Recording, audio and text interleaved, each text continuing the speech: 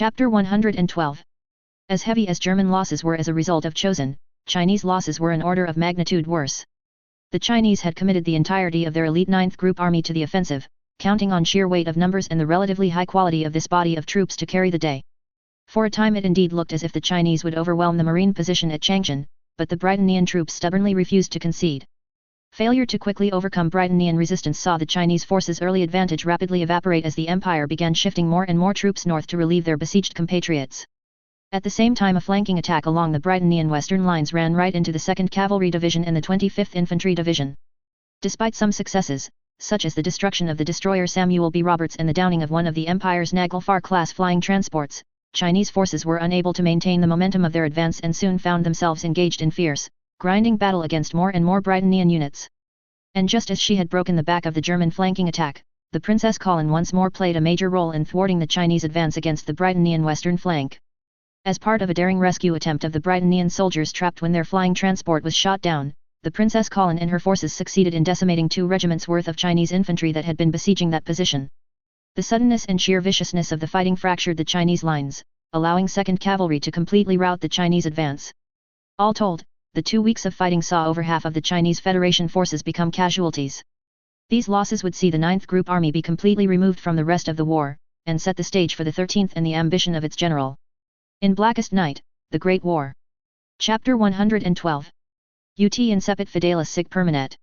The Chinese officer seated across from Andreas and Colin was a rather heavy-set man, but it was obvious from even a cursory glance that the man was possessed of great strength within that large frame of his, both physical and mental. Little wonder he had been charged with crossing the lines to deliver a message to the Britannian military. "I am Andreas Darlton, commanding officer of Her Majesty's 8th Army," Andreas began. "This is Her Highness the Princess Colin, the Knight of 7. Colin nodded to the man and in turn received a much deeper seated bow. Deference to one's nominal social betters was in some ways as ingrained into the Chinese cultural psyche as it was the Japanese.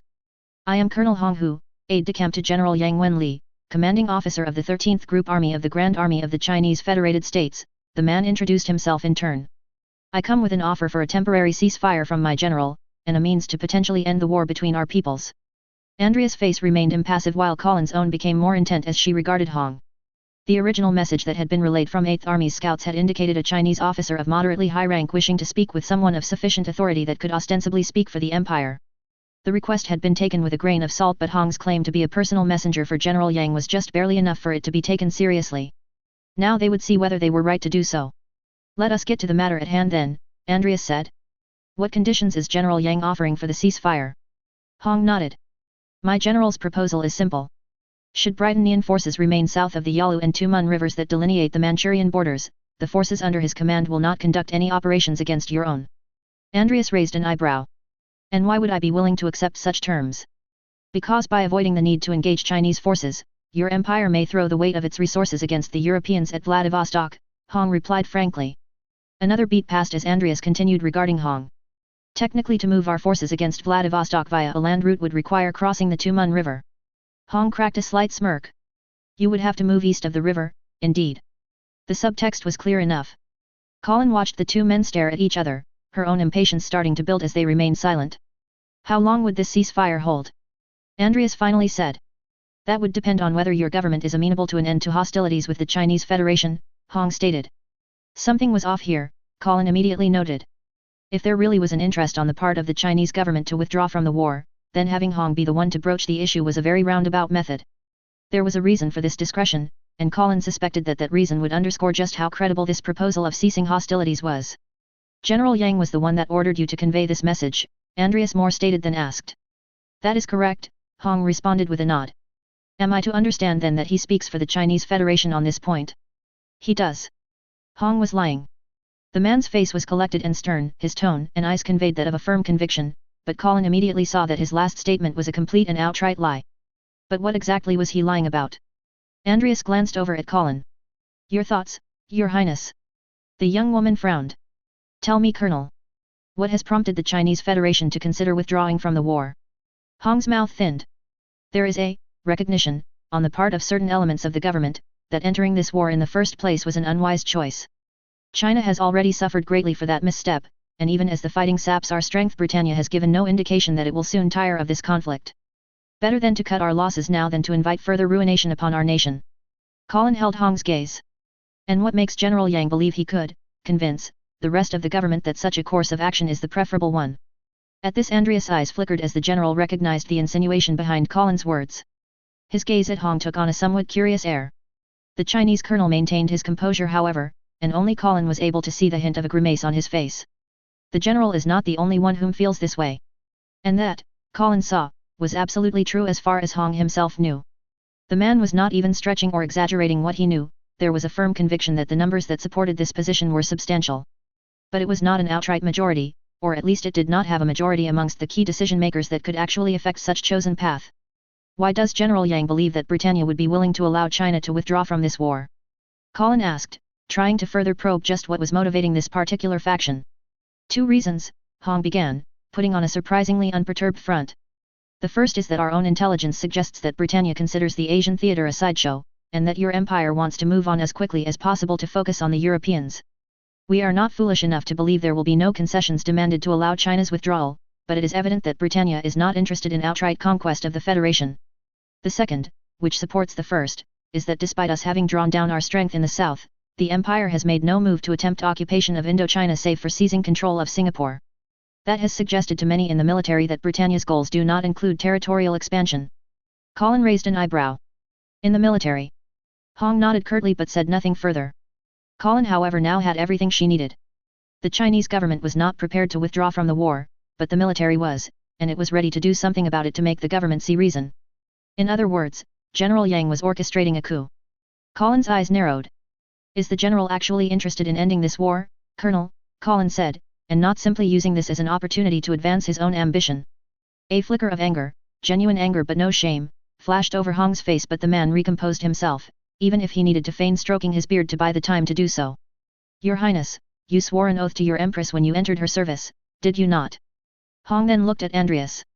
And General, you did so as well, no?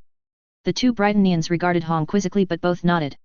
In much the same way, General Yang and I both swore oaths to our sovereign, to our nation, when we joined the military.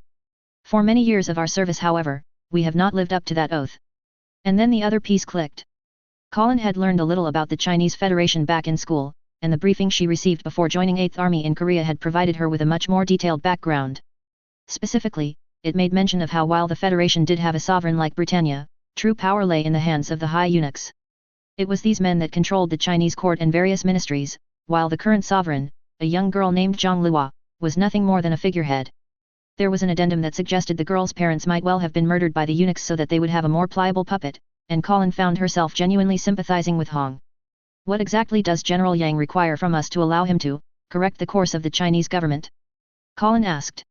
Both Andreas and Hong now regarded Colin with surprise. And in the case of the latter, a flicker of hope as well. Time, Hong stated. Time, and a feint. At this Colin cocked her head aside, waiting for Hong to elucidate.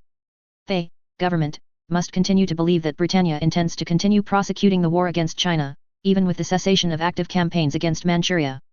Colin frowned, still not quite understanding. Fortunately for her, Andreas inferred the objective immediately. Should the pressure on the Chinese government lessen, they might well pursue a negotiated end to the war themselves, thus robbing General Yang and his partisans of their opportunity, Andreas stated bluntly. Is that not so?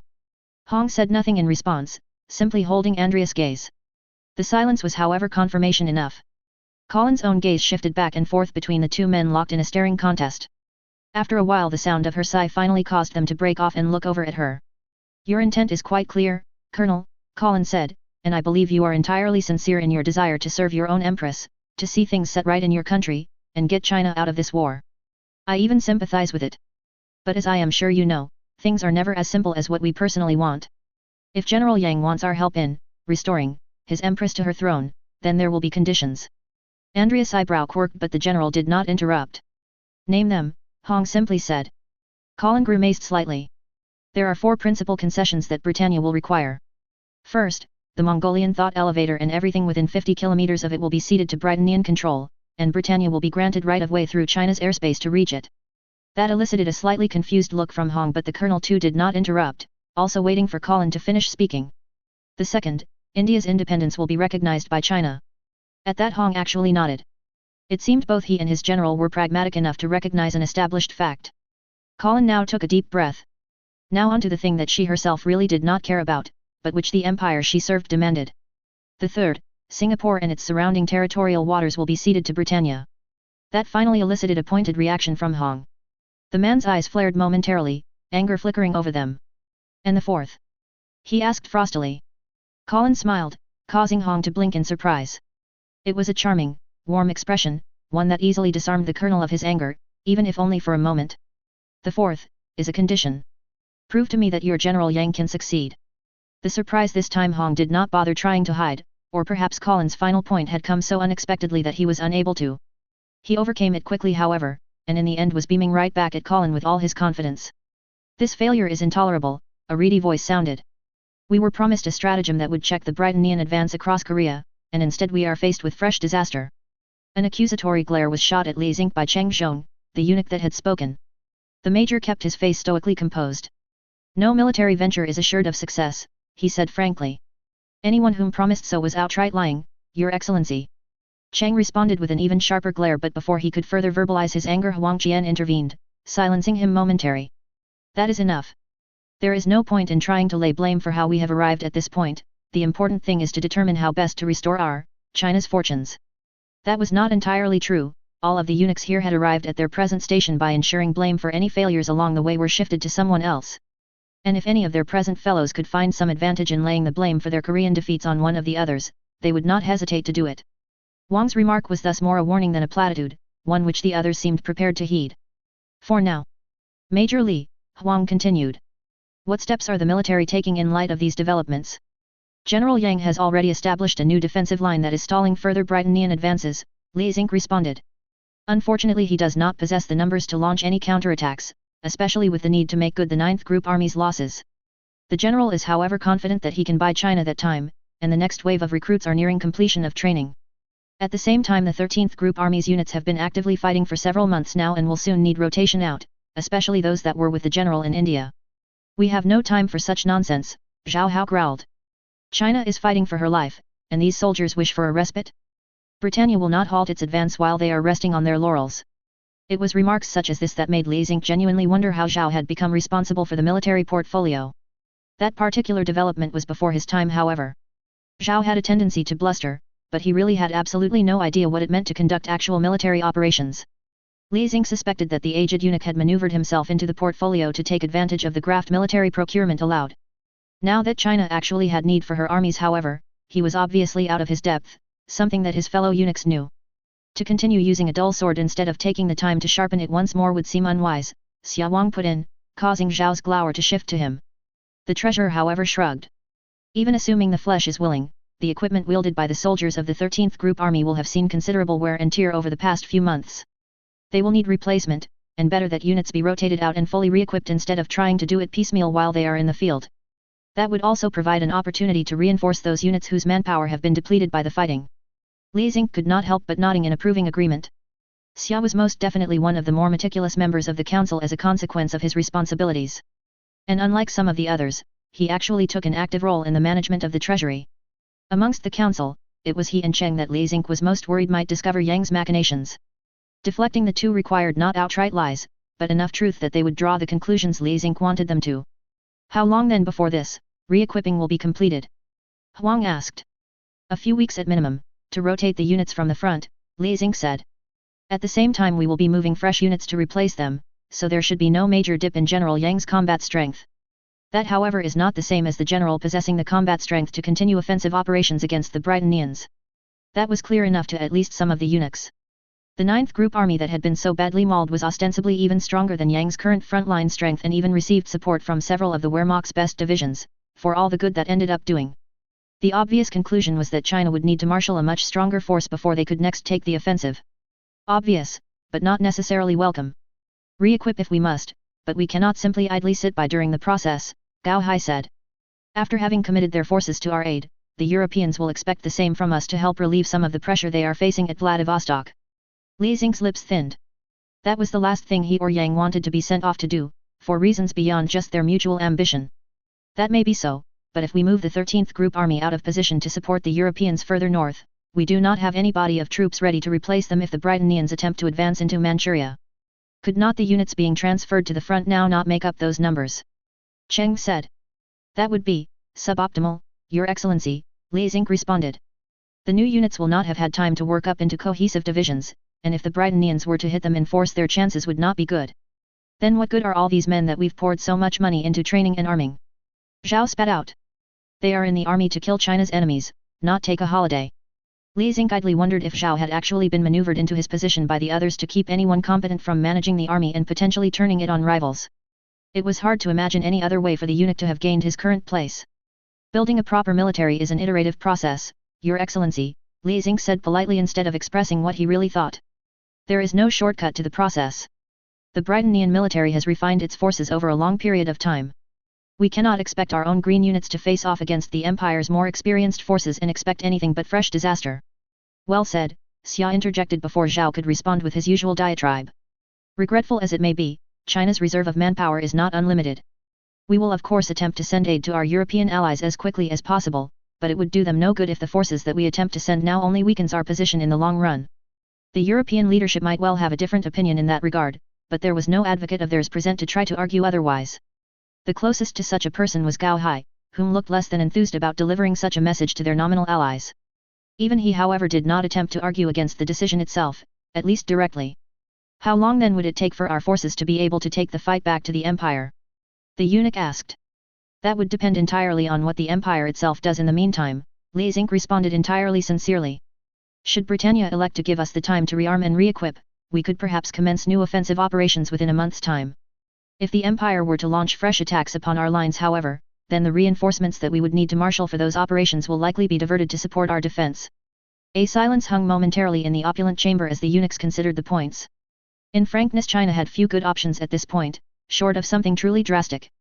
And drastic was exactly what Li Xing and Yang intended. Time would tell whether fortune would indeed favor them however. Only a small honor guard from Fenrir Regiment greeted Colin as she stepped off the plane, for which the girl was thankful for. She still did not particularly like the pomp and circumstance that came with her title and station, and for an errand like this even a little bit of ceremony felt overdone. Then again, at least some of that honor guard was obviously here to see to her actual physical security, so there was no reason to unduly slight any of them. Falling back on her persona as a knight, Colin returned the salute being rendered before hurrying over to the waiting car. Half an hour after landing at Bifrost Air Base, Colin arrived at the Imperial Palace. Along the way however Colin noticed a certain tension in the city. Nothing really worrisome, but there was an edge of anger on a lot of the people she passed, especially amongst the guardsmen. Just what exactly was causing it Colin could not discern, and so it was with a somewhat quizzically look that she entered Euphemia's office. If the cause of this tension was in any way bothering the Empress herself, Euphemia did not show it as she greeted Colin with a warm smile. "Welcome back, Colin," Euphemia said. Colin cracked a wry smile. "Thank you, Your Majesty." She then glanced over at the armsman standing behind the Empress. "Did something happen in my absence?" Euphemia spared a quick look over her shoulder before ahaying in acknowledgement. "Helmut Alberia's trial has begun. The former Duke demonstrated a notable lack of sense when he insinuated I survived the deaths of my family because my lineage was not true." Colin tried not to gap at that. Lacking sense was something of an understatement, to put it mildly. If the former Duke really had said that publicly at that trial. "Wait, how is he not dead?" Colin blurted out. From the expressions of the guards behind Euphemia it was evident they thought that was a perfectly valid question too. "It was a close thing," Euphemia said with unnerving serenity, "but the gendarmerie was able to keep the crowds from breaking through to lynch Alberia." And shrugged. "He will hang, but it will be by the book." Colin's mouth thinned. If her memory was not failing her, this would actually be the third Duke whose execution Euphemia would be responsible for. Hopefully Alberia's death would close that particular chapter of Euphemia's reign. "Anyway, you bring news of an important development regarding the Asian campaign," Euphemia continued. And not one word about Colin's little misadventure. It seemed Euphemia considered that matter closed as well.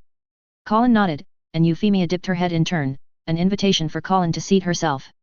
Once she had done so, Colin conveyed to Euphemia the salient points of Hong's offer, as well as the advantages it would offer over alternatives. "So you believe that General Yang's proposal would allow for the withdrawal of the Chinese Federation with minimal further loss of life on the Empire's part?" Euphemia said after Colin finished speaking. Colin nodded firmly. The ceasefire would see to that. Euphemia did not bother asking for further confirmation of the sincerity of the offer, likely because she knew Colin could detect any attempt at duplicity. That or she did have that much faith in her knight, whatever missteps Colin might have committed thus far. No one was perfect after all, and the body count resulting from Euphemia's own mistakes were nigh legion. "Well, I will admit a certain appeal to the general's proposed stratagem, Euphemia said. The question is, can he actually avoid taking any sort of military action against our forces for so long? Would not the high eunuchs grow suspicious of his inactivity? And the Europeans will certainly press him to do something once our forces all divert to the Vladivostok theater. That's why our window of opportunity is pretty slim, Colin said. General Yang estimates that he would need to move within 2 months. If we're in position by then to support him, the odds of his success go way up. If not, well, he's still likely to succeed, but there might be a lot more breakage and China might fall into chaos afterward. And to be frank, I can think of a lot of reasons why that would be bad. Euphemia cocked her head aside. Oh? Care to explain your reasoning behind that position? The obvious answer was that a lot of Chinese would die if the Federation actually descended into anarchy and the country fell into outright civil war. It was not that those lives did not matter to the Empress, but in the cold calculus of war she would prioritize the lives of her own subjects, then her allies, then any neutrals that might exist, and only lastly those of her enemies. Colin could not quite fault her liege for that. Again, it was not as if Euphemia was treating those other lives as worthless, she was just being very honest about which lives she did consider worth more. In some ways that honesty was more refreshing than the lip service offered by other, ostensibly nobler individuals whom claimed to value all life equally. The reasoning is simple, Colin said instead.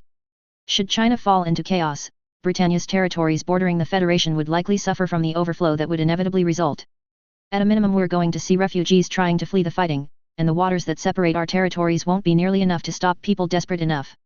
Then there is the fact that a general breakdown of law and order would allow for criminal elements to carve out spheres of influence, and the really ambitious ones might try to extend the reach of their operations to Britannian territories as well. The Empire, on the other hand, unless we're prepared to start intervening unilaterally on the mainland, would have few recourses to eliminating the source of these incursions, and it is my understanding that Britannia does not want to assume responsibility for additional mainland regions, which is why the strategic objective of the Asian campaign is simply to force China out of the war, not outright conquest. There was an approving glimmer in Euphemia's eyes as she listened to Colin's explanation, that much the knight could tell even with the Empress effectively invisible to her Geass. Her liege was obviously pleased that Colin was learning how to weigh the consequences of her choices. Those are certainly valid points, Euphemia said, keeping her tone otherwise level. In fact, they weigh favorably in arguing for the gambling of 8th Fleet. Colin dipped her head slightly. That really was the crux of the assistance that Yang wanted, beyond Britannia agreeing to a ceasefire. I know we've lost a destroyer already to the Chinese forces, Colin said, and the air defense network around Luoyang is going to be an even tougher nut to crack.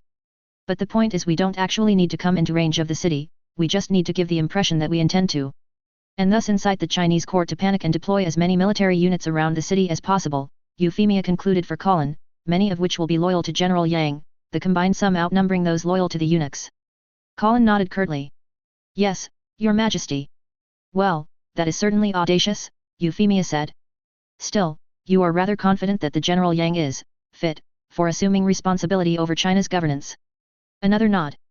I may not have met the general himself, but I know for a certainty that Colonel Hong was entirely sincere in not only his offer, but his intent. I see, Euphemia said softly and thoughtfully. The offer presented by Colonel Hong on behalf of General Yang was seductive, to say the least.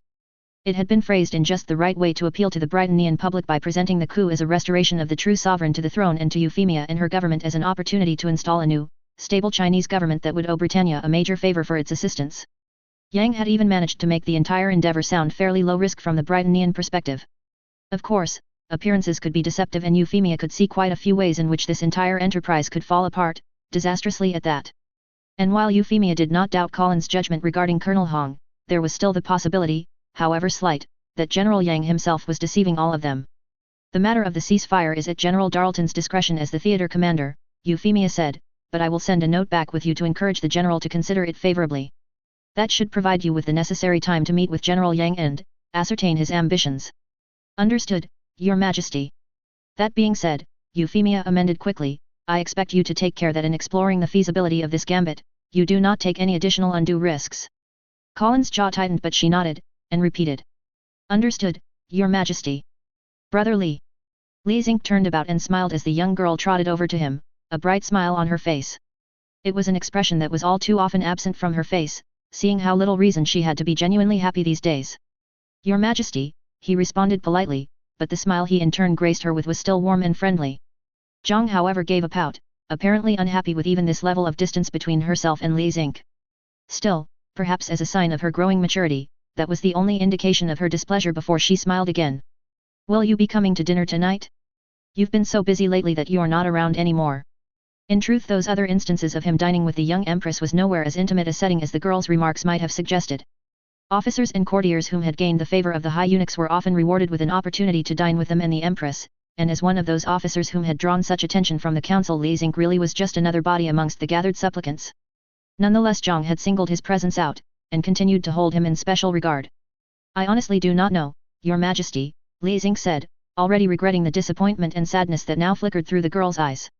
I will however endeavor to do my best to put in a showing sometime soon. That, you can consider a promise. At that, Zhang brightened somewhat, giving Li Xing a firm nod. It's a promise then. The guard accompanying the girl cleared his throat. Your Majesty, we must get going, your lesson will be starting soon. Zhang sighed but graced Li Xing with one last smile before heading off. The major bowed his head respectfully, careful to not show too intimate a familiarity with the empress. Once Zhang was gone, he straightened and sighed. Despite the girl's nominal importance, she remained an effective prisoner of the Forbidden City. A prisoner of the eunuchs that controlled the true levelers of power in the Chinese Federation. And that, in Li Xing's opinion, was a tragedy that needed to be set right. Zhang was a kind girl at heart, that he was certain of. There was yet time to make sure that that kindness of hers would lead China into a gentler future. Such thoughts for the future would need to wait, however, right now there were other things demanding his attention. Li Xing made his way to another wing of the palace and after a brief wait was admitted into the private office of Xia Wang, the Federation's treasurer. Of the members of the High Council, Xia was not one whose favor Li Xing had actively courted in the past. The treasurer in turn had never indicated any interest in the major's career, until the commencement of the war against Britannia. Now, these meetings were a semi-regular occasion, one that was in many ways drawing Li Xing away from at least one of his original patrons, Cheng Zhong. The latter disapproved heavily of the decision to withdraw forces from India and Indochina, and his general unhappiness with the military's inability to check the Britannian advance was often vented at Li Xing during the council meetings the major attended. That Xia, Cheng's greatest rival in succeeding Huang as chancellor when the elderly man finally decided to die, was exerting his influence to shield Li Xing, only served to further inflame that unhappiness, especially since the military was one of the few institutions that could offset the power of Cheng's Ministry for State Security. Combined with Xia's control of the nation's finances, that combination could make for a potentially deadly threat to Cheng's own ambitions. As Li Xing entered the chamber, he went down onto his knees in respectful greeting. I answer your summons, Your Excellency.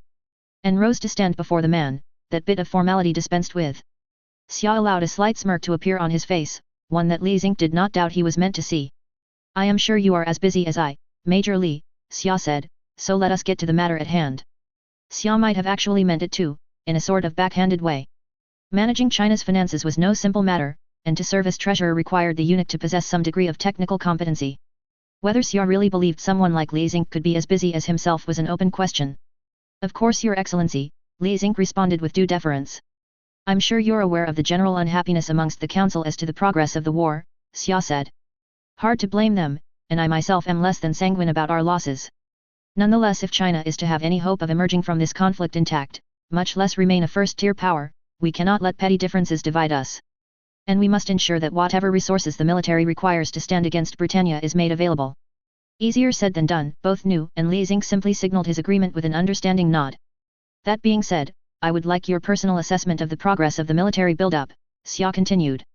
Oh, I know the war staff supplies plenty of reports on it, but I am not a military man and so some of the nuances escape me, I am afraid. That Li Xing somehow doubted was complete honesty on Xia's part. Anything that Your Excellency has questions of, I am happy to help answer, he said nonetheless. The eunuch smirked again. Or maybe it was a smile. It was hard to tell with him and his fellow council members, when their expressions were genuine and when they were mere masks. There is a point of concern, Xia said, in the wake of the loss of the 9th Group Army in Korea. A concern, regarding what Britannia might intend next. Li Xing said nothing, waiting for the actual question to be asked. The Empire has demonstrated that it can more than match our forces in the field, though even they must find doing so costly, the treasurer stated with a degree of confidence. That being the case, I have to wonder whether after their triumph in Korea, they might not seek an alternate means to victory, one that does not require such a substantial commitment on their part. The way in which Xia held Li Xing's gaze made quite clear what the treasurer was suggesting. Your Excellency believes they will strike at the capital? The major asked. Xia nodded. Were I Britannia, I would recall the near disaster that was their Battle of Pendragon. That nearly succeeded in decapitating their entire government, and I somehow doubt the example would have been lost on the Empire's military planners. And unlike us, Britannia does possess the means to attempt such a gambit. 8th Fleet, Li Xing said immediately. Indeed, Xia said approvingly. Now as impressive as this Britannian 8th Fleet is, it would not do for us to ascribe to them infallibility. So tell me, Major. As a military man, how would you approach the problem of deterring the Britannians from attempting to assault the capital, and harm our august sovereign? Countless thoughts ran through Li Xing's head as he considered his response. This was a very unexpected line of inquiry from the treasurer, one that undoubtedly suggested deeper motives than what was being revealed presently. To find out more, however, he needed to get Xia to commit further. There are two things to consider, Your Excellency, Li Xing began. The first is that 8th Fleet, despite its impressive firepower, is still a fleet and does not possess the ability to actually occupy a territory. To do that, the Britannians would almost certainly have to send ground troops, likely airlifted in those flying transports of theirs. The second is that we know the defenses of these ships can be overwhelmed with enough concentrated fire, as we saw at both Pusan and Changchun. Any response to the threat the Britannians pose to the capital must take these 2 points into account. Xia nodded, indicating his understanding and acceptance of Li Xing's word, and inviting the Major to continue. To defend the capital against the flying ships, both the warships and the transports, will require significant amounts of anti-air batteries to be stationed around the city, Li Xing complied. Not only that, but these batteries need to be tied into a unified control network so that they can concentrate and synchronize their fire against the enemy ships to provide the maximum chance of overwhelming their defenses. While the military has been transferring more of our modern air defense batteries to the city, they are as yet not tied into such a control network. Is there a reason for this? Xia asked. A myriad of them, Your Excellency, Li Xing responded, though the most pressing is likely the fact that these batteries are all from different units. Working out a single chain of command for them has proven less straightforward than we might have wished. I see, Xia said with a thoughtful frown. Would it help if a ranking officer was appointed to oversee them? That would, Your Excellency. Xia nodded, making a note on some scrap of paper on his desk. Please, continue. Yes, Excellency. As I was saying, numerous batteries are already in the process of being installed around the city. The other problem, however, is that, well, the Imperial Guard may well not have the numbers to defeat an attempt by Britannian forces to seize the city, especially if the Empire is willing to commit the bulk of their flying transports to bring in their army en masse. Something flickered in Xia's eyes, though the brevity of it almost made Li Xing think he was imaging it. But no, he had not, and the Major wondered at what the treasurer was thinking. That is indeed a valid concern, Xia said, surprisingly agreeably. But the bulk of our standing forces already have commitments, so where might we find loyal soldiers that could be entrusted with the task of protecting the capital? Had China been properly governed, that sort of question would not have even been a consideration, Li Xing thought ruefully. But with the state of the Federation now, it was indeed a concern. The question then was how best to convince Xia, and the rest of the eunuchs by extension, to trust those detachments that he and Yang wanted them to trust. The training cadres, Xia said, again in that thoughtful manner. Li Xing fought to keep his face impassive. He was not sure if he succeeded as he felt Xia hold his gaze with unusual intensity. Then the treasurer smiled, no, smirked again. There is a significant body of troops within those cadres, is there not? Xia said. And these cadres, alongside the new recruits augmenting their numbers. They would understand the significance of defending the capital from an enemy such as Britannia, no. I would think so, Your Excellency, Li Xing responded, doing his utmost to keep his tone level. If nothing else, those men will understand fully the destruction Britannia is able to wrought upon China. Xia gave a satisfied nod. Then might there be the possibility of moving the training camps closer to the capital? I understand this would take them further away from the fronts where they will eventually be deployed, but there may be some merit to that as well, as it would lessen the possibility of a breakthrough in Korea reaching them, no. From a military perspective that was completely nonsensical, but that hardly mattered in this case. All it need do was provide an excuse to station those troops near the capital, no matter how threadbare it was. Your Excellency has a point, Li Xing said. Well, I am but a humble accountant, Xia said, so I am certain the war staff will want to conduct their own analysis of any such deployments. But do keep me informed, Major, of any conclusions they might draw. And let them know that Xia was putting his support behind a favorable one, went the unspoken insinuation. Of course, Excellency. Good, good, Xia said, leaning back into his chair. Come to think of it, it has been some time since you last dined with Her Majesty, has it not? This time Li Xing was not quite able to hide his surprise. Then again, perhaps it would have been more unnatural if he had. There have been many demands upon my time, Your Excellency, Li Xing said noncommittally. True enough, the treasurer agreed. Still, such devotion to duty should not go unnoted. Reaching over, he took out another piece of paper and with his chop stamped a seal upon it. Xia then placed it at the edge of his desk facing Li Xing. An invitation, Major. As busy as you are, surely you can spare some time for leisure. Li Xing looked down at the document, eyes slightly wide. It indeed was an invitation, one already filled out and dated for this evening. He then looked up at Xia, and noted the smile, or smirk, on the eunuch's face. My humblest gratitude, Your Excellency. Xia nodded. Her Majesty often seems to enjoy your company as well, Major. Be sure not to disappoint her. I will endeavor to never do so, Li Xing said with completely honesty, and then with slightly less so, Your Excellency. As Colin entered the room the others rose in greeting. No one actually bowed however, the closest anyone came to that was Rai nodding to her. Your Grace. While Colin was a duchess, twice over, and Grace was an appropriate address for her, technically Rai should have referred to her as Highness in deference to her higher precedent station as a princess of the realm. Seeing as how Colin did not care too much for that particular position, she was not going to quibble over it. Rai, Colin responded, then looked at the others gathered with him. Dame Krashevsky. Laura. Annie. Bertolt. Monica cracked her trademark smirk while, which was somehow made all the more fitting combined with the new eye patch over her left eye. The removal of her artificial code had unfortunately also required the removal of her prosthetic eye, and a replacement was not likely forthcoming in the short term. The Directorate's cybernetics were not exactly plug and play and it would be some time before they could craft a new artificial eye for Monica, assuming the Knight wanted to risk yet another operation. Colin would not have blamed the Knight of 12 if she elected to not do so. The German youths were more subdued in their acknowledgements, Annie looking almost apathetic in her demeanor. Laura on the other hand, even without her geese Colin could see the manner in which the silver-haired girl's jaws were set, the drive in her eyes, and the manner in which her stance allowed her to leap into action at a moment's notice. There was a girl that was raring to go and just waiting for her target to make the mistake of entering her reach. Rai had not been exaggerating about her mentality in his reports. Laura, Colin addressed the girl again. Are you ready? The girl gave a curt nod. I have recovered from my wounds and am ready to avenge my brother and sister. Colin's mouth thinned. That was another point raised in Rai's report, the closeness Laura had shared with Lelich and Charlotte, and how devastated she had been at their deaths. The fact that Lelich's team was and in truth remained so close-knit said something about the charisma the former prince possessed, and the likely genuine affection he held for all of them. The image of Lelich as an older brother figure was however difficult to reconcile with Colin's view of him as an unfettered murderer after what happened at Ashford and then KO, never mind the wider loss of life caused by the battles of Tokyo and Pendragon. The immediate consequence however of Laura's obvious attachment to her deceased surrogate siblings was whether the German girl would get too caught up in her vengeance and compromise the greater goal of securing the thought elevators. Then again the other side of that goal was neutralizing, and likely killing, Suzaku.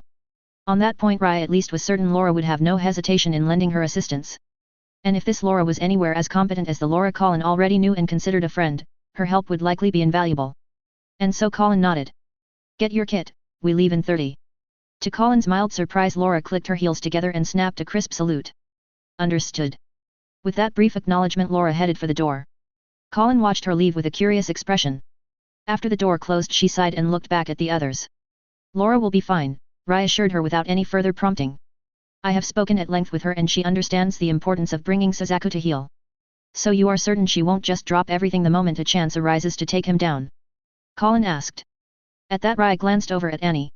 If his intent was to have her reassure Colin however the shrug that Annie gave did not exactly succeed. Laura has a very tactical mindset, Annie said. She can recognize when taking an opportunity would be unwise and will respond accordingly. For her, ensuring a mission is completed is more important than trying to complete it quickly. That was not exactly the most encouraging of endorsements, but Colin supposed it would do for now. In truth Your Grace, I would wonder whether you might not be the one tempted to hurry Suzaku's demise, Rai added. Colin looked at the other youth quizzically. Why do you say that? You have not heard of what is happening in the EU right now. Rai responded with a question in turn. A frown crossed her face. What do you mean? This time it was Rai's jaw that tightened. The EU has decided to move all of its residents of Japanese ethnicity into internment camps. Their official reason is concern about the risk of sedition, seeing the numbers of Japanese currently in Britannian service. Colin's eyes flickered as anger flared within her. The actual reason is it's part of the EU military leadership's efforts to contain and neutralize Suzaku, Rai continued. They suspect that Suzaku is hiding out amongst the Japanese expat community and is using its members to advance his goals. Colin growled. Was it really too much to ask for Suzaku to not drag their people into the crossfire again? Granted it was not the young man's fault, but it seemed like everything he touched turned to shit sooner or later. Colin forced herself to take a deep breath to try to calm herself. Don't worry, I'm not going to go on a rampage to try to put him down, she assured Rai. That being said, it's becoming harder and harder to not enjoy the eventual prospect of putting him down for good. At that Rai himself shrugged. So long as the mission is achieved, certain compromises are acceptable. That may well be so, but Colin also knew that some compromises were not acceptable. How many of those she could keep from making would dictate the stain on her soul when all was said and done, and whether she would be able to face herself in the end. End of chapter 112. And now we're on to the next phase of the Chinese Federation arc. Those familiar with the original Yang Wenli might find it a bit out of character for mine to be orchestrating a coup d'état, but one should keep in mind that the Free Planets Alliance and the Chinese Federation are very different environments. Yang ultimately holds himself to a certain standard, one that he is extremely loath to violate. Organizing a coup against the High Eunuchs, I think all of us agree, doesn't really involve any compromises of integrity. Rendering Chinese forms of address into English can be as pain in the ass to deal with as Japanese conventions. As lofty as the Chinese Empress rank might be, even she would never refer to Li Xing by his given name. The convention is just not there to permit it. If they were emotionally close, the closest she would come would be a nickname of some sort, or a familiar appellation like what I'm using now. One thing that I am not going to do is pretend everyone speaks English and just use English conventions everywhere. That'd be a tad too lazy. This actually raises a problem wherein linguistic idioms don't carry over, and I then have to make a choice of whether to use the English idiom or try to find something from the other language. I've done this a few times. The trick is ultimately to make sure that readers can still understand the intent. That is not always trivial. We'll see how well I'm going to be able to do that. One thing that I previously did not take the time to establish is Li Xing's motives. We know in the anime that he wanted to protect his empress and whatnot, and that is still true in this timeline. The problem with just relying on such pre-established knowledge is that, even ignoring those of my readers whom never actually saw the original Code Geass, and yes, there are a few, I like to think that a lot of the strength of my writing comes from how I interleave all of the events together into a coherent narrative. All of the scenes ultimately build up atop each other to create an accumulated sequence of events that lead from one to the next. For example, the coup that Yang and Li Xing have been plotting was hinted at all the way back in their first appearance, and more hints were dropped along the way with every appearance thereafter. So that sequence worked out all fine. The problem lay in why would the two be plotting a coup? Sure, I showed the eunuchs to be venal and corrupt, to an extent, but I still needed to provide additional motives. Showing Li Xing interacting with the Empress more would have provided that motive, but ultimately I didn't write those scenes. That came down to a combination of fatigue and forgetfulness, so now I have to basically play catch-up and try to establish additional motives right as we're getting into the main sequence of events instead of seeding it earlier like I would have preferred. Hopefully I'll be able to pull it off convincingly. In addition to the above, the Chinese Federation has not gotten very much exposition thus far. While I believe I've managed to sketch out a fairly expansive picture of Britannia, its institutions, and society, China still remains somewhat opaque. That's obviously going to need to change if I want the Chinese Federation to be more than just a place that Colin happens to be passing through during the war.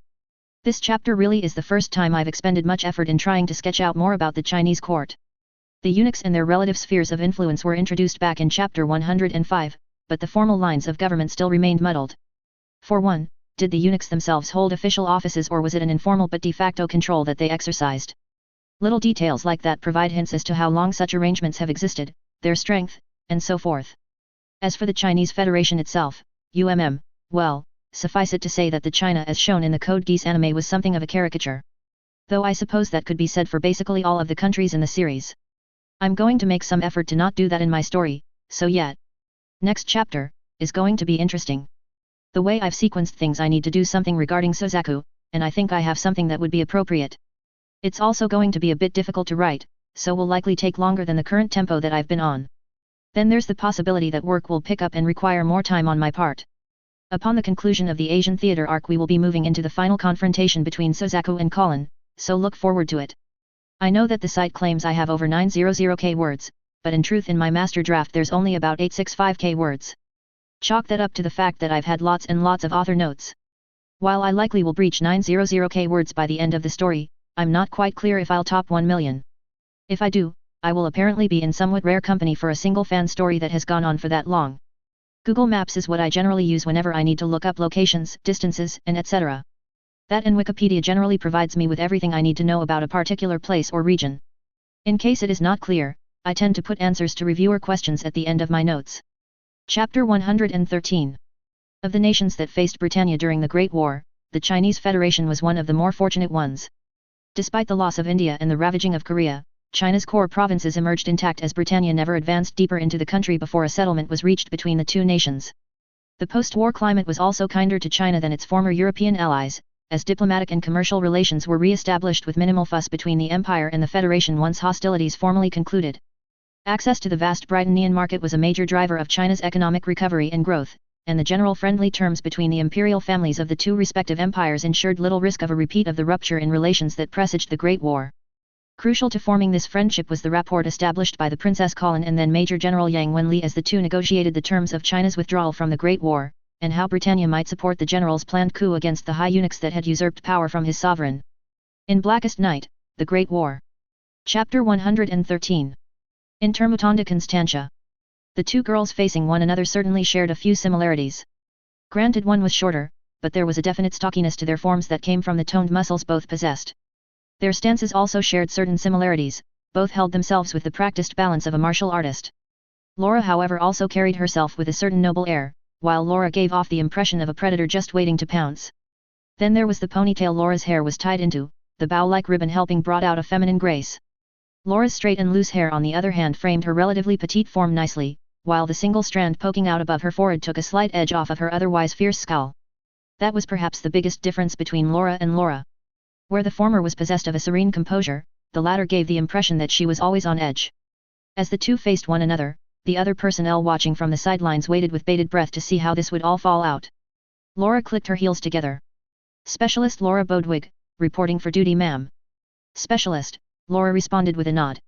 I am Laura Arcead, Knight of 5 to Her Majesty the Empress Euphemia. You have been assigned to my ground detachment, and the Princess Colin has assured me that you are a capable soldier. Laura returned Laura's gaze unflinchingly and the two women stood there, as if facing down each other. After a moment Laura reached out, poking the shorter girl on the forehead with a finger. Laura looked back at Laura in more than mild puzzlement. You're standing too straight, Laura stated. That did not ease the confusion as Laura looked up at her new commanding officer. From your stance it is clear that you are possessed of great strength, Laura continued. Most anything that might attempt to meet your strength will find itself overpowered. But what will happen when you meet a force greater than your own? Will you be able to bend, or will you break? The confusion disappeared from Laura's expression, shifting instead to one of stubborn defiance. Never will I break, ma'am, of that you have my assurance. Laura looked far from convinced. As she continued regarding the younger girl, the rest of the room fell into a silent stillness as they waited for their commanding officer to pronounce judgment. Laura cocked her head aside thoughtfully after a moment. Come with me. Laura clicked her heels together and fell in step behind Laura. Everyone else let out the breath they barely realized they were holding. It seemed the conclusion of this little dance would be resolved in private. A few of the soldiers actually looked mildly disappointed at that. It almost certainly had nothing to do with the betting pool about said resolution. Laura entered another makeshift structure, one that was serving as Laura's private workspace. Her weapons and equipment were neatly stacked and organized, marking the resident of this place a meticulous and orderly person. Laura stepped around the table at the center and turned about to face Laura. Your sidearm, specialist. Laura drew her pistol without hesitation, flipping it about and presenting it butt first to Laura. The knight accepted it and looked over the weapon. A Walter P38, Laura identified, eliciting a raised eyebrow from Laura. Apparently the German girl had not expected her new CO to recognize the German firearm. I believe it fires a 9mm round. The Empire employs the .45 ACP round for our sidearms. Laura presented the weapon back. Will you be able to procure sufficient ammo for your weapon? Laura accepted the returned weapon. I brought with me an ample supply, ma'am. Should I run out, I will switch over to a different sidearm. Laura raised an eyebrow. The girl before her said should, not when. That seemed less than innocuous.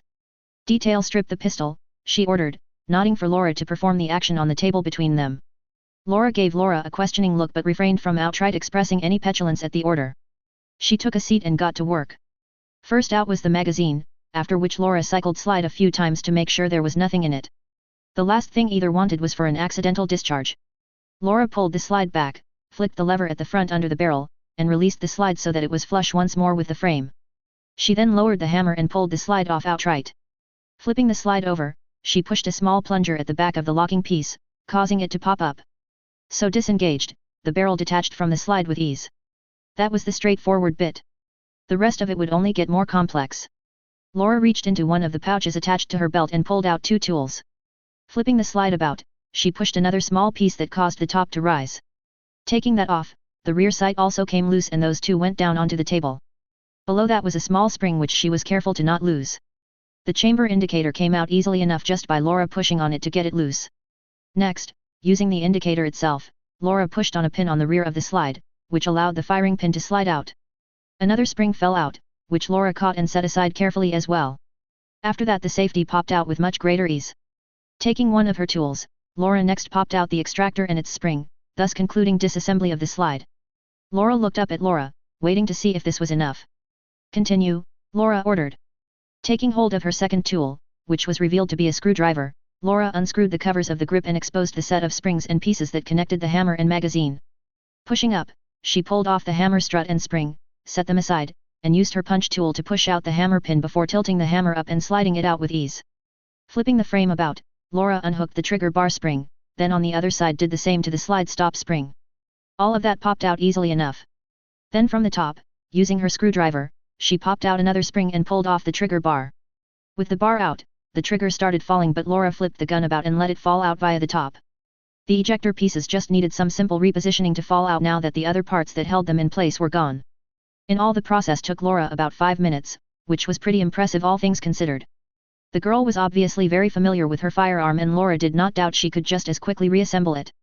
"When did you first learn how to do that?" Laura asked. Laura shrugged. "I've always known my way around a pistol, ma'am."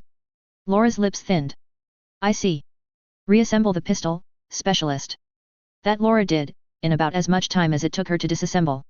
That was actually even more impressive considering the need to get the small springs, pins, and other finicky pieces back into their places, a non-trivial task that Laura managed with just the tools she carried on her person. The German girl was if nothing else well prepared. Time to see just how prepared she was. Laura withdrew her own sidearm, the standard issue M1911, a model that had served the Britannian Empire well for half a century at this point. In that respect it was a weapon with an even longer history than Laura's P38. Weapons were very functional things, one did not discard them for a newer version unless there was a fundamental improvement or the old one broke. And considering how many countless thousands of the M1911 were in Britannian inventory, any replacement had damn well be an actual improvement. After ejecting the magazine, Laura set it down before Laura. Laura looked down at the weapon and then back up at Laura. "Have you ever field stripped an M1911, specialist?" Laura asked. Laura nodded. "Yes, ma'am." "As part of your general training?" Laura asked. A shake of the head. "A friend taught me." There was a slight inflection in the word friend, implying a deeper and genuine meaning. Laura however knew when to press and when to leave things be. "I see," the knight said instead. "Then please, show me." The initial procedure was quite similar to the P38, Laura checked to make sure there was nothing in the chamber and proceeded to remove the slide off. Mechanically speaking, pulling the slide off and then disassembling it was much simpler for the M1911. Laura flicked the piece at the end of the barrel to allow her to pull off the recoil spring, pulled the slide back, pushed the slide stop out, and took the entire assembly off the frame in a matter of seconds. The slide itself came apart even more quickly, requiring Laura to just press down on a few pieces to loosen them from their positions. The only really tricky bit was after pushing down on the firing pin, which released the main spring assembly, getting said spring assembly apart. That required pushing down using the punch tool a bit to loosen the assembly enough for her to pop out the spring itself. And yet Laura still managed to do it so deftly that the action looked downright trivial. Reaching into her pouch again, Laura pulled out another screwdriver to take out the screws on the grip covers. The plunger was next, then the hammer pin and a few more pins were pushed out using the punch tool and out came the hammer magazine spring. Laura then turned the magazine release, which then allowed her to release the trigger. Once she set the past pieces down, Laura had the entire pistol fully disassembled before her. The M1911 had taken even less time to do than the P38.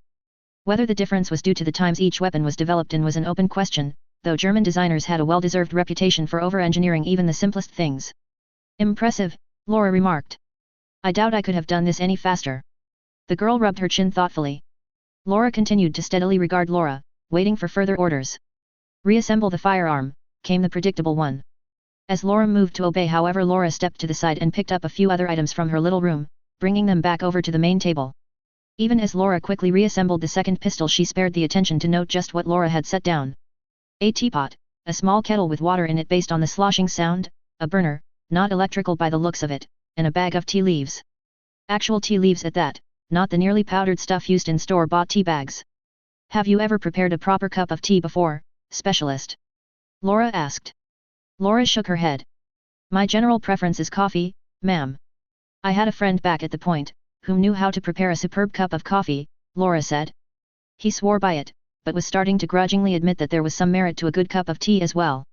Laura lit the burner and set the kettle atop it. She then dropped in an amount of tea leaves into the otherwise empty teapot, apparently measuring by eye.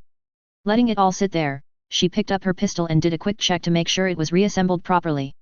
Once satisfied, or as satisfied as she could be short of actually firing off a round, she holstered the weapon.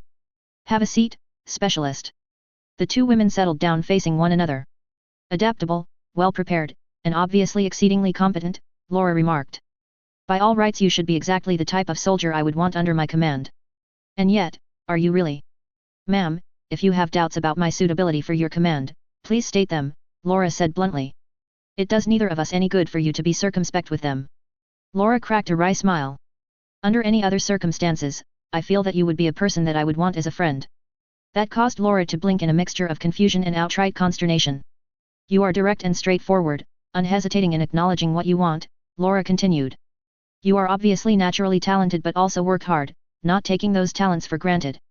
All these are characteristics that I admire. And yet there is one issue that stands atop every positive trait you possess, one that I recognize well." Laura's eyes somehow managed to assume a sort of hardened kindness. "You do not imagine a tomorrow for yourself." Laura's lips quivered for the barest of moments but she made no response. "He was like that as well, when we first met," Laura continued. "He did not have a set goal in mind for attending the point, had not put much thought for what he would do after graduation beyond serve out his term. For all his talents and skill, he seemed at a loss as to what to actually do with them." The young woman cracked a wry smile. "I was most disappointed in him." Laura stared at the other woman in mild confusion. "Who are you talking about?" "Ma'am. Reen Swartzer," Laura answered. "The love of my life, and though none of us suspected at the time, one of the many half-siblings to the one whom you paid fealty to."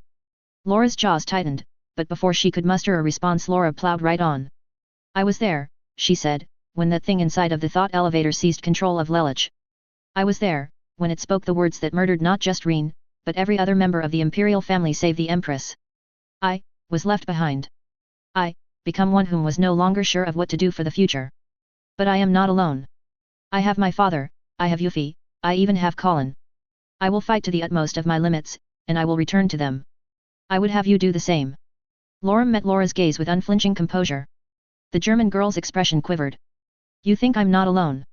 Laura cocked her head aside. "Do you not have Phi? And Annie? And Bertolt? And smiled. For that matter, do you not have myself and Colin and Rai?" Laura said nothing and simply continued staring at Laura. After a seeming eternity she let out a sigh. "Why won't you people let me do things the easy way?" she said with a grumble. Laura smiled, almost playfully. "Now where would the fun be in that?" Laura looked back over at Laura and sighed again. "You remind me of her." The admission sounded very grudging. "A bit." Laura needed no further elucidation as to just whom she seemingly resembled. Instead she simply continued smiling. And then the hiss of steam interrupted the otherwise serene setting. Taking the kettle off the flame, Laura poured the steaming water into the teapot. "Would you like something to accompany your tea?" Laura asked. "I have some pastries that go well with black." "Thank you," Laura murmured. "Ma'am." Laura cracked another smile and moved to get the snacks. By the time they were laid out the tea had been sufficiently steeped for her own tastes and she poured the steaming liquid into the 2 cups. Laura looked down at the cup, and then back up at Laura. She was more of a coffee person, she remarked. Laura chuckled even as she picked up her own cup and enjoyed the aroma. "Then perhaps next time you can prepare the drink, and we can have Phi with us as well." Laura seemed to consider it with rather serious thoughtfulness. "Phi doesn't like coffee. Or tea. We'd probably need some sort of juice." At that Laura chuckled again. "I am sure something could be arranged." She took a sip. "Just perfect." As the door opened Euphemia looked up, favoring the man now entering with a smile. "Good evening Raybert," she greeted. Rai smiled back and dipped his head slightly. "Your Majesty." To that Euphemia gave a well-practiced pout. "And what have I said about such formality when we are alone?" Rai cracked a wry smile. "I believe you said when we are off duty, you would prefer I address you with less stiffness." And looked pointedly at the reams of paper stacked on the coffee table in front of the Empress. Euphemia chuckled. "I suppose you have me there." And set aside the document she had been reviewing. "There, that better." "Much, Euphemia," Rai replied as he walked over and took a seat next to the Empress. Some might have considered such an act presumptuous. Neither Rai nor Euphemia cared in the least what such persons thought however, evident in how Euphemia allowed herself to lean against the young man. "Are you sleeping better, Raybert?" "Somewhat," Rai responded. "I need to start figuring out how to go to bed earlier though." Euphemia smiled at him playfully. "Still up at the crack of dawn then?" "Some habits are harder to break than others," Rai responded with a grin of his own, as comfortable as the new environment is. You, Rybert, have been driving my servants to distraction with all your complaints, Euphemia chided. But, I don't complain. Rai said, cocking his head quizzically. Not in words but deeds, Euphemia responded. What is this I hear you keep bunking in the guards' barracks instead of in your own room? Or that you, gods above and below, seem to actually like the military rations and eat them not just for lunch but also breakfast and dinner? Think of the affront that my chefs have suffered. You, Rybert, are most unnatural. Well, but, the bed in my room is so soft, Rai tried somewhat lamely. Whenever I lay on it, it feels as if I were floating in mid-air. The sensation is, most disconcerting.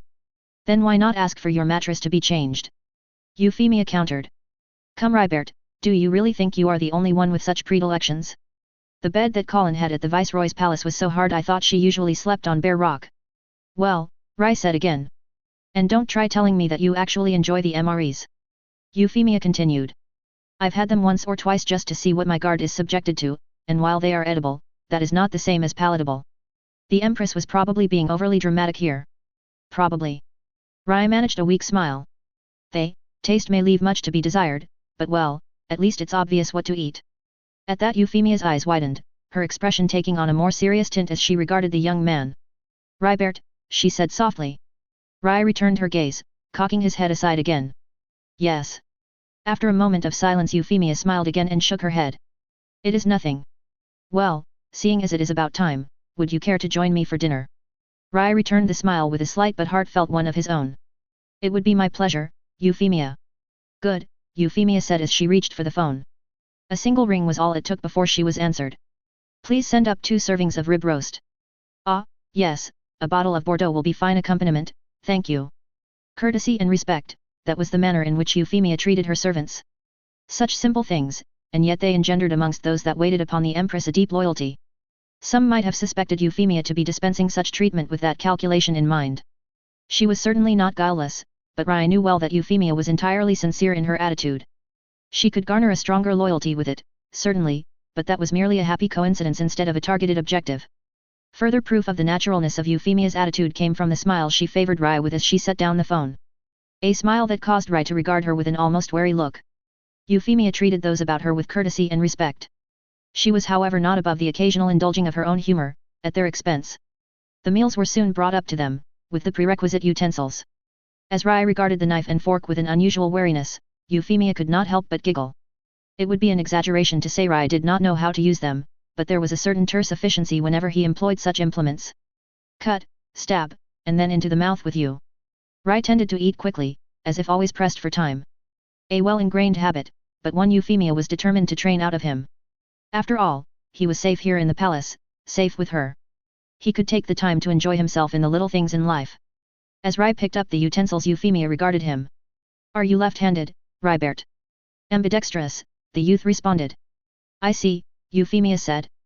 Well, that would explain some of it. Rai's knife had just dug into the cut as he looked back at the Empress. Explain. Euphemia cracked a smile, but her answer came by way of example. After she was finished cutting into her serving, the Empress set down her knife, blade pointed toward the plate of course, and took hold of the fork with her right hand before spearing the meat and popping the piece into her mouth. Then with her now available left she picked up the wineglass and took a sip. Rai watched all this somewhat quizzically. It was clear the young man knew what Euphemia was doing, but why seemed to elude him? That seems rather redundant. He remarked. On the contrary, there is a rhyme and reason to the etiquette of dining, Euphemia responded. She gestured at her downed knife. Here, the blade is pointed inward to indicate it will not be used against other guests.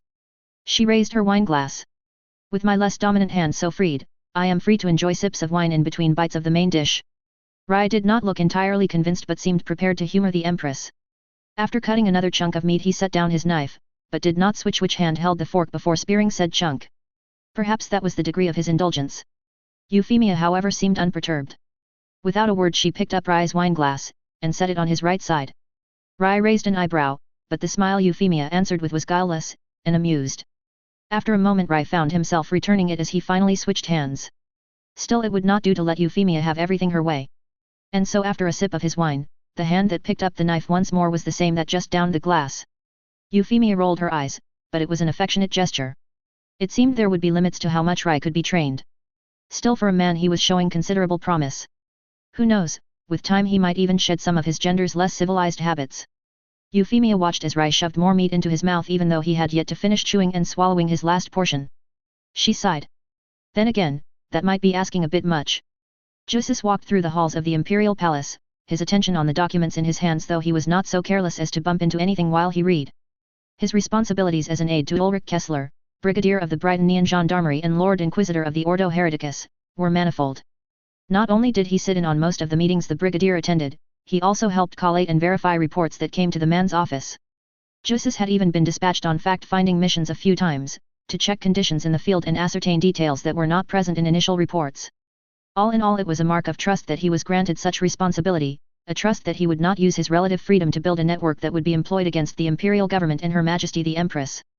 Considering that Geass had not inherited his father's folly, he was not going to give Her Majesty any reason to reconsider her relative mercy.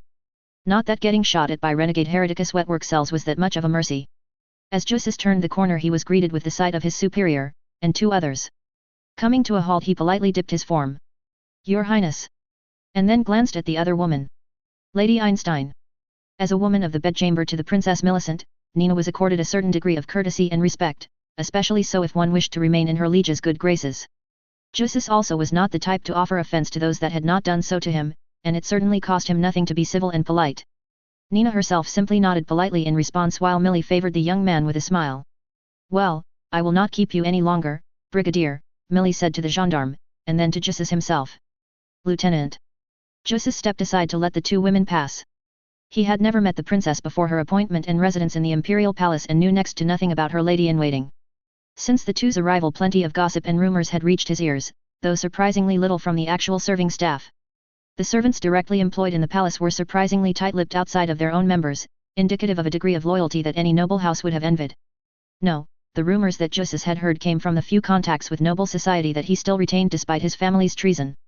None of the other nobles were so tactless as to actively seek out his company, but many of those that he ran into over the course of his new duty did not treat him with any disdain or distance like one might have expected.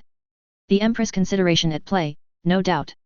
As for the rumors themselves, Geass tried not to dwell on them too much, if only for their relative crassness. Just whom accompanied the Princess Millicent to bed was none of his damned business, and it certainly was not the business of the rest of the nobility. No, that was not entirely true, there was the consideration of the succession after all, and the sooner the still tenuous line was strengthened the better. With the Empress herself still recovering, never mind her relative age, that responsibility would for the near future fall squarely on the older women in the succession. And with the Princess calling off on campaign with the army, the Princess Millicent was the only one actually positioned to bear that duty. No wonder noble tongues were clucking, and with a degree of dissatisfaction at the Princess Millicent's seeming disinterest in finding a partner to do the deed with. Or at least a partner that could actually see her continuing the line. It was almost childishly convoluted, and Geass was genuinely glad he no longer needed to deal with such matters. Life as a commoner might not necessarily be easier, but there were times it definitely beat some of the nonsense he had been forced to deal with as a noble. Well, we should still be on schedule for our meeting, Ulrich said. Come along, Geass. Yes sir. With whatever pleasantries he was exchanging with the princess concluded, the gendarme, he actively disliked being referred to as an inquisitor, it was now concluded, and Ulrich proceeded to the next business of the day. With Geass trailing him, the brigadier made his way to one of the palace's many conference rooms, this one recently having been remodeled to better suit the Empress Euphemia's tastes. The actually comfortable chairs were a welcome change. The Empress was actually already waiting, and the two bowed before quickly taking their places. The three of them were the only formal attendees of this meeting, notwithstanding the two armsmen positioned behind Her Majesty. No one else was present, indicative of a certain sensitivity to today's topic. Please, Euphemia said, beginning the meeting, if you would, Brigadier. Yes, Your Majesty, Ulrich said. As of our last private briefing, we have tracked down and recalled an additional 3 Hereticus wetwork teams, and neutralized 2 others that refused to obey the recall order. This brings the total number of wetwork teams that have been accounted for to 36. Euphemia nodded. That is excellent progress, Brigadier. Ulrich dipped his head at the praise. Nonetheless, he did not show too much overt satisfaction or pride in the achievement. Thank you, Your Majesty, but much work remains to be done to bring in the remaining 14, that we know of. And that would be why. From the records recovered from the destroyed Hereticus headquarters, they could confirm that there existed 50 wetwork teams under the Ordo's control. Xenos similarly had 50 wetwork teams officially on the books, and the less said about Malus, which Ulrich did not know about, the better. Unofficially, however, the Duchess of Vauxhall had already confirmed that there were also wetwork teams even more off the books than the Inquisitio's usual furtiveness. Those units unfortunately only reported to the Lord Inquisitor of their respective Ordo, and their funding was intentionally obfuscated in the rest of the Ordo's budget, assuming they did not come from completely outside sources to begin with. And with the former Lord Inquisitor of Hereticus dead and his only surviving deputy having gone to ground, the government was left with little choice but to dig them out the hard way. On one side, a group of covert action operatives that represented the cream of the Empire's best and brightest, honed to a lethal edge and until recently with access to the wealth of Britannia's full resources. On the other, the very government that now sought to employ those resources to find and neutralize, if need be permanently, those same men and women. And at the head of that government sat the Empress Euphemia. Her Majesty picked up one of the folders before her and held it out for the brigadier. The man rose and accepted it, raising an eyebrow curiously at his liege. Euphemia smiled somewhat mischievously before adopting a more somber expression. I have gone through Hereticus' official budget, as well as those records of its unofficial budget that we have been able to reconstruct. In the process, I found a money trail leading back to assets of dispossessed nobles which in theory had been liquidated by the crown. Based on the accounts uncovered so far, it appears that many were instead transferred to fund the Inquisitio's black operations. Ulrich grimaced while Geass frowned thoughtfully. If his memory was not failing him, the Princess Millicent herself came from one such dispossessed family before their fortunes were restored and even enhanced. Perhaps their encounter with Her Highness was not a coincidence after all. This information should be extremely useful, Your Majesty, Ulrich said as he leafed through it. In truth, I am a bit amazed it was collated so quickly. And thoroughly, from the looks of it. Much of the money initially passed through my family's personal finances, Euphemia said, or more specifically my father's. It was likely his means of keeping at least some track of the fact that these teams existed. A quirk, that, of the way the Empire's finances were managed, Geass knew. Officially taxes in Britannia were paid to the persons that represented the different levels of noble governance. In exchange to receiving these taxes, the personages involved were obliged to provide a set of services. In the case of a provincial lord like the former Duke Alberia, that meant all of the local provincial services like law enforcement, basic education, and the general administration of a large body of land and people. With the central government, the responsibilities also included matters like basic infrastructure across the empire, the judiciary, and defense. The surplus from these taxes went to maintaining the dignities of the noble or imperial, or were invested into other projects as those persons saw fit. While legally tax money could be considered part of such an individual's personal finances, most governing nobles and the imperial family had long instituted some delineation between their own money and that drawn from their subjects. This was done for a myriad of reasons, not least to protect their own personal finances in cases of budget deficits, but one consequence was that any money that did go into said personal accounts were thus closed off to the regular imperial bureaucracy. What was done with the money in those accounts was thus much harder to track, unless one was able to gain direct access to the account books. How fortunate that the Empress was willing to provide some details from some of those books, though Geass noted that she was apparently doing the auditing herself instead of letting the gendarmerie or the treasury directly investigate. Considering the circumstances, such reserve could well be innocuous. They certainly did not want to risk any allies of the sleeper wetwork cells to get a hint of how the investigation was progressing, but it could also be viewed as a hesitancy to permit any sort of outside scrutiny. The Britannian imperial family held itself above many of the very institutions it charged with seeing to the governance and safety of the empire. Was that a good thing, or a bad thing? Geass still had not made up his mind on. As if somehow aware of his thoughts, Euphemia's gaze shifted to Geass and the Empress gave the young man a knowing smile. Geass blinked. On one side of this engagement, some of the very best of the Empire's covered operations teams. On the other, the trusted servants of the Empress Euphemia and of course Her Majesty herself. Somehow it did not seem fair at all, for the former. The man seated across from Colin looked disarmingly nondescript. In fact, his disheveled state was so far from what Colin would have expected for a major general in the Chinese Federation's army she momentarily wondered if the man before her really was Yang Wenli. Then again, she of all people should understand that looks could be deceiving. Yang Wenli, the man introduced himself, commanding officer of the 13th Group Army of the Chinese Federated States. Colin Stotfeld, Colin reciprocated, Knight of 7 to the Empress Euphemia. And almost as if it were an afterthought. Air secundus. Yang cracked a wry smile at that, one Colin returned in kind. What little she had seen of the general thus far she liked. Hopefully that positive impression would last for the duration of this meeting, for which the mere act of arranging had tried Colin's patience. For obvious reasons neither side completely trusted the other, with the obvious consequence being that both wanted to make sure the other did not have any sort of undue advantage at the meeting location. The problem, however, was what Colin considered an acceptable level of risk and what the other Britannian officers considered an acceptable level of risk differed, significantly. And it was not as if Colin could explain to them just why she was less worried about deceit or subterfuge on the part of the Chinese, though come to think of it, even those officers like Gino and Laura who knew about her power still sided with the other senior officers. In the end those details had been hashed out to the mutual satisfaction of the two sides, with Yang representing himself and his cohorts and Colin the Empire finally meeting face to face. Neither were alone, of course. Colonel Hong and another Chinese officer accompanying the general, while Gino and CC stood behind Colin.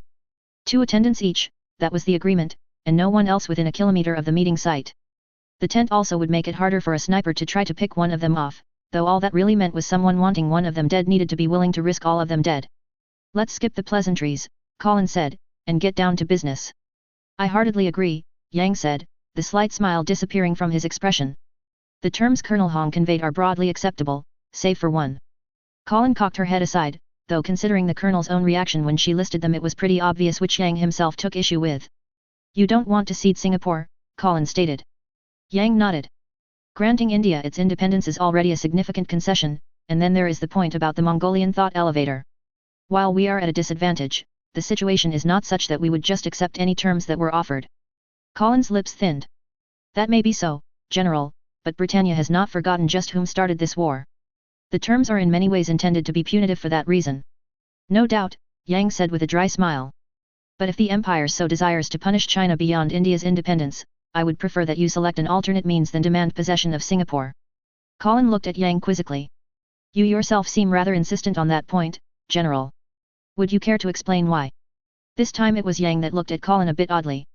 "Your Highness surely understands the importance of the port." "Abstractly speaking," Colin said carefully. "Ah," Yang said, sounding almost professorially with that single word. "Well, no offense intended, Your Highness, but I am surprised Her Majesty did not make sure you were better briefed on the matter before sending you out as her representative." "None taken," Colin responded lightly. "Then again, should this not mean you are at an advantage in these negotiations?" "Only assuming the Empire is prepared to consider an alternative to China ceding Singapore," Yang said, his eyes drifting to the 2 others standing behind Colin, "and only if Your Highness attendants are not intending to step in should they feel the need to." The smirk on C.C's face made clear she would find more entertainment in watching Colin flail about by herself. Gino on the other hand was there for just that reason, albeit not for this specific matter. Colin however cracked a slight smirk, letting Yang know that he was not entirely off the mark. "The issue of Singapore is open to discussion. The concession that China offers in place of it will however have to be of equal if not greater value," Colin stated plainly, "especially considering the city is already under Britannian occupation." "A recompense, of perhaps greater value," Yang said thoughtfully. And then he smiled. "I happen to have a passing interest in history, Your Highness. Would you be willing to indulge me and listen to a story?" Colin blinked. "A story? Indeed. There may be something in there worth your time and effort. And something worth Britannia's consideration." Yang was not bluffing there, that much Colin could tell from her Geass. The general really did believe what he was about to say would be important. Colin nodded, inviting him to make his case. "There was a time, Your Highness, a time when the Middle Kingdom was a simple geographical descriptor, not a label for a vast empire. There was a time when China as a unified nation did not exist, and instead a myriad of fiefdoms dotted the land. A time when man's knowledge and understanding of the world was as steeped in myth as it was in fact." Colin blinked, as she felt a sudden depth behind Yang's gaze, as if the man's eyes were now an endless void by which all light would sink into. "It was a time, Your Highness, when the sum and limit of man could be grasped by mortal hands." Colin flinched. It was a purely instinctive reaction and the motion was itself strong enough to elicit looks from the others. At the same time the intensity of the gazes upon Yang himself also deepened. "The histories say that during the Warring States period, there were 7 kingdoms that vied for supremacy," Yang continued, seemingly unfazed by Colin's posture. "Of the 7 rulers, it was King Zheng of Qin that proved the most adroit amongst his fellows. He employed men of talent, delegating out the necessary authority to allow them to carry out their duties decisively and quickly. With Li Si, his trusted chancellor, he standardized measurements, coinage, and even written language throughout his empire, to forge a unified identity for its many peoples. Under his rule the Qin began work on the 3 great feats of ancient Chinese engineering, the Great Wall, the Lingua Canal, and the Sichuan-Dujiangjian irrigation system. And he cut down all that dared stand in his path without hesitation or mercy." Yang smiled wryly. "A model ruler of the time." Colin did not quite grimace, but there was a visible hint of distaste coloring her expression. Still she did not interrupt, waiting for Yang to conclude his story in one manner or another. "For his many achievements we have come to call King Zheng Qin Shi Huang, the first emperor of Qin. And it is indubitably true that he achieved much during his life. He had united China, both its land and its people. And yet there remained much else for him to do, if only he had a little more time." Others might have been tempted to interject, to demonstrate that they knew what came next in Yang's story. Colin was not others, and besides, Yang might yet surprise her. The man certainly seemed certain of himself, if his heart rate was a beat above 60 that would count as the surprise. Like many rulers of old, Qin Shi Huang sought to extend his rule, for eternity if possible. To that end he expended considerable effort, treasure, and blood in seeking out means to stave off death. He sought out the man whom set him on his path, and whom promised to share even more secrets of the world should he ever find himself ready to do so. Qin Shi Huang thought himself ready. Would you say he was, Your Highness? Of course not, Colin stated without hesitation. Yang cracked a slight smile. You seem very certain. Colin snorted. You said he was a model ruler for his time, General. That was both a compliment and a condemnation. Fair enough, Yang said, leaning back into his seat in a most relaxed pose. In that case, Your Highness, what would you say was the principal reason for why Qin Shi Huang was unsuitable? Colin shrugged. I can't claim to know much about the man, mostly just what you've told me today. Then that should make things easier, no? Fewer options to choose from. There was a definite playfulness in Yang's words, along with a deadly seriousness. Somehow the general was still completely at ease. Either ice water ran through his veins or the man was really that confident of himself. Then again, seeing how he had managed to string along 8th Army despite having fewer troops and inferior weapons, Yang probably had reason for that confidence. After a moment of thought, Colin finally answered. He wanted it. Approval flickered through Yang's eyes, but the general still dipped his head, indicating for Colin to elucidate. Colin shrugged again. Qin Shi Huang wanted immortality for purely mortal reasons. He didn't seem to care about the costs or what it actually means to live for an eternity. That's just a disaster waiting to happen. An accurate enough assessment, Yang said. Then how about you, Your Highness? Do you desire immortality? Hell no, Colin answered immediately and emphatically. Yang looked at Colin for a moment, and then burst out laughing. It was a merry sound, and also a relieved one. Funny that, seeing as Colin had not been able to detect any sign of stress in the general. Of the many that I have asked this question, you are the first to answer with such certitude and alacrity. He then looked over at CC. You have raised her well, Witch of Orleans. CC sniffed. I hardly need such compliment from you, Magician of Penglay. Colin's wariness spiked. Her eyes narrowed as she regarded Yang intently before they widened in mild shock. He was no longer there. Man, was still sitting before her, but he was gone from her sight. No heartbeats, no breathing, just a singular void, one she well recognized. You're a code bearer. The man before her smiled. It is a pleasure to have made your acquaintance, Princess Colin. Allow me to introduce myself again. I am Ankai Sheng, but please, feel free to call me by my present name of Yang Wenli. The smile widened. Consider it, my stage name. End of chapter 113. Hey look, that happened. This chapter took longer to crank out due to work ramping up a bit. That and I needed to do some basic resource on firearms. And there ended up being more scenes to cover than I originally envisioned. At this point I'm going to stop trying to maintain a particular update pace, chapters will be done when they are done. Yes, the naming in the first scene was entirely intentional. Yes, I was trolling all of you. Consider it a test to see how many of you could keep track of which Laura was which. Laura, Arcead, is probably the strongest physically of her generation amongst the knights. Not even Colin is a match for her at this point, and Rai just barely edges her out thanks to his cybernetic enhancements. Laura, Bodwig, is in a similar position amongst Lelich's compatriots. The only one able to keep pace with her is Annie. She regularly handed Bertolt and Reiner their asses during sparring matches, and Lelich actively avoided sparring her because he tended to get beaten into the ground before he could even try to land a blow. On a good day, Laura is easily a match for Laura. Right now she's still in a kind of berserker mode, something Laura the Elder picked up immediately. After seeing what Colin was capable of when in such a mood, she wanted that worked out of Laura's system as quickly as possible. I'm running into a slight problem as a consequence of all the characters I have. I need to give them all enough screen time that all of you continue to care what happens to them. Doing that and at the same time keeping the plot moving along is a non-trivial challenge. Hence why while I claimed last chapter I was going to shift over to Suzaka for a bit, we spent most of this chapter with the Brighton cast again. That was to be frank unintentional, I really was going to move things along, but as I looked over the past few chapters it became evident that as much as I was progressing the plot, I was starting to lose touch with the characters. That's a challenge for all long-running stories, whether they're split into separate books or whether they're kept as a single volume. One thing that I have not quite mastered yet is setting up conversations for my characters. This might sound odd, but providing my characters with the opportunity to hold the various conversations I need them to hold is something that I still struggle with. The difficulty arises from the need to make sure the conversation feels alive, that the characters are doing more than just parroting the lines I've written. A big problem with these conversations is that I write them in one go, so the dialogue is basically stream of consciousness on my part. That being the case, that stream doesn't by default include a bunch of nuances like what the characters are doing in the middle of the conversation a lot of times. As a result, the unbroken dialogue can give the impression that the characters are just standing there and doing nothing but talking, which can come off as stale. This would be less of an issue if I actually did drafts and the like, but as a practical matter I do not have time for that amount of effort for what is effectively a hobby, so the best I can do now is to try to get it right on the first go. Euphemia is probably one of the few people that calls Rai by his full first name instead of his nickname on an informal basis. Whereas in most cases usage of his first name would indicate a certain social distance, when Euphemia uses it she conveys a certain intimacy and warmth. Conversely Rai never, ever calls Euphemia by her nickname either. This does not go unnoticed by those around them, and it's a point of some amusement for some. They are of course careful not to be too open about said amusement. Euphemia is if nothing inventive about finding ways to derive her own amusement from those about her.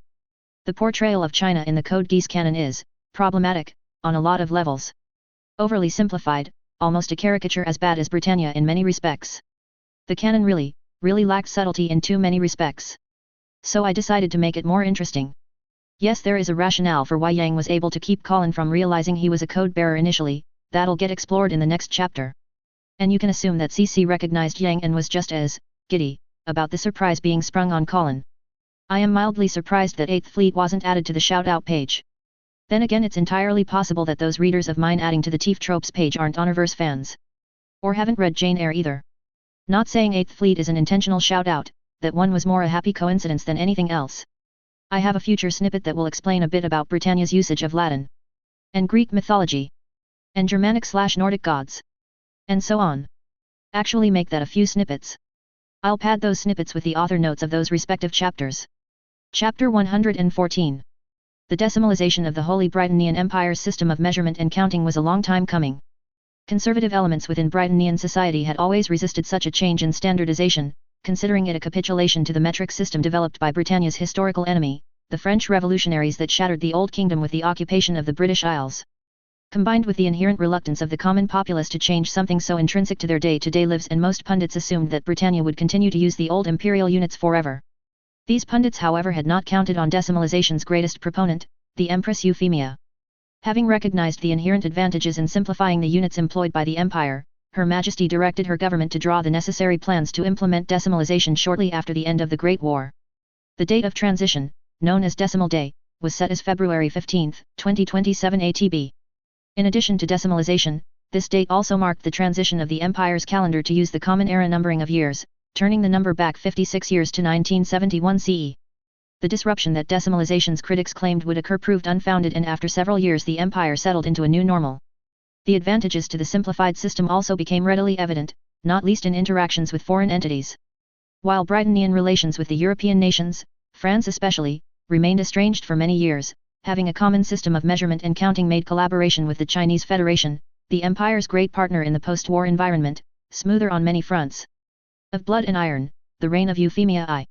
Chapter 114. Facilis descensus Averno. Colin spent perhaps a good solid minute just gapping at Yang, or Enkai, or whatever the hell the man called himself. And then she shot a most impressive glare at CC. You knew.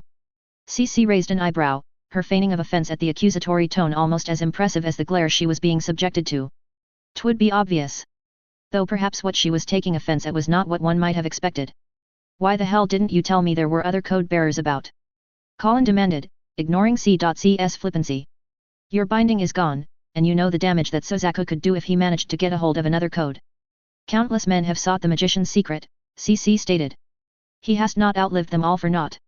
Except how many of them have the ability to directly attack him via his code? Colin retorted. As the two went back and forth, Yang watched the unfolding exchange with visible amusement. It probably would not do to let it escalate further however, and so he chose this moment to intervene. Perhaps we should return to the matter at hand, Yang suggested. Colin gave a resigned sigh, and then a thought seemed to occur to her. No pizza for you for a week, she said by way of a final parting shot. Teach you to keep secrets like this from me. C.C's jaw dropped, but as she tried to muster a response Colin's raised hand stopped her cold. Not now, the adults are talking. To say that CC was seething at Colin's treatment was probably an understatement. No, if anything, as annoyed as the woman was, there was a definite twinkle of amusement in her eyes. It was not every day one of her contractors was able to so seize the initiative. Colin was certainly growing up, which meant she should be ready for CC to pull out the big gun soon enough. But not today, today she would let the young woman get the business with the magician sorted out. Anyway, it's a good thing you did decide to reveal yourself to us, General, Colin said. There's a threat out there, a threat to code bearers such as yourself, and if it gets a hold of your code, it'll become a threat to all humanity. Yang tilted his head aside. I presume you mean Suzaku Kururugi to be this threat. In a way, though, might I ask how you know about him? The Chinese Federation does possess its own foreign intelligence service, Yang pointed out, and it has reported of disturbances caused by Kururugi. The European military's senior leadership seems especially worried, to the point where they have been rounding up people of Japanese ethnicity to try and limit the places where he might be able to hide. Colin nodded, a fierce glower clouding her face. She knew Suzaku was not entirely at fault for his actions, but the accounting for all of the problems he was causing kept growing. The sooner they put a bullet in his head, the better for everyone involved, including him. Your concern on the other hand seems to be that this Kururugi is somehow able to harm a code bearer, Yang said. Another nod, firmer at that. This is going to sound a bit insane, but we believe Suzaku has been possessed by a, well, extraterrestrial entity, one that is able to hijack people's brains via the code. Yang's response was a thoughtful stroking of his chin instead of disbelief or dismissal. Via the code, you say? Yes. We've already faced one of these things and, well. As she trailed off, Colin glanced over at Gino to see if the young man might protest further divulgence of such secrets. To her surprise, Gino simply looked on impassively as if there was nothing odd about their present conversation. Frowning, Colin looked back over at Yang. The general cracked a sly smile and shrugged. As far as our other companions are concerned, I am currently giving you a small lecture on the maritime importance of Singapore and why in the long term China would be so askance at losing possession of the city. The young woman's eyes narrowed. Is that your Geass? Or code, or whatever? Indeed, Yang confirmed. I am able to manipulate the senses of those around me, to make them hear, see, touch, taste, and smell what I want them to. Colin considered that. Assuming Yang was not lying, that might explain how he had fooled her own Geass. Her extended senses relied on getting more information from other people's senses, so if they were manipulated then she too could be fooled. It was an indirect way of defeating her Geass, and one she needed to keep in mind for the future. A thought then occurred to her. Nemo, do you have records of Yang Wenli, or Enkai Shen, as a code bearer? Yes, Your Grace, the AI answered. Colin tried not to keep the frown from reaching her face. She was not quite successful. Then why wasn't I informed about this earlier? A code bearer running around would be at major risk from Suzaku. The threat analysis for a potential confrontation between Master Yang and Kururugi puts a 92% probability that Master Yang would neutralize the Krell inhabiting Kururugi, even if it cost him his life. This puts the urgency of informing you about the Master below the threshold necessary to break the classification of the information. As you instructed me not to override Duchess Stadfeld's lockouts, I therefore obeyed my constraints. This time Colin did not bother hiding the growl from her throat. Yang and CC both regarded her curiously, but the girl declined to explain herself. Instead she straightened slightly and met Yang's eyes again. Okay, anyway, Colin said. The creature that I mentioned earlier, we call it a Krell. It's a creature that seeks to enslave minds. Normal humans are actually protected because of the shielding provided by C's world.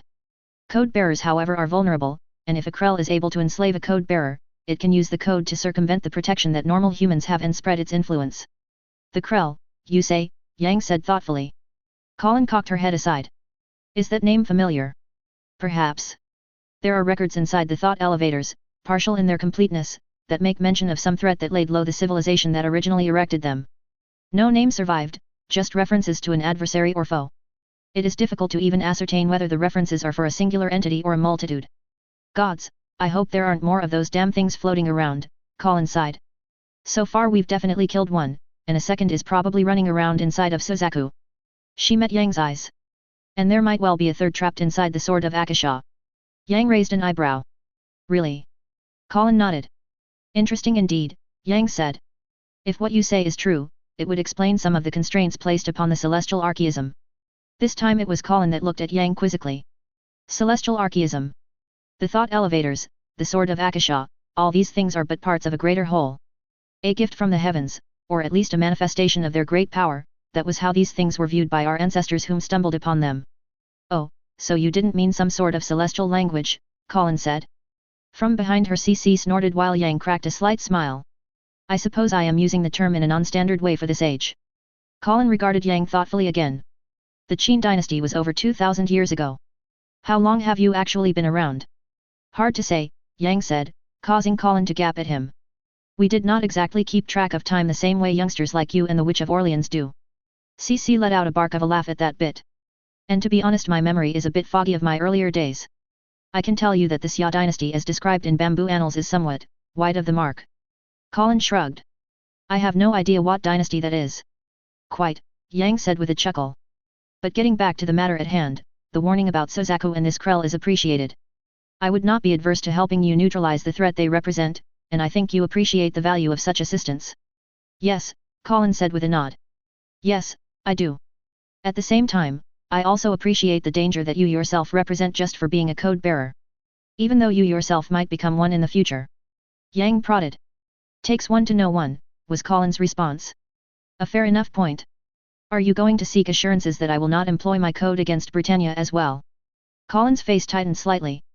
I doubt I could enforce any conditions that you yourself did not want to actually acquiesce to, so let's just get to the point. What is it that you want, General? After all this time, it is hard to say, Yang admitted. I wanted peace and prosperity for my people, but I have learned that both come at great cost. Furthermore, what defines prosperity seems to change every generation. At one time it was simply having enough rice or wheat to survive the coming winter. Now? To go without meat for a single meal is considered deprivation. Funny, how the times change. The times may change, Colin responded, but in a way, should you not be proud of the progress that has occurred? Each generation is able to set its heights higher because they no longer lose what their predecessors have built. That is a very optimistic view of things, Your Highness, Yang said. I approve. Thanks, I think. I assure you, that was a compliment, Yang said with a slight smile before his expression turned more serious. As I was saying, Your Highness, I used to wish for peace and prosperity for my people. To an extent, I still do, and yet I fear that the pursuit of such prosperity will inevitably draw our two peoples into conflict again in the future. What do you mean? Colin asked. What I said earlier, Yang answered. Each generation wishes for more and more, and to fulfill those wishes require ever greater resources, in both quantity and diversity. The clothes that you and I wear now, the wool or cotton for them was likely produced in one place before being shipped to an entirely different place to be woven together. The sidearm we carry, the metal for them comes from how many different mines? Then there are the factories that machine the parts themselves. The world is growing more complex, the societies that exist within it dependent on ever more inputs to maintain themselves. Come the end of this war, and Britannia will hold dominion over how much of our planet? And with that dominion, over how much of the resources that all societies ultimately need. That was a very good point, and one Colin knew she had not dwelled very much on. She was still getting used to thinking in the long term and at a strategic level, so even though intellectually she was aware of such points, the nuances still did not come naturally. On the other hand, when she had the matter shoved in her face, she was not so dense as to miss it. Do you have a proposal to try to avert such a disaster? Colin asked. Yang pursed his lips. The solution I proposed to King Zheng was to unify what was then the known world under a singular rule, so that all peoples would be under his care. Colin openly grimaced. That's not going to work in this day and age. Quite, Yang agreed, to Colin's pleasant surprise. Notwithstanding the cultural differences between our two respective nations, Britannia for one has little reason to want to assume responsibility for hundreds of millions more people. The general cracked a wry smile. Hence the Empire's lack of desire to conquer China outright. Colin said nothing, keeping her face relatively impassive. Yang was right though, at least part of Britannia's lack of enthusiasm for conquering the Asian mainland was not wanting to have to deal with the aftermath. For all the land that Britannia would technically acquire, huge chunks of it was desert and mountains, and the sheer number of people whose needs would need to be met was daunting to say the least. Successfully conquering China would effectively double Britannia's population, with all the complications such an increase and shift in demographics would entail. There is also the issue of the even longer term, Yang continued, looking pointedly at Colin, when one world will no longer suffice. Colin fought to keep her expression as utterly neutral as she could. It was not easy. Yang's smile was slight, almost playful. His eyes though, there was no humor in them. Britannia has been experimenting with launch technology to put things into orbit for several years now, Yang said, and I cannot imagine Her Majesty to be so short-sighted as to not continue the effort upon the conclusion of the war. In fact, knowing her, I would expect the Empire to push even more aggressively in the future. And with the advantage that your float system offers, Britannian dominance of the ultimate high ground seems assured. Still Colin made no response, instead simply staring at Yang. The general however did not let the young woman's silence perturb him in the least. And here we approach the crux of the issue, he said. The next step in humanity's advancement, to reach beyond this single world. The wealth of resources this will require, may well be beyond the reach of any singular power in the post-war environment, save that of Britannia. Considering the Empire's traditional attitudes, I cannot help but wonder whether they would let anyone else stake a claim beyond Earth should they be first. It's more complicated than that, Colin stated. I suppose it probably is, Yang said. After all, letting just anyone attain physical access to the Sword of Akasha would be dangerous. To that Colin's eyes widened. You know. Yang tilted his head aside. Well, I suspected. CC chuckled, eliciting an irritated glare from her former contractor. Colin however declined to verbalize that irritation, instead staying focused on the matter at hand. Would you seek to stop us then, General? Colin asked. If Britannia sought to monopolize access to space. Yang rubbed his chin again. I do not think that is within my means at this point. It has likely been beyond me for several decades now. To be honest, Britannia's rise caught me badly off guard. Most empires of its ilk have tended to flounder eventually under the weight of their own size. Yours on the other hand seems to have yet to reach its peak and already it stands on the cusp of triumph against the rest of the world. To come up with a means to defeat it, there might not be a world left over after such a confrontation. To that Colin allowed herself to relax just a tiny bit. She would not have relished trying to fight Yang even without Nemo's remark about how the code bearer could even take on a Krell-controlled Sozaku. So what is it that you want then, General? Colin asked again. And what is it that you offer in turn? What I want, Yang said, this time not as a rhetorical answer, is for Britannia to extend the hand of friendship to China. To not deny my homeland a measure of the prosperity that your own empire will achieve in the near future. And what I offer in exchange, is my own code. Colin's eyes widened, in a mixture of surprise and even horror. Yang cracked another smile, this one devoid of humor. I am tired, Your Highness. After all these years, I am tired. Now that you sit before me however, I find hope that my long vigil might finally be passed on to one worthy of the power, and one strong enough to bear the curse that is code and Geass. Geass came to a stop before the door and knocked thrice. He could hear a slight shuffling sound inside and after a few moments the door opened to reveal a bespectacled, mouse-looking woman. Geass politely bowed his head. Lady Einstein, I am here to see the Princess Millicent. Oh, yes, Nina said, opening the door wider. Her Highness is not back yet, but please, come in. Thank you. As heir primus the Princess Millicent actually had the use of an entire palace of her own separate from the Empress' own residence. Her Highness however seemed inclined to continue residing in the Imperial Palace and remain close to Her Majesty. To that end the Empress had provided several rooms in this wing of the palace for Millicent's use, the one Geass now entering serving as a sort of office and sitting room. Would you like some tea, Lieutenant? Nina asked. Ah, if it is not too much trouble, Geass responded. A gentlewoman of the bedchamber Nina might be, but only a fool would treat her as some mere servant of the princess. Geass thus thanked her politely as he was presented with a steaming cup. Oh, do I detect a touch of honey? Geass noted. Oh, my apologies, Nina said. I should have asked if you wanted a sweetener. That is quite all right, Geass assured her. I always had something of a sweet tooth as a child, and sugar and honey helped make tea more palatable before I was able to learn to enjoy its refined textures. Nina giggled at that, seemingly relaxing a bit about the young man. I do apologize for Her Highness not being here on time. She was here just a little while ago, but disappeared after saying something had come up. Has Her Highness always been like this? Geass ventured cautiously. Nina actually thought it over before responding. Her Highness has always tended to be on the move. She tends to try to involve herself in a wide range of matters. When these matters start slipping, her attention is often split between too many things. It seems like Her Highness could do with a competent chief of staff, Geass said in between sips. To his slight surprise Nina nodded rather enthusiastically in agreement. We tried to keep her reined in back at the academy, but, well, I think Millie just took advantage of having competent people around to delegate out so she could do even more things. Geass looked up. Millie. Oh Nina stuttered. The Princess Millicent, I mean. Geass cracked a slight smile. I see you and Her Highness have been together for some time. Yes, we have, Nina said somewhat nervously. It must be nice having someone so close, Geass said. Regardless of blood ties. Nina cocked her head aside, apparently sensing the sincerity in Geass's wistfulness. I hope you do not mind my asking, but, is that a personal opinion? I suppose it is, Geass said, taking another snip of tea. Might I have the recipe for this blend? It quite agrees with me. Oh, sure, Nina said. Hold on, let me go write it down. My thanks, Geass said, finishing the rest of his cup. Nina flushed slightly but beamed a smile at the young man before hurrying off to do as she said. Just as she was handing Geass the recipe the door to the suite opened and Millie burst in. Hey, I'm back, hey, you are here. The sheer nonchalance of the princess caused Geass to stare at her for a few moments. Millie herself stared back, and then flashed a smile. You two gonna keep indirectly holding hands like that? Realizing that his arm was still outstretched, Geass looked over to see Nina hurriedly letting go of the note.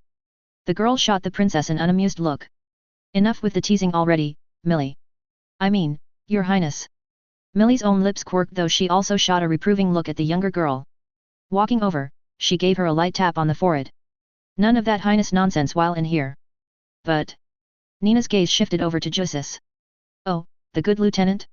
You seem to be getting along just fine with him, seeing as you're up to passing notes already. Millie chuckled. And besides, when have I cared a whit for propriety? Millie. Nina said tiredly. Geass found that his sympathies lied entirely with Nina here. In fact, he felt a headache of his own building up. Clearing his throat, he tried to redirect the princess to the actual business he was here for. Geass rose and bowed formally. My apologies for the intrusion, your highness. Millie gave Geass a look over, while at the same time a third woman seemingly appeared from nowhere to take a position behind the princess. The princess' personal armsman, Geass recognized, from the coronation broadcast. A person of Japanese descent. The princess indeed cared not for propriety. And yet was that such a bad thing? Apologies of my own, Millie finally said, flashing a smile. I regret having kept you waiting, Lieutenant Alberia. Please, have a seat. My thanks, highness, Geass said formally, sitting back down. Millie did likewise, crossing her legs in a most unladylike manner. She was still beaming that wide smile. And then all amusement seemed to disappear from her expression, even with her lips curled so. I believe you are here to discuss the progress of the gendarmerie's investigation into how my family's assets were employed by the Inquisitio, Millie stated. Geass felt a slight chill run down his spine. Now where had the whimsical and almost lackadaisical young woman of a few moments gone? Yes, your highness. The Princess Millicent nodded. Then, by all means. Colin burst into Euphemia's office, her expression tight if not outright distraught. The armsman posted behind the Empress tensed ever so slightly but remained otherwise motionless. Euphemia herself regarded Colin worryingly. Something had obviously badly shaken her, something very serious indeed if Colin was not even bothering with the courtesy she usually extended to Euphemia. Then again, this something had also prompted Colin to make the trip back to Pendragon in a rush, so that was perhaps a given. We need to talk, Colin said without preamble. Looking past the knight, Euphemia saw CC enter and nod firmly, confirming the matter so distressing Colin related to the Geass. The Empress looked back at Riza. Privilege read. Riza bowed slightly. Understood, your majesty. She and the other armsmen vacated the room, closing the door behind them and leaving Euphemia alone with Colin and CC. They would still be watching over the cameras, of course, though the audio pickups were turned off. Considering that I have not received any reports about the ceasefire with the Chinese ending, I presume then talks with General Yang are at least progressing. Colin snorted, then caught herself and shot Euphemia an apologetic look. Distraught as she was, that was no excuse for her continued disrespect for someone whom she had been through so much with. Euphemia responded with an understanding smile, letting Colin know the apology was accepted. They're going well, Colin answered, in fact you could say they're going really well. She dropped the packet of papers on Euphemia's desk. Those are all the topics General Yang thinks should be dealt with to avoid any major ruptures in relations between China and Britannia in the future, and that includes the issue of access to orbit. Euphemia raised an eyebrow. Really? Colin chuckled glumly. Don't get too impressed yet, your majesty. It's what General Yang is offering in exchange for, a generous consideration for China, that's the real kicker. Euphemia noted Colin's expression carefully. The older girl was definitely angry, even a bit scared, but it was not about whether Yang's offer was insufficient for what the general was asking for. In fact, if she had a guess, it was because what Yang offered was perhaps too great a prize that truly scared Colin. Euphemia dipped her head, prompting Colin to explain further. The general is a code bearer, Colin said flatly. Euphemia stared at the older girl silently for a few moments. She then directed a most ferocious glare at CC. Yes, CC knew about this, Colin said before the Empress could verbally castigate the other woman. And yes, I've already chewed her out for it. If you feel the need to, go ahead, but can we get the main issue out of the way first? Euphemia's lips thinned for a moment even as she kept her gaze fixed on CC. After a moment however the Empress nodded and looked back at Colin. Please, continue. And you can sit down while you're at it. Colin sighed and did as she was told. General Yang, his real name, or I guess his original name, is Enkai Sheng, he's been around for a while. Like, BC era. He claims he helped inspire the first emperor of China to unite the country into a single polity. And he knows things about the thought elevators, that none of us even suspected. Even more than CC here, even more than Nemo. Euphemia nodded thoughtfully. That would make sense, he has had considerably longer than anyone else to delve into their secrets. Colin nodded in turn. He's willing to teach me everything he knows too, as part of the deal for China. But, he's also asking for something else in addition to a good deal for his country.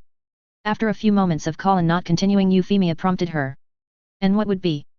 The answer came as a mere whisper, yet the words somehow still reverberated throughout the room. He wants me to take his code. The tick-tock tick of the large grandfather clock was the only thing that broke the silence that now hung in the air. It likely did not take Euphemia the entire duration to work out just what the ramifications of Colin's statement were. Conversely, it likely did take her that long to figure out what to say. "Oh Colin," Euphemia finally said, her own voice as soft and shaken as the other girls. Colin took a deep breath. "I talked a little about this with CC, about what to expect and all that. Apparently it's not that bad for the most part, I mean." Euphemia raised a hand, cutting the night off. Colin blinked, looking at her liege quizzically. The Empress met that gaze, her own eyes shimmering ever so softly. "You do not have to do this," Euphemia said. "Just tell me no, and we will decline General Yang's offer." Colin looked at the younger girl, her eyes now widening into surprise. "Wait, what? But this would give us everything we want. I mean, it could make sure there's not another war with China." "Colin." The Empress did not raise her voice.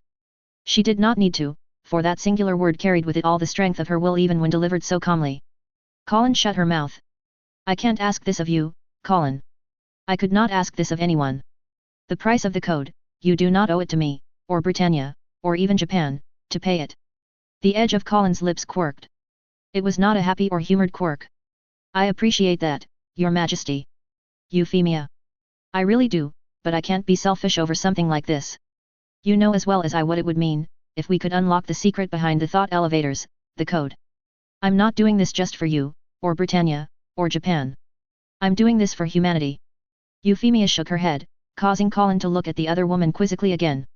"You have obviously thought over the matter on the flight over," the Empress said, "and you have obviously gone through much effort to justify to yourself why the importance of what Yang offers balances the personal cost to you.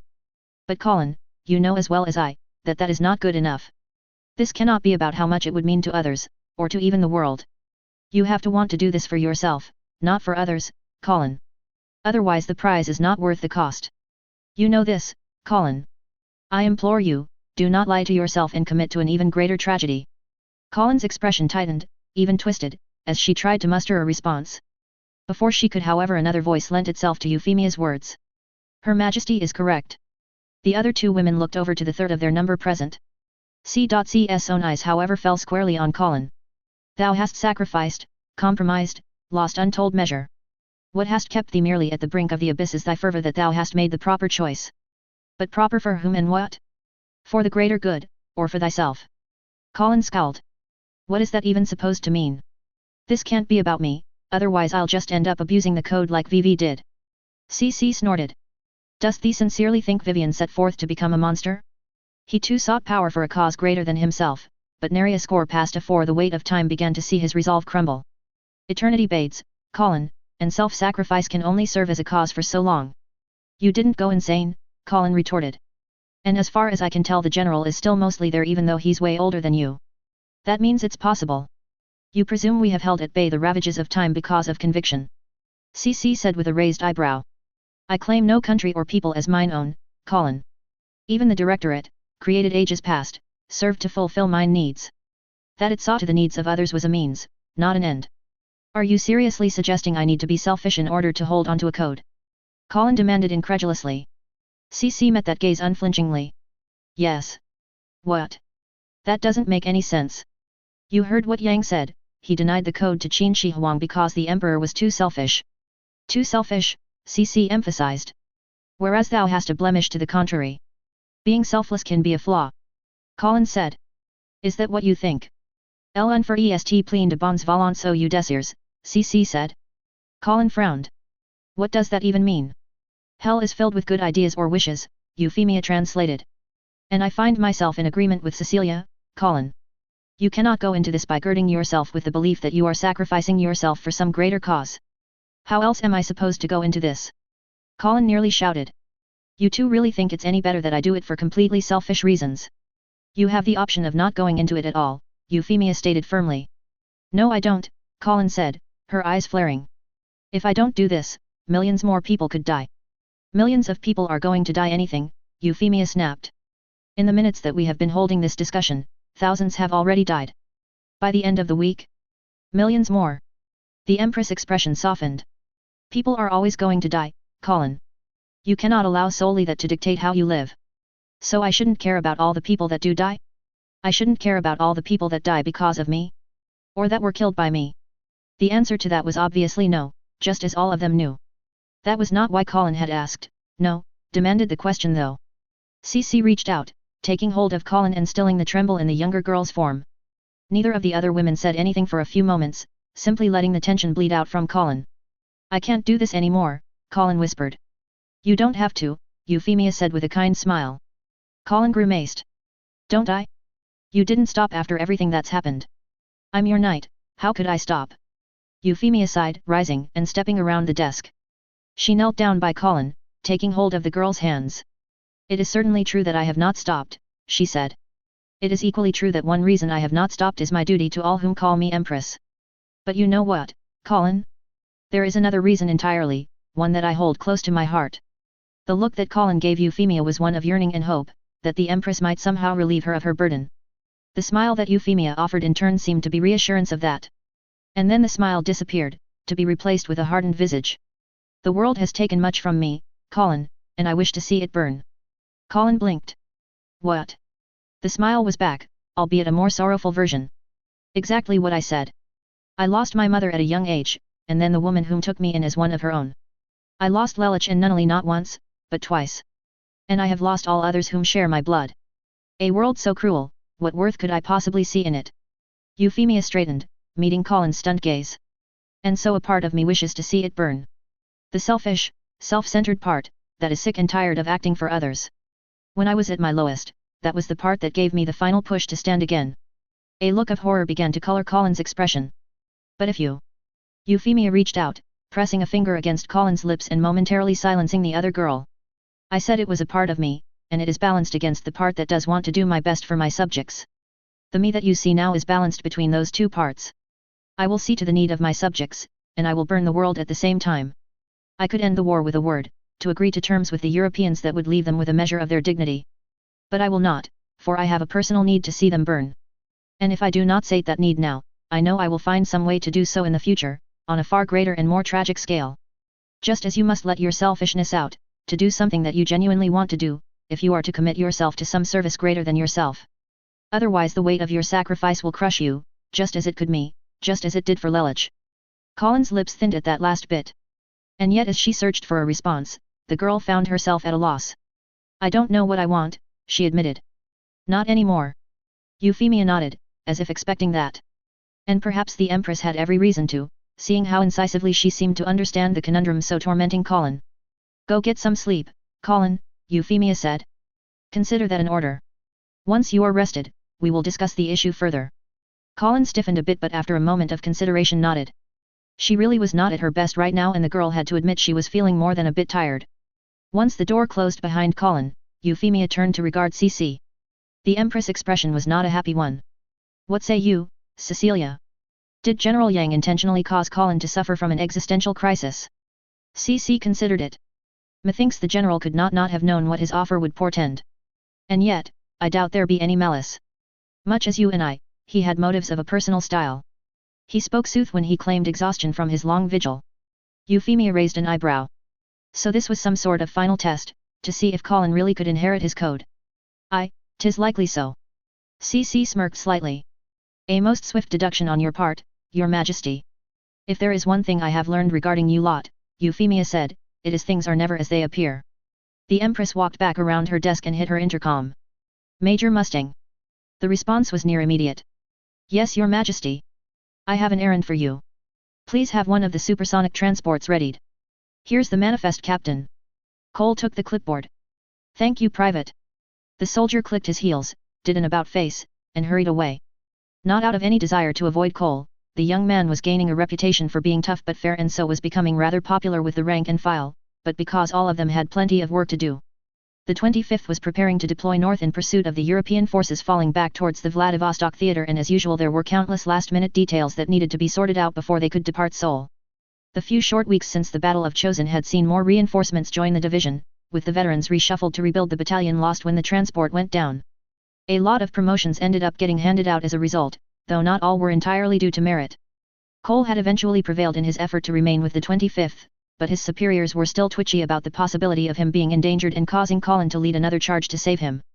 Cole was honest enough to admit those were valid concerns, but the solution they found was still somewhat annoying. Instead of leaving him as part of the support battalion's general pool of quartermasters, he had been handed a promotion to captain and assigned to the headquarters staff. That meant he spent a lot more time at base doing paperwork than overseeing the transfer of supplies to the units that were actually doing the fighting. It also meant he had fewer opportunities to accompany his friends out into the field. That did not quite feel right, like he was hiding in the rear safe and sound while they were risking their lives. With a sigh, Cole flipped through the documents, noting the arrival of the requisitioned supplies. And a couple of typos. It was amazing how many mistakes could slip through when shifting millions of tons of freight. If only there was some way to automate some of the bookkeeping, to reduce the number of opportunities for human error to creep in. Like with a computer. Too bad the Britannian military had yet to put together a computerized supply system for its quartermaster corps. Scuttlebutt claimed that one was in the works prior to the outbreak of the war, but if so, its deployment was most certainly an early casualty of the sudden demands. By the time Cole was done checking the manifests, it was well past noon, as his grumbling stomach made clear. Cole considered his options.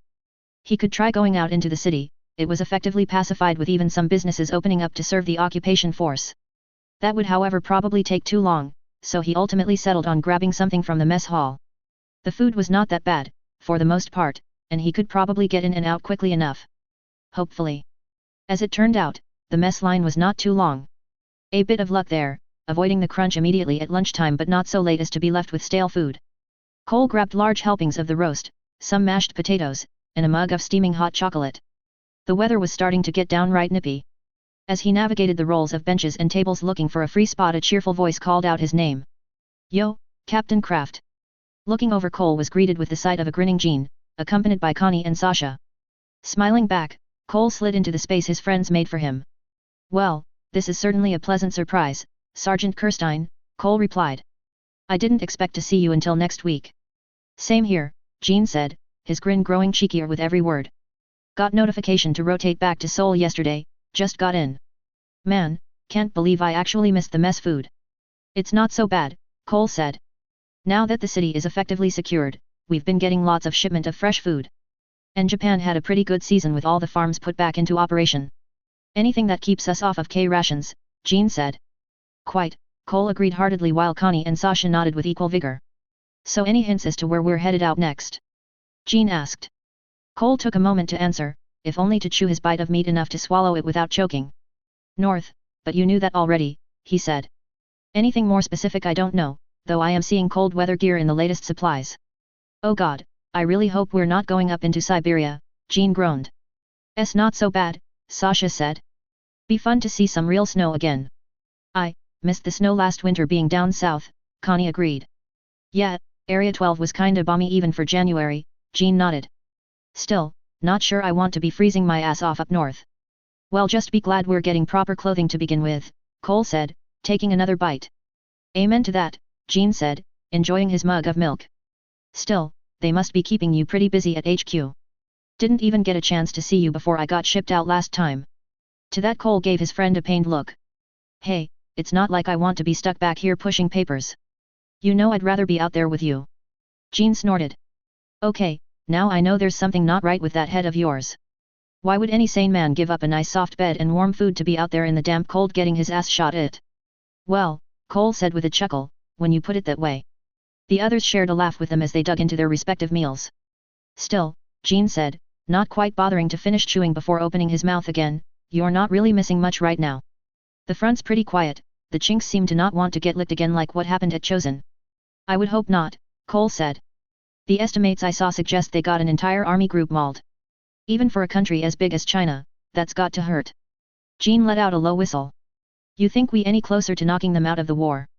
"Honestly, I don't know," Cole said. "I mean, losing 8th Army outright in Korea would have hurt, but the Empire has a couple other armies ready to go back in the homeland. If the Chinese also have that kind of strategic depth, they might still be able to hang on for a while yet. Now that's an unpleasant thought, Jean said. 2 of them in fact. Still, something tells me the Federation made a mistake with Cole began when suddenly a pair of shadows appeared to loom behind him. The others looked up, prompting Cole to stop mid-sentence and turn about.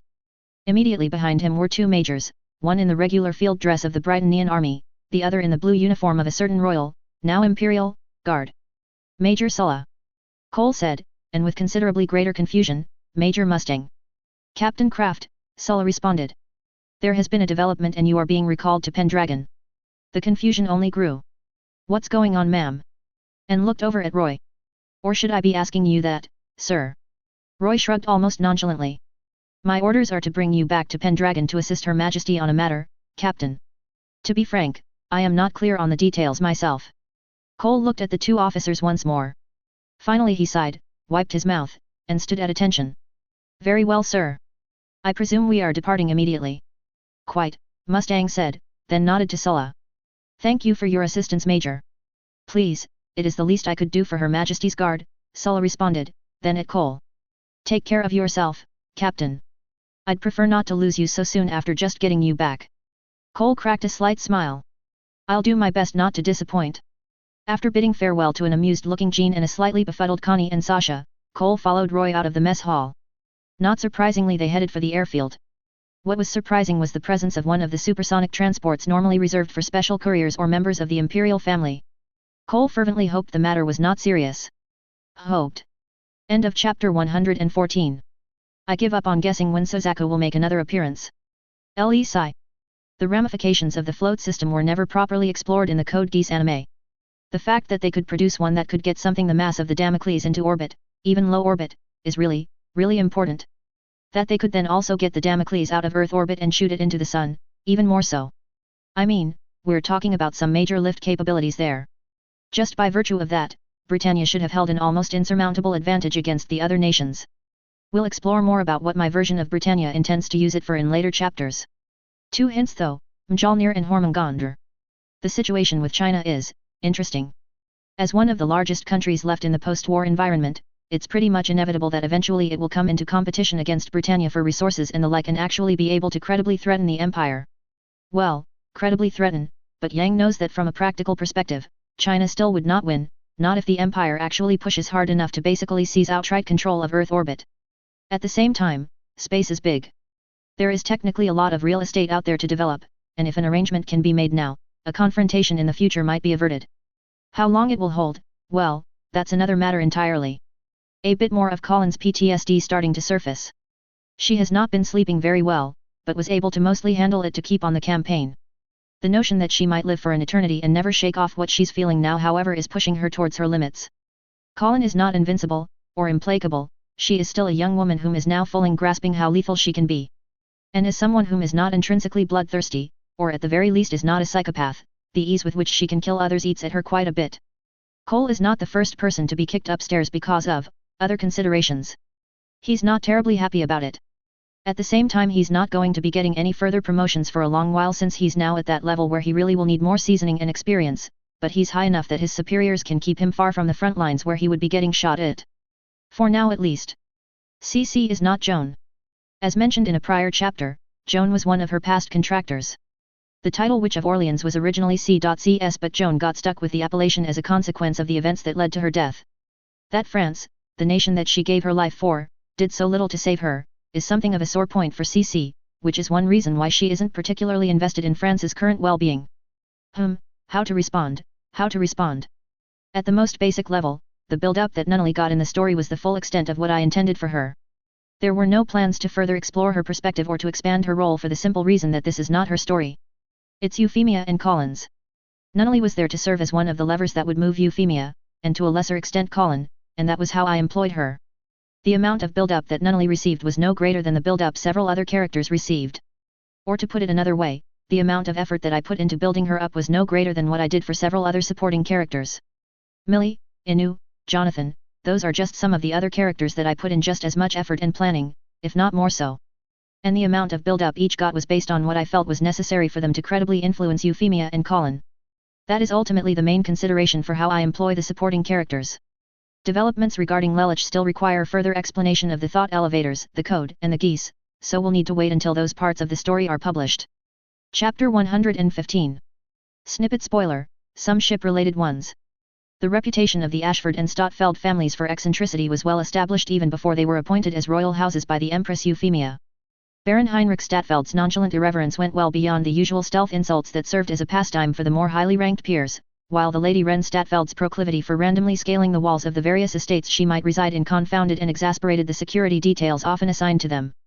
Additionally, many first-hand accounts also indicate that the Lady Wren was always armed, usually with an oversized knife. Perhaps the only consolation for the Stotfeld family's retainers during those early years was that the Princess Colin was herself as exasperated as them at her family's antics, while her husband the Lord Cole was himself a more diligent and conscientious sort that tried to avoid causing too many inconveniences for others. The Ashford family on the other hand was far less reserved, with the Princess Millicent herself setting the standard for eccentricity, a standard well and truly surpassed by her son the Prince Olivert. And while the Prince Cedric turned out to be a more serious and contemplative sort like his father, the Princess Alphine took after her mother in her sense of mischievous amusement. One must wonder whether the Princess Millicent's husband ever regretted joining such a rambunctious family, though all indications are that the relationship between him, the Princess Millicent, and the Lady Nina Einstein was a loving one. A spare to spare, the royal houses of Ashford and Stotfeld. Chapter 115. Nuncio quidsit amor. So Colin would not be able to have children if she took the code? Euphemia queried. Cece pursed her lips. 'Tis complicated. Thou art clear on the birds and the bees. Of course. Cece raised an eyebrow. What? Nay, mayhap I am of another age after all. Cece chuckled, apparently finding her own amusement in the conversation. Thou fathoms that the fruit a woman can bear be fixed. Euphemia actually rolled her eyes. Yes, I know that as a woman I only have a set number of eggs that might be fertilized in my life. Cece chuckled again. Aye, 'tis so, and as the seasons pass these opportunities pass, for one whom knows the ravages of age. That elicited a thoughtful look. Does that mean Colin will no longer have a period if she takes the code and becomes immortal?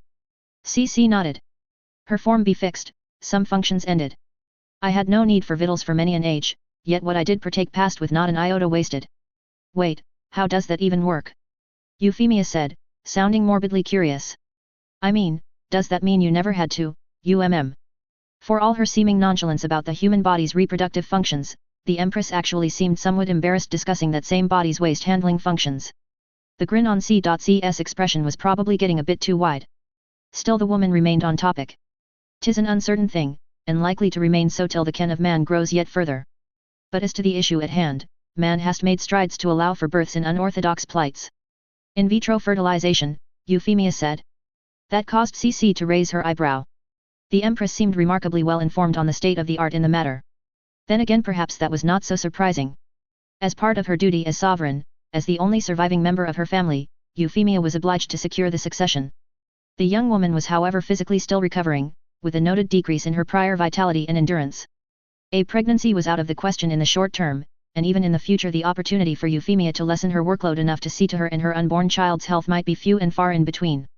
Considering how meticulous Euphemia was, she would obviously have considered the matter from all angles, including less traditional ones.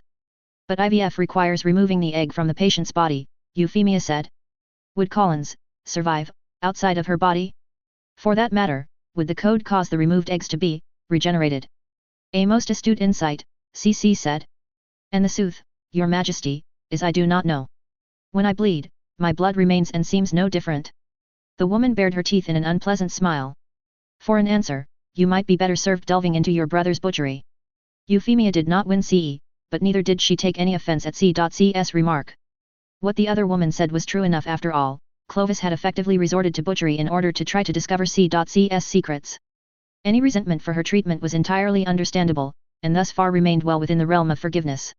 I will look into it, Euphemia said simply. Cece nodded. And then cocked her head aside quizzically. You seek to see Europe burn? Euphemia shrugged. To an extent. I am realistic enough to understand that I cannot set the entire continent aflame. I will settle for a few cities. An eyebrow rose. A few cities. We shall see what opportunities present themselves, Euphemia said. Paris will however certainly burn. Oh. This time it was Euphemia that regarded Cece thoughtfully. You still hold some sentiment for your homelands. Cece snorted. I hast held no warmth nor sentiment since they abandoned Jean. In this thou and I art of accord, Your Majesty. Blood calls out for blood. Euphemia nodded. She had heard only bits and pieces, but it was clear CC did hold some genuine affection for her contractors. It was a less that orthodox sort of affection, but still an affection. Any that harmed them without C.C's leave would see some sort of vengeance exacted upon them, sometimes years after the actual slight. There was much the Empress could learn from CC in that respect. Still, to burn Paris, CC said, pronouncing the name in her native tongue. Why Paris, and not Berlin, or Rome? Paris will serve as an abject lesson, Euphemia said.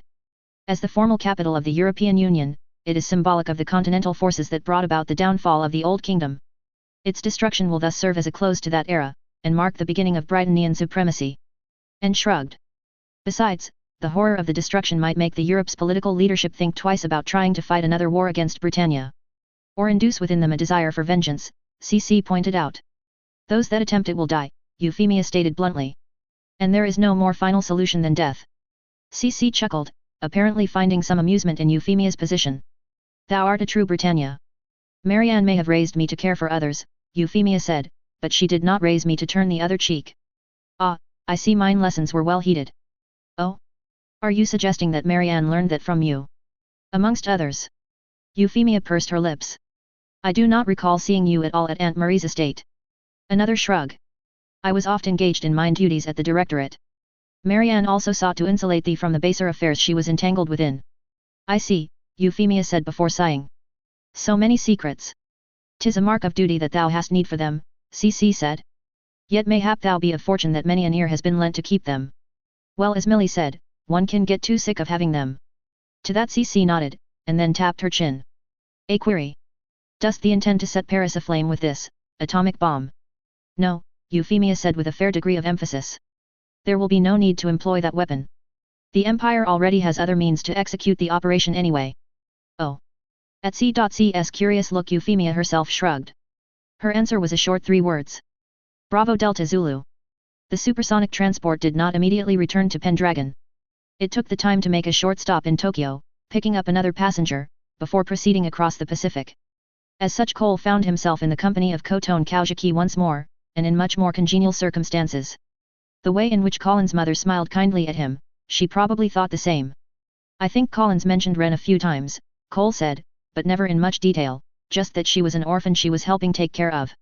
Ren has been through quite a bit, Koton said, a hint of motherly affection in her voice. Still, she is making progress and opening up more. And chuckled. She also has become very attached to Colonel Todoa's pet dog, Aiku. Oh, that's promising. At Koton's quizzical look, Cole explained himself.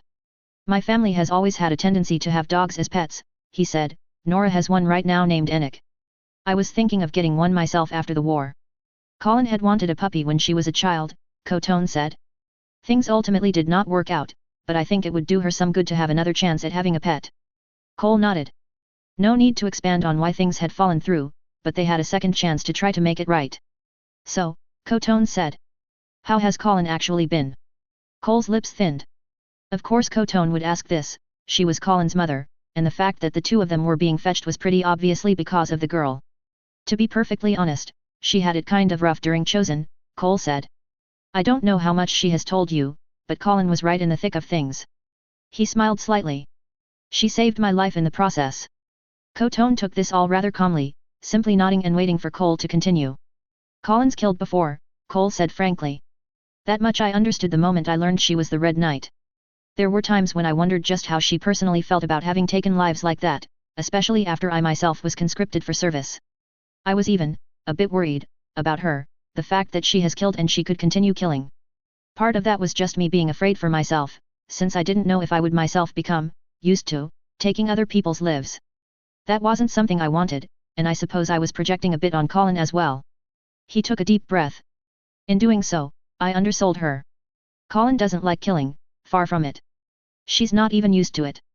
She can do it, she had to at Chosen to save my life and the lives of my squad, but she really didn't like it. And it shook her. It shook her a lot. Koton nodded. I see. I cannot say I am particularly happy hearing all this, but I do understand. The path that Colin has chosen to walk is filled with dangers, but that will not stop her from walking it. She smiled slightly. In a way I am proud of everything that my daughter has achieved, much as I fear for her. Tell me about it, Cole muttered with a sigh. The two exchanged smiles of mutual sympathy. Colin was the kind of girl to cause such reactions in those close to her, though she would likely protest that it was not intentional. Still, I cannot help but worry at being so called, Koton said. She was very insistent that I come to her in Pendragon. But she would not explain the reason. Koton shook her head. Well, that is more than I got, Cole said. One of Her Majesty's Guard was the one that pulled me out of Korea. Has that been common? Koton asked. A matter suddenly arising that causes you to be summoned by Colin. Not really, Cole said as he thought back. I mean, there have been a few times, more than a few times, when things seemed to go completely awry and I was kind of let wondering what had happened. This might be another one of those. But me being called indirectly? I'm having trouble thinking of any other such instance. Then this is perhaps an incident that has had no precedent, Koton said. Well, putting it that way, I suppose it is, said Cole. But you said that Colin spoke with you, even if only briefly. Yes, she did, and she sounded calm. Determined even. Determined, Cole remarked. If only she chose to be determined about less trying matters. The two exchanged smiles of mutual sympathy. Indeed, Koton agreed. Rai spent a full minute simply staring at his plate. When he finally looked up at Euphemia, his expression was a mixture of plaintive and downright befuddled. What is this? Euphemia looked down at Rai's plate and then back up at the young man himself. A souvenir CC brought back from China. She was able to sample some on campaign and brought several live ones back. Rai looked back down at his plate. This looks like some sort of demon spawn. Euphemia's face puffed up as she tried to keep a straight until the Empress could no longer contain herself and burst out laughing. Rai on the other hand looked mildly offended. Apologies Rybert, Euphemia said in between her gasps. It's just, I never thought I would hear anyone say that. Well it is true, Rybert said somewhat defensively, poking his plate with a knife. I remember killing things like these during the Battle of Tokyo. Their pincers were very nasty things. At that the humor disappeared from Euphemia's face. I am sorry, Rybert. I did not intend to make you recall unpleasant memories, or to demean them. Rai smiled slightly, letting Euphemia know he did not hold any resentment over the matter. He still eyed the thing on his plate suspiciously, causing Euphemia herself to smile once more. These crustaceans are Chinese mitten crabs, Euphemia said. They are a delicacy in Eastern Chinese cuisine, especially in the Shanghai region. They are considered in season during the autumn period as that is when they reach sexual maturity and their roe is prized. I see, Rai said sounding dubious. He poked at the hard orange shell. And how is one supposed to eat them again? The meat is within the shell so you need to crack them open to get at them, Euphemia said, holding up an implement to do just that with one of the claws locked in between. She gave it a squeeze and a snap sounded. After that, you pry out the meat. CC suggested they went well with soy sauce. That at least answered what the small dishes with blackish liquid was for. Rai picked up his own cracker and placed a claw in it like Euphemia had. Squeezing, he was rewarded with a similar sounding crack. Taking his fork, he pried out a rather measly looking amount of meat. The eyebrow rose again. You'll need to dig a bit harder than that Rybert, Euphemia said, then flicked her fork at her own plate. And there are plenty more to pry open. This seems more than a bit inefficient, Rai said as he resumed poking about. Perhaps so, but good food often requires a bit of effort to enjoy, Euphemia said. And that effort can well be part of the enjoyment. That is more than a bit strange, Rai responded. For us food was a basic necessity, to be eaten when the opportunity arose, quickly at that. We did not dwell too much upon taste or texture. That is something of a luxury that we have in this time, Euphemia acknowledged. Just because you did not have the opportunity to enjoy it in the past does not mean you should deprive yourself of it now, Rybert. I suppose so, Rai said, flashing Euphemia an indulgent smile before he went back to examining the main body. So are we supposed to eat this as well? Yes indeed. You pry it open from the bottom. Rai flipped his around and looked at the underplate. It was already loose. So, what exactly is edible? He asked. The chefs have already removed everything that is inedible, Euphemia said. Anything left inside should be fine. Oh. Audible relief sounded in his voice. Good. He started picking through the inside, pulling out a chunk of white meat and dipping it cautiously in the black sauce before shoving it into his mouth. After chewing for a moment Rai did not look entirely dissatisfied. It certainly is an interesting texture, he said. But not particularly to your palate. Euphemia queried. I am not sure yet, Rai said, this time spooning out a chunk of yellow mush and popping it into his mouth. This has a bit of flavor. A bit hard to describe, almost like a very mild butter. Well, I would hope that after everything we have been eating the past few weeks there would be something you would enjoy, Euphemia said. There have been, Rai assured her. That Roast mutton last week? That was quite good. The meat had a pleasant sweetness to it. And thought some more. The green leafy things that accompanied them were also delicious. You mean the lettuce? Yes, quite, lettuce. Butternut, Euphemia said, her perfect memory allowing to recall in detail the meal in question. They used butternut lettuce as a side for that one. Roasted too, like the meat. Takes a certain amount of attention to cook them that way without burning the greens. I can well imagine, Rai said. There was that other one. A rice dish with meat and a thick orange sauce. That was quite enjoyable. Ah, the curry, yes, Euphemia said before cracking a mischievous smile. A good thing I had them make it very mild. Curry is usually meant to be eaten spicy. Rai's face twisted in visible disgust. What possible purpose is there to make perfectly good food inedible like that? Euphemia shrugged. Some people enjoy the sensation. Rai's expression did not change and Euphemia suppressed another giggle. The young man was slowly becoming acclimated to contemporary culinary culture, but there were definitely things he emphatically did not like. Conversely, there were definitely things he did like. Strawberries were apparently something of a guilty pleasure, or guilty from Rai's perspective. Apparently strawberries at least still existed from the time Rai was from, but they were rare enough to be a delicacy. With the majority of Earth's landmass overrun by the abominations from the immaterium, what arable land remained was dedicated exclusively to staple food crops or the few industrial crops that contributed to the war effort. Strawberries were decidedly non-essential, but they were grown in small amounts as part of the effort to preserve what of Earth's biodiversity as humanity could manage. Actually getting to eat one was an extremely rare treat, but one Rai was fortunate to be able to enjoy from time to time thanks to his mother's position as imperial chronicler. That made the fruit not just a reminder of his home, but the family that he had lost.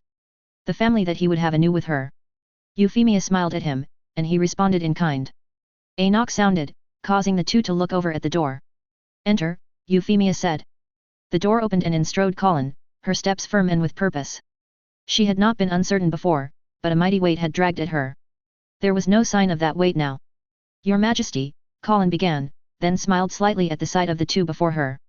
Euphemia. I have made my decision. Euphemia nodded. I am glad to hear it. Please, have a seat. I can have the kitchen bring something else up while we talk. Colin accepted the invitation, but as she pulled her chair closer she froze, her eyes locked on the crabs. Euphemia. The Empress looked at her knight quizzically. Yes. Have you ever eaten mitten crabs before? Euphemia shook her head. This would be the first time I have sampled them. So far they are proving rather flavorful when combined with soy sauce, as CC suggested. Colin visibly winced. Does the palace have any ginger available? I am not certain, Euphemia said, sounding ever more confused. Is there a problem? People who eat too much mitten crab for the first time, or after a long time of never eating them, can suffer from severe stomach cramps, Colin explained. Ginger tea can help relieve those cramps. Euphemia and Rai stared at Colin. The silence hung between the three of them for a noticeable length. Perhaps not surprisingly, Koton was the first to speak with Colin.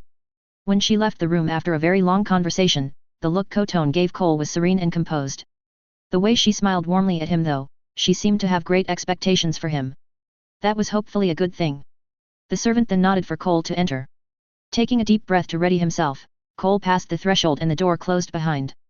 This time it was Colin that smiled at him, and in hers Cole could see a hint of the maternal maturity that Koton exuded. Maybe in a few years Colin would be a mother herself, and that smile would come even more naturally. Cole did not hold back, walking over and wrapping his arms around Colin. It's good to see you again, he said softly. It's good to see you too, Colin responded, returning the embrace tightly. And, I'm sorry to keep pulling you out like this. Well, seeing as the alternative is you keeping me out of your life, I can't exactly complain, Cole said. The smile disappeared from Colin's face. Cole reciprocated quickly. Oh, no Colin, you are not pushing me out again. Colin smiled wryly, pressing a hand against Cole's chest. Let me finish first before you have a panic attack. Cole gave her a look. Then nodded. I think it's pretty obvious, that I'm involved with some, less than ordinary things. Cole raised an eyebrow, eliciting a chuckle from Colin. Right, obvious statement, Colin said. I asked you here today, Cole, because you've stuck with me through everything. I never asked you to, but you did. And that, young man, makes a girl feel very special. To that Cole smiled again. I asked my mother, Colin continued. About why she married my father. It couldn't just be because of passion, she had to put up with him, and you know how he can be. If Cole was tempted to comment regarding Heinrich, the young man showed remarkable restraint. Colin could still see the hints of an amused grin just fighting to show itself through his smile though. And my mother told me this.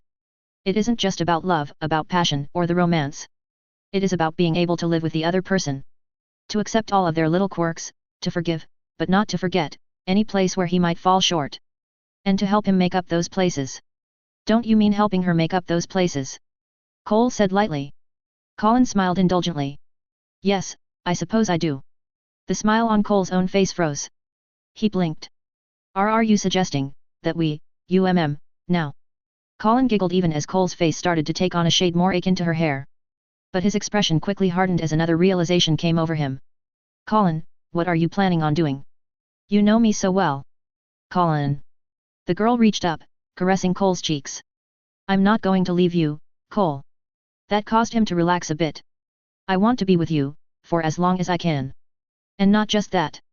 I remember, how happy I was when me, my brother, my mother, and my father were all together, as a family. I want that happiness back. Colin pressed closer against Cole. I want that happiness with you. I want it too, Cole said, taking hold of Colin again. And yes, I'll marry you. Colin looked up at him, eyebrow raised. Cole chuckled. That is what you're doing, isn't it? Proposing. Well, Colin drawled. I technically hadn't gotten to that part. And became more somber. I hadn't gotten to that part, because there's something more you need to know. Her Majesty has agreed to let me tell you everything, and I mean everything. All the secrets that you knew were being kept from you, everything that we think we know. She held his gaze, her own eyes unflinching in their earnestness. It's going to be a burden, Cole. And you'll need to be saddled with a few additional security measures as well. But, I can't keep lying to you, or holding back from you these things. But at the same time, I can't force all this upon you either. Cole sighed. Colin. No, listen, Colin cut him off. I know we've been over this a half-dozen times already, and I know your answer has never changed. I'm not expecting it to this time either. But you need to know that, if the time ever comes, the option is always there to just walk away. Cole took Colin's hands and squeezed. Only if you are walking right there with me. I intend to, Colin answered before leaning in. Cole was more than happy to oblige, and the warmth that touched his lips was enough to let him forget, if only momentarily, the weight upon his shoulders and hers. It was an all too brief reprieve as they parted. Euphemia made the same offer to me, Colin said.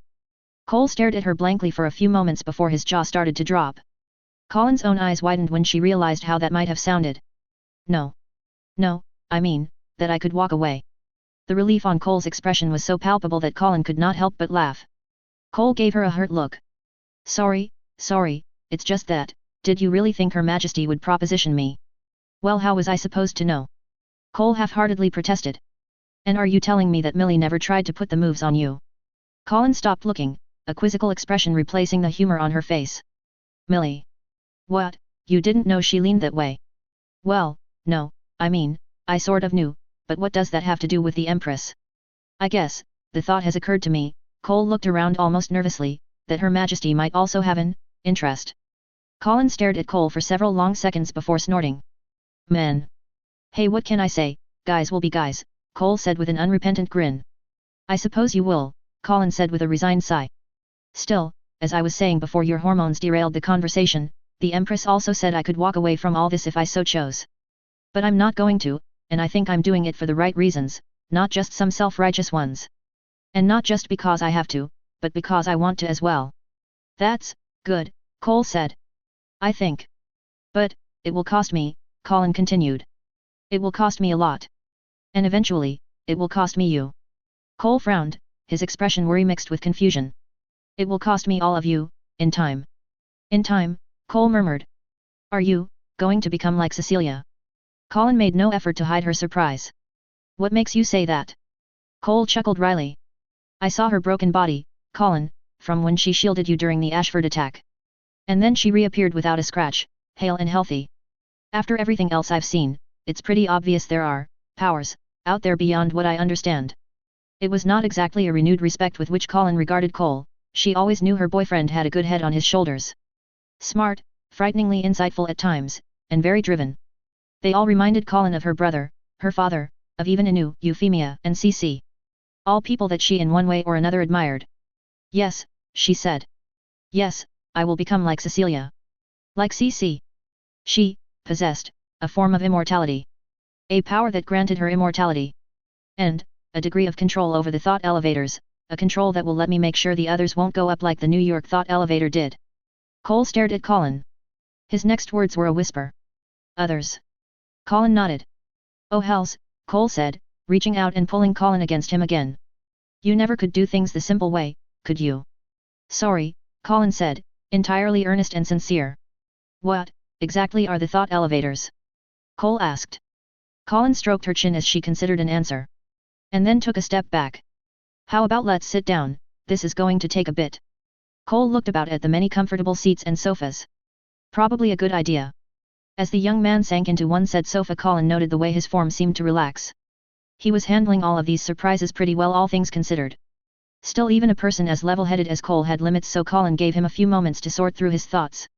But to be honest, that there are other thought elevators that could go up, Cole said, letting out a sigh. Kind of scary. Quite, Colin agreed as she plopped down next to him.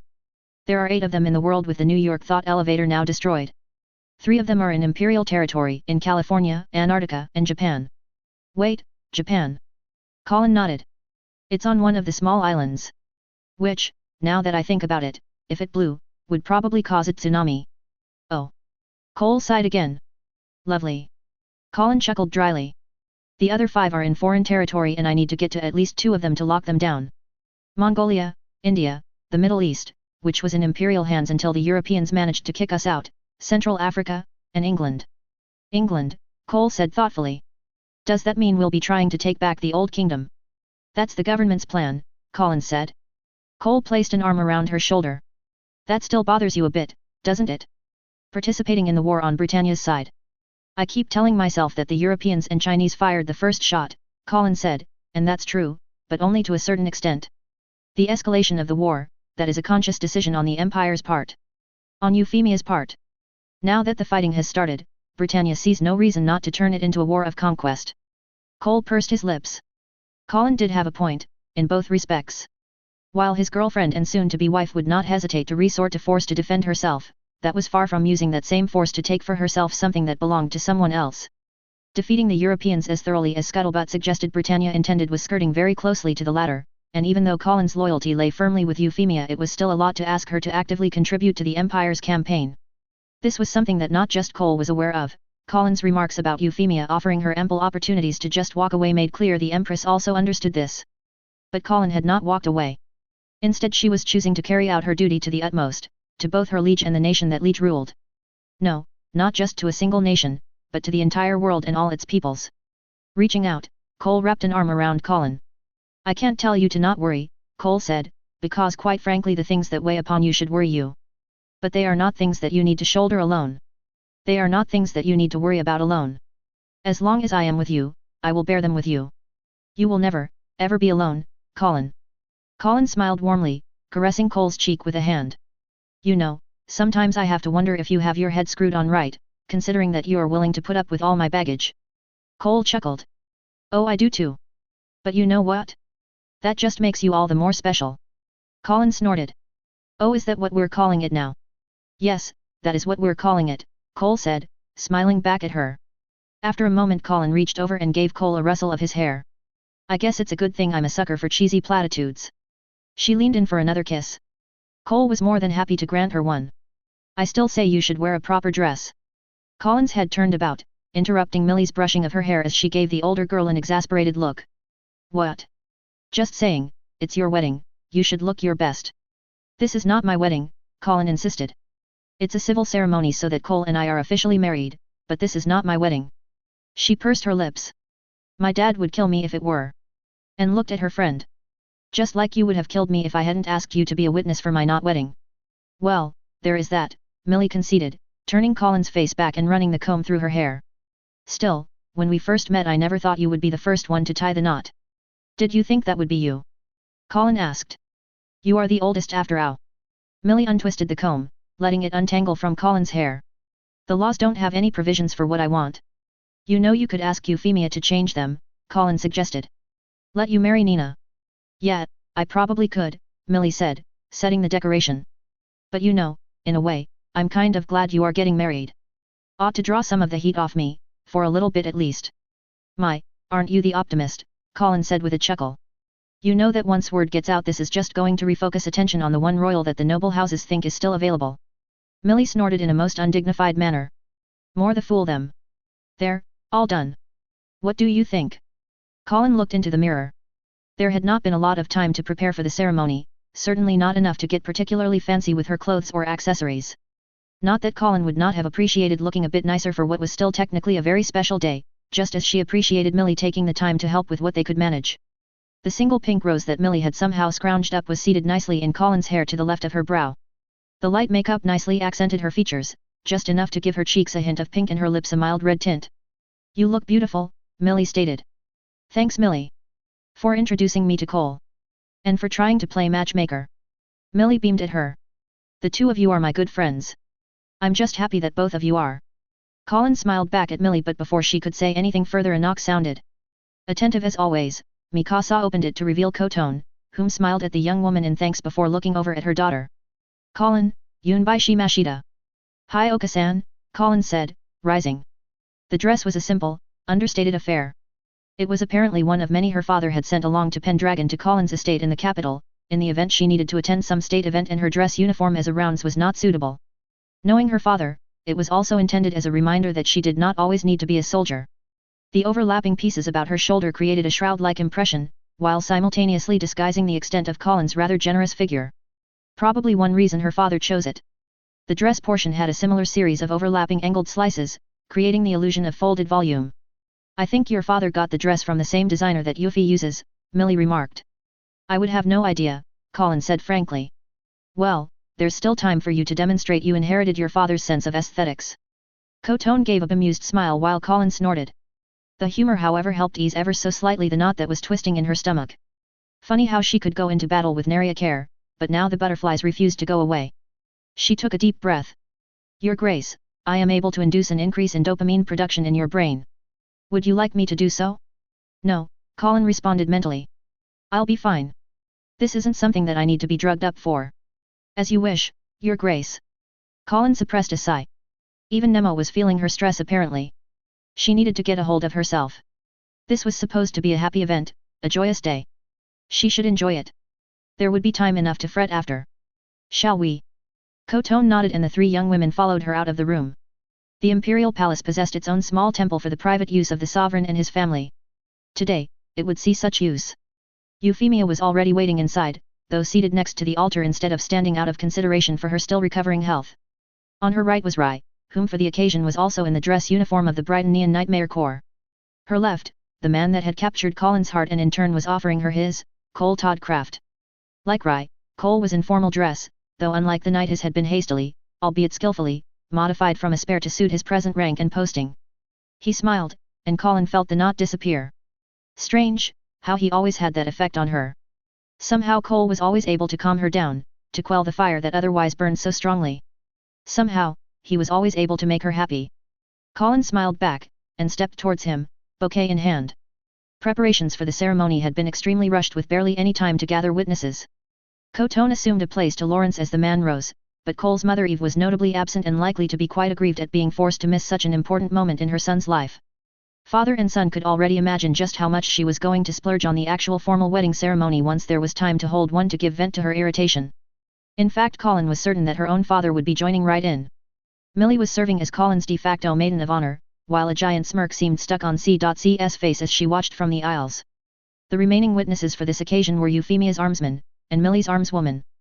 Mikasa's expression was for some reason very intent as she regarded the entire scene, as well as Colin in particular. Perhaps this would show the other girl that, even with all the hardships she had gone through, she too could find a measure of happiness in this life. As Colin walked down the aisles, Euphemia rose, the young woman present today as both a friend and her formal person of Empress, to officiate the formalities. She beamed at Colin's approach and the knight smiled right back at her liege. Well Colin, how does it feel to be the first to tie the knot? Both Cole and Colin gave wry smiles at the Empress' apparent humor. It feels great, Colin responded. I trust you will not be too far behind, Your Majesty. Euphemia cast a telling glance over at Rai and it was with considerable effort that Colin kept her expression from slipping. She knew who and what Rai was. In a convoluted way, he was her son, and Euphemia's nephew. Yet the two of them did not know, and despite the slight strangeness Colin felt about the whole affair, they obviously cared greatly for each other. And she never could tell them, because they deserved their chance of happiness just as she was being given one herself. Colin reached out and gave Euphemia's shoulder a squeeze. She then looked over at Rai. What I said before still holds. You take care of her, or else. Rai raised an eyebrow but nonetheless dipped his head. Understood, Your Grace. That would be Your Highness, Euphemia interjected lightly. Colin may be a duchess, but protocol stipulates that her higher title takes precedence. As you say, Your Majesty. Rai's face was entirely stoic and composed. The beady look Euphemia shot him made clear she was not fooled in the least. At that Colin allowed herself a more genuine and relaxed smile. Her and Cole both. Well then, Euphemia said, looking back at the two. Shall we begin? Yes, Your Majesty, Cole answered, gazing warmly at Colin. The two were now squarely facing each other and Lawrence and Coton's voices fell into hushed silence as they watched their children, now adults in their own right. The next words that broke this silence came from Euphemia. Blessed be the union of man and woman. Blessed be the union, faithfully kept. And blessed is the union that bears many fruit. Thou whom stands before us this day, plight thy troth to whom thou would receive a vow in turn. Maybe C.C's speech was not so stupid after all, Colin mused, considering the boilerplate marriage liturgy basically still used those very words. She put any further such thoughts out of her head however as she waited for Cole to speak. The young man cracked a nervous smile, but there was no hesitation in his voice. I still remember, the first time we met. I was chasing Millie down to sign the invoice for the dance catering, and I nearly let her get away because I was too busy gawking at you. Behind Colin the girl in question failed to suppress a chuckle, covering it up with a faint clearing of her throat. Your appearance took me by surprise. I had heard that the Baron Statfeld's daughter had been invited to join the student council, but I did not think much of the news. And then, I saw you. A head of red hair, and a pair of blue eyes that seemed like diamonds. Cole was probably laying it on a bit thick, but Colin was human enough to enjoy the flattery. They were like diamonds, because though they sparkled so, I saw a hardness in them. A hardness that, to be frank, frightened me a bit. Okay, maybe it was not all just flattery. I wondered at that sight. I wondered, how someone whom could smile so brightly as she ate the food I prepared could have shown such a side. And I kept right on wondering, until I nearly lost you. The attack on Ashford. A pivotal moment in both their lives. For Colin, her first confrontation with one of her greatest enemies. For Cole, the moment when he learned that Colin was involved in something much, much greater than just being the daughter of a minor baron. I stopped wondering then. I stopped wondering, and I started searching. I found answers that more confused me than gave me any satisfaction. Because those answers did not come from you. They came from others, they tried to explain what you sought, what your dream was. But they did not come from you, and somehow that made all the difference. Colin's lips twitched. Maybe it was not love at first sight, and Cole was going in a roundabout way, but she was getting an inkling of what he was trying to say. When we met again, I started to understand just why I kept searching after you. It was because you dreamed, whereas I, for all my seeming confidence, did not know what to do with myself. You offered the light of certainty while I shied away from an uncertain future. And what is more, you dreamed a beautiful dream. As beautiful as you yourself are. And he was back to the flattery, though not empty ones. We give to each other that which we ourselves might lack. But that is not all. I have found myself receiving a warmth, a love, that I did not know I was missing. That I could never have guessed how much I would want. Because that love comes from you, and because of the love I in turn have to give to you. The boyish smile on Cole's face caused Colin's heart to flutter once more. It reminded her of the fact that, for everything both of them had gone through, they were still young. They still had an entire life ahead of them to look forward to, and the next step of that life would start with her answer. You surprised me, when it was my hand you requested for the school dance, Colin began. When you had as other prospects Euphemia, Millie, and Shirley. You went straight for me, without any hesitation. And I was at a loss as to why you would choose me. But now, standing here, I'm glad you did. Because it didn't take me long to realize that you are a sincere, kind, and loving man. And you have held steadfast, even after everything that has happened. That is a strength I did not think possible, blinded as I was by anger and sorrow at my own losses. But you showed me that I could still love, that I wanted to love. And you accepted my love. You accepted my love, and in doing so saved me. But the greatest gift that you offer me, beyond everything that I have received this far, will be you yourself, by my side, for many years to come. Those years would be all too few, both new, compared to the fate Colin had consigned herself to. But those years would be a comfort to her, a reminder that life did not need to be a cold, foreboding existence. And that eternity was marked not just by loneliness and despair, but also by the moments of hope and warmth that stood in contrast. There could not be happiness without sorrow, and together they would color the fabric of her life. End of chapter 115. Was on vacation in Australia and so didn't have much time to write. Technically still on vacation but am currently behind the Great Firewall. Will be out soonish and I'll get to find out if work burned down without me. I don't know if this particular development was good or bad or justified or not. We've been building up towards it, but a part of me is not entirely satisfied with how it all turned out. Colin's being forced to rush her life, so to speak. She's running out of time to live a normal one, and those around her whom love or care about her are trying to do their best to let her live what she has left of it. After all, immortality is not seen as a boon by any involved. It's a sentence, a very, very long one, and ultimately one that will condemn her to losing everyone she cares about. So, they're trying to see to it that she gets a little bit of happiness while she can. One thing that I wanted to avoid giving the impression of was that Cole was getting called in to try to calm Colin down. Colin as a character doesn't need to be babied like that, and trying to do that to her is more liable to piss her off.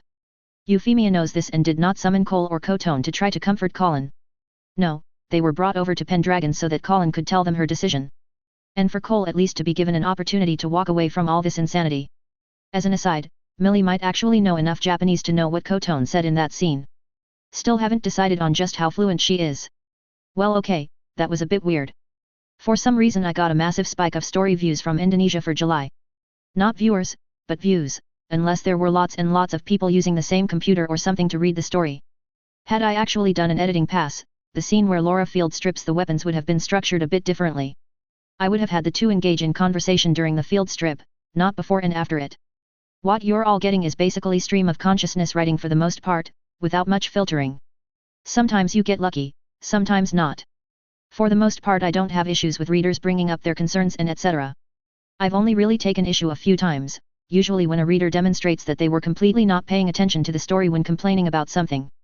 Also don't have much patience for people whom have particularly narrow and dogmatic viewpoints on character interpretation, usually because they like that character and feel personally affronted when said character is portrayed in a less than perfect manner. Those are however pretty much occupational hazards that one needs to be prepared for when actively publishing stories, so for the most part I ignore those complaints after responding once or twice. Reviews where a reader explains their issue or concerns I welcome, regardless of whether it is a positive or negative review. I obviously don't agree with everything that is said, but neither do I demand or expect everyone else to agree with my position on how I've developed this story. That all said, I just want to emphasize once more, that the number of scenes a character gets, the number of times they are referenced by others, does not serve as a direct measure of how large a role they will play in the overarching plot. All of the supporting characters are given scenes to help advance the plot and act as levers to move the main characters, and each other. I take the opportunity these scenes provide to develop these characters, and I will often add scenes to develop these characters further so they can fulfill a future role, but in the long run I also cut a lot of stuff. There are entire plot threads involving characters that I elected not to bother with because of time and attention span considerations. There are additional plot lines that I am even now considering whether I want to spend effort developing or if I'm just going to skip past them. Will that shortchange some characters? Almost certainly. It's the price however for me to not get bored of this story before I can actually finish it. And seeing as we are nearing 900k words in my master draft, the story has gone on way longer than most commercially published novels. Or even some series of novels. Chapter 116. The case of Suzaku Kururugi is an extremely difficult one to fully piece together, with many of the files regarding the youth still classified to this day. The origin of his infamy however can be directly attributed to his actions in the Battle of Tokyo, where he revealed himself to be a traitor to the Britannian forces and assisted the Japanese Liberation Front in their attempt to storm the Keio Medical Campus and murder the Princess Euphemia. Reports from the time indicate Kururugi was bested by the Lady Colin Stotfeld, then still the insurgent leader of Akatsuki, and most assumed that at the conclusion of their duel Kururugi had perished. What was not revealed at the time was that the youth had in fact survived and was taken into the custody of the Ordo Hereticus and moved to Pendragon for interrogation, a move that would allow Lelich Lamperouge, the SDIS operative that first turned Kururugi, to discover his survival in the course of preparing for the Battle of Pendragon. Exactly how Lamperouge was able to free his former comrade has never been disclosed by the involved governments, but suffice it to say Kururugi's escape would provide the youth the opportunity to wreak considerable havoc, on both sides of the Great War. In Blackest Night, The Great War. Chapter 116. UT Residential Magus Valite Quam Periat. The canopy draped over the light utility vehicle proved rather poor cover for the torrential rain pounding down. Suzaku ignored the steady stream of water dampening him, instead keeping his focus on the trail that ostensibly cut through the rainforest to the thought elevator. The locals had not been especially helpful, claiming that the structure was haunted by demons of some sort. Still Suzaku was now regretting not bringing one along to act as a guide. He had underestimated the density of the foliage and was at genuine risk of getting lost, save for the shining beacon that was the thought elevator to his expanded mind. It had taken time and effort, but with Dassault Dunois resources he was finally able to arrange for a trip to the thought elevator here in the Congo. Ironically, the closer he got the harder the actual going was. Leaves crunched under his car's tires, but he was quickly approaching the point where the undergrowth would be too thick for the vehicle to traverse. Coming to a halt, Suzaku grabbed his gear and climbed out.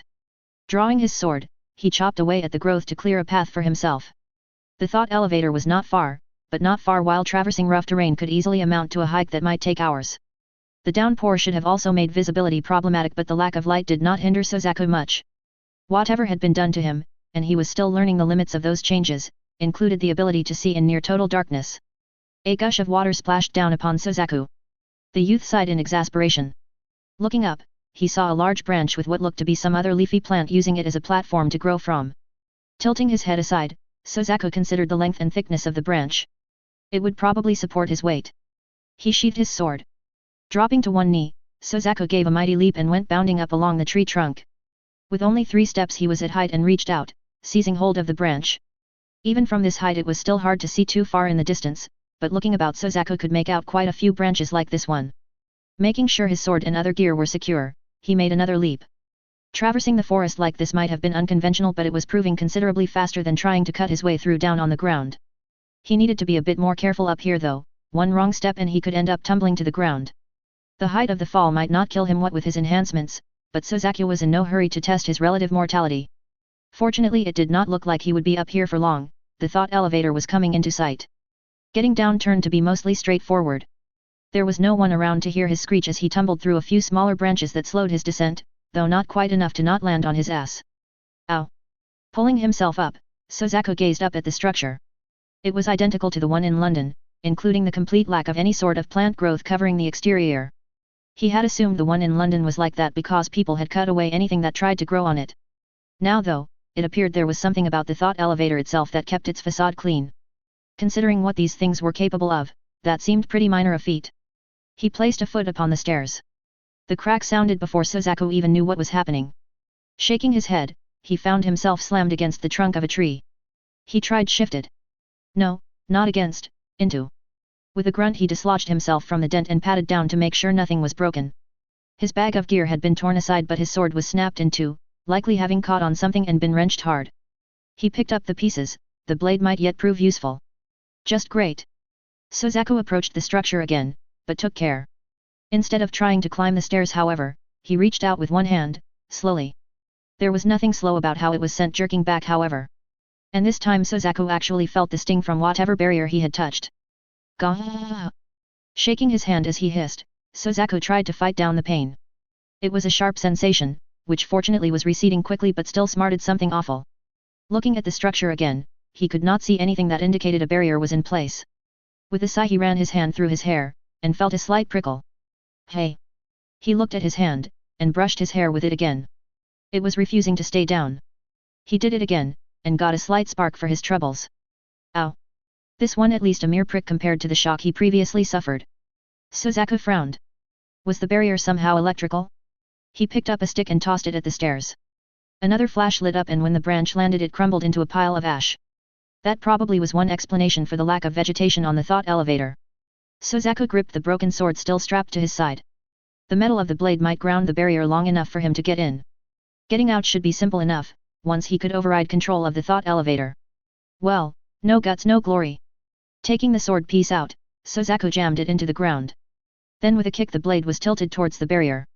The moment a blinding flash erupted Suzaku leapt forward. He still felt a sharp sting cruise through his body, but this time his momentum carried him through and he landed with a thud on the hard stony stairs. The next moment a blast sounded and looking back Suzaku saw the molten remains of his blade pool on the ground. Hopefully that would not start a bushfire. Suzaku let out a sigh and turned towards the entrance. There was no telling whether more defenses lay in wait and he was already down one weapon. He drew his pistol and checked the magazine. Fortunately the gunpowder had not been set off by the electrical field. Time to find out if they would be of any use. Suzaku climbed the steps and at the threshold reached out with one hand again. This time nothing tried to stop him. He pressed forward. The inside of the thought elevator was seemingly identical to that of the London one, with the same set of stone consoles situated near the center. Sozaku stepped up to them and placed a hand on the flat surface. Nothing happened. Frowning, he tried to focus, to try to elicit any sort of reaction from the thought elevator. Gah! His hand went flying back as another shock cruised through his body. It seemed this particular thought elevator really did not like interlopers. The hair on the back of his neck stiffened and Sozaku immediately twisted aside. A sharp prick stung his cheek as the tip of a blade managed to scratch it and draw blood. He instinctively reached for his sword only to grasp nothing but empty air. Cursing, Sozaku pulled out his combat knife and assumed a defensive stance, only to find nothing around him. He frowned.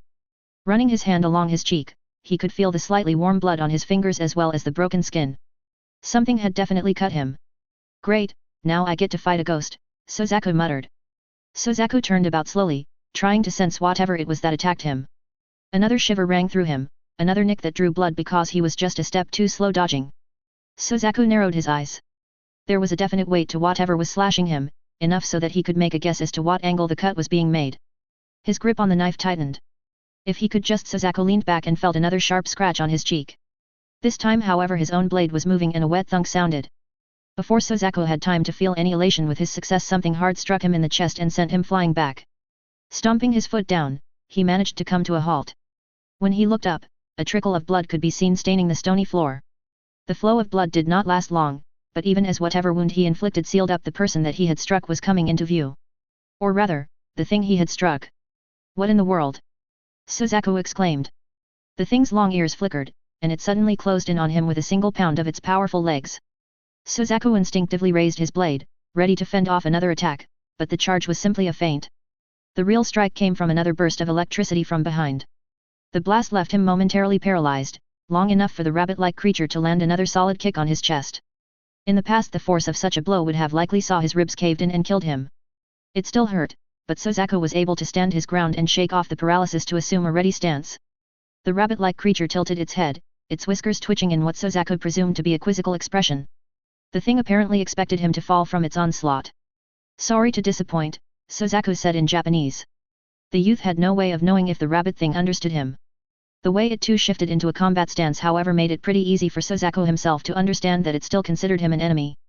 The two stood there, staring at each other as if frozen in their respective poses. And then the mouth on the rabbit thing's snout twisted into an unmistakable smirk. Sozaku jumped aside instinctively but something snagged a foot and he went crashing down hard. He tried to roll away but whatever had caught his foot was strong enough to keep him from wrenching it free. A brief flow of air was all the warning Sozaku got before the rabbit came charging at him with a pounce. Instead of trying to dodge, Sozaku pushed himself up, into the creature's leap. That was apparently unexpected enough that it was unable to get its blade up enough to slash at Sozaku.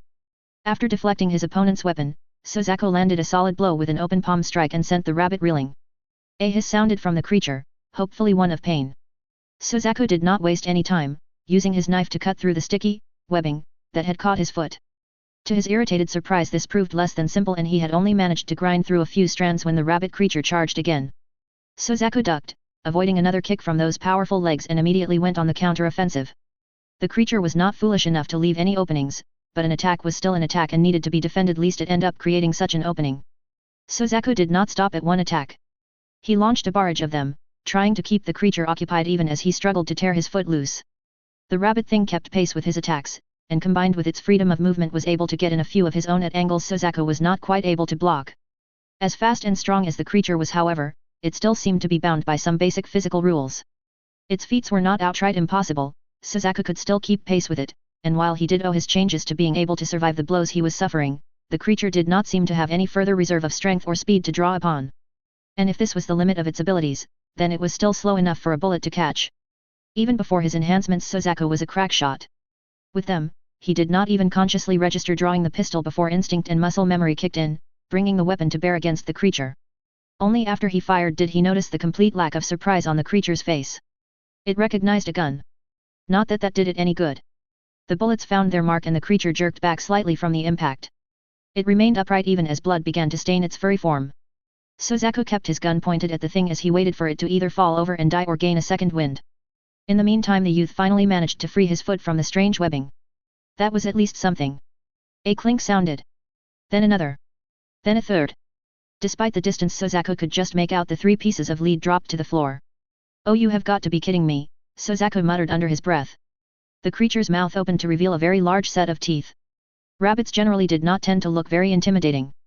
This one was managing just fine as it hissed and snarled at Sozaku. It charged, and Sozaku opened fire again.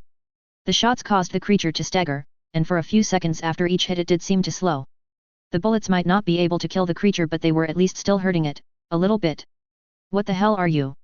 Even as he muttered the question, Sozaku finished unloading the rest of his magazine into the creature. Another glob of webbing came flying down from above, but this time Sozaku was fast enough to dodge getting glued down. And what the hell is up there? The questions were not entirely meant to be rhetorical, seeing as figuring that out would also tell him how to defeat, and likely kill, these things. That there was no one about to give him said answers made asking them out loud a bit pointless. Sozaku focused on the creature before him, ignoring the slight throbbing in his left eye. The thing could bleed, that much was obvious. Anything that bled like so was therefore alive, and anything that was alive could also die. His grip tightened around the knife's handle. Something told him he needed to get his hands on the creature. By his hands, it would die. Sozaku stopped trying to maintain any distance with the creature. Instead he charged forth and closed in with a single bound. If the creature was taken by surprise, it showed no indication of it, standing its ground against Sozaku's charge. Whether it ever realized its mistake, Sozaku neither knew nor cared. The thing tried to grapple him, likely with the intent to keep him in one place long enough to pummel him to death. The moment they touched, however, its form locked up. A single shudder ran through it as Sozaku seized hold of an arm. He barely felt the fluffiness. Instead, a burning sensation flashed through his own body. Gritting his teeth, Sozaku met the creature's eyes and slammed his blade into the thing's chest. Just go die. The thing's mouth gaped at him, as if it was trying to form words and speak. It shuddered again, and this time there was a noticeable glint of distress in its eyes. A distress that became more recognizable as the creature's form shifted from the lithe rabbit form to that of a dark, almost black-skinned man. The man's mouth continued moving, but only wheezes sounded. It was almost as if he no longer knew how to speak actual words. The struggling also became more and more feeble as blood continued pumping out of the ruptured heart. Sozaku did not let go, however, letting the warm liquid run down his arm until finally the man stopped moving completely. Only then did he let the broken body drop, and watched as it seemingly scattered into dust as it hit the ground. Looking at his arm, Sozaku watched as the blood too seemed to evaporate. He still did not know what exactly he had fought, but it could be killed. Sozaku looked up. Just as the thing up there could be too. Why don't you show yourself instead of slinking around up there? He called out. Sozaku did not know if the thing up there understood him, though he was pretty certain it had at least heard him. A skittering, clicking sound was the response as something emerged from the darkened corners of the chamber. Sozaku's eyes went wide. A big, bulbous something with long, skeletal legs. What? Fuck. The giant spider finished descending along the thread from its rear and sat down in near complete silence. Sozaku found himself gazing at not just one eye but a multitude. A shiver ran down his spine. A hiss sounded. Li Xing let out a tired sigh as he sat at his desk. The past few months had grown increasingly trying, ironic that considering the lull in open conflict between Britannia and China. The intensity of the fighting between the Europeans and the Empire on the other hand was growing daily, with the near entirety of Britannia's 6th Army deployed against the Russian Far East. Bits and pieces of 8th Army were also engaged in applying additional pressure on the Europeans, but the bulk of its forces remained in Korea as a threat in being to keep Yang's 13th Group Army pinned. Then there was the presence of 8th Fleet, whose numbers were actually starting to increase. The war staff had estimated that it would take Britannia at least a year to ramp up construction of its flying ships at its various yards. That estimate still seemed accurate. What reports they were able to glean from overseas indicated Britannia was just now laying down new hulls at those locations it had selected to tool up. The problem, one that all of the staff members recognized early on, was that there was nothing stopping the Empire from continuing construction at the shipyard that built the original vessels of 8th Fleet, and that was exactly what Britannia had done.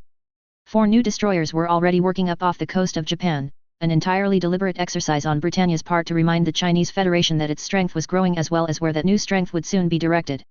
That message was not lost upon the Federation's military and political leadership, and the briefing sessions with the high eunuchs were becoming filled with more and more recriminations. The eunuchs were starting to understand just how screwed China could be and were desperate for any way out. The problem for them was that any method by which China might extricate itself from this war would likely end badly for them personally, a cost that they were not willing to accept. Fortunately for China, there were those more than prepared to make them pay the cost, if they could only stall for a little bit longer. That little longer might prove more difficult to manage than he would have liked, unfortunately. The nervousness of some of the eunuchs was starting to shift into paranoia, not unwarranted all things considered, but it was making things more complicated. The orders he issued as part of coordinating the reinforcements to the city's defense were coming under ever greater scrutiny, with ever more frequent demands for justification from Cheng Zhong and Zhao Hao. Such micromanaging would have been tiresome under even ideal circumstances. Now, their interference could spell disaster even ignoring Li Xing's genuine ulterior motives. Li Xing's ears perked up as he heard the sound of footsteps fast approaching. A familiar set at that. The door nearly flew open as Zhou Xianglin burst through. Sir! We've received a report that the Britannian 8th Fleet is crossing the Yellow Sea with over a dozen troop transports. Li Xing's eyes narrowed. This was it, the opportunity that they had waited for. Now it was up to him to make the most of it. He rose. Begin executing contingencies, he ordered. Start transferring reserve units to their designated points immediately. Yes. Before Zhou could finish, more footsteps sounded. The woman turned about and Li Xing looked past her to see a soldier in the dress of the Imperial Guard rapidly approach. The man came to attention before the major and spoke with further preamble. Sir, the council wishes to speak with you immediately. Li Xing tried not to scowl. This was not the time to be dragging him before the council to try to soothe their nerves. Every minute wasted doing that would in theory leave him with that much less time to coordinate the capital's defense, amongst other things. The soldier obviously saw through Li Xing's attempt at composure as he spoke again. They are insisting, sir. Very well, Li Xing managed before looking back at Zhou. Continue the mobilization as you can, inform the field commanders to fall back on contingencies until they receive new orders. Yes sir, Zhou said before hurrying away. Li Xing looked back at the soldier. Let us make equal haste. The soldier nodded, turning about and leading Li Xing towards the council chamber. Not that the major did not know his own way, but the eunuchs were obviously feeling nervous enough that they wanted assurances above and beyond the usual. The two hurried to the chamber and Li Xing was shown in immediately. The obviously energetic discussions died down almost immediately as the major came to a halt and bowed before the old men. Your Excellencies, he said. Major Li, Huang Qian said for all of them. You know why we have called upon you. The Britannians appear to be making for the mainland, he answered frankly. With the force composition that we are seeing, their target is almost certainly the capital. Yang should have attacked the Britannians instead of just sitting on his ass, Zhao Hao growled. This would have never happened then. In fact, had the general done that, the Federation's defeat might well have been accelerated. There was little point trying to repeat this point when all previous efforts to make it clear had failed, so Li Xing did not even bother. Regardless of what might or might have been, the present situation requires that we focus on the now, the major said, perhaps a bit rudely and certainly without the deference that the eunuchs might traditionally expect. I have issued orders for the reserves to be mobilized and deployed. What? Who said you could do such a thing? Cheng Zhong demanded. Li Xing's mouth remained hanging open for several seconds after he was cut off as the major simply gaped at the counselor. When he finally recovered, he could not quite keep the incredulity out of his tone. This is all part of the contingency planning that I presented before, Li Xing said. Planning that this very council approved of. It was plainly evident that quite a few members of this council had convinced themselves that such plans would never actually be used. Now that reality was asserting itself, they were at a loss as to how to respond. These were the men that held China's fate in their collective grip. Well, no longer. Your Excellencies, time is of the essence, Li Xing said. If we are to stand any chance of saving the capital, we must begin mobilizing now. The councillors were unhappy, anyone could see that, but even they were not so stupid as to refuse to recognize an irrefutable truth. Or at least this irrefutable truth, heavens only knew how many others they had ignored over the course of their lives up to this point. See to the city's defenses, Major, Huang said, his voice taking on a gravely tone. Succeed, and you will be assured a place of great honor. Fail, and he would likely be too dead for any threat to matter. Li Xing clicked his heels together, bowed, and quickly made his way out of the chamber. The future of China would depend on his actions these coming days. He would not be found wanting. The various private apartments within the imperial palace were designed to be very comfortable to actually inhabit. As such, the walls were actually thick enough to offer some decent soundproofing. Still there were gaps, as sturdy as the doors where one could still hear a little bit from their cracks. All these minor details were of pertinence as Geass found himself waiting outside the door to the Princess Millicent's residence. He had knocked once already and a very muffled voice called out in response. What he could make of it seemed like the occupant was asking him to wait a bit. The sound of shuffling footsteps that was just barely audible gave further proof that there really was someone in there. When door finally opened, a slightly flustered-looking Nina greeted him. Yes, oh, Geass. Nina, Geass greeted with a slight smile. Apologies for disturbing you, Her Highness asked to meet with her today. Nina blinked. Really? Millie didn't make any mention of that to me. The edge of Geass's lip quirked at Nina's annoyed expression. It was just the right mixture of petulant and worried that he found it hard to suppress the laughter building up within. He cleared his throat, masking the sound as best he could. Knowing Her Highness, I am not surprised, he said. Do you happen to know when she will be back? Oh, actually she should be back already, Nina said. But please, come in and have a seat, there is no reason for you to stand out here waiting. My thanks Nina, Geass said with an appreciative smile. The interior of this apartment was now a familiar sight to the young man, seeing as he had spent a considerable amount of time in them over the past few months while working with the Princess Millicent. And while he had also grown familiar with the princess' flippant sense of humor, he recognized early on that attitude masked a keen and sharp mind that let little slip past. The fury that the princess felt about her family's old assets being used to support Hereticus Black operations was also made abundantly clear from the icy tone that often pervaded their discussions. All in all, there were much worse nobles than Her Highness, and Geass counted his own father amongst that lot. As he settled into the couch, Geass noted the number of papers hastily stacked together and shoved under some books. He did not give them more than a cursory glance though, it was evident whatever they were he was not meant to see them. My apologies for disturbing you, he did at least extend that much courtesy as Nina presented him with a cup of tea. And my thanks. Nina favored him with a smile of her own. It is no problem. As I said, Millie did not let me know you would be stopping by today. Though seeing how often you have been stopping by, I suppose Millie just took it as a given that I would know the schedule.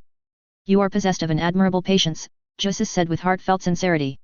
Nina giggled. She's not that bad. Geass declined to agree or disagree, instead sipping from his cup. A touch of mint this time. Yes. It was taught to me by one of Her Majesty's secretaries, or former secretaries, while we were back in Japan. I see, Geass said. It adds a certain refreshing complexion to the drink. I thought so too, Nina nodded in agreement before a yawn escaped her. Oh, excuse me. Putting in late hours. Geass remarked offhandedly. Yes, Nina admitted. There's just been a lot of work, and the time zone differences mean I have to be up late from time to time to communicate with the team back in Tokyo. Oh. Nina's mouth opened again, but she seemed to recall something and shut it without a word. Geass gave her an understanding smile. Forgive me if I am prying. No, it's all right, Nina assured him. This is something that I'm not supposed to discuss with others in general, it's not you or anything. I mean, you've been helping Millie with all the things about her family's estates. The young woman had likely meant her remark to be reassuring or serve as a compliment, and that was how Geass chose to interpret it. Still, a small painful reminder of the circumstances that ultimately led him here was inevitable. I thank you for your consideration, Geass said. And I hope that the faith being shown in me will allow me to make at least some amends for my family's offenses. Nina frowned slightly and reached out, placing a hand over Geass. You're a good person, Geass. Don't let what others have done define you like that, especially when you yourself didn't do anything wrong. That is generous of you to say, Nina, but I'm afraid I cannot escape all responsibility for what happened that day. I failed to talk my father out of participating in the attack on Pendragon with our province's guard, and I accompanied those guardsmen when they crossed the border. I am complicit, even if I am not necessarily guilty. Nina shook her head. You may have accompanied the Carolinian guard, but that was not the only thing you did. You stood them down and saved many of their lives. That was a very brave thing to do, Geass, and it showed that at heart you are a good person. Others have said this to me, Geass responded, a slight smile forming. I think this time I might actually believe it. Nina smiled warmly back at him, and Geass found himself the most relaxed he could remember for a long time. Here was a person whom held no particular expectations for him, whom did not care about his past titles or heritage, and simply looked at him as the person he was. It was an almost quaint sensation, one that he had not even realized he missed from the time when he lived with his mother. Before those thoughts could take their natural course, the door to the apartment opened. The two looked over to see Millie enter with Mikasa right behind. Geass immediately rose and came to a respectful posture. Your Highness, he greeted. No need to trouble yourself on my account, Millie said, a wide grin for some reason plastered over her face. I'm the one that's late. My apologies about that, traffic ended up being more tangled than expected. Geass simply nodded in acknowledgement and waited for Millie to get to the purpose of today's meeting. The way the princess was looking at him though, it was almost like she was a cat eyeing a mouse as it prepared to pounce. Pulling out a cell phone, she glanced at it and smiled. Well, look at the time. Have you had a chance to eat dinner yet, Geass? Geass's eyes flickered as alarm bells began ringing in his head. Not just alarm bells, but something like 1,000 icicles running down his spine. He glanced over at Nina and saw that she too was taken aback by Millie's words. But when she met his gaze, she offered a slight, comforting smile, and the edge of his anxiety subsided. The core was still there, but his thoughts were at least a bit steadier. He looked back at the Princess Millicent and noted that she was still regarding him intently. But her smile was entirely natural, and there was even a touch of warmth to it. Her Highness personally wanted him to accept, and not just for her own sake. Geass took a deep breath. I have not, Your Highness. The woman's smile grew wider. I think you and I know each well enough to dispense with such formalities. Millie will do just fine. And since you have not eaten yet, would you care to join me and Nina? If nothing else, I can promise that the palace's chefs are entirely deserving of their reputation. They would need to be if he was to be able to keep food down in his churning stomach. The answer he gave however showed no hint of hesitation. I am happy to accept your invitation, Millie. Li Xing checked the time. By now 3 regiments worth of infantry had taken up positions around the inner city. They were still outside of the Forbidden City of course, there was no way for him to justify stationing them within the walls without being completely blatant that he was launching a coup, but they were close enough to quickly advance upon the palace when the time came. Even more importantly, they had enough heavy weapons that they could breach the walls as well. Timing would be the tricky bit. He needed to wait until the Britannians were close enough to warrant an active response, otherwise the Imperial Guard would suspect something was amiss and try to stop him. They would likely be overrun eventually by sheer numbers, but the later Li Xing could forestall the guard figuring out the truth, the greater the chance of a clean coup de grace. Major Li. Of course fate could yet intervene. Li Xing turned about to face one such guardsman. Apologies sir, but Councillor Xia insists on speaking with you, privately. The major's lips thinned. He had expected some sort of interference from the eunuchs, assuming they were not too busy packing up as much of their treasured belongings as they could before fleeing the city outright, but a request coming from Xia Wang came with a different set of portents than from the others. Very well, Li Xing said and hurried towards the councillor's chambers without further delay. In truth he should have perhaps verified with the guardsman that that was where Xia would be waiting, for all he knew the treasurer was as busy preparing to run away as his fellow councillors. That no correction came from the guardsman hurrying after him should have been promising in at least some respects. A few minutes later Li Xing arrived at the councillor's office. To his surprise there was a significant number of guardsmen about. None barred his way however, and he was promptly shown in, and was greeted with a joyous cry. Brother Li! The young girl dashed over and outright clamped onto him. Such behavior was most unbecoming of an empress, but for a girl of her age it was almost normal. Your Majesty! Li Xing said, confusion clear in his tone. Ah, good, you are here. Looking up the major watched as Xia approached. What is going on, Your Excellency? Briefly, much as you and General Yang, Cheng Zhong has set his own plans into motion. Xia's mouth quirked into a knowing smile as Li Xing fought to maintain his composure. Your efforts to hide your intent were passable, but someone like Cheng Zhong is simply far too paranoid to not suspect something. He is a patient man however, and so elected to try to commander your plot to serve his own purposes. Fortunately for you, the two of you were not the only ones weaving plans. So what do you intend, Your Excellency? Li Xing finally managed. I intend for you and the general to succeed. And for that to happen, Xia pointed a finger at the major, you need to get Her Majesty out of the city now. For all his practice maintaining a neutral demeanor, Li Xing's control utterly failed him this time as he gaped at the councillor. What? Xia chuckled mirthlessly. Is it still unclear, Major? I did say that Cheng Zhong is setting his own plans into motion. His eyes fell upon the young empress. Or I suppose it is a continuation of his original plans. Li Xing's grip on the girl tightened instinctively and she in turn hugged him tighter as well. He looked down at her and was met by shimmering, frightened and yet earnestly glad to be with him. He stroked her head and Zhang Luo smiled at him. Li Xing smiled back before looking back up at Xia. I will see Her Majesty to safety. Xia nodded gravely. Then make haste, Major. Li Xing returned the motion, but hesitated a moment. What of yourself, Your Excellency? The Major had used that address countless times before. This might well have been the first time he meant it. Xia smiled slightly, this time a hint of sorrow mixed in. Someone needs to remain behind, to ensure Cheng Zhong does not suspect anything until it is too late. And if you move quickly enough, you might well be able to bring your allies back to the city quickly enough. That was a forlorn hope, both men knew. The moment the other eunuchs realized what Xia had done, they would almost certainly kill him out of spite if nothing else. Nonetheless Li Xing forced himself to give a determined nod. I will return with haste, Your Excellency. Xia smiled again, and reached out to give the Empress a pat on the head. The girl did not flinch or draw back, instead smiled warmly at the older man. Thank you for everything, Uncle Xia. I am unworthy of your gratitude, Your Majesty. But if you wish to truly thank me, go, and live a long and happy life. End of chapter 116. Finally. Now I can ignore Sozaku for the next 2 or 3 chapters that will be necessary to conclude the Chinese Federation arc. Sozaku's scene probably confused a lot of you.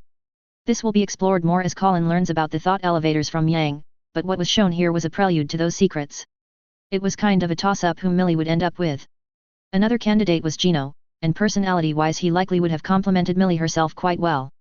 The issue was whether he and Nina would mesh, and I wasn't seeing it. There's also the issue that Gino is on the other side of the world.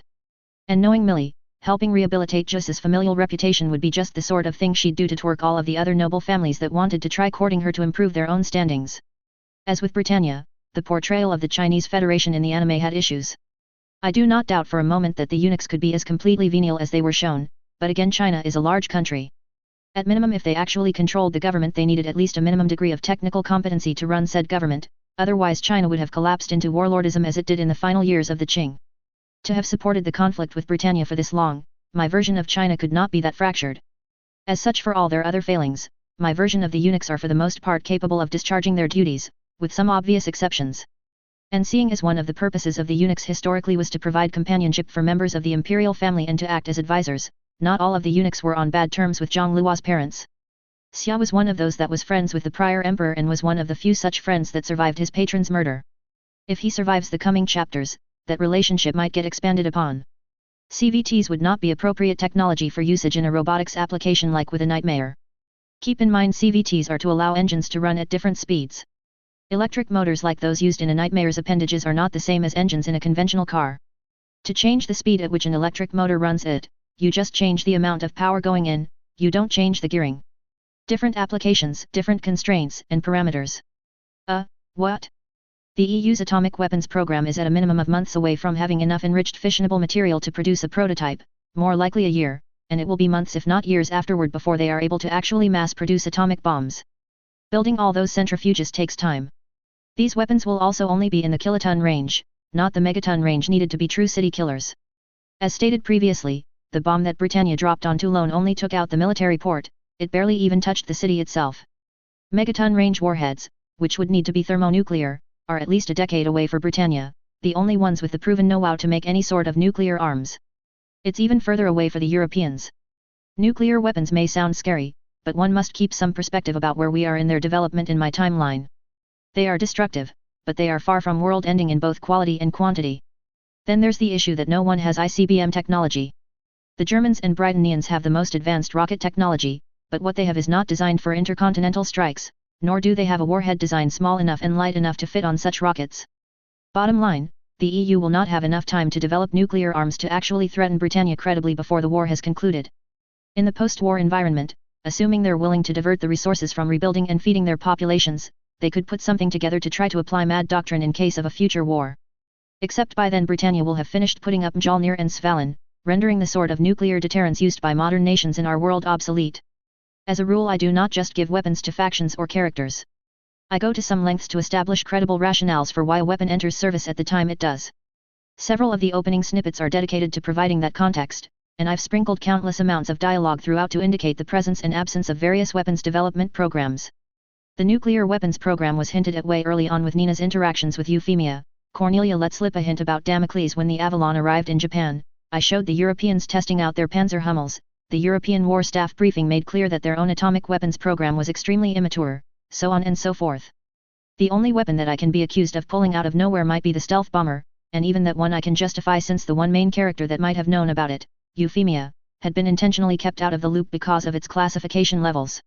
She might have been involved in arranging for funding for Damocles and Muspelheim, but not Hades, and she had no need to know, therefore she, and the readers, did not know until after she became Empress. Chapter 117. The stratagem employed by General Yang Wenli in his coup d'état against the High Eunuchs was concurrently both extremely methodical and highly daring. The former, because the general had obviously been planning it for years before finally kicking it off.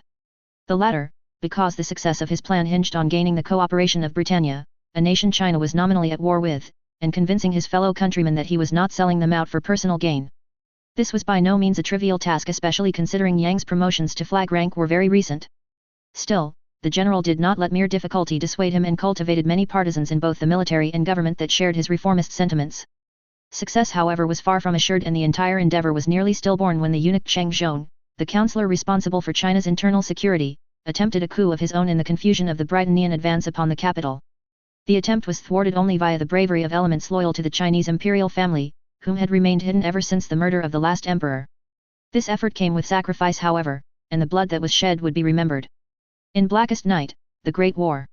Chapter 117. Obliti Privatorum, Publica Curate. Colin's hands were clasped behind her as she regarded the scene aboard Empress Marianne's flag bridge. While she was not trained to read a naval plot like the one displayed, she could at least infer some basic points of information. Anything more detailed was what the remarkably youthful-looking lieutenant, senior grade, Frederica Greenhill, whom would have been a captain in the army, was here for. No further word yet from the city? Colin asked.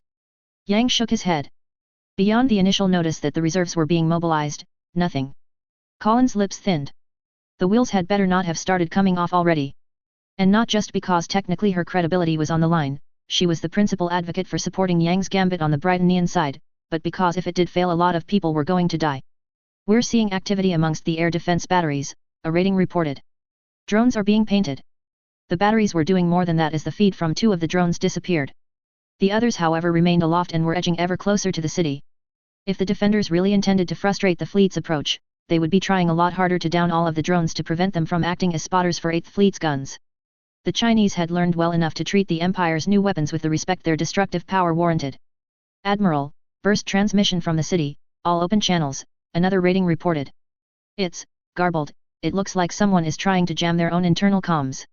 Wolfgang glanced over at Colin, whom directed her own gaze at Yang. The general returned her gaze and nodded. It has begun. Not exactly the most confidence-inspiring assertion, but it would have to do. Colin turned back to Wolfgang. Bring us in, Admiral. If Wolfgang held any doubt as to his nominal superior's judgment, he did not reveal it in his bearing or tone. Yes, Your Highness. All ships, we are committed, I repeat, we are committed. The destroyers were the first to start moving, all 7 of them. For this operation Task Force 80 had been granted all of the newly commissioned destroyers, and while their operational readiness was still wanting, the hope was that they were at least ready to carry out this feint. Of course some effort had been made to account for Murphy, which was why the newer ships were positioned such that any screw-ups on their part would be slightly less catastrophic for the rest of the task force. The troop transports were huddled behind the carrier itself, protected by the ample point defenses of the massive vessels as well as the battleships. A mixture of anxiety and eagerness filled the troops aboard them. Having spent the past few months preparing, they were itching to finally get a chance to take to the field. Now that the task force was moving in, that chance was coming every nearer. We're seeing activity at the West Gate, Lieutenant Greenhill said. There are definitely indications of a firefight. Colin regarded the display along with Yang and their naval minder. The video feed from the drone was hazy, a limitation of both its radio bandwidth and camera resolution, but even so they could make out flashes that were obviously guns discharging. Their frequency was also increasing, suggesting the intensity of the fight was escalating. How long before we're in range? Colin asked. Another 5 minutes, Your Highness. Colin grimaced. The hope had been for 8th Fleet to enter engagement range before Yang's partisans in the capital kicked things off. They were not quite that lucky, but that there was fighting at all indicated someone was making a move. Now they just needed to get there quickly enough to help, whomever they were supposed to help. Are the air defense batteries still painting us? Colin asked. The lieutenant spent a moment looking at her console before nodding. Yes, Your Highness. It was probably too much to ask for the defenders to completely disarm themselves and allow Britannian warships to close on their capital. And from the sheer number of batteries, the Chinese would almost certainly be able to down a few of 8th Fleet's numbers, perhaps even the Empress Marianne if they committed all of their shots to the task. Alarms suddenly blared and Colin wondered for a brief moment whether that was what was about to happen. Launch detected. Single battery, AA missiles vectoring towards the Prince Lelich. Colin frowned. That must have been at the very edge of the battery's effective range. For them to fire like that, without waiting for the ships to get closer so they could coordinate with the other batteries, either its commander was an idiot or something was very wrong. Detecting artillery battery firing. Target, hostile missile battery. Now that was even more surprising. Colin watched as explosions ripped apart the battery that had just moments ago threatened them, however impotently. Now it was just a pile of twisted metal stained with blood. It seems your partisans are intent on seeing their duty through, Colin remarked. They understand well that the soul of China is at stake, Yang said, his voice grave and determined. And along with it the future of the world, both left unsaid. Having a code-bearer like Yang as an ally would be very important in the days to come, never mind the man's intention of passing his code on to Colin. Another burst from the city, the communications rating reported. This one came in the clear. The Chinese officer that had been assisting with translation suddenly shot up and turned towards Yang. Yang's eyes flared and he bounded over to the radio station, seizing hold of the headset. Colin, not understanding Chinese, could only begin to guess as to what elicited such a reaction from the general. The funny thing about Chinese and Japanese though, in addition to the usage of Chinese characters in both languages, there were a few instances of actual homophones. The enunciation might be different, but the sounds were similar enough that one could take educated guesses as to what a word meant. One particular word that kept cropping up was tins, which was similar enough to the Japanese tenshi that Colin could infer the meaning. That and Colin had heard Yang refer to the tins to his fellow officers on more than one occasion, and there was only one person that could mean. And of course there was Nemo. What's happening with Her Majesty? Colin demanded as she followed Yang. The general raised a hand, listening intently to the voice on the other end. Had Colin not had Nemo providing her with a real-time translation of the conversation, she likely would have been tapping her feet from sheer impatience. As it was, her own expression was focused as she listened to the somewhat garbled transmission. Someone, obviously another of Yang's allies, had attempted to sneak the Empress from the Forbidden City. They had only partially succeeded and were now trying to fight their way from the outer city. That they were openly broadcasting the presence of the Empress though, either this was a feint or things were really bad. As Yang put the headset down and Colin met his eyes, it was becoming clear that it was the latter. Can we deploy troops to relieve them? Colin asked, both to Yang and Frederica and by extension Wolfgang. We still have no signal for where to put down troops, Your Highness, Frederica answered. Until we do, we cannot land the transports. That was only technically true. The fleet could attempt to create such a landing zone itself, but that might unsettle enough of the Chinese troops on the ground that their entire gambit would fail. Colin was not about to let that happen. We can't land the transports, but what about something smaller? Wolfgang noticeably winced at that, likely contemplating what would happen to him if something were to happen to Colin. But the Admiral held his nerve and gave a short, choppy nod. We can put down a few sea sprites, and I can have Cobras escort you in. Then let's do it, Colin said, making for the flight deck. Yang was right behind her. Shouldn't you be remaining here to coordinate the troops? Colin said with a slight smirk. Yang returned it. I could say the same to you, Your Highness. Colin snorted. And then noticed another officer behind them. Lieutenant? What are you doing? I am your assigned naval liaison, Frederica said. I will remain at my assigned station until otherwise relieved. Your assistance will be well appreciated, Yang said before Colin could muster a response of her own. Frederica favored the general with a smile of her own and nodded. They were all in this together, until the end. Please keep down, little sister. Even in such circumstances Li Xing could not shake the deference he showed to his sovereign. At the same time that respect did not stop him from physically keeping her hidden as they headed towards the rendezvous. The standard army vehicle they were riding in had only relatively thin armor, and if Zhang was discovered they could easily be overwhelmed with even light weapons. Then again the cadre of guardsmen accompanying them would lay down their lives to forestall such an end. Whether they could prevent it was another matter entirely. We're approaching the point, sir, the driver said. Li Xing nodded. The officers that commanded the company they were meeting with were all veterans of the Indian campaign and even included a few others rotated back from the Korean theater. None of them were especially fond of the eunuchs, but their loyalty to China, and to the sovereign that ostensibly represented the nation, was unswerving. And while their numbers were still no guarantee of safety for the Empress, it would considerably increase the odds of them surviving long enough to get out of the city. Li Xing's radio crackled. Or perhaps not. Major Li, a strained voice sounded. You are hereby ordered to return to the Forbidden City immediately, by order of Councillors Cheng and Zhao. The others all shot him pensive looks. It appeared that for the moment the eunuchs were not preparing to gun for them outright, but that would change very quickly. There was little point in lengthening the masquerade any longer, better to seize the initiative and try to throw their opponents off balance. Li Xing held up the radio, but not to respond to the order. All units, execute contingency 99. Another point of no return crossed. It was without a doubt that some of the Imperial Guardsmen were innocent of the corruption that permeated the court and were loyal to their Empress. Excepting those currently accompanying Li Xing and Zhang, however, there was no way to be certain, and their blood would soon be on his hands. Captain Wang, we are approaching your position, Li Xing continued on a different channel. Weapons hold and be prepared for immediate withdrawal from the city. Acknowledged, Major, came the response. Not knowing whom Li Xing was bringing with him, the good captain was likely wondering why his unit would be withdrawing when all the other royalist troops would be moving against the palace. Still, the captain was a seasoned soldier and was prepared to accept Li Xing's judgment. They soon came into sight of the company's troops, many in the process of boarding vehicles in accordance with Li Xing's orders. The captain himself stepped forward to meet their own car. There was a noticeable tensing as the regulars noticed the guardsmen, but that was diffused easily enough. Li Xing stepped out, and turned about to guide Zhang down. Once she stood before them, the major dropped to his knee, as did the guardsman. Your Majesty, he said, loudly enough for the other soldiers to hear. After a brief moment, all of them likewise fell to one knee. We will see you to safety, Li Xing continued, even if we must lay down our lives in the process. This I promise, Your Majesty. Jiang's expression winced at the mention of that possibility, not just of her own mortality but that of the men before her. Li Xing was again reminded that at heart his Empress was still a child, and a lonely one at that. But she was her father's daughter, and her mother's. Zhang reached out, placing her dainty hands upon Li Xing's shoulders. I know this to be so, brother Li. But I hope that such a need does not come to pass. A child, yes, but an empress. And one day she would be one in fact as well as in name. That all those gathered here firmly believed. Xia staggered under the blow, his aging body screaming in protest at the mistreatment. Not that he was about to give his tormentors the satisfaction of doing so openly. What exactly did you think you would achieve? Cheng said, his voice like prickly needles to the ear. Do you honestly believe that your ploy will succeed? Xia rose slightly and met Cheng's gaze without flinching.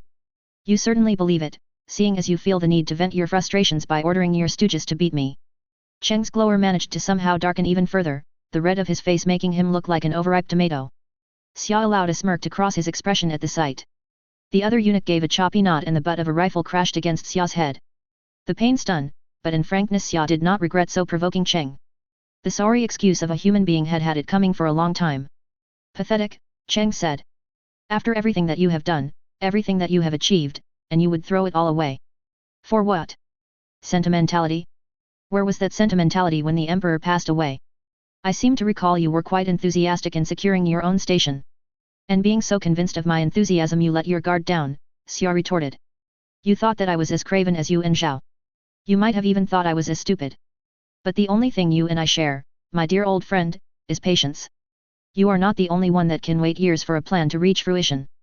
And unlike you, I am prepared to sacrifice myself to achieve that fruition. Cheng regarded the other eunuch.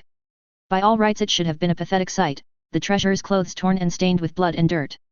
He should have felt nothing but contempt, but Xia's eyes were utterly unwavering.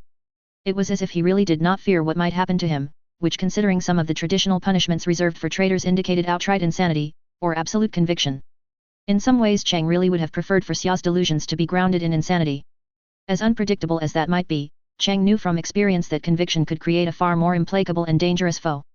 Xia was now providing another demonstration of that point and the result might well be catastrophic for Cheng personally. Enjoy what little time you have left, Xia, Cheng said, his reedy voice just managing a lower pitch. I will see to it that you die knowing the ruination of your plans. Xia actually smiled back at Cheng. It was not a pleasant expression. You dare not kill me now because you fear losing a bargaining chip when they come for you. You know that your control is slipping, Cheng. It will be you whom dies with the regrets of your life weighing upon you. Cheng sneered at the other eunuch but found that he could not quite muster a retort. He spun about and left the cell. The guardsmen he had sent after Li Xing and the Empress might yet catch up with their quarry, but if they did not he needed to see to his own safety. As much as Cheng did not want to think about it, Xia was right that things would end badly for him if the traitors succeeded. Cheng had not made it to his present position by only ever leaving himself with one option, however, and though it galled him that Xia was right, keeping the other eunuch alive was indeed to keep certain doors open. Now though he needed to see to his other options, like... A distant rumble interrupted Cheng's train of thought and brought him to a halt. As he listened more closely, he heard more of them and realized they were not so distant after all. Report! He cried out. The senior guardsman was listening into his radio and took a few moments to get a clear enough picture to answer Cheng's question. The eunuch's mood darkened with every passing second, but even so frustrated his patience proved sufficient to make him wait. Barely. Your Excellency, we have reports of regulars with heavy weapons advancing upon the Forbidden City. Another explosion sounded, adding emphasis to the words heavy weapons. Cheng clenched his teeth. There was no time to waste, he needed to escape the city before the traitors breached the palace's walls. The initial dash for the city limits had proceeded smoothly, especially with the other companies providing a handy distraction as they started bombarding the Forbidden City. Unfortunately a few guardsmen loyal more to their pay than their duty had obviously set off in pursuit before the attacks began and were even now harrowing them. Even worse, whatever ethical failings they possessed did not extend to their skill as soldiers. The eunuchs might have valued loyalty a bit more than competency, but that did not mean their sycophants were incompetent. Li Xing let off another burst from his rifle but handily missed. That was not the point however, he just needed to keep the enemy from getting off a shot of their own. The soldier frantically working next to him finally managed to get the belt into the machine gun, slammed it shut, and performed the task that Li Xing was trying to do. When performing suppressing fire, there was no substitute for the nearly 1,000 rounds a minute a machine gun could pump out. Well, there were, but none available to Li Xing and his troops. Get moving, sir! One trooper yelled. With a grunt Li Xing complied, retreating back to the vehicles. Whether through luck or skill, or a combination of both, the guardsmen had managed to flank Li Xing's company and were pressing hard. And from their liberal use of explosives, they had no intention of taking prisoners. The consequences of this callousness was not just limited to the soldiers dying about Li Xing, the Major could see the broken bodies of civilians whom failed to flee quickly enough when their hiding places were torn apart. While it was certainly true that the Federation soldiers were not trained to place particular emphasis on avoiding collateral damage, the complete indifference of the guardsmen to their own people dying from their actions sickened Li Xing. Sickened and enraged him. "Captain, status," Li Xing said as he pressed himself against the wall next to the officer. "They've got anti-armor weapons," Wang replied grimly. "I suppose we should be lucky they don't seem to have any rockets to go with them. As it is, I've got most of a platoon completely chewed up trying to punch through. Any responses from our call?" "Some, reinforcements are definitely on their way, but whether they'll get here in time." Li Xing's expression also tightened. He took a deep breath. "They'll get here. We just have to hold out until then." Wang gave a curt nod. And then regarded Li Xing thoughtfully. "All that matters is Her Majesty. The longer she remains here, the greater the chance she will come to harm." That much was obvious, what they could do about it less so. They were not completely encircled, but the traitor guardsmen were slowly creeping about to do just that. "We've got them stalled along the western flank," Wang continued. "They're trying to work their way around south of us to cut us off from reinforcements. I can push a platoon through the north and get you and Her Majesty out that way. That'll take you closer to the palace, but you might be able to link up with groups hitting it." Li Xing nodded. It was certainly one of the less bad options available to them. "And what of yourself?" Wang's smile came with visible effort. "I will remain at my station and try to hold for as long as I can. The more guardsmen I can keep pinned down, the better the chance you will have." The Major grimaced. Wang's choice might well be the right one, but in all likelihood it could well mean the death of everyone left behind for the diversion. And yet, what other choice did any of them have? "I will see Her Majesty to safety," Li Xing stated firmly. Wang nodded. And then his expression softened ever so slightly. "Her Majesty is just a little girl. Her life should not end like this, not before she has had a chance to actually live." Li Xing smiled at his comrade, at his friend. "She will not. That I swear." That was all the time they had. Li Xing hurried to where the Empress was huddled away. The girl's eyes lit up at seeing him, searching for some reassurance in all this carnage and chaos. Slinging his rifle over his shoulder, Li Xing picked her up. She felt so light compared to his weapon. "Your Majesty, we need to go." Jiang's eyes widened. But what about Brother Wang? And everyone else?" The plaintive plea twisted Li Xing's heart. "He, and the others, are where they need to be." The girl's eyes widened but Li Xing could not give her time to protest. Tightening his hold over her he took off, the single platoon and squad of loyal guardsmen forming a protective cordon. The lead elements were already exchanging fire with the traitors and it would not take their opponents long to realize what was happening. They would not be given any time to act upon it however as a primal cry sounded. Even as Li Xing and his detachment fled, another platoon charged forth into the lines of the enemy guardsmen. The challenge they bade rose above even the din of bullets and bombs and Li Xing dared hope that they would yet emerge victorious. Hope was all he could do for them however as he needed to focus on his own situation, his own mission. The radio crackled, Li Xing barely hearing it as they rang. "Major Li, please respond." "Report," Li Xing replied curtly. "Britannian ships are approaching the city, both warships and troop transports." "What do we do?" Li Xing grimaced. He knew that Yang had cut a deal with the Empire, but the exact terms of that deal remained secret for security reasons. He needed to make a decision now, whether to trust the general and the Empire with the fate of his nation. But now, did he have any other choice? In a way, he did. One could always decide one's death. Li Xing looked down at the Empress and saw a pair of scared eyes meeting his gaze. But he was not ready to die today. He spoke into the radio again. "Make sure those ships and transports get through," he ordered. "The Britannian forces are here to help restore our sovereign to her rightful place." "Understood, Major." It could not have been easy for his compatriots to accept such an order, especially for those veterans that had faced Britannia in other theaters.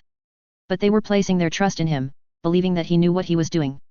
Just like Xia had, just like the Empress was now. He would not fail them. Screams sounded, these ones almost adjacent to him.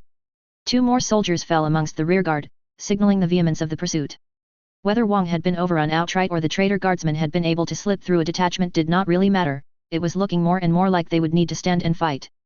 With all the chaos about them Li Xing did not even notice the steady hum of helicopter blades spinning, not at first at least. By the time the noise was loud enough to demand his attention, other sounds were already starting to eclipse them. The Sea Sprite had a distinctly different feel from the Black Hawk Colin rode in previously, though whether someone without her sensitivity would notice was an open question. Still it was not as if Colin was paying particular attention to the smoothness of the ride, her senses were however boosted enough that even without paying it her mind was unconsciously noting such details. Her conscious attention was focused on the battle unfolding all around her, as well as searching anyone that matched the physical description of the young Chinese empress. As it was when she did find a match, sighting the girl in question clutching tightly to a soldier that was trying to flee with her, Colin immediately leveled her sniper rifle and opened fire. Not at the empress or her escorts of course, but at the soldiers pursuing them. The commander of the pursuing company was in mid-shout when Colin's bullet found him. His chest exploded in bloody fragments from the single .50 BMG round she fired. The traitor guardsman had only a single moment to register the event before more shots followed, this time taking out the platoon commanders. As disciplined and skilled as these soldiers were, even they needed time to react to such disruption.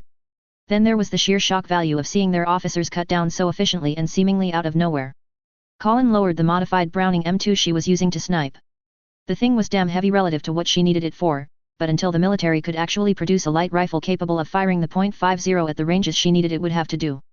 For now though she needed to coordinate the rest of her troops to make sure the Chinese Empress was rescued. Priority package mile out, pursued by hostiles advancing north. Neutralize pursuers with extreme prejudice, restrict ordnance to non-explosives. Acknowledged Your Highness. 2 of the gunships veered off and positioned themselves immediately west of the skirmish. The next moment streaks of light flashed as they unloaded with their turrets. That amount of lead slamming into the ground was more than enough to force the surviving guardsmen to dive for cover. What few shots they managed in response fell well short of hitting the Cobras, much less actually endangering them. With the enemy suppressed, the Sea Sprites came in low enough for their respective detachments to disembark. The Marine squads charged out, maneuvering to encircle the enemy troops even while Colin, Yang, Frederica and their escorts moved closer to the loyalists protecting the Empress.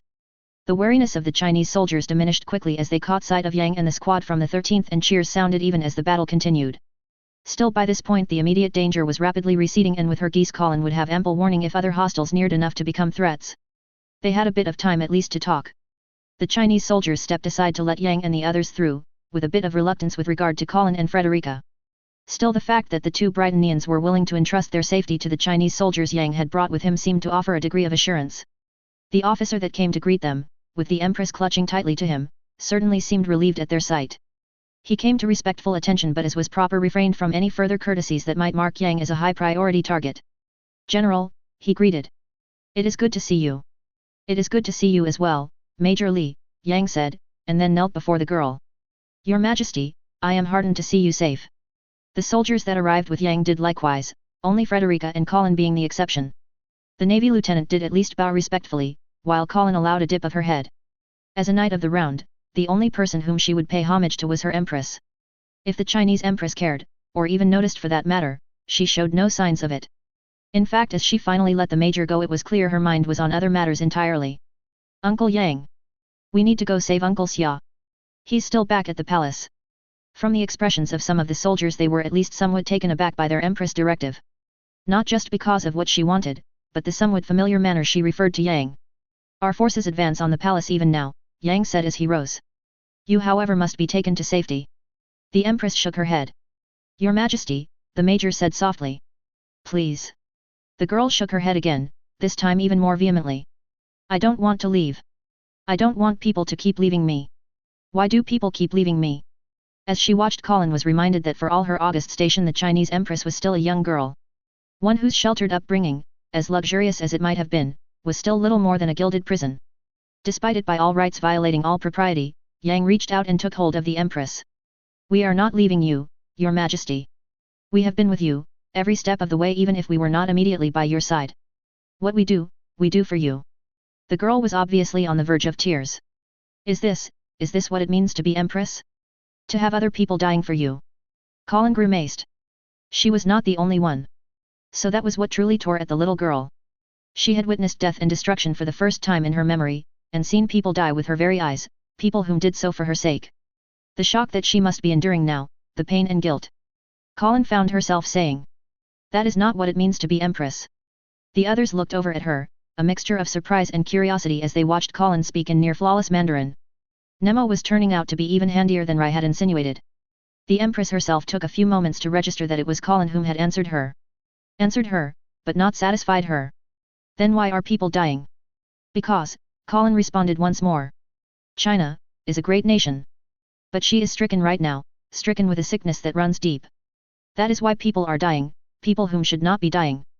But China can be healed, Your Majesty, to be made whole once more. To become a place where such death becomes as wrong as you want it to be. For that to happen though, you must not be amongst those that die this day. The Empress, the little girl, continued to look at Colin. A hint of pleading was in her eyes. But, what can I do? She asked. I'm just, me. It said volumes of her upbringing that the Empress could be so humble, or feel so helpless. She was supposed to be China's sovereign, the child of heaven, and supreme ruler of the Middle Kingdom. Instead she had grown up without her parents, a virtual prisoner in the Forbidden Palace. She is not ready for such power, right now, but she might be in time. You are you. This time it was Li Xing that answered the Empress. Right now that may not be enough, but that is why you must live, because the future is where you are needed. But I don't want a future where I am alone. Zhang cried out. Everyone is leaving me. Uncle Xia, Brother Wang, even you are speaking as if you will not be there with me. Li Xing winced. Not just because there was a certain truth to those words, but also because the Empress' loneliness had driven her to be so open to others. A loneliness that he himself was responsible for in part, as he had forced himself to remain somewhat aloof of her while stationed at the palace. He had convinced himself in the past that it was for her sake, but seeing the cost. I'll go.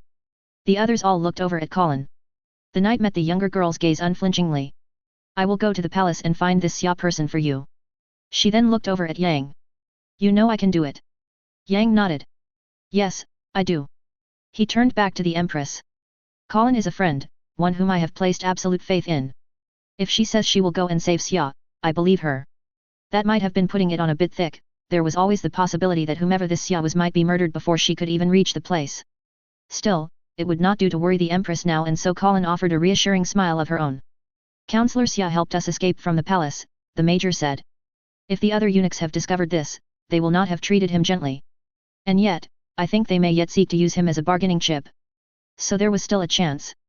Colin nodded. I will be off. As she turned to gather the Marines, however, she was given reason to pause. Even before turning back, Colin knew the Empress had pulled away from Li Xing towards her. Yes, Your Majesty. There was still a great deal of fear and worry in the girl's eyes, but a steady resolve was also asserting itself. Thank you. To that Colin was not alone in favoring the little girl with a smile. You are most welcome, Your Majesty.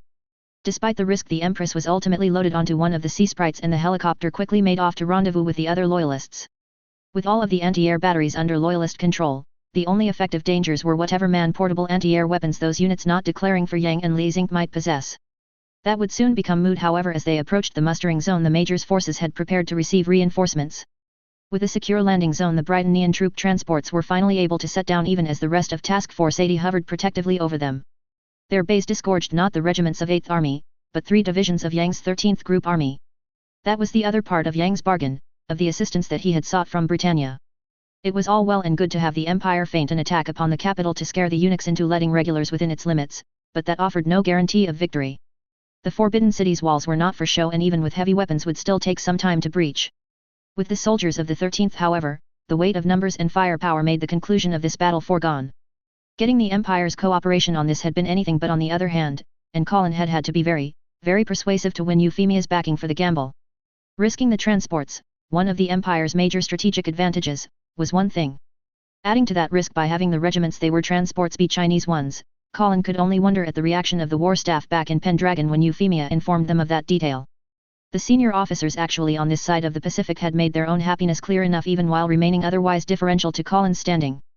None of those officers knew the true prize being offered in exchange, however, just that success in this gambit would see the Chinese Federation withdraw from the war and allow Britannia to subject Europe to its full and undivided attention.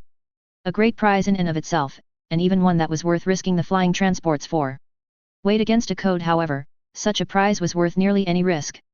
Still, even if the battle's conclusion was foregone, it was not as yet concluded. The responsibility of making it so fell upon the ranks and ranks of troops that now marched past their general and their empress. For many of the soldiers this was the first they had ever laid eyes upon their sovereign.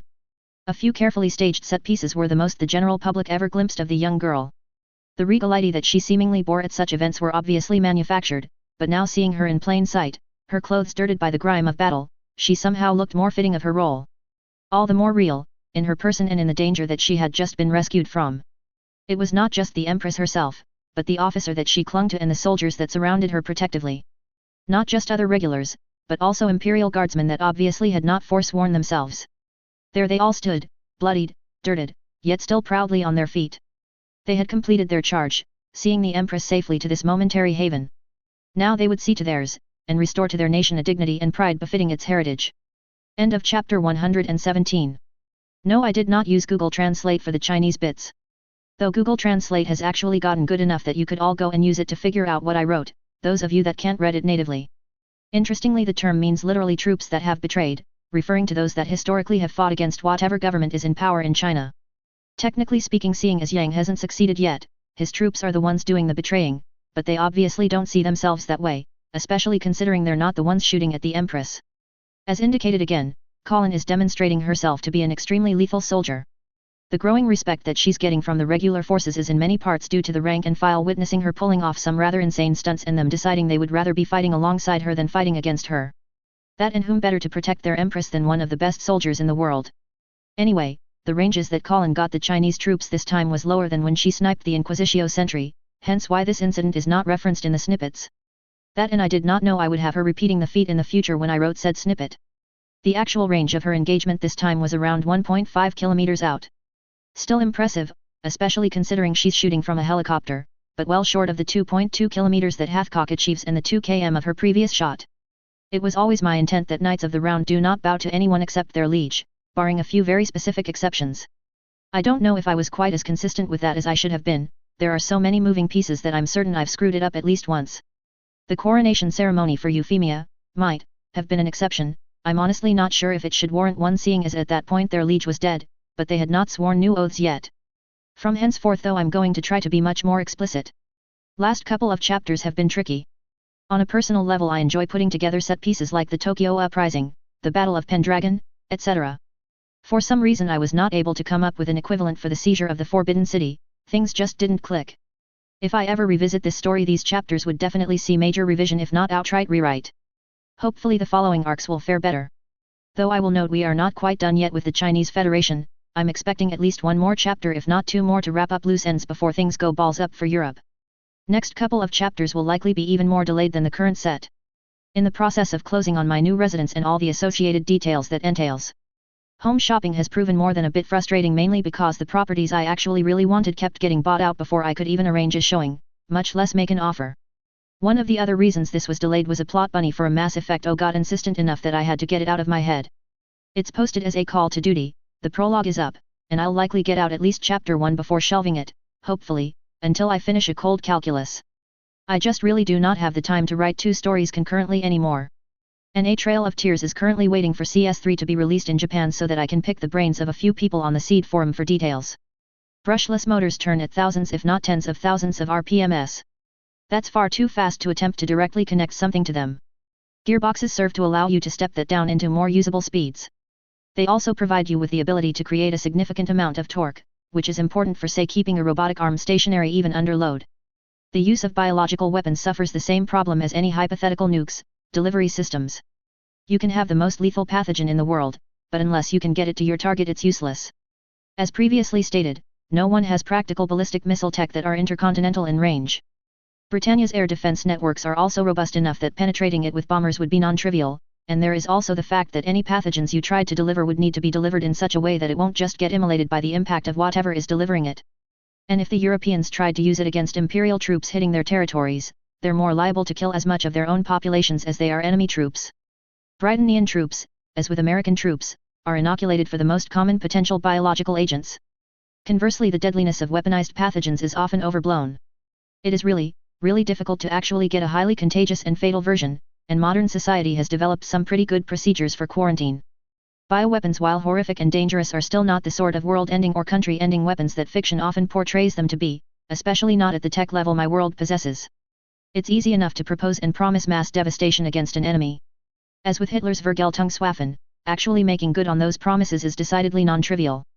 And if the Europeans did manage to use a bioweapon against the Britannian homeland, or from the perspective of the Britannian population, use another bioweapon, then the gloves really would come off. As devastating as the fighting will be, as destructive as it will be to Europe's cities, the Empire is at present not setting out to outright depopulate the continent. Their intention is more akin to reducing the European nations to basically undeveloped status. That will see lots of people die, but the majority will die due to indirect causes from the loss of infrastructure, reduced productivity of agriculture, and things like that. Britannia itself is not going out of its way to put a bullet into every person it finds. That can and will change if the Europeans resort to deploying weapons of mass destruction indiscriminately. After all, if the Europeans have weaponized pathogens, you can bet Britannia does as well, and the Empire has a working delivery system in the form of 8th Fleet. Note also that for all practical matters the Europeans are not aware of Euphemia's intent. The terms of surrender that were last delivered to them shortly before her coronation, while heavily damaging, made no mention of what would happen if they refused. Another attempt will be made by the EU to come to terms after the Chinese Federation withdraws, but suffice it to say the terms are going to get much worse, which will cause the Europeans to balk again at capitulating. And so they'll drag on, until Britannia hits continental Europe, at which point the demands will escalate again when European diplomats approach them. By that time I expect some of the European nations will be willing to capitulate even when faced with the new demands. Others however won't, and that is all the excuse the Empire needs. Chapter 118. While commonly referred to as the Holy Britannian Empire, the official name of the nation was Sanctum Imperium Britannianum. For a nation whose legendary origins are rooted in the defeat of Roman attempts to incorporate it, Latin is employed very widely within the empire's various organs. This linguistic curiosity has been noted by many historians and anthropologists, and significant effort has gone into analyzing why this is the case. The truth of the matter is in many ways quite mundane. While there is significant historical evidence that the Celtic tribes of old succeeded in repulsing Roman incursions into the British Isles, as always myth and legend does not offer a complete picture. The effort required to defeat the Romans considerably weakened the British peoples, leaving them unable to stem the next wave of migration that occurred in the 5th century as a result of the Hunnic invasion of Europe. The Germanic peoples that landed in Britain began the first stage of cultural assimilation, while the Gallic migrants brought with them some of the trappings of their Roman masters. Britain thus ended up as a melting pot of multiple European ethnic groups, and by the time of the British Crown's withdrawal to the American colonies no longer possessed a distinct, Celtic identity culturally. This mixture was embodied by the Empress Euphemia herself, whom was predominantly of German descent through her father and mother, with a bit of French and effectively no identifiable Celtic lineage. The Princess Colin was also of Germanic heritage from her father, while the Princess Millicent was the only one of the trio whom could definitively trace her roots back to the Old Kingdom. Despite the otherwise tenuous historical connection, Britannia continued to use Latin for the official names for many organs of state. This continued even after its union with the Chinese Federation in the 23rd century and transformation into the Sanctum Imperium Tyrannum. Of Blood and Iron, the Reign of Euphemia I. Chapter 118. Ubique, quo fas et gloria ducant. With her Geass, Colin had little trouble detecting any dangers in her path as she approached the palace. The Marines accompanying her were of course unaware of this fact and seemed more than a bit impressed, if not outright bewildered, with how she kept spotting potential hostiles and either verifying their friendliness or guided them unerringly around. While the Marines had been provided a briefing and some basic maps of the city, navigating the menagerie of nooks, crannies, and back alleys would have required far more for them to credibly attempt. Colin however weaved through these streets as if she were a long-time local. Some obstacles could not be bypassed indirectly however, requiring that Colin deal with them with lethal finality. These victories not only saw her closer to her goal physically, they also saw a growing number of Chinese soldiers rallying to her lead. Their initial hesitancy to obeying her orders was also rapidly fading, a combination of Yang confirming she was here to help, and did in fact hold the rank of Brigadier General, as well as her obvious competency in directing them in defeating strongpoint after strongpoint manned by the High Eunuch's partisans. As they approached another such strongpoint, technically the final one before they would breach the inner perimeter of the Forbidden City, the soldiers waited once more for Colin's orders. The knight herself was using her Geass to scan for any weaknesses to the gate, and predictably not finding any. Not surprisingly, the secret tunnels that did exist within the palace did not lead directly to the public gates. Who would have thought? That left the only way through as actually going through, something that would be made just a bit easier by the combat engineers the Chinese loyalists had so thoughtfully positioned close to the city. It was as if they knew they would need their expertise to breach the walls protecting the palace. Sergeant Mayhew, take your squad, circle around the block, and wait for my signal. When you receive it, I want you to light up that guard post. The one with the machine gun mounted there, Your Highness. That's the one. The sergeant gave Colin a toothy grin. Roger that, Your Highness. For a man that was about to be at the receiving end of a stream of automatic fire, the Marine was remarkably chipper. The rest of the squad was equally unhesitating in trotting after him. Colin allowed herself an amused smirk before turning to the Chinese soldiers. Corporal Joe, once the tower is suppressed, you and your men need to make a hole for us in the gate, Colin said, switching over to Mandarin and relying on Nemo to translate. Understood, Colonel Commandant. Of course, the literal correctness of Nemo's translations sometimes left something to be desired. The first time Colin was addressed by that rank, she had done a double take trying to make sure it was actually her being addressed. Now though, she simply nodded, accepting the confidence the Chinese soldiers were placing in her. Your Highness, we are in position, Mayhew reported over the radio. Execute. Confirmation arrived by way of shots sounding. Colin gave a curt nod to the Chinese soldiers and they charged out. From her position, Colin leveled her rifle to cover them. The M16's effective range was upwards of 800 meters in the hands of a skilled marksman. With her Geass, Colin could stretch that out to close to a kilometer and still reliably nail headshots. The traitor guardsman that popped up to respond to the Marines' diversionary fire found this out the hard way as Colin fired 3 single shots, downing the same number of targets. The machine gun nest so neutralized, Colin proceeded to pick off the other soldiers positioned along the top of the wall. None that drew her attention survived the experience, and soon enough those that still lived were cowering behind the battlements, leaving the combat engineers to work completely unmolested. Charges set, the report came in. Detonate when ready, Colin instructed. Ready in 3, 2, 1, mark. The door disappeared in a flash of fire and smoke. A shower of powdery dust sprinkled the immediate area. Once everything had settled down, not only the gate but a good portion of the wall itself was gone. Colin smiled approvingly. All units advance. The battalion or so of Chinese soldiers that were following her surged forward and poured through the gates, their cries echoing through the grounds in challenge to the guardsmen. The few enemy soldiers still standing stood little chance, not least because so many of their fellows had been drawn away in response to other attacks.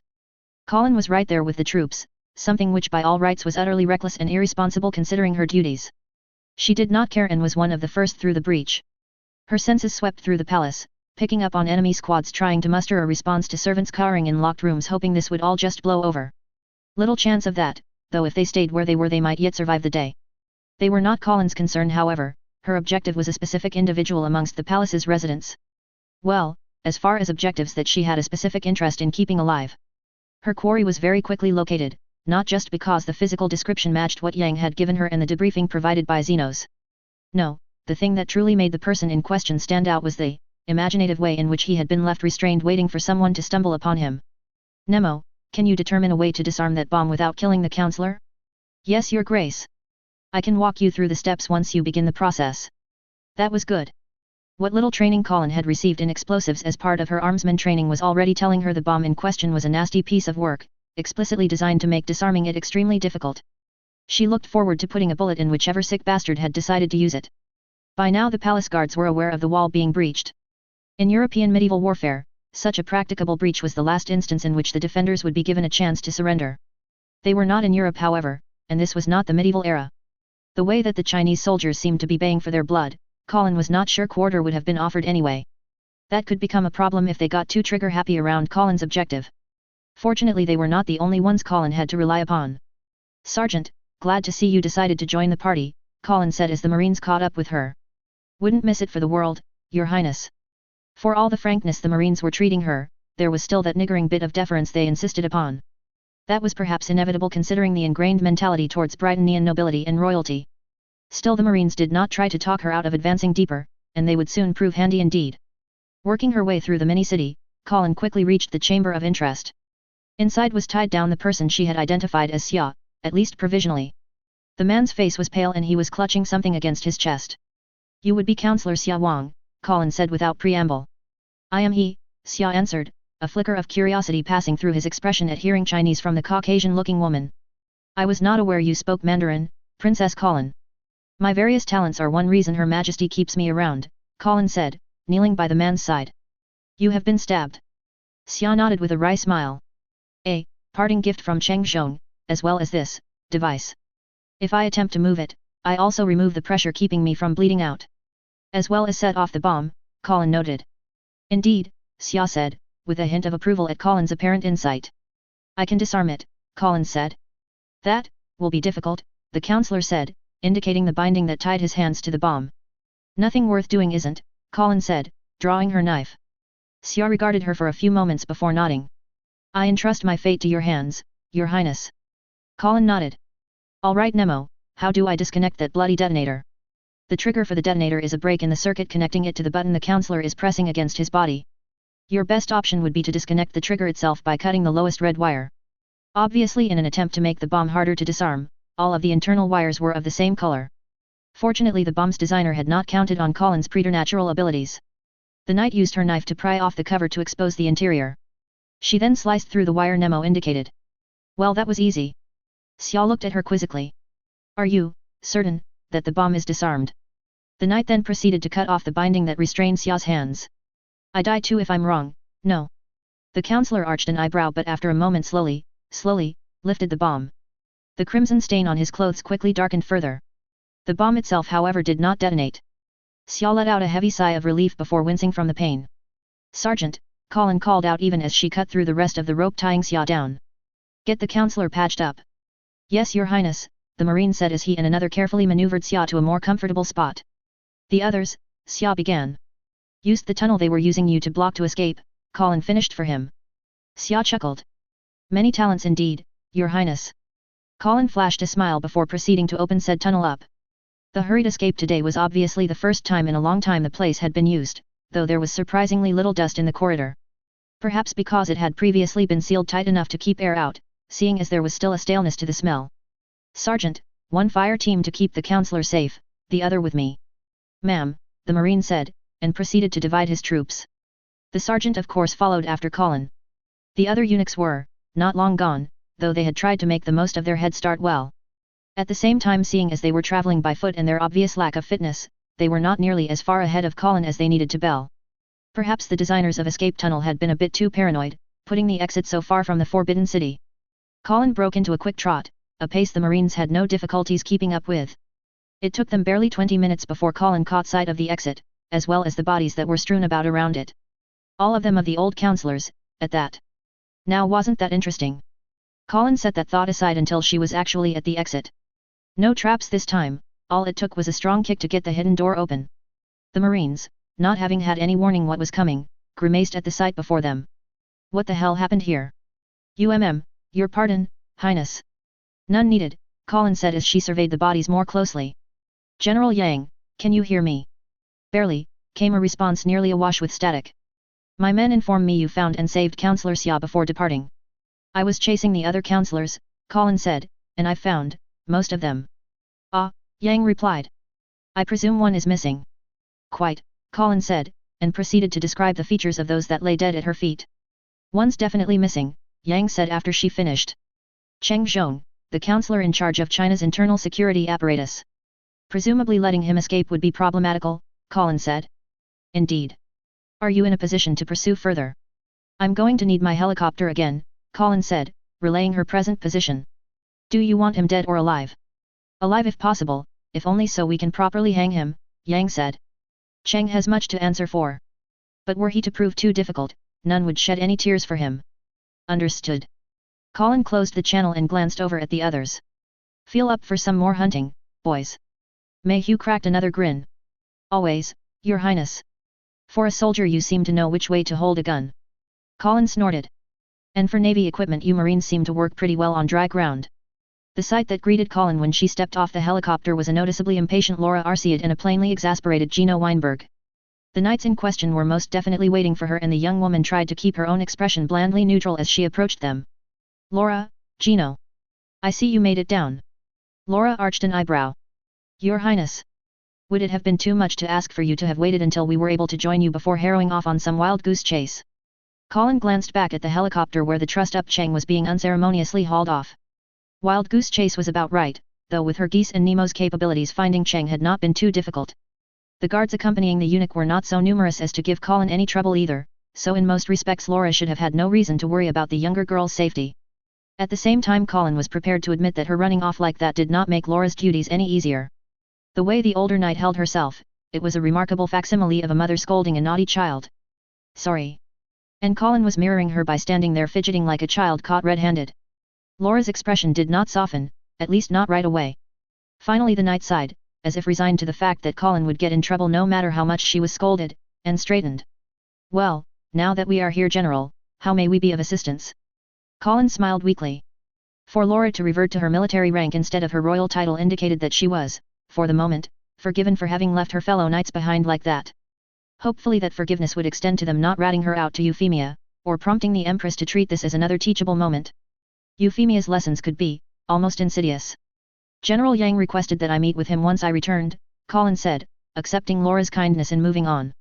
The two of you should probably also come with, seeing as he might wish to discuss matters of state. To that Laura and Gino nodded. Colin responded in kind and headed towards the palace's medical wing. With the Forbidden Palace secured, Yang had set up his command center there both because it did possess genuine command and control facilities but also for the symbolic value that came with possession of it. With the initial success of the coup, his faction now needed to legitimize their claim to power to avoid the country devolving into civil war. Having the Empress in their protective custody helped, as did the deaths of the other eunuchs and Cheng's capture before the councillor could try to rally opposition. Now they needed to wait and see which way the rest of the country jumped. Yang was not alone when they found him. He was seated next to the bed that was occupied by one Xia Wang, the only member of the high eunuchs that could claim any sort of authority at this point. And likely to be the only survivor outright in not too long. The general rose respectfully at Colin's approach, and when Xia moved to sit more upright, the knight and princess held up a hand to forestall the motion. Medical conditions preempt any courtesies that I might be owed, Colin said. Xia smiled slightly and nodded. You have my thanks again, Your Highness. For not just saving my life, but also the life of my empress and perhaps even China herself. I will accept the thanks for the first two, Colin said. It might be yet premature for the third. She looked over at Yang. How are we doing? 2/3 of the military have declared for us, Yang said. I expect we will get much of the remaining third within the next week or so. Only a few units have openly come out in support of the high eunuchs, but with Cheng in custody their claim to legitimacy will not hold much weight. Good, Colin said. She had agreed to Yang's plan not just for the code after all, keeping China from falling into chaos, a chaos that would kill countless people and likely also spill over the borders, was almost as important a reason. The councillor and I have been discussing the terms of China's withdrawal from the war, Yang continued. We felt it best to get that settled as quickly as possible. Colin nodded, aware that Laura and Gino both were observing the conversation intently. She and Yang had already come to an agreement about quite a few issues. India would be granted its independence, and Britannia would obtain unobstructed access to the Mongolian thought elevator for purposes of securing and studying it. In exchange, the empire would not demand any sort of indemnity or further territorial concessions, save for one. The general points that you and I have discussed, Xia also agrees are broadly acceptable. He also has a proposal regarding Singapore. The knight, or rather princess in this case, turned her gaze over at the councillor. Singapore was indeed a sticking point, and not because Colin herself particularly cared. Euphemia however seemed set on extracting some sort of concession over the city, a position that was more than a little confusing to her knight. Still, in this case Colin was prepared to follow her liege's wishes. Now she would see just how complicated that goal would be. Before I present my proposal, Your Highness, I just want to make clear that I understand the practical reality that China faces. Whatever our people's feelings, we would be lying to ourselves were we to claim that China was not losing the war. As such, to be allowed to withdraw without further conflict with Britannia is already a concession on the empire's part. I even understand that Britannia's domestic citizenry feel a need for a certain degree of vengeance, especially after what happened to your homeland's east coast. At the same time, as a councillor of China, I must also remain cognizant of how my fellow countrymen would feel about any arrangement that is arrived at with Britannia. Colin said nothing, indicating to the councillor that she would let Xia finish without interjection. India is lost to China, that only the most ardent nationalists could realistically argue against. I will not attempt to either. Singapore, however, the situation has some differences. I recognize that Singapore is indeed presently under Britannian occupation, an occupation that the empire's citizens would see as ample reason for their nation to be able to formalize its possession therein. But I would propose an alternative, one that I hope will convince you and your empress that it would bring longer-term benefits to your empire, even if it means a short-term concession to China. The knight cocked her head aside. This should prove interesting if nothing else. What I propose, Your Highness, is for China and Britannia to serve as joint suzerains to Singapore. An eyebrow rose. This was indeed becoming interesting. Singapore would act as a buffer, an intermediary, to our two nations, a place where peoples from both can meet and work together. Its security would be governed by both, and it would serve as a symbol of the benefits that would be achieved should our nations be at harmony. Colin spent several moments considering the nuances of Xia's proposal. There were a lot of details that would need to be worked out, not least getting Euphemia's agreement. And there was no way that having Singapore be answerable to two distinct sovereign governments would be as simple as Xia was making it sound. What exactly is this benefit that you are expecting the empire to reap from such an arrangement? Colin asked. It would demonstrate that our two peoples can coexist, Xia answered. Britannians and Chinese working and living side by side? In a city that sought to cater to the needs of both? It could serve as a model for other ventures. Gino and Laura both stiffened behind Colin. The princess herself stood stock still as she made the inferences. Like Yang, Xia was also considering a future wherein Britannia's continued dominance would see it completely eclipse the other nations. It was not an admission of defeat, just a pragmatic admission that the nation that controls half the world's landmass and the resources that lay therein was a good friend to have, and maybe something more. In some ways the Chinese leaders were playing the really long game here. Colin was almost curious if they knew what they were getting into trying to match wits with Euphemia. Seeing her and Yang across from each other at a negotiating table would certainly be interesting. I will pass on the proposal to Her Majesty, Colin said. Yang and Xia nodded, and graciously did not attempt to press Colin to also pass on any sort of endorsement. That probably was more indicative of their political acumen than outright courtesy on their part. Before the conversation could continue, however, another woman strode into the room. Colin momentarily wondered if CC was also here to browbeat her, but the expression on the other woman's face portended a different set of tidings. Something wrong? Colin asked. CC glanced over at Colin and Yang, and then at Xia. All involved got the message. Excuse us, Your Excellency, Yang said. We will leave you to rest some more before coming up with more work to burden you with. How kind of you, Xia said with a knowing smile. The others took their leave and CC led them to a private out-of-the-way room.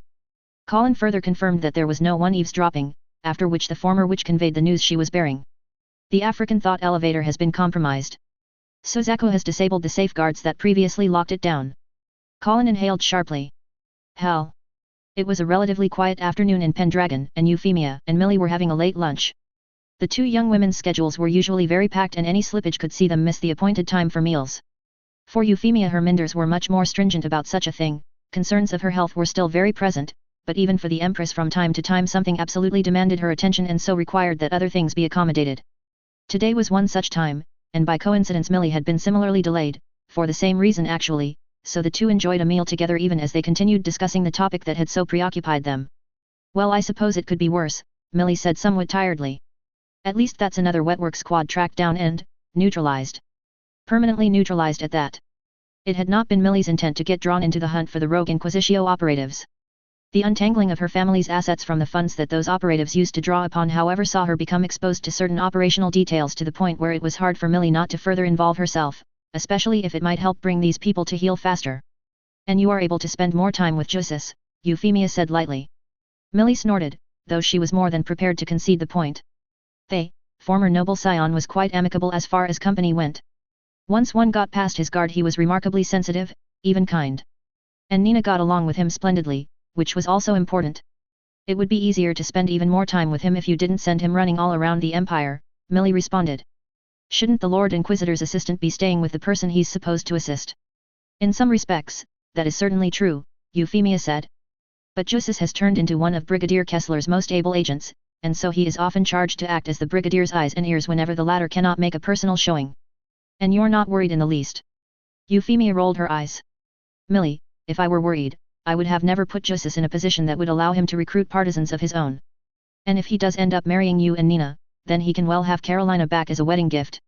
Millie blinked. Wait, what? What? The older girl wrinkled her nose. You know exactly what I'm talking about.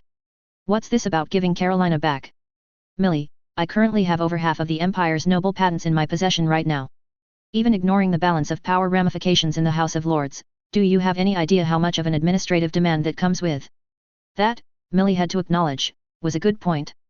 Her parents were busy as it was dealing with Michigan's affairs now that the province was her family's domain once more, and she knew that Cole's mother, Eve, was similarly preoccupied with Columbia's affairs. That was probably also why Euphemia had handed Virginia to the now Duke Rochester despite his appointment to her grandfather's cabinet. Still, that would end up putting two provinces into the hands of a single family, Millie pointed out. Are you sure that's something you want to do? That is only if you have a single child to serve as heir, Euphemia pointed out. And knowing you, I somehow doubt that will be the case. Millie spent several moments regarding Euphemia, whom was back to munching on her sandwich. The older girl finally settled on blowing a raspberry, which elicited the smirk the Empress had previously been suppressing. Is that also why you're not worried about Cole and Colin? Millie said. Because you expect Cole's sister to inherit the Duchy of Columbia. I'm not worried about any of you, Euphemia said, but in terms of the long term, yes, I expect that at least at the provincial level there will not be any consolidations. So does that mean you're not going to give Cole a province of his own? Millie said with a teasing smile. No, a domain within the Japanese provinces should suffice, Euphemia said nonchalantly. The smile dropped from Millie's face at that. The Empress was being entirely serious. Aren't you, planning a bit too ahead? Millie queried.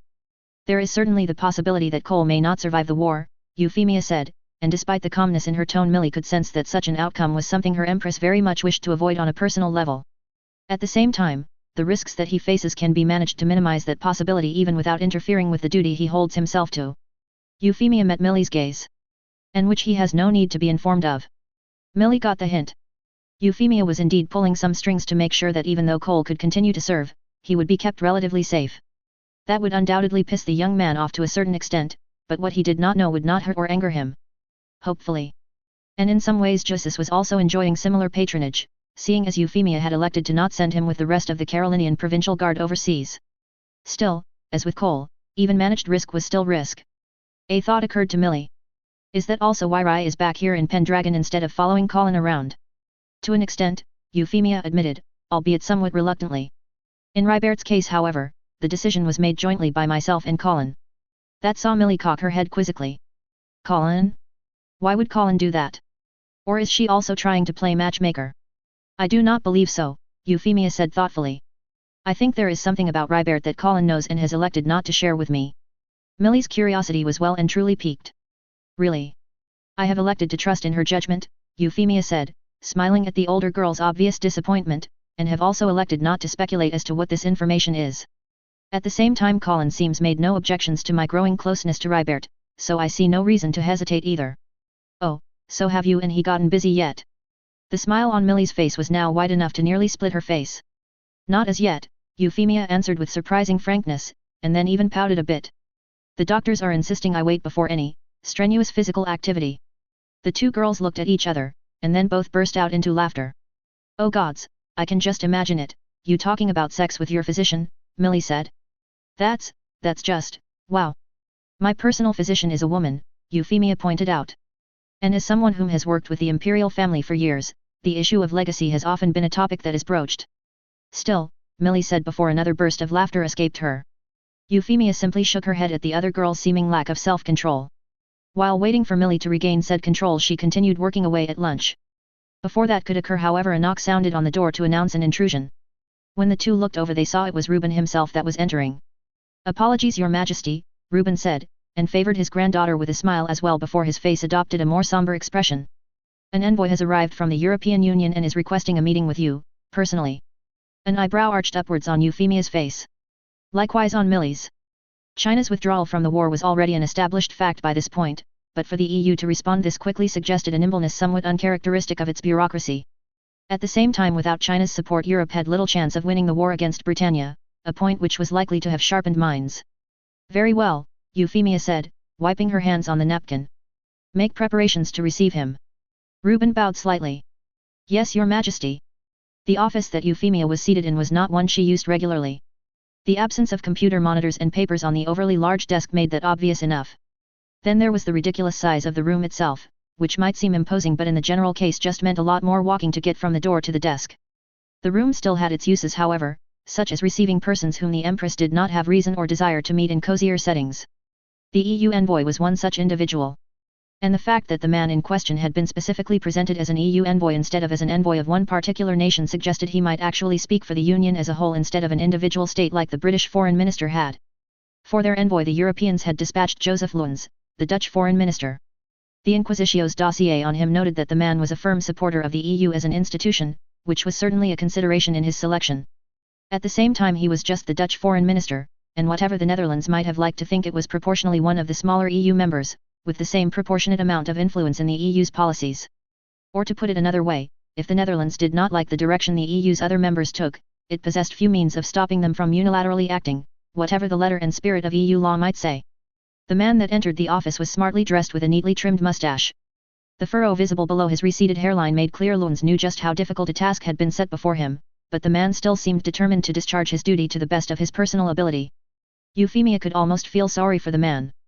But not enough to waver from her course. When Luns stopped before Euphemia the man bowed respectfully.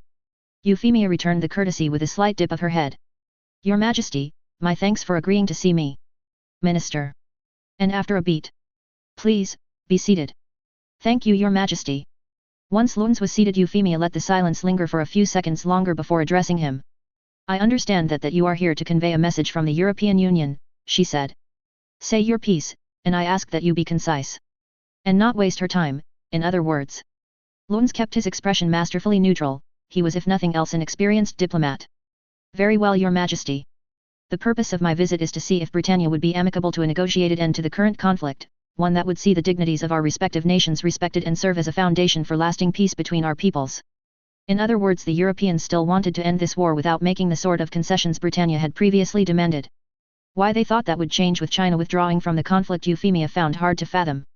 Perhaps it was something to do with democratically elected officials letting the fact that they happened to get more votes than their opponents go to their head and think anyone else needed to care a whit about what convenience or inconvenienced them. Whether the dignity of your people remains intact upon the conclusion of this war is irrelevant to me, Mr. Luns, Euphemia stated bluntly, and to the empire as a whole. My priority is seeing the account for the harm done to my people, my family, and my person be settled. If Europe wants peace, it must be prepared to meet the terms that I would set. Luns' eyes flickered unhappily. He knew that several of the European governments considered the terms last delivered by Augustus Villeneuve, Euphemia's maternal uncle, to be unacceptable. The withdrawal of China, while painful, was still not enough to tilt some of those governments to swallowing the bitter pill that those concessions represented. Luns could also infer that Euphemia herself was aware of this, and that the Empress' hardline approach was no bluff. The empire would continue this war, despite the cost in blood and treasure, until such time as its terms were met, and that appeals to trying to reduce such costs would fall on deaf ears. Still, it was not as if he had come here merely to have the same points repeated to him with nothing to show for it. Your Majesty, I am sure you are aware that the European Union's decision to go to war against Britannia was motivated by fear that the Empire would eventually attempt to conquer our nations. Having seen the manner in which your government has treated with the Chinese Federation, I am at least personally hopeful that the Empire is not actually interested in the military conquest of Europe. If that is indeed the case, and if Britannia would be prepared to offer certain guarantees regarding respecting European sovereignty in the future, I believe that the terms the Empire is insisting upon, can actually be met. Now that was an interesting tack to take, Euphemia had to admit. Of course it did hinge on Britannia not actually having territorial ambitions where Europe, or at least European dominion, was concerned. And what if the case was that Britannia now seeks outright territorial gains at the expense of Europe? The actual temperature likely did not budge at all. And yet a chill seemed to settle within the room between the two. I think, Luns said, Your Majesty, that I would consider very carefully as to what drives such a goal. Whether it is the need for a certain momentary satisfaction, or if there is an actual expectation that such gains would indeed be of benefit to the Empire in the long term. And whether those expectations are realistic. Luns obviously believed those gains would not be worth it, or at least he fervently wanted Euphemia to believe so. The problem for the Dutch foreign minister was that Euphemia knew, not just believed, but knew the expected costs and benefits of her course of action. She had calculated to a fine margin of error what they would be, and though the cost would be heavy, in time the benefits would indeed far outweigh them. It was not a cost that politicians whom were subject to the whim of populism could afford to stomach, but it was one that an empire could. And would. Mr. Luns. You have been remarkably frank with me, and for that you have my respect. As a demonstration of that respect, I will be equally forthright with you. The terms that Britannia will require be met for the conclusion of this war without further bloodshed have changed. They have changed because with the Chinese Federation's withdrawal, the full might of the empire may now be turned towards Europe, and it is my belief that we would inevitably be able to dictate these and even greater terms from Europe's capitals anyway. As such, the terms seek not to offer an olive branch, but to emphasize to your nations and peoples that you have lost this war. That this conflict's conclusion is not an amicable settlement between equals, but represents an acknowledgement that your continued survival is at Britannia's sufferance. If such an arrangement is incompatible with your nation's need for dignity, then I am more than prepared to exact the full price that your dignity demands. Luns' jaw tightened, in a mixture of anger but also immense worry. What are these terms, Your Majesty? The man forced himself to say. Euphemia settled back into her own seat, clasping her hands in a relaxed poise. The terms are simple. The European Union is to pay Britannia an indemnity of £1 trillion. Luns outright choked at that. More the pity for him considering this was just the first item on the list. The EU is to withdraw from the Middle East and recognize Britannian sovereignty over the region. All European states are to renounce all claims to their respective colonial territories. That one saw Luns' jaw drop. The first two items he had likely seen coming, even if the indemnity being demanded was twice that of the original number named by Augustus. The third was new however, and was one that would actually hurt the Netherlands as well seeing as it possessed several such territories in Africa. Then there were all the other nations with similar claims abroad, including Belgium, one of the Netherlands' traditional allies. Getting agreement to the previous terms would already have been difficult enough, but this new term would make it near impossible. And Euphemia was still not done yet.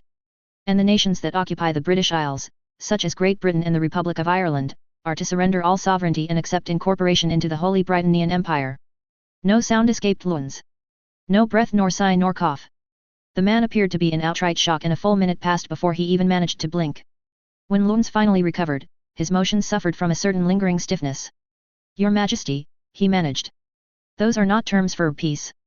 They are an invitation for greater bloodshed. That they are, Mr. Luns, Euphemia said, surprising the man. But the greater blood that will be shed will not be Britannian blood, but European. End of chapter 118. There, you all have the basic in-universe BS explanation for why Britannia uses Latin so much. Colin's power is starting to become a game breaker. Still, she can only be in one place at a time, and until she actually gets a code she can still be killed. These preclude her going in and fixing every problem, even assuming her skill set is applicable to a particular problem. It just happened to be so this time around. Note that not once does Colin ever refer to the Marines as soldiers. I'm told Marines take offense to being so referred. Ahem. Colin herself has predominantly worked in an army hierarchy and so has ingrained more of their culture. And Euphemia delivers her terms. She's really not giving the Europeans any opportunity to get out of this with any shred of pride intact. And the fact of the matter is, the Europeans do not as a practical measure have any way of stopping Britannia. We'll see how high the body count gets. Anyway, drop a line if you have questions or are otherwise enjoying it.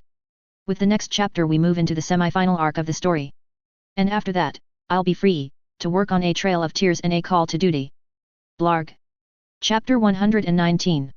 When the Empress Euphemia's ultimatum was delivered to the European Union by the Netherlands Foreign Minister, Joseph Marie-Antoine Hubert Luynes, the reactions of the various governments ranged from incredulous to despair to outright fury. More than one government official made the fanciful suggestion that Her Majesty was perhaps not sound of mind or did not fully understand the ramifications of her position. By the time the Britannian war machine began its methodical march across Europe, it was far too late for these men and women to recognize their mistake, or the irrelevance of what Euphemia's state of mind was. Prior to this event, however, several European leaders publicly asserted their intent to continue the fight against Britannia, to preserve the ideal of liberal democracy that the EU represented. The most prominent and public of these announcements was made by Charles de Gaulle, the President of France, to the European Parliament as the new year dawned. A translation of his speech follows. It has oft been repeated that the war with Britannia is folly. That defeat at the Empire's hands is inevitable. With the withdrawal of the Chinese Federation, the chorus of these words have grown louder and louder. And yet must defeat be inevitable? Is there truly no hope? No. I say this as one whom has full knowledge of the facts. The singular unity of Britannia may seem imposing. May seem implacable. But we are not alone. We whom stand here this day represent the plural unity of Europe, of Africa, and even of Asia. We have met and matched Britannia in the field countless times already, and we will, continue to do so. For the war we fight now is truly a world war, a war wherein the fate of the world will be decided. What future will our children have to look forward to? One where the heel of the Empire's jackboot is pressed upon their throats? Or one where the principles of liberty, equality, and fraternity underpin a just and fruitful society? I know full well what future I wish for my children, and I will fight for it to my last breath. I would ask those whom would share such a future to join me, wholeheartedly, in this great struggle. In Blackest Night, the Great War. Chapter 119. Quetzalplan tandem, prius bene sciendum. Euphemia finished reading the translation of the speech the French president had delivered to the European Parliament and set it aside. There was a slight stiffness to the words, but that was likely a consequence of its literal rendering into English. The original French likely flowed more smoothly, though having only a bare minimum understanding of the language Euphemia would not have been able to read an original transcript. Still, it was useful to have at least some idea of what the European political leadership's public stance was. And now that she did know it, she moved on to the other matters demanding her attention. And right on time the doors opened and the members of the Imperial War Staff entered. All stopped before Euphemia and bowed. At the nod she granted them in response they settled into seats around the conference table, the minimum of ceremony required out of the way. Your Majesty, Marshal of the Empire's Ex-Vander began, with the withdrawal of the Chinese Federation from the conflict, preparations are now underway for our campaign against the European Union. There are three principal developments that we need to bring you up to speed with, as well as a proposed operation that entails a high-risk, high-reward proposition. Euphemia nodded, all the promptings X needed to continue. The first matter is the current situation in the Siberian theater. While Vladivostok itself has fallen, Russian forces continue to mass in their Far East territories and the fighting has drawn in essentially the bulk of 6th Army now that the ceasefire with the Chinese has allowed for its redeployment. The divisions originally earmarked to rotate through 8th Army have also been transferred to the Siberian theater, and all indications are the fighting there will continue to tie down those forces already committed. In at least one respect this is to our advantage, as every Russian division we can tie down in Siberia is one less that can be dispatched to meet our forces in Europe proper. The downside is that even if we defeat Russia's field armies, their industrial heartland is still far to the rear and we would need to advance across all of Siberia to truly threaten them. Such an advance, while possible, would be highly unpalatable. That Euphemia already understood well. As skilled as Britannia's quartermasters were, even they would find it difficult to support an advance across thousands of miles of wilderness. The Russians were unlikely to be so obliging as to leave the Trans-Siberian Railway intact for Britannian usage either, and that was still one railway versus the colossal needs of a modern mechanized force.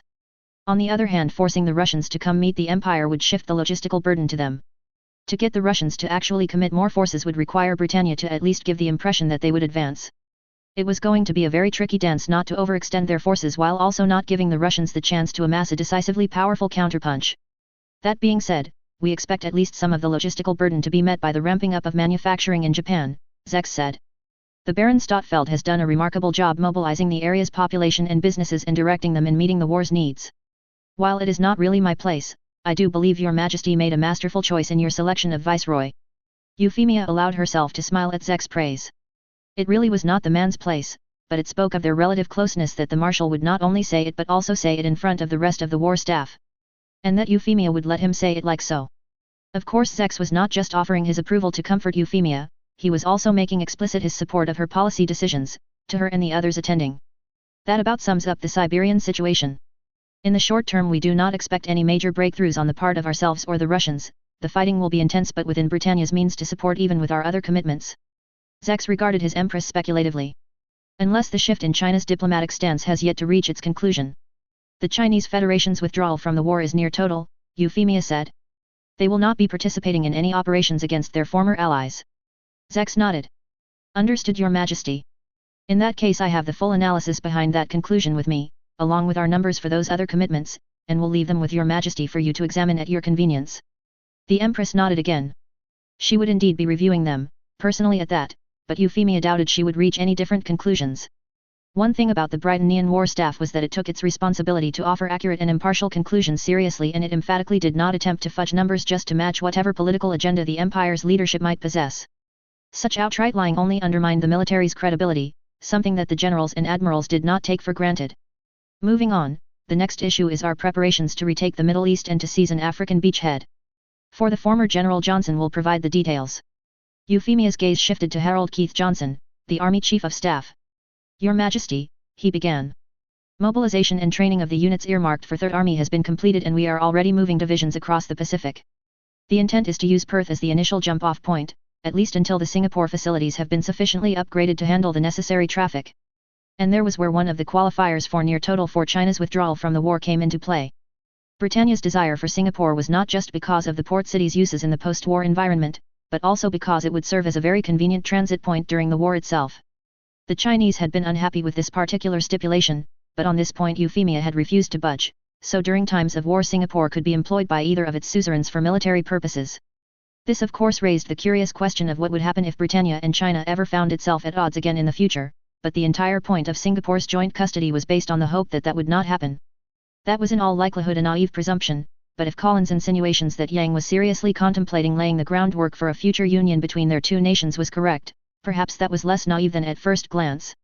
Whether unification was at all possible was a whole other matter entirely, one to be left for future consideration. European naval activity in the Indian Ocean has been tepid, Harold said, nodding over to his naval counterpart to indicate the level of confidence Euphemia could infer from the statement, but the EU has actually been increasing its ground force levels in the Middle East. While the Germans lost a good chunk of their Panzer Hummels in their failed Korean intervention, they still have plenty of conventional armored units that can be committed. We expect that the bulk of the opposition we will face will be composed of those units, with units from a few smaller nations supplementing those numbers. A consequence of our control over the Indian Ocean is that we are actually capable of supplying our forces with traditional aquatic ships. The initial landing will almost certainly still require the Naglfar transports, but once we have a beachhead they can be diverted to other uses. This is however contingent on us being able to seize a port to unload the ships. We have several potential options, including a repeat of the original Area 18 campaign plan. There is a certain appeal to following the same path of advance even if we cannot expect to match the original pace of that advance. At the same time the war staff is cognizant that the changed circumstances in the Middle East might preclude adopting the previously tread path and are drafting contingencies for alternate approaches. There was of course no way to guarantee the staff would be able to plan for all eventualities, but the contingencies that it did try to account for would serve at least a baseline to work from when such plans inevitably failed to survive contact with the enemy. The return of the Empire to the Middle East is presently designated Operation Sabine. The target of the initial landing is the port city of Muscat, the seizure of which will provide us with a port to supply our troops.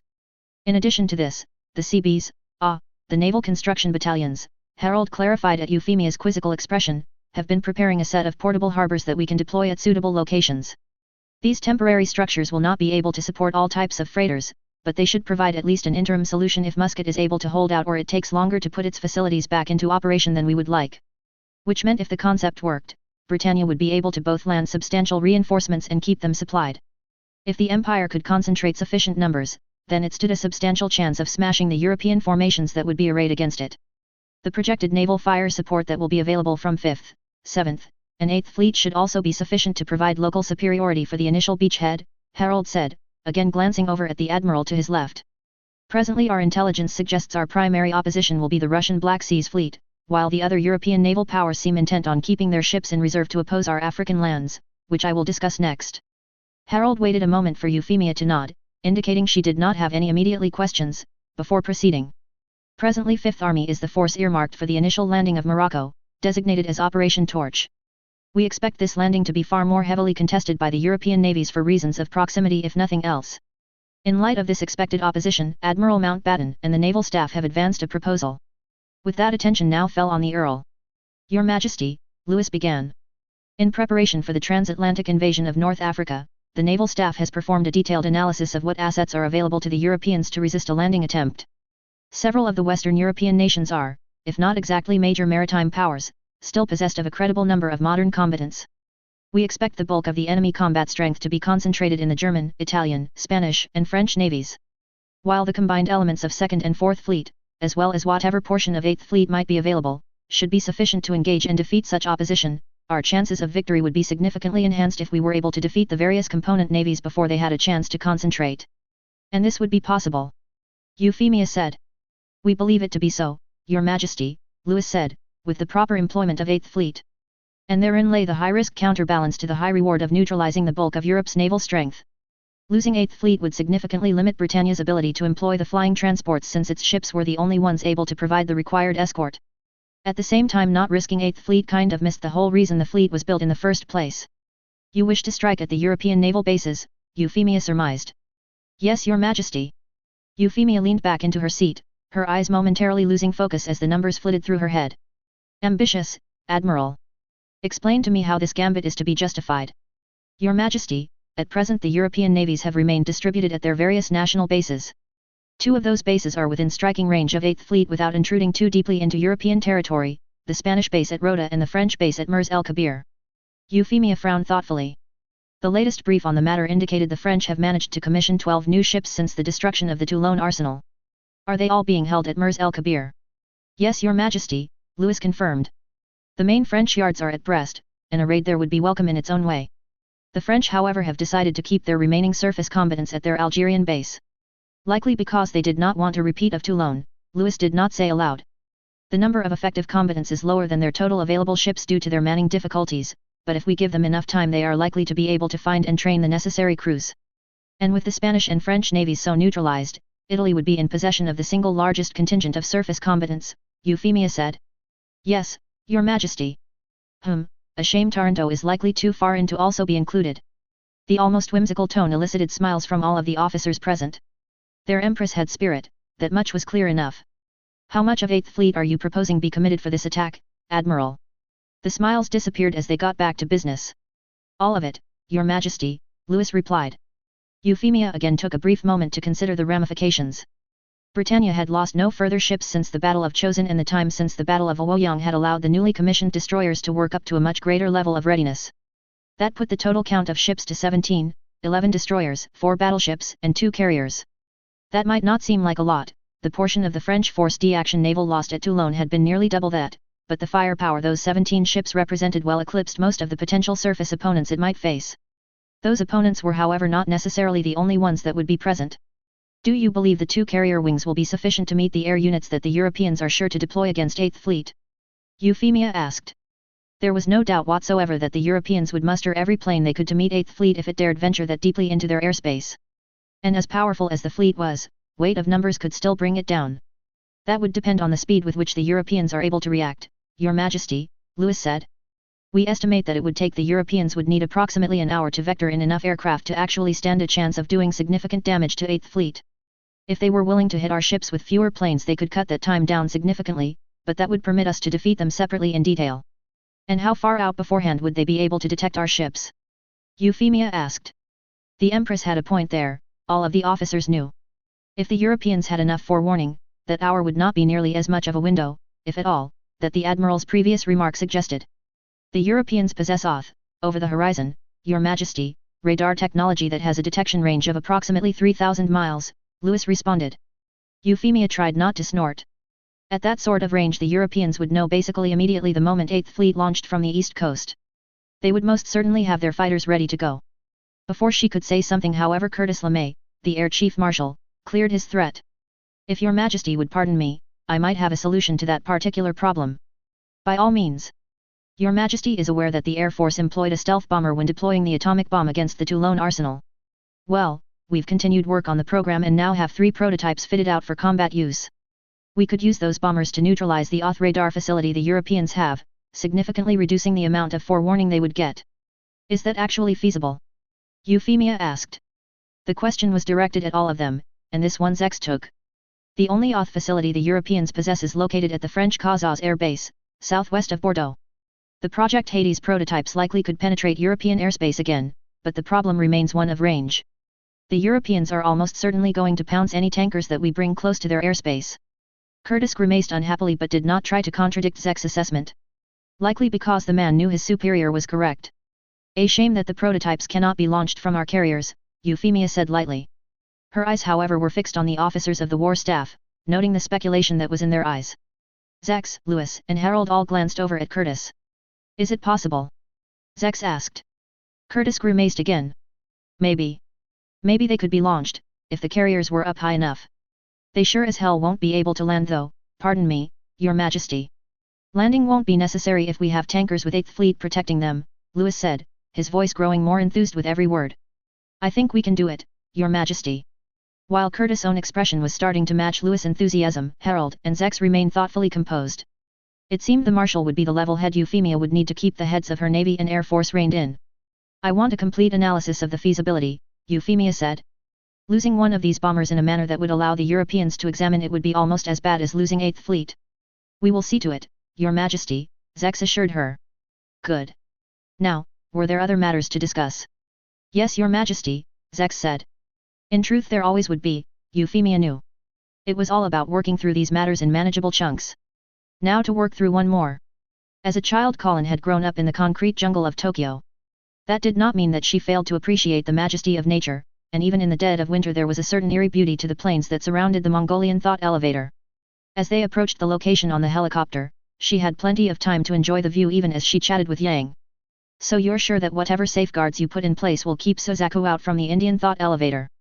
I have spent a long time preparing for clashes with other code bearers, Your Highness, Yang replied. The Central African thought elevator possessed only one layer of active defenses. The Indian and Mongolian thought elevators are possessed of considerably more layers, and more robust ones at that. The bearer that had laid claim to the Central African and Middle East thought elevators perished some time ago in a confrontation with another bearer. Yang's gaze drifted towards CC but the woman did not deign to acknowledge the attention. Colin raised an eyebrow. How exactly did code bearers fight? She supposed she would learn soon enough. The helicopter descended and within a few moments it was resting before the structure. Colin's Blackhawk was not the only one, several others were right behind carrying parts of her battalion and elements of Loki Regiment. While she dealt with the interior of the thought elevator, they would be laying the foundations of a proper defensive perimeter around the site. The days of treating these structures as just archaeological curiosities were well and truly over. Besides Yang and CC, Anya, Phi, Gino, and both Loris would also be accompanying Colin into the thought elevator. Some were there to make sure Colin did not go off on another reckless adventure, others in pursuit of their own goals. Hopefully achievement of those goals would not be mutually exclusive. Colin wanted to be able to trust them, but there was no point in taking foolish risks. Her Geass was turned on to max sensitivity and she was following every motion around her, even though whatever Lelich had done to his comrades offered them a bit of shielding from Colin's power. Still with the other eyes around them it was still possible to know exactly where they were relative to her, and if they were preparing some. The door had just closed behind them in the thought elevator when a blade was thrust through the air and nearly pierced Colin's skull.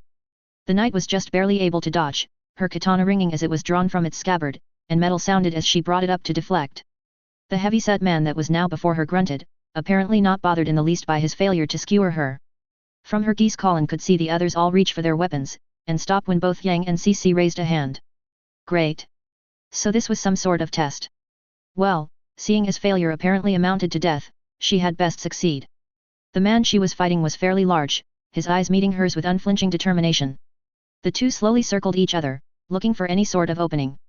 There was a ferocity within the tensed muscles, an eagerness to leap forth but also a patience to not act too precipitously.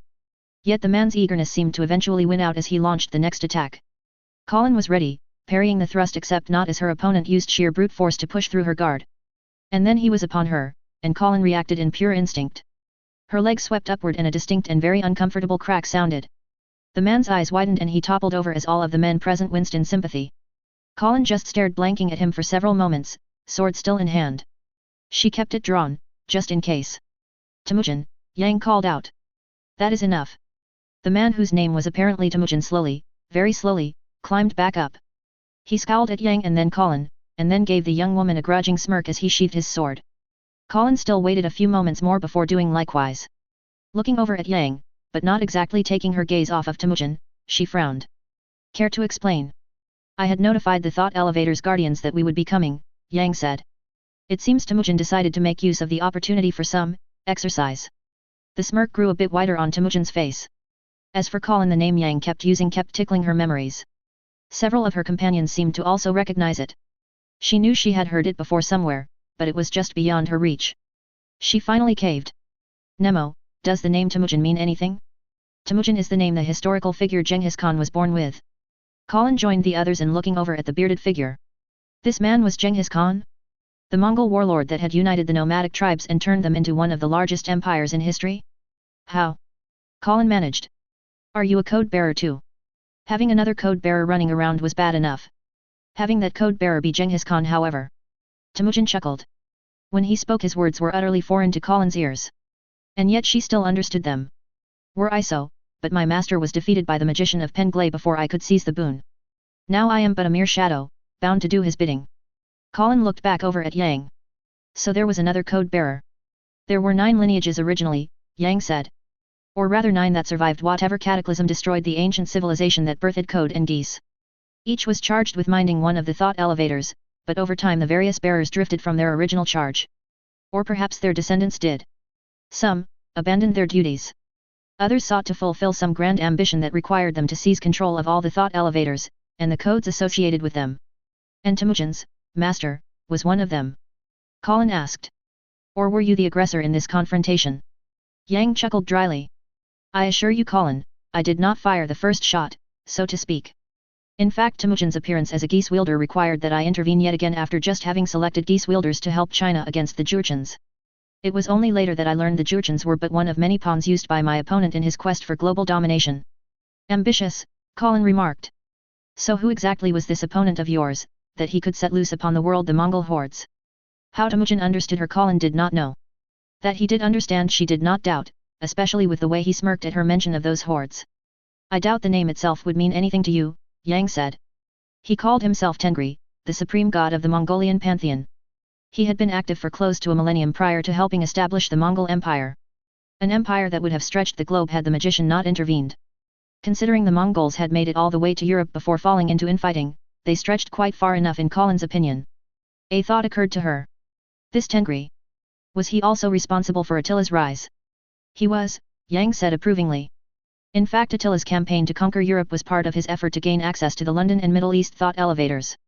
And where Attila and the Huns failed, the Mongols nearly succeeded when they took Baghdad. Fortunately, by the time that happened I had already neutralized Tengri, so he was not able to access the thought elevator located there.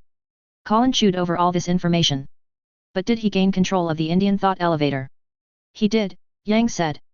And he also tried to use the Mongols to conquer Japan to gain access to the common island thought elevator. Colin nodded in understanding. And then frowned. Does that mean, Penglai is common? Yang smiled slightly. Perceptive. And yes, that is so. But there's no mountain there, Colin pointed out. Well, not really a mountain there. Now why would I reveal to others the means to find my most prized possession? Yang said. That Colin had to admit was a good point. Still, that little bit of duplicity seems to have run its course, especially considering I lost control of the thought elevator a good 18 years ago. Colin's eyes narrowed again as she regarded Yang. What do you mean? Yang smirked again. All in good time, Your Highness. For now though, perhaps we should get back to your original question, regarding how Temujin is here despite having died so many centuries ago. Colin's gaze shifted to the Mongol before it returned to Yang. The general, or magician, or whatever he wanted to call himself, might find his loss of a thought elevator amusing, but Colin was not prepared to be so nonchalant about it. Still, she was prepared to humor him, for now. "All right, lay it on me." "This way," Yang said as he stepped deeper into the chamber. Colin and the others followed, and quickly found themselves in the company of several other individuals beyond Temujin. All of them were Asiatic in features, and several were visibly armed, in one fashion or another. There stood another bearded, heavily built man, except leaning against his form was a massive poleaxe with a crescent-curved blade at the top. And there, a much thinner figure, but still bearded, and cooling himself with a feather fan. Colin felt as if she should be able to infer the identities of these individuals were she a more astute student of history. As it was, she still needed to cheat. "Nemo, can you identify any of these persons?" "Guan Yu. Zhuzhi Yang. Yu Fei. Xin Qiji. Che." All right, that's enough," Colin cut the AI off. "You did ask," Nemo responded blandly. Yes, I did," Colin was more than prepared to admit. And some of them were even names she recognized. Guan Yu, of course, and the legendary Zhuzhi Yang. Two men whose actions helped preserve the Han dynasty, even if the succession was shifted to a different branch of the Liu family.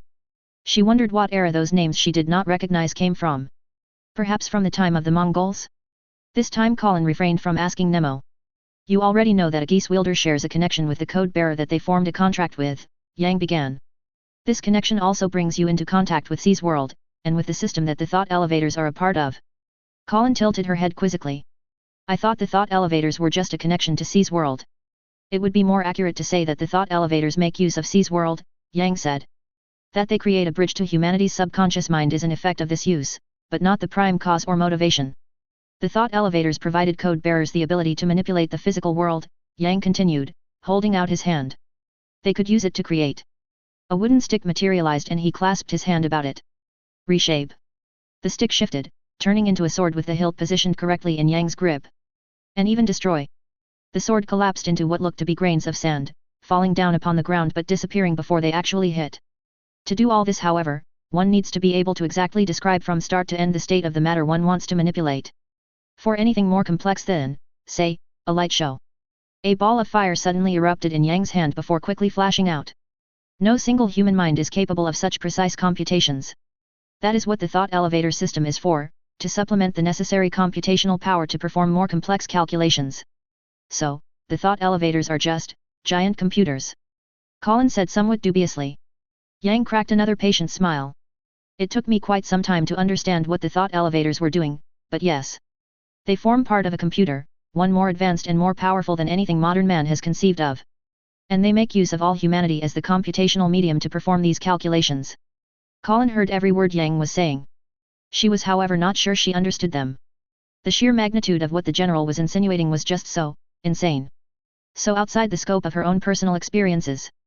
And yet, was that not already true for the code and Geass itself? Colin looked over at the various historical figures gathered about. "So what about them then?" she said, trying to settle on a topic that she hoped would be a bit smaller in scope, a bit easier to understand. "How are they here?" "That goes back to the matter of the connection Geass wielders possess," Yang said. "As I mentioned, Geass wielders possess an indirect link to C's world via their code bearers, but also through the thought elevators their code bearer is synchronized with. The thought elevator system creates a copy of every piece of information that describes these Geass wielders. The information is complete enough that one can execute, I believe the term is, the data, and have an identical facsimile of those individuals." It took a few moments for Colin to parse the jargon. From the gasps that sounded from the others, they grasped the ramifications just a bit more quickly than her. Colin was not far behind as she inhaled sharply. "Are all Geass wielders so copied by the thought elevators?" Yang nodded. Colin looked over at Annie, Phi, and Laura.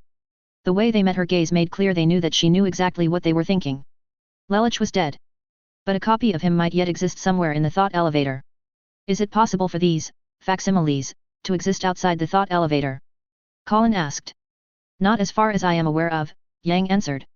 Colin furrowed her brow as she looked back over at Yang. The less than unequivocal response was not assuring in the least. It also suggested that though Yang himself lacked the knowledge of how to manifest these facsimiles in the physical world, he possessed suspicions that it might well be possible. Nemo, were the people of your time aware of these copies? The understanding in my time plane was that because they served as bridges into C's world, the thought elevators granted access to the mnemonic data of all humans. General Yang's remarks however indicate that there is something distinct about the mnemonics of Geass wielders and code bearers. General Yang, a question, Laura the knight spoke up before Colin could muster one of her own. By all means, Yang responded. The knight dipped her head slightly. You said that all Geass wielders essentially have a copy of themselves in the thought elevators. Presumably that also applies to Colin. A curse escaped Colin's lips. Now why had she not thought of that? Her gaze was now affixed to Yang, waiting for an answer. There is presumably such a copy of Her Highness, Yang answered with remarkable sanguinity, as there is a copy of myself. There however seems to be some sort of lockout, I suppose is the best word for it, that precludes the ability to manifest a facsimile of a living Geass wielder. I am not clear on the exact limitations therein, it is just something that I encountered when I, got curious and tried to activate my own copy. Curiosity. That one trait of mankind that was both virtue and bane. Still Colin could take some comfort in Yang's words and be confident that there was not another version of her running around. That would have been weird on so many levels, even ignoring the question of whether that version should be considered an actual person or not. She looked over at the historical figures. Like whether they should be as well. Yang seemed to pick up on Colin's disquiet and offered what was likely meant as a reassuring smile. The individuals you see before you, they can be considered people, but also at the same time not. Once their original versions passed away, the data that compose them became effectively static. Despite the fact that they are standing here about you, the things that they nominally experience is no longer able to influence their thought processes. What they believed in at death, they believe even now in this strange afterlife. It is, not exactly any sort of life that could be recognized as living. Meant to be, but Yang's words offered very little in the way of actual comfort. For now though it would have to suffice. Still that did leave one other immediate matter unresolved. Can any thought elevator bring up these copies? Colin asked. In other words, was it possible for a copy of Lelich to be activated? If it was, then the whole arrangement with the former prince's compatriots might need to be heavily rethought. It already needed reconsideration just due to the existence of the copy. Or backup. Or whatever technical jargon was appropriate for this. Colin was not an engineer, her job was usually to break things instead of making them. There is a degree of compartmentalization that happens with the thought elevators and the code bearers and Geass wielders associated with them, Yang answered. In the case of CC here, her thought elevator is the London one. I cannot remotely access the data associated with it without her permission. And though this Sozako has disabled some of the safeguards, the ones regarding access permissions remain intact. So Lelich was still out of reach. For now. Colin frowned. But wait, C.CS code was destroyed, she pointed out. That be so, but 'tis possible for one to open the lambent by hand, CC said. Direct access by another code bearer, assuming that bearer could overcome the various security measures, would do it, Yang elucidated. Presumably it is how Sozako was able to break into the Central African thought elevator as well, though based on what you have said his artificial code is not quite up to the task of accessing all of a thought elevator's capabilities. Colin nodded. But what he can do is already bad enough. The knight then turned to Lelich's compatriots. After a moment she got straight to the point. Are you and the others going to attempt to bring Lelich back? Laura noticeably glowered at her but a hand on her shoulder restrained her before she could respond. That responsibility fell to Annie, the one whom had reached out. As General Yang has made clear, these copies are not the real thing. Furthermore, while they may exist, that existence cannot be termed actually living. The best way for us to honor Lelich and his dream is to keep any such copy on ice. It was a measured response, and with their shielding Colin could not instantaneously tell if Annie was lying. The look on Laura's face though seemed one of genuine outrage at Colin's suggestion. And Phi was also giving her an annoyed look. In that respect at least Colin needed to give Lelich some credit, the companions he chose seemed to genuinely hold to their convictions, and his. It would have to do for now, but she would need to have a long talk with Rybert when she returned to Pendragon. All of these abilities, Colin said, turning her attention back to Yang. Or functions, I suppose. They all are potentially very powerful if used carefully. But they still don't answer the question of, what is this entire system actually for? There has to have been a purpose, to marshal the resources to create these fantastical things. What was that purpose? I am afraid I do not know, Yang said frankly. By the time I acquired my code, we bearers were already several generations removed from the original 9 that were actual members of the civilization that built the system. If there was some grand purpose behind it all, it has been lost to the mist of time. Not exactly encouraging, Colin said dryly, and then cocked her head aside. Should not the code bearers that passed on also have copies of themselves in here? Could you not have found them? Yang actually chuckled at that one. I assure you, Your Highness, I have tried. But just as Geass bearers seem to stand out amongst the sea of memories within C's world, code bearers for some reason are invisible within it. Colin wrinkled her nose. That doesn't make any sense. You and the other code bearers like you were Geass wielders before you got your codes. Tell me, Your Highness. Did your Geass work on C.C? Well, no, Colin conceded. The situation with the code bearers might well be something similar. A higher authority, precluding access to them. A root user, in computer parlance. You seem rather familiar with technical jargon, Colin said lightly. Yang chuckled. When I first learned about computation machines, I was struck by how similar conceptually they were to several aspects of the thought elevators. I took the time to become familiar with the technology. Colin rubbed her temples. She was not a computer illiterate or anything, but her familiarity with the things started and ended with using them for things like word processing and a bit of light searching for news. How those metal boxes did what they did was beyond her. Apparently she could no longer remain so ignorant. How much of the thought elevators, functions, do you know? Colin asked, moving back to the matter at hand. Quite a bit, Yang said, though I also know there are functions and abilities that I do not have access to. Or I at least do not know how to perform. But what you do know you'll be teaching me is part of our deal, Colin said. Yang regarded the young woman with an odd expression. After several moments of silence, and staring back at him, Colin broke it. What? You really do not know how to utilize the thought elevator's systems, he remarked. Should I? Colin responded. I mean, C.C's been her usual helpful self in answering questions. The woman in question gave a snort. And it's not like I've had anyone else to teach me this stuff. Not entirely true, but seeing as Nemo had explicit orders to only intervene in cases where Colin was about to really screw up, it amounted to about the same. Yang clasped his hands behind himself, adopting a thoughtful pose. I suppose that is a fair enough point. But what need does a master of the art have for a teacher? What in the world are you talking about? Colin said, impatience starting to creep into her voice. The edge of Yang's lip quirked slightly into a bemused smirk. The man was likely enjoying himself a bit too much, but Colin could also see a hint of concern in his eyes. A concern that he was letting her see. I mentioned earlier that though I was originally synchronized with the Common Island thought elevator, I lost control of it approximately 18 years ago, give and take. Colin nodded, wondering where Yang was going with this. I returned to Common Island to investigate, of course, and to my surprise I was actually able to meet this usurper inside of the thought elevator. An usurper whom identified herself as Zero. Herself. Colin's eyes widened. Yang nodded. The person whom I met, Your Highness, was you. End of chapter 119. The English translation of de Gaulle's appeal of June 18 doesn't really sell it. It was, kind of bland, to be honest. I don't know if French people consider the original version to be better. Euphemia at least didn't particularly find de Gaulle's statement in her universe very interesting. Or important. And now we start seeing some of the divergences in China's history that are necessary to justify some of the things that are presented in the Code Geass canon.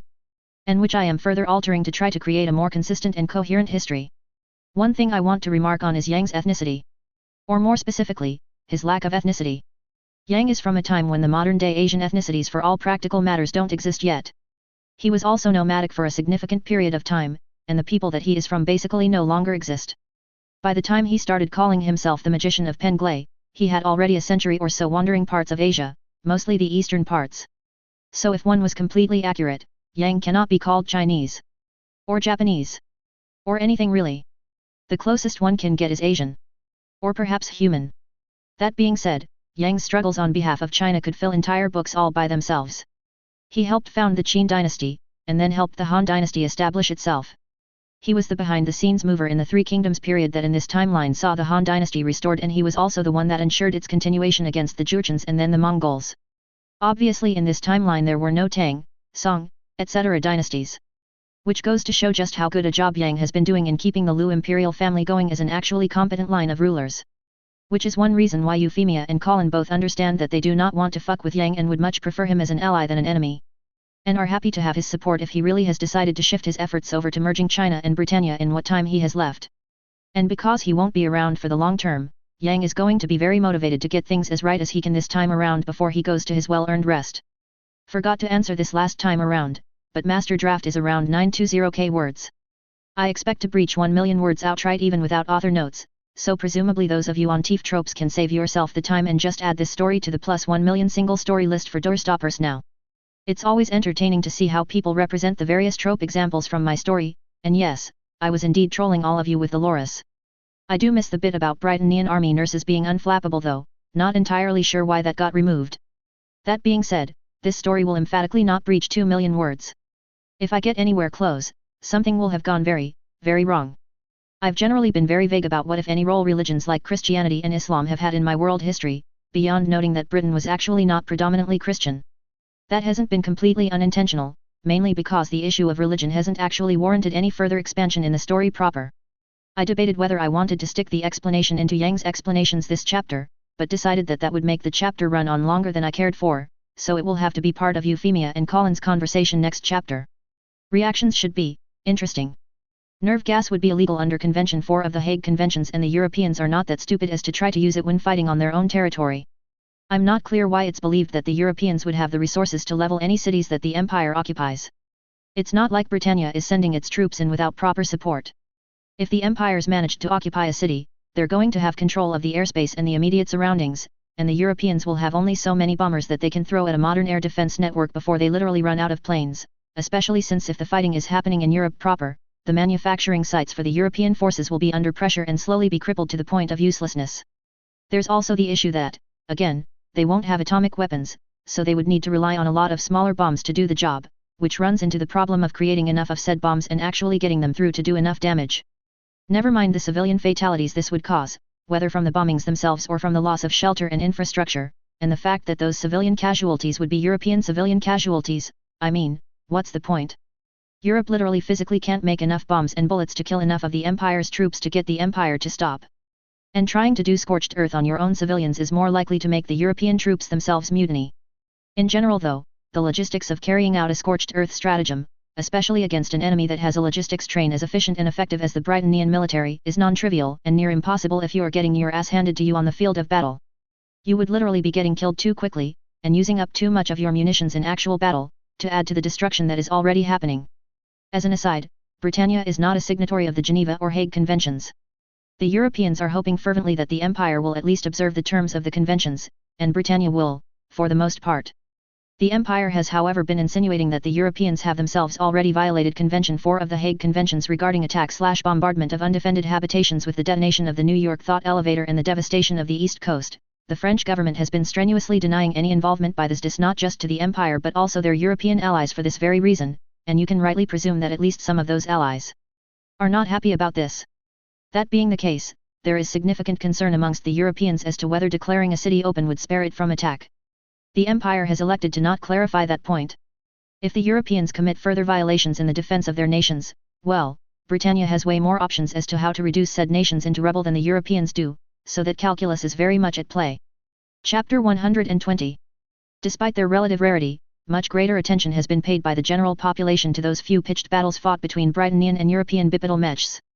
The Empire entered the Great War with a far larger number of these mechs, as well as a much longer institutional history of how to effectively employ them.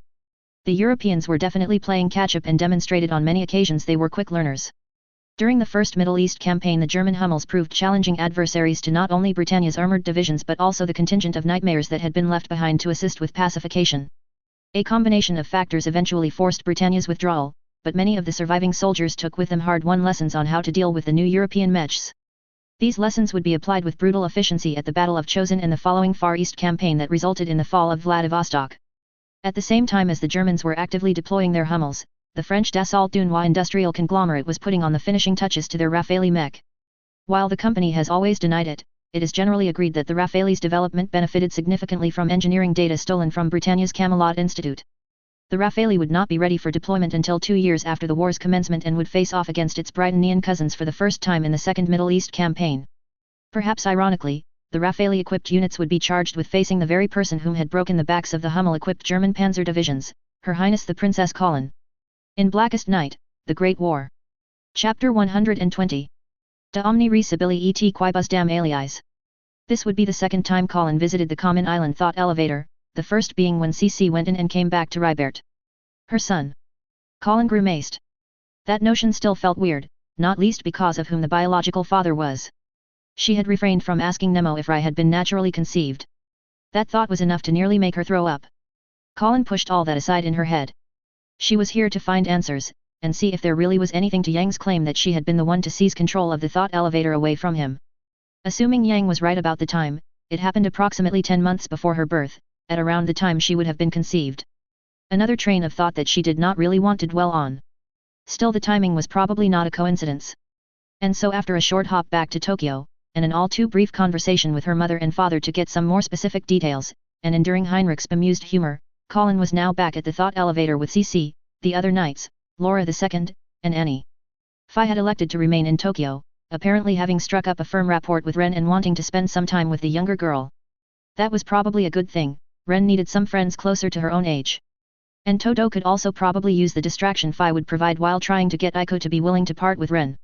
That had been an unexpected albeit relatively minor wrinkle to the whole arrangement. Colin sighed. She was trying to distract herself from the complications regarding the code, the Geass, the thought elevators, all these strange almost mystical things that were now suddenly part of her life.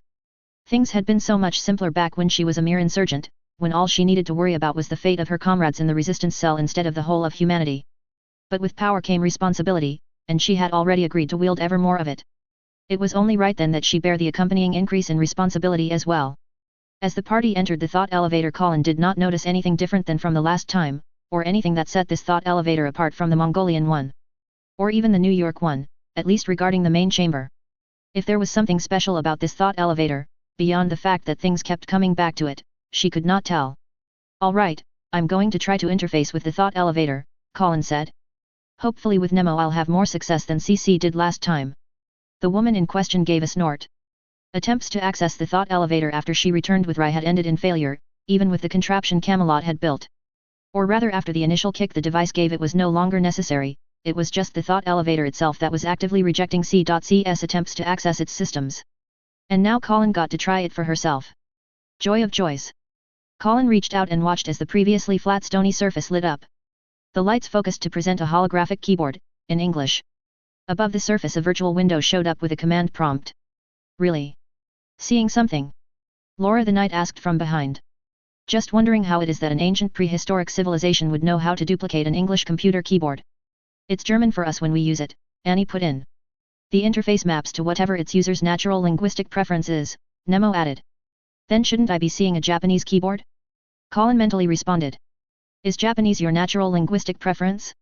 Nemo countered. The answer to that should have been yes. As Colin was learning, things were never that simple. Instead of answering, she reached out and typed in a command. "Log in." A light swept past Colin. It seemed that was how the thought elevator identified those that wanted to use it. The keyboard disappeared and in its place appeared a chessboard in pieces. The white side faced Colin. "Are all of you seeing this?" she asked. "If what you see is a chessboard, then yes," Laura said. "What did you do?" "I tried to manually log in like CC and Yang told me to, and this is what I got." "Is this the authentication mechanism?" CC said, her eyes narrowed. "Albeit one that does not bring to mind the..." Colin snorted. "What is that supposed to mean?" "Lelich," Annie spoke up again. Chess was his favorite game. Her expression tightened. He would play with Reiner all the time. Reiner, one of Lelich's compatriots that died at the hands of the Directorate Enforcer McBurn. The enforcer that Lelich then went on to kill after partially awakening his code. Colin looked down at the chessboard. This was getting convoluted. Euphemia had suggested that Zero was Lelich based on the person's speech and treatment of her, while Monica claimed the Zero she met, and fought, was Colin. Of course Lelich himself then decided to show up as Zero in the real world when he murdered the Prince Adonis, which proceeded to throw all of them into confusion. Yang's claims did not help make the matter any clearer, and now they were presented with a motif that was associated with Lelich. Just who, or what, was Zero? The simplest answer was that it was all subterfuge, that it was an identity used by multiple individuals, perhaps not even limited to Lelich and this other Colin people kept running into. Perhaps they would finally find out today. Colin reached out and picked up one of the white pawns, the one before the queen. There was a smooth coldness to the touch, and a weight as well. The piece felt real, it felt no different than the piece that Colin used when she played Euphemia all those months ago. The young woman frowned and looked back at the board. Assuming her memory was not failing her, the set before her was identical to the one from that day. Colin set the piece down intentionally in an illegal position. The moment she took her hand off it, the pawn disappeared. 3 full seconds passed before it reappeared in its original spot. "Hey! Figure something out?" Laura asked. "Maybe." Colin picked up the pawn in front of the white king and set it 2 spaces in front, Euphemia's opening move. A moment later the black pawn opposite of her own disappeared, and reappeared before Colin's white. "Definitely," she amended, and maneuvered the white knight to capture the black pawn. A second pawn advanced, positioned to counter-capture if Colin actually followed through with her attack. Colin responded by pushing forward the pawn before her queen, adding an additional threat to Black's first pawn. Even as she watched Black respond, setting up another pawn to guard its front, Colin strained to remember the exact sequence of moves Euphemia had performed in their game. Her memory was good, but she did not possess a photographic one like the Empress or Anu. A mistake was inevitable, and when it happened Colin let out a curse as all of the pieces disappeared. A chuckle sounded from beside her. "Would you like to try?" Colin said. "Nay, I know well mine limits," CC responded cheekily. "Some help you are," Colin retorted, then frowned. "Is it my imagination, or did it take longer for the pieces to reset this time?" The others responded with shrugs or shakes of their head. Apparently none of them had been paying close enough attention. Nemo? Might as well make use of the AI in her head. 5 seconds elapsed this time before reset, Your Grace. Colin tilted her head. "Hey. I wonder why. An increasing timeout is often used in security protocols to prevent brute-forcing attempts." The quizzical expression turned into a grimace. If this delay increased every time she screwed up, they could end up spending an entire day here. "Nemo, do you have any sort of record of the match?" "I only possess access to what impressions exist within your memory, Your Grace. Anything that you do not remember, I cannot reproduce." "Can you, I don't know, enhance that memory?" Colin could almost hear the dripping, not quite contempt, but something very close, in Nemo's curt response. "No, Your Grace." The knight sighed. It looked like she needed to do this the hard way. "Can you at least record the moves I'm making now, so I don't repeat a mistake?" "Yes, Your Grace." Colin swore Nemo sounded almost enthusiastic about the prospect of her screwing up. Yep, Nemo shared quite a bit with her apparent donor. She reached out and picked up the white pawn once more.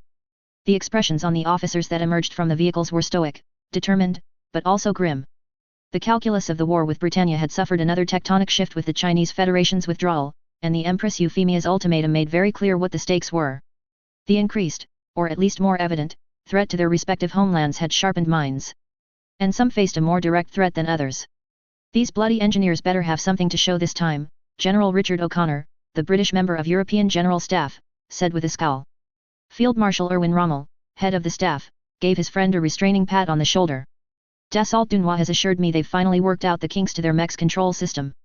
Considering they've called so many representatives to witness the test, they know today has to be seen as a success." "That may be so, sir," Richard said, "but a successful demonstration is still not the same thing as a ready weapon." The man grimaced. "We are running out of time." That Erwin more than agreed with, but the EU's options were limited. Unless the various governments were prepared to accept Britannia's demands, and there was about as much a chance of that as there was of Britannia suddenly becoming a democracy, the juggernaut that was the Empire's military might would soon be at Europe's shores.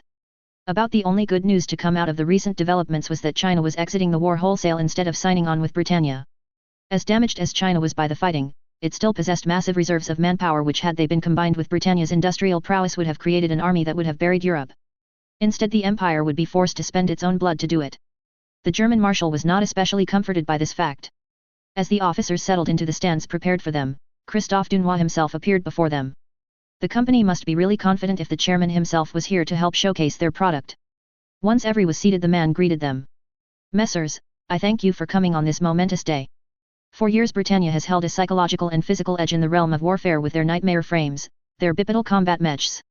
These mechs have afforded the Empire many advantages in the realm of war, an advantage they have ruthlessly exploited while subjugating ever more peoples and lands. As the guardian of democracy and republicanism, Europe has a duty to meet this challenge, and rise above it." The Frenchman was certainly well versed in showmanship and salesmanship, Erwin was more than prepared to admit. But if Europe was to actually rise above this challenge, Dassault Dunois needed to show more than flowery words. Krupp took the first step on this path, Christophe continued, and their Panzerhummel more than proved its worth in the campaign to liberate the Middle East. Only to fall victim to the latest fruits of Britannia's Camelot Institute during the Battle of Chosin, and then face a further mauling against the Empire's Gloucesters in and around Vladivostok. At least part of that was down to the Empire developing counter-tactics against the German mechs, but there was no denying that a single company led by the Princess Colin was responsible for routing an entire panzer division. The Frenchman was of course not so crass as to bring up those unfortunate details. Best to focus on the positives, lest your audience start fearing your own products might suffer a similar fate.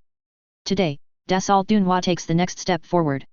We bring you a truly genuine humanoid combat mech, equipped with not just bipedal locomotion, but also fully serviceable arms to allow for a wide range of motions and actions. A distinct thumping sound was growing louder and louder. Erwin and the other officers all rose, looking about trying to catch a glimpse as to the source. Christophe's face nearly split in half in a smile.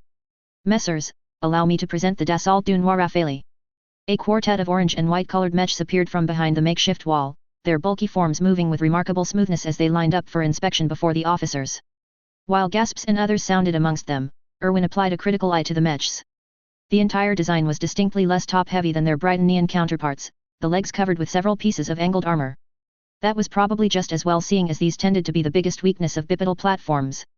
The main body had a curved breastplate on the front, angled to better deflect hits, though Irwin doubted it could stop anything more than a glancing hit from an all-up anti-armor weapon. Even with the large piece of armor, however, proportionally the main body was small compared to its appendages. It was as if a child had managed to get a hold of his parents' gloves and boots and stuffed them so they would not sag. The head itself was relatively nondescript, though it had a pair of rabbit ear-like appendages that rotated about. Likely some sort of radio if Irwin had to guess. The other point of interest lay in the weapons the four Rafale were equipped with. Each had a different one, hinting at the apparent versatility these mechs possessed. One hefted a large sniper-like rifle, obviously intended for long-range fire support. Another had a more conventional-looking rifle, though with the caliber size it likely possessed some anti-armor capabilities as well if loaded with the right type of shell. The third was equipped with a missile cell, which technically would have left it without weapons after it was fired, save for the smaller pistol-like weapon attached to its side. Again, this was all proportional. That pistol weapon was likely more than up to the task of trashing bunkers or punching through the vulnerable top or rear armor of conventional tanks. The last Rafale was almost certainly up to clearing out bunkers or trenches, assuming of course the enemy did not manage to puncture the tank on its back that fueled the flamethrower it hefted. All in all, the single platoon was equipped to handle most any ground opposition it might face. Air power would still be a significant threat, but anyone that sent ground forces in without at least some air cover or the means to defend themselves was an idiot. At the same time, as smoothly as the Rafale had marched out to present themselves, Irwin wanted to see how well they would perform under less controlled conditions. He looked out at the testing grounds laid out. Something told him he might well get that opportunity. As the chatter and even light applause died down, Christophe beamed out at the audience in obvious pride.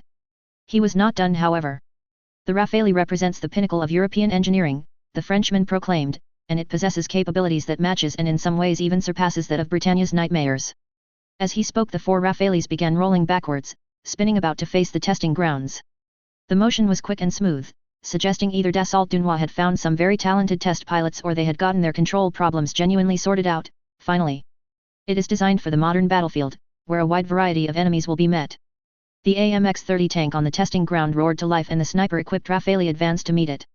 Irwin doubted Atelier's de Construction d'Issile Moligno would be particularly happy. Its product would serve as the punching bag to demonstrate the effectiveness of its competitor's latest attempt to get a foothold into the ground combat vehicle market. The tank ground to a halt and its turret started rotating to fire on the mech, but the Rafale easily outpaced its turning speed, swinging in an arc to get behind the tank. Its treads started spinning again as the tank tried to turn in place, but the Rafale was simply too fast. Irwin mentally counted the seconds it took for the Rafale to start braking before it came to a complete halt. The AMX likely never regained visual of the Rafale before it opened fire, its shell puncturing the rear armor and leaving the tank a smoldering mess. Impressive, even if the entire thing was staged. And eerily reminiscent of the favored tactic of Britannia's Nightmare Corps when they encountered Europe's armored formations.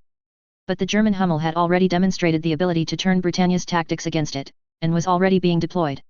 The French government would obviously purchase the Rafale regardless of whether it was actually better than the Hummel, but Irwin would need more personal convincing if he was to trust the mech to truly critical junctures. Based off of the combat data gained by our troops through their dedication and sacrifice, the Rafale has been adapted to be able to fight in a wide range of situations, including urban environments. The rifle-equipped Rafale now stepped forward, rolling up to a series of dummy structures made to look like the corner of a city block. It peered around the corner and machine gun fire splattered its position before it withdrew. Not the most convincing demonstration of the mech's armor, but the point was clear enough. And then the Rafale extended its rifle around the corner and fired off a burst of its own. The rifle was not capable of actual automatic fire, but it did put out its 3 rounds in a respectable span of time. Even more impressively, one of the shots actually found its mark. The other 2 also landed closely enough that the detonations would have gotten the machine gun nest in their blast radius. All of the weapons designed for the Rafale possess a data link that complements the mech's own targeting systems, allowing for engagement of enemies even not in direct line of sight. Now that was actually impressive, Irwin had to admit. And not just because the Rafale could peek out like that. An acknowledged weakness of the Hummel was that the cannons on its arms had a fairly limited traversal, requiring the mech to mostly face its target. That the Rafale did not need to do that was useful, but not revolutionarily so. That would have simply put them at parity with Britannia's nightmares. The notion that the Rafale could link up with other pieces of equipment though, that had interesting ramifications. If those links could provide a Rafale pilot with a better situational awareness of his surroundings, that would have a real and meaningful impact on his effectiveness. Of course, not all such systems need such sophistication. There exist plenty of tried and true solutions in Europe's arsenal, which the Rafale is more than capable of employing. The flamethrower-equipped Rafale now stepped forward and advanced upon a concrete bunker. Again machine gun fire splattered its frontal armor but non-punctured even its fuel tank. Once the mech was in range, it spewed a jet of flames into the slits, turning the emplacement into a mini hellhole. The pressure of the ignited flame was great enough to splash back through other slits, creating a ring of fire all around the position. The Rafale's pilot at least seemed aware of the potential danger and stayed far enough back that there was little risk of his mech, and more importantly his fuel tank, becoming engulfed. By this point Dassault Dunois had demonstrated 3 of the 4 loadouts it was showing today. Irwin wondered how exactly it would show off its missile variant. He did not need to wait long as the thrum and whine of helicopter blades became audible. The distinctive shape of a Mi-24 attack helicopter was soon visible, but that was as close as it got before the missile-equipped Rafale braced itself and without further preamble from Christophe a loud boom sounded with the subsequent launch. The explosion that followed spoke for itself as a flaming fireball plunged to the ground and landed with a resounding crash. Christophe looked out at his audience, and smiled as applause and cheers rang out. As triumphant a finale as he could have asked for. The German field marshal found himself joining in the applause, and even agreeing that the accolade was well earned. After months of delays, Dassault Dunois really had delivered. They had delivered not just a weapon, but a platform around which to build the spearhead that would finally slay the Britannian dragon. As head of the General Staff, and as a panzerman himself, Irwin was intimately familiar with both the strengths and weaknesses of Britannia's nightmares. Namely, he knew well the general maneuverability characteristics of those war machines. Assuming his eyes were not deceiving him, the Rafale's start and stop times were a bit faster than what Britannia's Gloucesters were supposed to be capable of. And while the Empire's nightmares did have a small range of weapons they could be equipped with, their basic complement did not appear to be quite as flexible as the French platform. It held promise. Britannia held qualitative edge on far too many fronts against Europe. And with its greater industrial capacity it could bring the quality of quantity to bear as well. For the EU to win they needed to defeat enough of Britannia's armies to force the Empire to reconsider its course of action. With the Rafale in Hummel, Irwin was growing more confident that such a feat was within Europe's means. Impressive, Richard said from next to the German. The admission had a grudging air to it, but the British officer seemed to appreciate that the French weapon really was living up to its marketing. Today's demonstration certainly could not have been cheap, especially that bit with the hind. True, Dassault Dunois might be trying to distract from any problems by splashing out like this, and it was curious that they would finally make a breakthrough after all those months of not being ready despite claiming they were on the verge. Time to find out just how ready the Rafale was for the real world. Irwin proceeded down the stands to where Christophe was busy being congratulated by the various officers. As the German field marshal approached, the others made way for him, curiosity alight in their eyes as they waited to see what the chief of the General Staff's opinion was on the demonstration. Monsieur Dunois, Irwin greeted politely. Field Marshal, Christophe responded in kind. An impressive demonstration, Irwin offered by way of opening. The Frenchman's expression relaxed ever so slightly and he allowed himself a smile. Your words are too kind, Field Marshal. And on behalf of Dassault Dunois, I offer you our sincerest apologies for all the delays the project has suffered. Playing the modesty card right off the bat. Irwin did not let it faze or distract him. How soon can Dassault Dunois begin serial production? And got right to the point. Christophe's expression tightened for a brief moment again, but the Frenchman was obviously expecting the question. We are already beginning low-level production to proof the process for mass production, he answered. Optimistically, that work will be done within the month, after which we can start converting assembly lines for the larger production run. So Dassault Dunois really did believe they had worked out all the kinks and were prepared to risk the possibility of having to refit hundreds if not thousands of Rafales if a problem was discovered after mass production began. Hopefully that would be good enough. We'll take as many as you can build, Rommel said. Christophe blinked. And then the tension finally bled off from his face. The man beamed at the German man. We will see to it, Field Marshal. The men were allowed perhaps a few more seconds to enjoy the moment of shared triumph before footsteps sounded.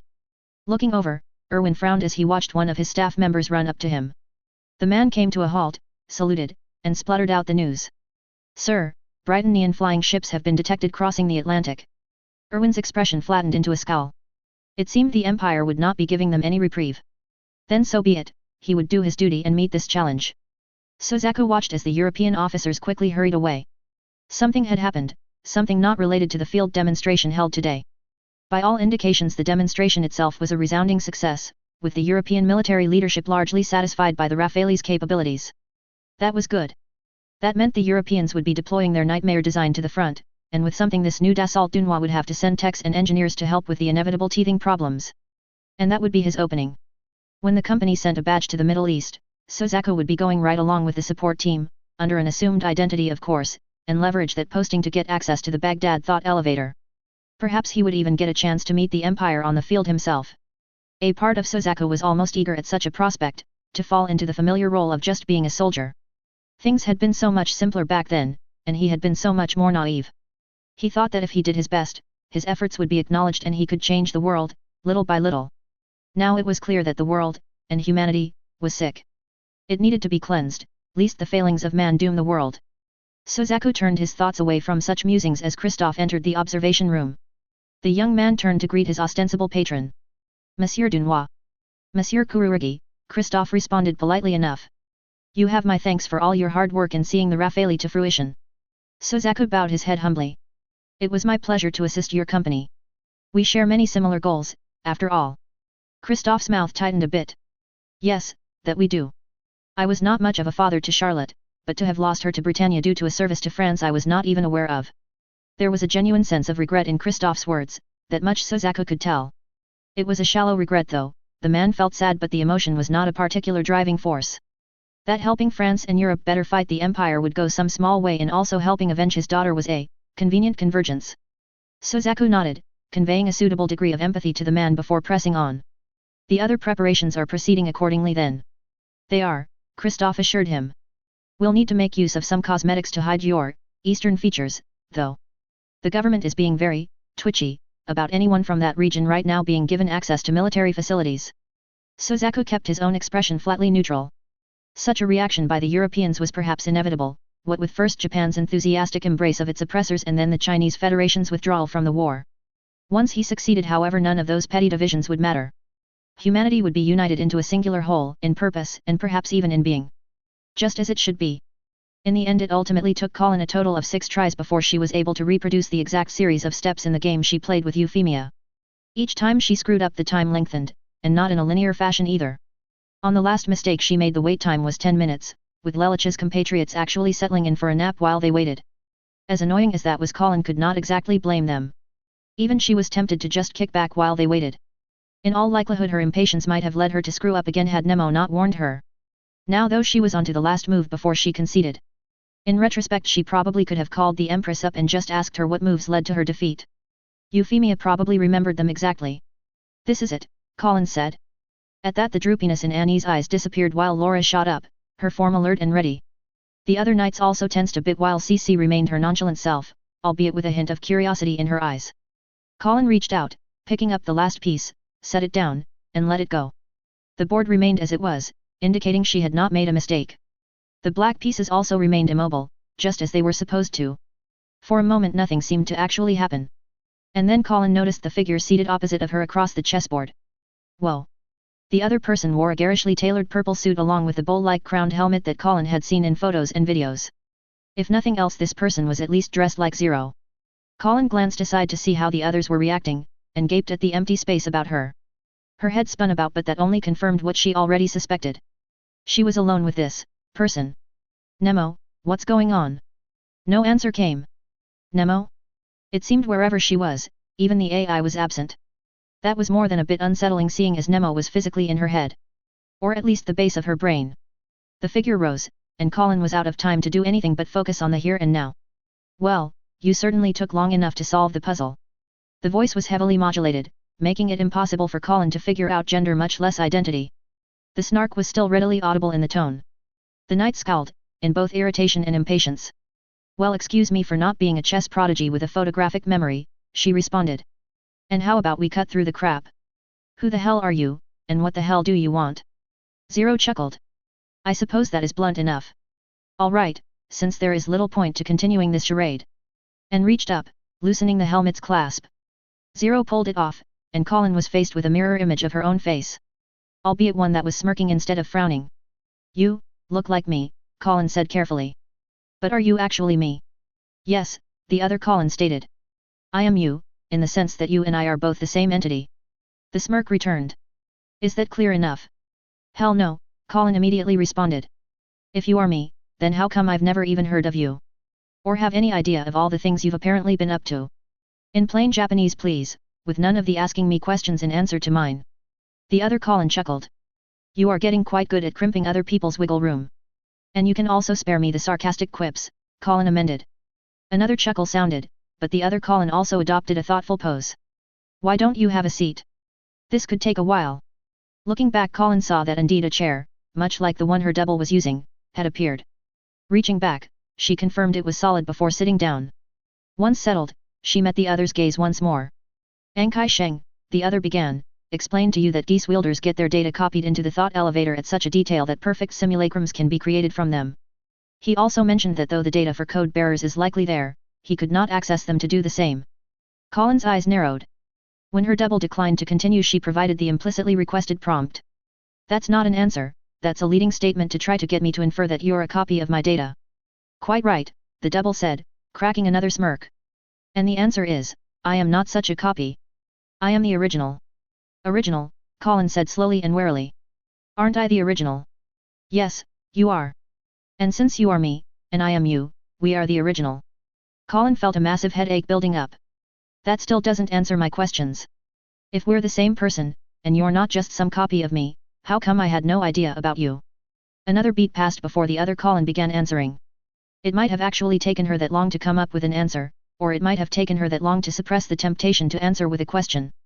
The magician's explanation regarding the thought elevator's connection is correct, but incomplete. C's world exists even without the thought elevators, and it is the combined gestalt of all mankind. Every human alive has a connection to it, but it is a subconscious, passive connection that they have no control over. The system of code and Geass exploits this connection, turning it into an active one using the thought elevators. You are the conscious, active persona in the material world. I am the subconscious, passive persona in C's world. You seem very conscious and active to me, Colin pointed out. Those are all relative terms, the other responded. I have always been active, I am you after all, everything you do is in effect also something I do. Including talking to myself. The smirk returned. If you want to think of that way, certainly. Was I always this sarcastic? Colin said as she arched an eyebrow. Yes, and you know it. After a brief moment Colin gave up on trying to come up with a defense. All right, so I was. So back to my other question. What do you want? What is your objective in doing all the things that you've done? Her double tapped her fingers on her arm, obviously considering how best to answer. She pursed her lips thoughtfully. I can explain it, but it will require a more complete understanding of C's world. Then lay it on me, Colin said. If you actually know what the hell all this is, then I want to know. A slight growl sounded. I'm sick and tired of half answers and people trying to dumb things down when they don't even understand what's going on. You seem to actually know what all this insanity is. So, explain. Very well. The double actually leaned back a bit into her seat, apparently settling in for a long talk. C's world is the sum and limit of man. You've heard this oft enough, and likely assumed it to be metaphorical. It is in fact very, very literal. Every human mind is in effect a manifestation of some portion of the gestalt that is C's world. The two feed back on each other as well, the experiences and stimuli you experience in your life is propagated back to the gestalt, allowing it to grow and evolve. The gestalt thus becomes an accumulation of humanity's collective experiences, a whole greater than the sum of its parts. Colin nodded slowly. Abstractly the words made sense, but there were still many lingering questions. Why does this gestalt exist though? She asked. Is it something that naturally occurred, or is it artificial? A product of evolution, or rather a byproduct of that which we call human consciousness, the double answered. And shrugged. C's world itself may have always existed, and the human brain likely accidentally evolved to be able to tune into it. Since then, our mental acumen has been significantly enhanced thanks to our connection with it, likely one reason that Homo sapiens emerged as the dominant human species on Earth. At the same time, the gestalt itself grows and becomes more powerful with every human mind that connects to it. It's a symbiotic relationship. But who's getting the better end of the deal? Colin pressed. Whom is using whom? The other Colin frowned, a mixture of irritation and even anger. Were you not listening? No one is using anyone. Without C's world humanity would revert to its baser intellectual levels. Without us, the gestalt would shrivel and collapse upon itself. Our connection is what defines us as human. We are the gestalt, as much as it is us. Colin was mildly taken aback by the vehemence in her double's tone. It reminded her of herself, when someone spoke to her condescendingly or insensitively. All right, she said. All right, I'll accept that. So how does that explain you. That at least her, other self, did not appear to take any offense at it. As I said previously, you are synchronized with a fragment of the Gestalt, which serves as the subconscious half to your conscious self. Under normal circumstances, this fragment does not do anything.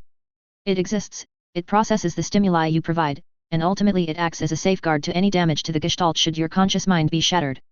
For eons, humanity remained unaware of this connection, much less be able to attempt to turn the passive connection into an active one. Until of course the Geass civilization came along. Colin leaned forward, her full attention focused on what her other self was saying. Finally, answers. Much as the first passive connection to C's world was likely an accident of evolution, the first active connection was also likely incidental and not intentional. That connection would however not be very strong, and the first peoples to gain it would not have understood just what they were doing either. These people were treated as monsters, messiahs, and everything in between. Soon there were enough of them however for a systematic organization to emerge. And for them to experiment with the power that access to C's world granted them. Eventually, their experiments led them to the creation of an empire fueled by their power. An empire that managed to stretch across the world. The knight rubbed her chin. There is almost no archaeological evidence for such a civilization beyond the thought elevators themselves. I would hope not, the other responded. Not much of that civilization survived after the ice age it caused wiped out the bulk of the human race. Colin's head dropped noticeably. Had her jaw not been so tightly clamped it probably would have been dangling by itself. After she finally managed to speak her jaw felt noticeably stiff with every word she uttered. According to Rai they were nearly wiped out by the Krell. Yes, they nearly were. And the ice age that was a product of their manipulation of the Earth's environment nearly finished the job. That humanity as a species still exists is a minor miracle. A great deal of effort was put into the safeguards that protect access to C's world now, safeguards that ass Suzaku is tearing down without understanding a damn thing. That last bit was delivered with more than vehemence or irritation, outright anger echoed behind those words. We think Suzaku is being possessed by a Krell, Colin stated. He's not, her other immediately shot down. What he is an insane mind that's been overloaded by his connection to C's world with his artificial code though, so the distinction is kind of moot. Kind of the entire point of the threat he represents was based on that assumption, Colin replied incredulously. And you say it doesn't matter. It matters in so much as what precautions you need to take to approach him, came what might well have been an overly blithe response. He's still a danger that needs to be put down regardless. That might have been true but Colin still felt it was a bit wrong for her other self to treat the matter so casually. All right, let's put that aside, Colin said, and get back to why you're different. Why you're not passive, like other fragments of the Gestalt. We're getting to that. You're certainly impatient, I did tell you there was a lot of background you would need to understand. Colin sighed and raised her hands. Fine, fine, I'll stop pestering you. Just keep going. After favoring her conscious self with another smirk Colin's double did so. And yet her other self seemed to hesitate, as if not quite sure how to proceed. Colin waited patiently. There's an important distinction that you should be aware of. While the Gestalt represents the sum of man, that sum comes in the form of information. The memory that produced this information is transient, and is inevitably lost. I don't quite follow, Colin said. An example. Her double held out her hand, and a pie appeared. I know the exact ingredients that go into making an apple pie. I know the exact steps needed to prepare the ingredients, and I know the exact temperatures to make it as perfectly crispy and juicy as possible. But I have no memory of ever making a pie. A knife appeared in the other hand. Want a slice? Colin blinked. Sure. Though, does that even do anything? Stimuli is stimuli, her double said as she cut into the still steaming pie. You'll be able to taste it all the same, even if it does not actually impart any actual nutrients to your physical body. As Colin watched her double pick out a slice and set it on a newly appeared plate, she mulled the ramifications of what she was being told. The distinction between memory and information was actually pretty evident now with said example, but that it existed at all only added to her confusion. Euphemia said that she saw flashes, Colin said as she accepted the plate, which was also now accompanied by utensils, of other people's memories, as well as her own, when she entered C's world. Because those people were still alive, her double explained, cutting out a slice for herself. What she did was establish a temporary connection to them while within C's world. Those memories do not actually exist within the Gestalt. I suppose that makes sense. She took a bite. It was in a word, delicious. Her double nodded. Because the memories are transient and fade away upon the death of the person, there's no reference for how to interpret the information. It's just there, for lack of a better term. And without memories, there is nothing for a personality to form around. That's why, for all intents and purposes, the Gestalt fragments that serve as the subconscious half of people don't have any awareness of their own We just sort of react to the stimuli all of you generate, offering hints and intuitions based off of the information that's present. Wouldn't that suggest as more knowledge is accrued, human intuition should be getting better? It was a valid guess, and it might even warrant being treated as a hypothesis. Colin's other quickly poked a hole in it however. Without the memory to serve as a reference, there's nothing that distinguishes good information from bad information. It's kind of a crapshoot which triggers first. Oh. Lovely. Colin looked down at her slice of pie. This is pretty good though. There might have been a trace of sympathy in the smirk this time. That's because unlike the other Gestalt fragments, I do possess memories that serve as references. Specifically, yours. And that makes you different from the others, Colin noted. Makes us different. You need to stop thinking of us as two distinct entities. Sorry, it's just a bit weird when talking with you like this. Her other self shrugged. That is understandable enough. Anyway, as to your next question of why we are different, why our Gestalt fragment has access to memories, I think it's a sort of naturally occurring thing. Every once in a while, a person is born whose fragments are naturally possessed of the ability to retain memories instead of just the information in them. Then there's the fact that the thought elevator made a few tweaks as well. Colin cocked her head aside. Oh. Because the thought elevator has access of sorts to C's world, it is able to influence the Gestalt. And as the magician explained to you, the thought elevator system can be thought of as a highly advanced computer. It has been running all this time, and there are background tasks that continue to execute. One of those tasks, for lack of a better term, was looking for a very specific set of characteristics in Gestalt fragments that emerged when a new human mind was born, and then applying adjustments to them. Those adjustments made use of the thought elevator itself to supplement the naturally occurring memory retention ability we have. Colin frowned. Okay, so that raises two other questions. The first is why does this task exist, and the second is, when I was just conceived I wouldn't have any useful memories for you to draw upon, so how did you seize control of a thought elevator from Yang? My own personal belief is that the thought elevators are trying to induce the creation of more code bearers. Think of it as trying to make sure there were enough candidates around so that it would always have a minder. That probably made sense, Colin was prepared to concede. And my second question? That wasn't me. That was all her other self said, and after a few moments Colin cleared her throat. Excuse me. I suppose I should say that wasn't us, the other did not clarify, with a shrug. Colin stared at her other self for a few moments longer. If it wasn't us, then who the hell was it? General Yang claimed that he saw us, when he tried to take the thought elevator back. Are you saying he was lying? Of course not, Colin's double said, wrinkling her nose.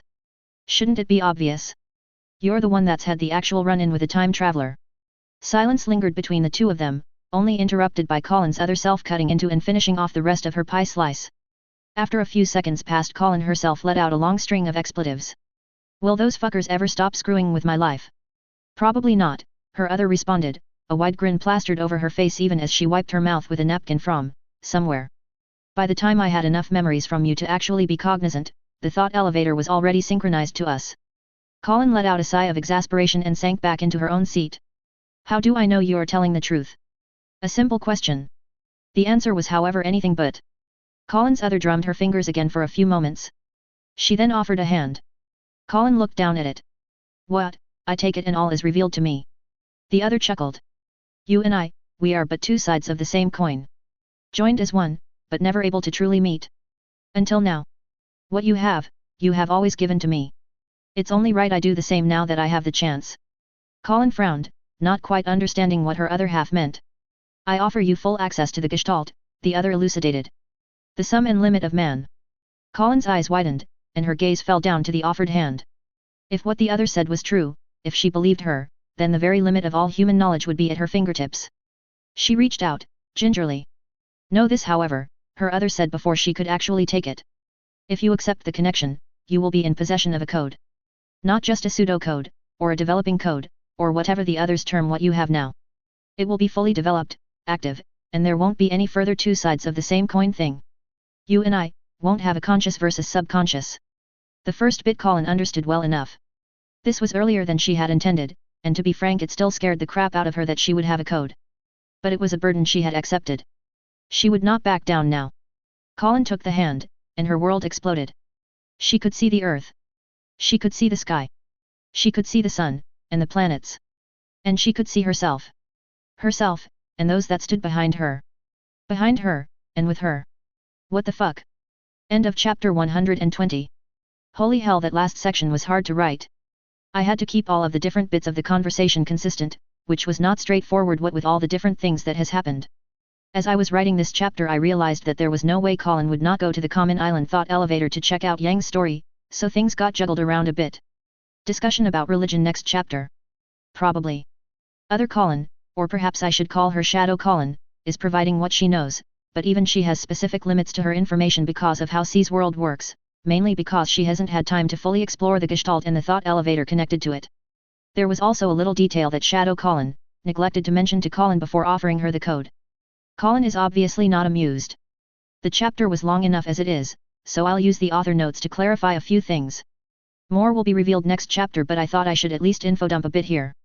The Gestalt, or C's world, is the unified subconscious domain of human thought. As Colin's shadow explained, people normally are not aware of their connection to it. The closest they ever really get is sometimes a nudge of intuition or a shiver down their spine, stuff like that. Colin, and a few others, however, were born with what one might call a pseudocode naturally. Their Gestalt fragment, for whatever reason, obtains a dual awareness because it is actually able to hold onto the memories that the conscious mind experiences. Normally those memories are distilled down to bits and pieces of information. Hot bad. Apples delicious. Apple pie's more delicious. So since they already possess a stronger connection to C's world than regular humans, and haven't died from it outright, the artificial one that they get from a code or Geass doesn't induce nearly as much strain as it would otherwise. It does still puts a lot of strain on the brain. Colin did suffer a mild stroke, but without the existing connection that would have likely killed her outright. The thought elevator, due to its ability to connect to C's world, actively scans for these gestalts, and when it finds them, it basically tries to bolster them. Why it does this, is at present still unknown. To Colin at least. I know why it's doing it, I'm just holding that back for now. As well as what exactly the thought elevators are. Anyway, even when these fragments grow enough that they possess an actual consciousness, they don't actually realize they're a distinct awareness from the conscious halves. For a long time Colin's own fragment just kind of rolled with whatever she was doing. It was only really after Colin got her Geass that the subconscious portion was awoken to the fact that she could, if not exactly operate independently, manipulate things in parallel with Colin's own actions. Some of her manipulations have been to the thought elevator system, and because of the way the thought elevators work, they have been confused with some of the temporal intrusions that have occurred. Or rather, the manipulation of the physical information performed by Shadow Colin via the thought elevator is not distinguishable from the manipulation performed by other temporal planes. There's a reason for that which will be explored in future chapters. One additional thing to note is that the gestalts don't really form memories in the same sense as their conscious halves do. All they're capable of producing is information. So even though Shadow Colin knows she did certain things, the emotional resonance associated with a memory of the thing isn't there. Any emotion that she feels about a certain action is derived from any references that she can build from the conscious mind's memories. That creates a certain disconnect between Shadow Colin's actions and Colin herself, which will be causing Colin a bit of weirdness later on. Succinctly, there are what we could call three parties at play when it comes to the thought elevators. The first are the code bearers and Geass wielders in the physical world. This includes people like Vivi, whom are now out of action, and Yang, and CC, and of course Euphemia and Colin. And Rai. And I guess Sozaku. There are the time travelers, or individuals whom have used the thought elevators to transmit information non-linearly through time. In some respects they're the ones that kicked off this entire chain of events by setting the stage. The ramifications of their actions will still be felt in the coming chapters, but their active role is basically over. Finally we have the Gestalts, whom could be considered genuine residents of C's world. Their actions are the ones that represent active intrusions upon the various real-world characters, like C.C's anti-code and the shifting of Euphemia's Geass connection. I'm pretty sure at this point you can all guess where that connection got shifted to. They've been the ones maneuvering people like Euphemia and CC and Colin around to achieve a goal that Colin is now aware of thanks to her basically merging with her Gestalt. Don't worry, Colin will be informing Euphemia of that goal next chapter. Anyway, I recognize that this whole thing has been a bit convoluted, and at least part of that is due to the serial nature of this publication. Because I publish as I write, there's very little editing to smooth out the kinks and ensure a greater level of consistency. We're hopefully past the most confusing bit, and if any of you have questions feel free to ask. I'll answer as the need arises. I've made no secret of the fact that Britannia is going to win the Great War. In fact, I've made pretty emphatically clear that they will win it decisively, leaving Europe so economically ruined that it will likely take at least a generation for those nations to get back up to the quality of life they enjoyed pre-war. Why they'll take that long will become evident as the war nears its end and all of you see the extent of the devastation and the terms Britannia finally imposes upon these nations. As a hint, they're worse than what Euphemia offered the Dutch foreign minister. Contingent on this outcome is the fact that nothing Europe is capable of doing will be able to stop Britannia. The EU members cumulatively have less territory, a lower total population, and smaller industrial capacity. The only reason they'll be able to keep fighting for as long as they will is because the Russians are able to produce enough weapons and munitions to help keep the others fighting even as their own industries collapse. And not even the Russians will be able to keep doing that as they themselves come under more and more pressure. This being the case, I utterly fail to see how the Europeans discarding the laws of war would in any way help their situation. Anything that they could contemplate doing to the Empire's forces, Britannia is capable of doing back to both the European military and also the civilian population. Use chemical weapons? Britannia has plenty of those as well and are actually close enough to use them on not only enemy troops but also enemy civilian centers. Don't take prisoners? Britannia is going to have far more European POWs proportionally and will not hesitate to retaliate. And the soldiers on the front aren't as a general rule going to be looking to die gloriously. As we saw in World War II, only a small percentage of the German military were fanatical enough to fight to the death with the purpose of trying to take as many of their enemies with them as they could.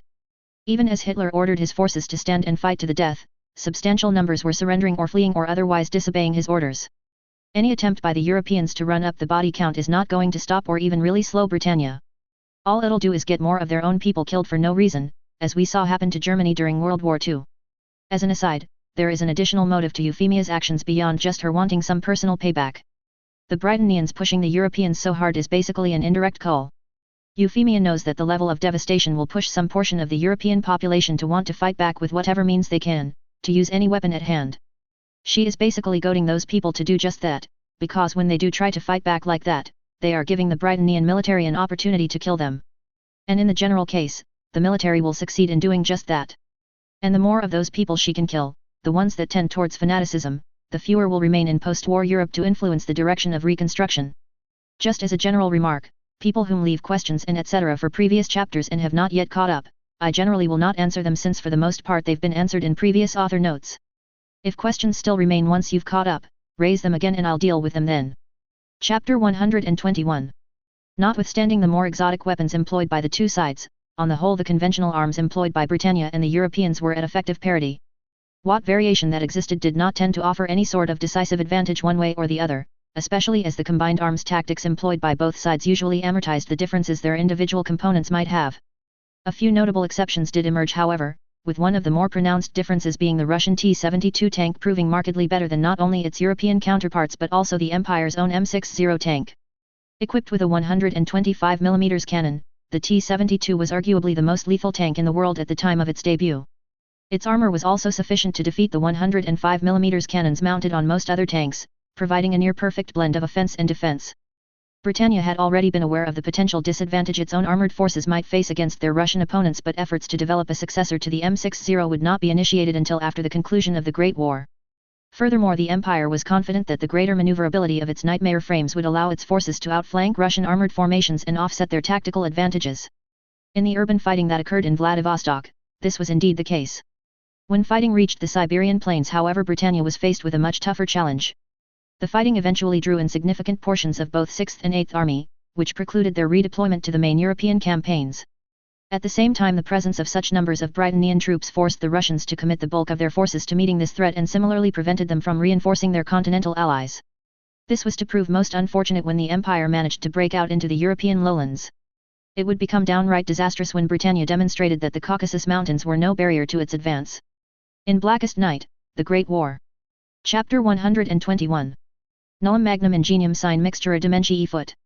The flight back to Pendragon was long. And quiet. And a bit awkward.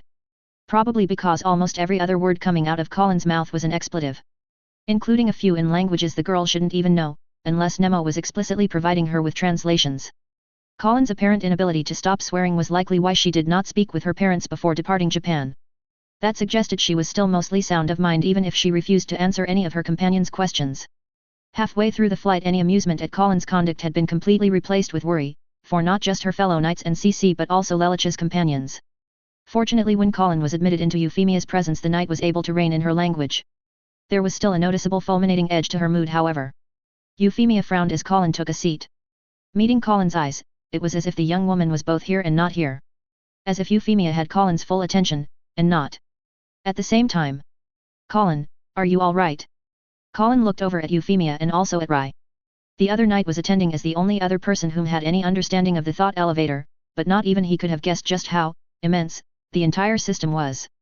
Nemo had certainly been caught off guard and was still trying to catalog the amount of information present. I'm not, Colin responded frankly. But that's neither here nor there. She took a deep breath. Sorry. It's still a bit weird how I can partition my attention. I sometimes get a bit too caught up in, well, talking to myself. The novelty will wear off soon enough, hopefully. Talking to yourself, Euphemia said carefully. I'll get to that. Colin sank back into the chair. The important bit is, I have a code, and I also have near total access to the thought elevator system. Euphemia pursed her lips for a few moments. Your original intent was to have a family with Cole first. Colin smiled at her liege warmly. The Empress could have immediately jumped to the ramifications of what Colin's access meant for Britannia or the world. Instead she zoned in on the personal cost this access had demanded of Colin. Euphemia could be cold, calculating, and even ruthless. But at heart she could still be kind, especially to those whom she loved. And strange as it might sound, Colin had found herself amongst those privileged to receive that love. I have a few options in that regard, Your Majesty. Don't worry, I'll sort that out. And I'll give a howler if I need help. Euphemia returned the smile. We are in private, Colin. That was technically only half true, but Colin was prepared to indulge her sovereign and friend. Of course, Euphemia. Euphemia nodded and after a moment spoke. Now. What has happened? And Colin answered her. She gave Euphemia answers that the Empress had not even realized had been asked for. Both Euphemia and Rai listened with equal intentness, the two considering and connecting in their own way the bigger picture Colin's words painted. It was a terrifying picture, but also a fantastic one. That explains a great deal, Rai said after Colin fell into a momentary break of silence. We always knew there were countless yottabytes of data within the thought elevator, but we could never access any of it that was at rest. We could only get output if we provided input. Euphemia glanced over at the knight. What? Yottabytes? Rai shrugged. It's the highest order of magnitude that the contemporary metric system has. Euphemia chuckled. We use the imperial system in the Empire, Raibert. Well, I suppose Britannia does have other marks of a civilized society. Colin snorted. Okay, can you two stop flirting until after I'm done? The two flashed smiles at her, though Rai's looked just a bit strained. Perhaps something to do with his still instinctive deference to her grace. So now that you have access to all this information, what do you intend to do with it? Euphemia asked. Colin scratched her head. I could spend years just trying to figure out what's actually in there. Nemo's been indexing it, and she claims she's going to actually start running out of discretionary storage soon. Really? Rai said, sounding suitably impressed. The others did tell you I spent the plane ride over typing into a computer trying to get as much of the index out of my head as I could, right? Colin said. Now I really wish we had that neural interface that Nemo could plug into. Would that be possible? Euphemia asked. Colin shook her head. We're at least 50 years away from being able to make one. It's near the top of my list of things to get the schematics out for. Oh? What is the top then? The knight grimaced. There's a chemical formulation that might help with treating refrain addicts. I suppose my subconscious half, started trying to put together something the moment I found out my mom was taking the drug. It's complicated though, and I'm not even sure I understand enough chemistry to properly describe it. An unhappy grunt sounded. I'm getting another abject lesson on the point that information is not necessarily knowledge. Euphemia nodded in understand. Whatever resources you need, you shall have. Colin smiled slightly. Thanks. And sighed. But anyway, we should keep going. As I mentioned earlier, the thought elevators weren't made by the Geass civilization. The founders of that civilization stumbled upon them and accessing them is what led to the first complete codes to emerge amongst their members. Previous individuals only got as far as a pseudocode, and a lot of those people went insane. That insanity is why there aren't too many code bearers whose records are maintained by the thought elevator. Their deteriorated mental state ends up corrupting their own data, and the thought elevator system purges the corrupted data. A lot, Euphemia repeated. Based on what you previously said, it would seem nearly all of them did go insane. Well, the only ones that haven't gone insane are working with us now, Colin said. And there's also the way that code bearers fight. Killing a code bearer is equivalent to destroying the data that describes them, both in the Matrium, C's world, and the thought elevator, repository, I guess is the best way to call it. And the reason there are only 3 now, genuine code bearers left, is because the others have all fallen. Euphemia asked. Colin nodded. Yeah, was just getting to that. Though we only have a partial picture for how some of those fights resolved. Even that is better than what we had previously. I suppose it is. Colin took a deep breath. Okay, I suppose I should start with the Asian campaign, since we have Yang as a direct witness to those events. Just keep in mind that this is a broad overview, the details will need to wait for another time. The Empress nodded in acknowledgement. Right. So, there were two other code bearers, one controlling the Mongol thought elevator and one controlling the Indian thought elevator. The Mongol code bearer was the one that kicked things off. The bearer wanted control of the other thought elevators and so tried to forge the nomadic tribes of the Asian steppes into the scythe with which to reap the world. While an eyebrow rose on Euphemia's face, Rai seemed strangely unperturbed by Colin's poetic turn of phrase. The knight herself cracked a slight smile before continuing. The first attempt, with the Huns, failed when the Chinese, with some help from Yang, managed to turn back their legions. Yang was not even aware of the Mongol code bearer, he was just trying to keep the new Han state from collapsing under this external threat that showed up just as he was getting the dynasty running. The defeat of the Huns made their patron more careful, and the bearer spent the next couple of centuries building up and working to gradually weaken the Chinese. The next big move was the Jurchens, whom weakened the Chinese enough that Yang had to come out of retirement to prop them up. Though the Jurchens were able to push the Chinese south, several generals and officials that Yang granted Geass to turn the tide. They beat the Jurchens back and retook the northern half of China. And then that's when the Mongols hit. Euphemia was obviously a student of history and dipped her head in acknowledgement of what that meant. Rai's own education had been considerably more compact and based on what Euphemia had said he was working hard to catch up, but there were still gaps. Still he remained attentive. The Mongols were, better equipped, let's say, than previous pawns. The bearer actually granted the Geass to more of the tribal leaders, and also used the information gained from the Huns' trek to Europe to make a play for the European, Middle East, and African thought elevators. And yes, that's why the Mongols marched all the way to Europe as well. But anyway, back to Asia. The Mongols hit everyone, hard. The Jurchens that were still reeling from the ass-kicking Yang's generals handed out were swept aside, and the hordes marched on the Chinese, the Indians, even the Arabs and Russians. After some of Yang's contractors ran into the Mongol contractors, he realized just how big a threat he was facing, and went into overdrive.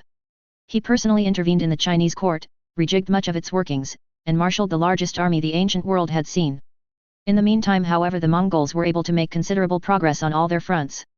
They were able to invade India and Japan both in search of the thought elevators, and in India they actually got to Delhi. Even worse, the Indian code bearer had failed to mobilize the Delhi Sultanate. Or rather, the bearer had failed to prepare them sufficiently against the brutality and ruthlessness the Mongols were capable of. The Delhi code bearer was captured, and the Mongol code bearer seized the code before dealing the killing blow. At the same time, the Mongols had actually managed to reach Baghdad and take the city. According to Yang, the code bearer intended to follow and take control of the thought elevator located there. That was about when the Chinese armies under Yang's command caught up and broke the Mongol hordes. No mean feat, Euphemia remarked softly. Colin nodded. Agreed. But he wasn't exactly completely successful. Or rather, Yang's objective was pretty limited. He just wanted to put down the Mongolian code bearer and end the threat to China, and technically Japan. Once that was achieved and he was certain the Mongols weren't going to try to come back, he stopped. Hence why the horde still managed to ravage a good portion of Europe and the Middle East, Euphemia said. Yeah, I can't say I'm happy with his decision there, but I do at least understand it. She offered a slight shrug. You can't save everyone, and you might well get more people killed trying. The sympathy was evident on both their faces. After taking a deep breath, Colin continued. So that was Asia. The European, or rather I suppose European, African, and Middle Eastern situation, was similarly complicated. In fact, I think we're going to want to actively suppress the details, even ignoring the fact that code and Geass are heavily classified anyway. Euphemia cocked her head aside. And why is that? Colin pursed her lips. Because Christianity and Islam as institutional religions are products of the conflict between the Middle East and European code bearers. Euphemia sucked in a breath. She took a few moments to release it. Are you implying you have evidence that Jesus and Muhammad were insincere?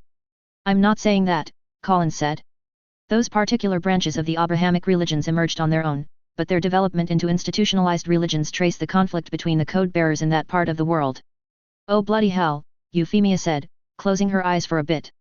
You are correct, we will likely need to keep this information suppressed lest we risk an all-out revolt amongst Britannian subjects that subscribe to those religions. Colin nodded. The Empire's Christian population, despite the official position of the government, was quite substantial. It was not quite an outright majority, and ironically that was at least partially because Japan's Buddhist Shinto populace provided a very large addition to the non-Christian percentage. The Muslim components of the empire were concentrated in the newer additions, but their numbers, even ignoring the presently European-occupied Middle East, were substantial. An uprising in Indonesia could certainly be suppressed, but it would be extremely bloody. So what exactly did happen with the two religions? Euphemia asked after a brief pause.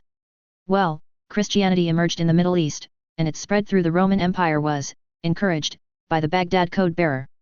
The Baghdad bearer got a big break when Constantine converted and the Romans looked prepared to return to England after Caesar's defeat. But it wasn't like the other two code-bearers weren't aware of what was happening. The London code-bearer left England and worked to undermine Christian unity. That didn't turn out to be that difficult, and the bearer's actions culminated in the Great Schism between the Catholic and Orthodox churches. By that time the Baghdad bearer could see that control over the European Christians was slipping and had shifted focus to mobilizing the Muslims and Arabs into a force that would be able to invade Europe and Africa.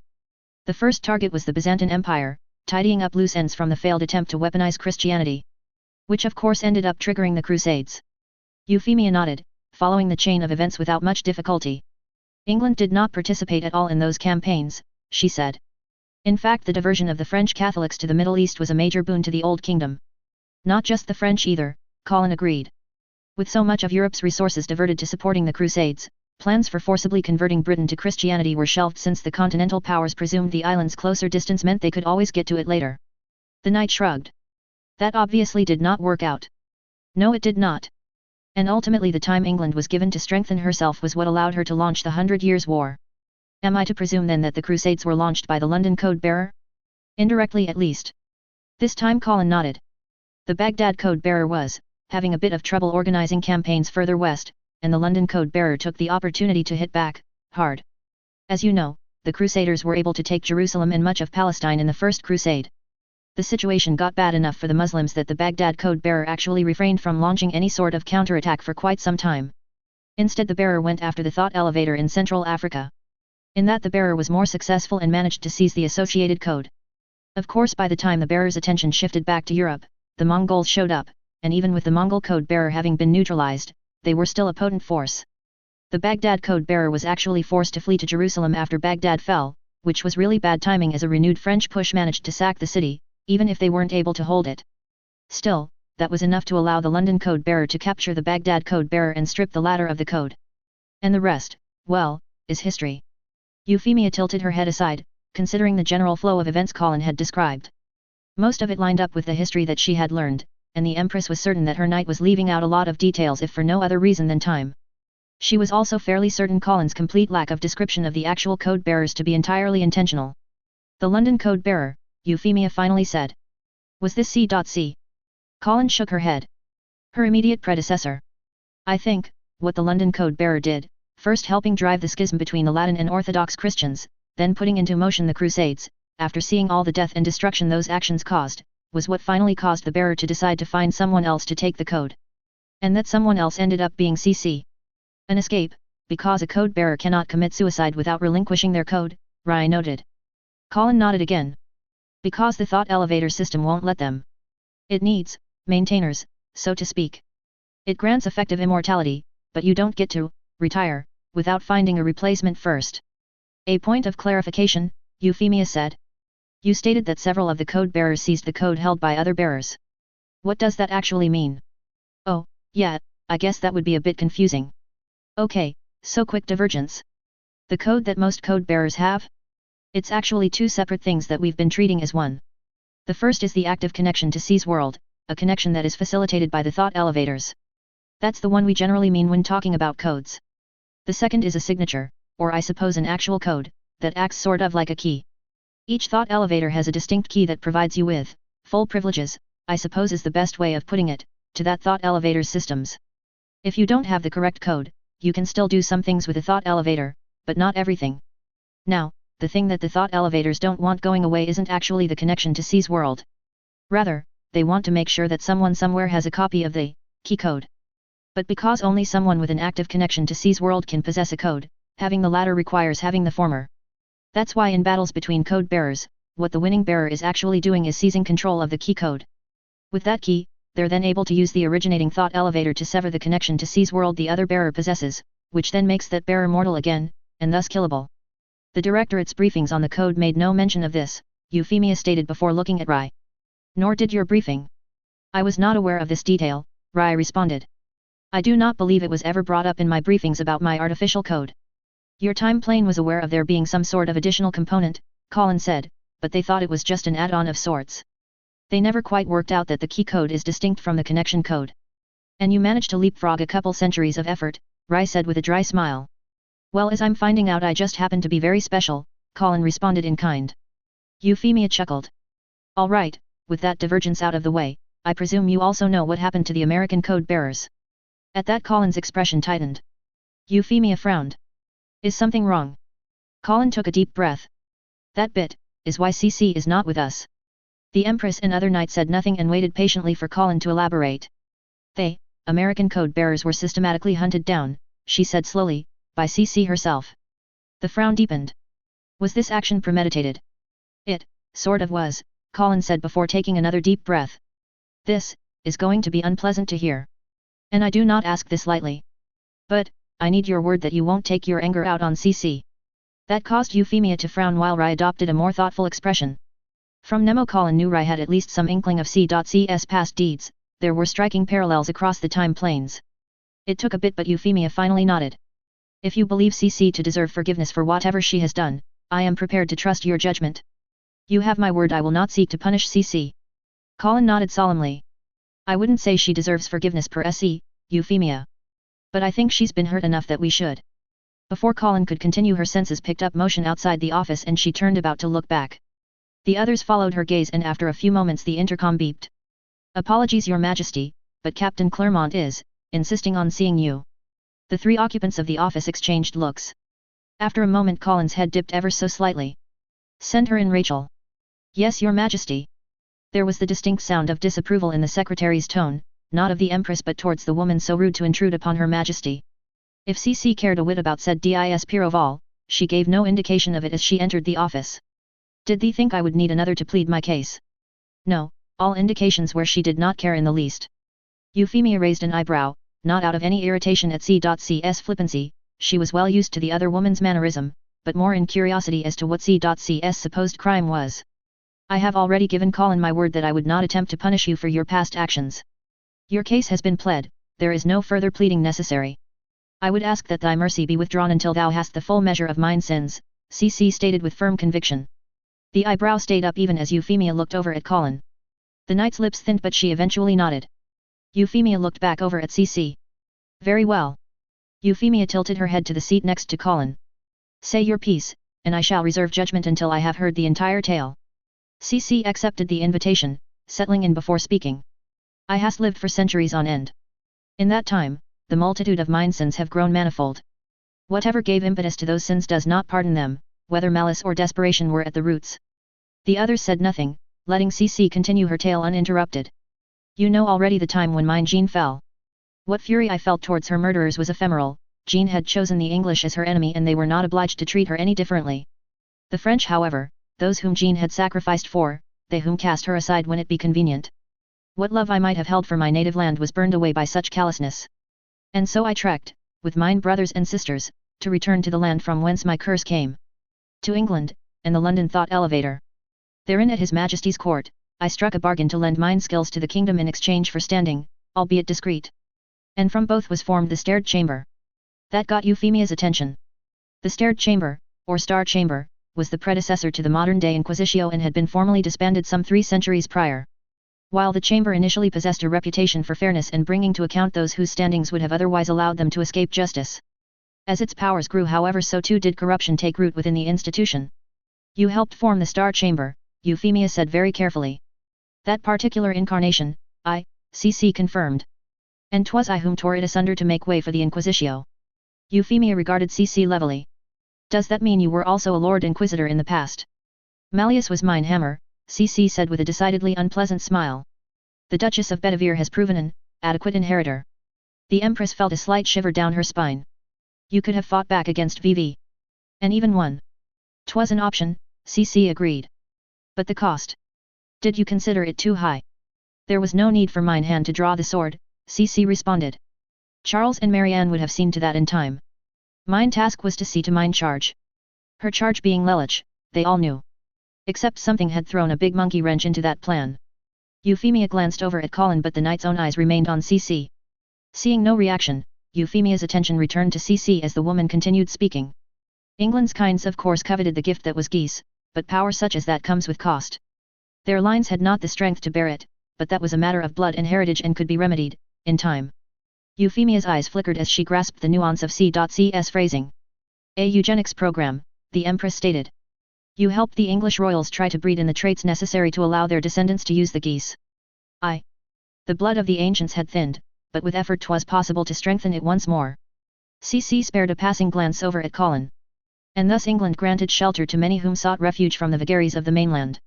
Like the Germans whom fled the 30 Years' War, Colin's paternal ancestors amongst them. One bloodline amongst many showed promise, that of von Britannia, C.C. continued. The favour thus shown by the crown was considerable. It was hard to describe the expression on Euphemia's face. The Empress did not look overtly angry, but there was a definite stiffness to her features. Nor could she be described as happy, that would have required quite the stretch of imagination. For now Euphemia was simply listening, and contemplating just how she should feel about these revelations. That the crown would pass to that line was more happenstance than intent, but it served to provide ample opportunity. With such station, many would welcome any attention paid, and the fruits of such unions could be assessed, as to whether their branches should be culled. That did elicit a very visible reaction on Euphemia's part, her eyes noticeably flaring at that last word. Those whom warranted such recourse were deemed unfit due to lax temperament and unsound character, C.C. elaborated. The line of Britannia has produced many a scion whose actions would have produced calamity had they been granted the throne, much less the power of a Geass. As true as that was, that did not make Euphemia any less unhappy. Still she stayed her tongue and waited for C.C. to finish. Generation after generation, the Britannia line grew ever closer to achieving the glories of ages past. Yet not all agreed that such a revival was desired, and some made their grievance known through martial means. The empire's advance across Louisiana and New Spain was not for just the wealth of land. By which C.C. referred to not just the province of Louisiana but the territory that Britannia had wrested from the French, on the other side of which was the California thought elevator and presumably its attendant code-bearer. What of the New York and Antarctic thought elevators? Euphemia asked. The former had already been laid low, C.C. answered, whereas the latter was an accomplice. So it seemed the Western Hemisphere code-bearers were also systematically wiped out. Seeing no further queries from the Empress, C.C. proceeded onward. The generation of thy sire was a pinnacle of breeding, producing as it did thy father and his twin. Charles and Vivian was to have been the heirs to the legacy of Code and Geass, but the brutal upheaval caused by the slackness of their grandfather saw far too great a winnowing of the Britannias. To Charles was then set the task of restoring the vitality of the blood, and this he did, with scions that surpassed the quality of he and his brother. Scions such as yourself, your Majesty, and the Prince Lelich. C.C. already had Euphemia's attention. Now she held the entirety of it. The Empress Marianne was of an alternate lineage, one which mine charges took especial care therein. Her union with Charles was preordained, a crossing of lines which we hoped would bear particular fruit. In Lelich our hopes were seemingly met, and even in Nunnally was seen great potential. Of other pairings we had seen potential, but 'twas more hope than reason to believe they might produce heirs of similar caliber. Schneisel and Cornelia bore many of the traits, but did not embody the fullness of their heritage. And then your Majesty was born, and we began to wonder what the future might hold with two such fine characters. Euphemia had enough presence of mind to give a snort to the phrasing. C.C. responded with a mischievous smile. Some even wondered what the fruits of your union might produce. The Empress' face froze. And then blanched. That's disgusting, she snapped. He's my brother. Colin's composure nearly cracked. It took nearly all her effort to not glance over at Rye. The way things were going, she could never, ever tell Euphemia about his origins. Mayhap, but 'twould not be the first such union of lines. Euphemia shook her head. Just get on with it. As bemused as C.C. was by the Empress' seeming squeamishness about the subject, she acquiesced. The smile disappeared from her face. While many of us rejoiced in the potential that lay within your generation, one in particular held only a spiteful jealously. Vivi had thought himself to be the pinnacle of the program. To be in danger of losing his place, methinks it drove him to take perilous steps. When he slew Marianne and wounded Nunnally, I knew where this would end, and so I ferreted both out of the court, taking Lelich with me to claim his heritage. And the rest, your Majesty knows as much as I. That was not entirely true, but the salient points had been covered well enough in the past. Still it was remarkable the extent of secrets that C.C. had held back even after Rye's emergence and the events that followed. And she had finally come around to sharing it willingly, even insisting that any pardon Euphemia might be inclined to grant be decided after said sharing. If nothing else, it was clear that C.C. did hold some convictions. Euphemia stroked her chin, letting her mind work through all the ramifications of C.C's confession. Pieces of English, British, and Britonian history were making a lot more sense with the holes the other woman had filled in, but there was still one question that needed answering. Why did you do all this? The Empress asked. CC cracked a wry smile. 'Twas simple, your majesty. 5 centuries is a very long time to live. You say farewell generation after generation. A time comes when you wish to be the one receiving them instead of imparting them. So CC was indeed seeking an out, a way to offload her code. And she had the decency to at least try to give it to someone whom stood a better chance of weathering its effects than some random person picked up off the streets. Euphemia's eyes glanced ever so briefly at Colin. Could the knight have also been a product of the breeding program? Even if an unintentional one? The Empress squelched her curiosity for the moment. Satisfying it could wait. She needed to make a decision, or seeing as it was already made, convey it. I gave my word to Colin already that I would forego any retributions for your actions, Euphemia stated. Even had I not, what you have done, it is not my place to judge you for them. At the same time, I cannot say I forgive them. Whether anyone can, I do not know. But your actions, even if some were mistaken, have led all of us here, and at every step of the way you remained with us. For that you will have my consideration. It was slight, but Euphemia caught sight of the tension that left C.C's features. The woman had obviously felt some not inconsiderable pressure even after offloading all this.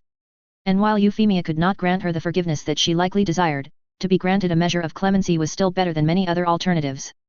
If that will be all, your majesty? CC asked. Euphemia favored CC with a genuine smile and nodded. Thank you for being forthright with us, CC. Even if it is a bit belated. CC gave a good-humored snort, rose, and even bowed respectfully before taking her leave. Once the doors closed behind her, Colin let out a sigh of relief herself. Thank you, Euphemia. This means a lot to me as well. The Empress nodded, and then cocked her head aside as a point occurred to her. Was CC in possession of the key codes for the American and Antarctic thought elevators? Just the California one, Colin said. The Antarctic and New York key codes were in V.V's possession. In fact, CC held the London, Central African, and Baghdad key codes as well. I see, Euphemia said thoughtfully. In that case, does that mean the anti-code destroyed not just the connection to C's world, but also all those key codes as well? Colin nodded. Though in the case where a key code is actually lost, the thought elevators go into a kind of idle state waiting for someone with a code to get to them to assume control. And Sozaku's artificial code is just good enough that that's what the London and Central African thought elevators let him do, even if it's not good enough for him to actually use the more advanced features. Yes, you mentioned Sozaku previously, Euphemia said. He is not possessed by a Krell. No, he is not. The Empress and Rai also let out sighs of relief even though they had heard this already. Having it confirmed was still a comfort. Thank the gods, Euphemia said. Colin nodded in agreement. Though that did mean the reason for dropping the atomic bomb on Toulon had also been invalidated. Granted, the act had achieved other objectives, and it was not like Sozaku was not a threat anymore. He was just not quite as dangerous a threat as they had feared. Not quite. How do you know Sozaku is not controlled by a Krell?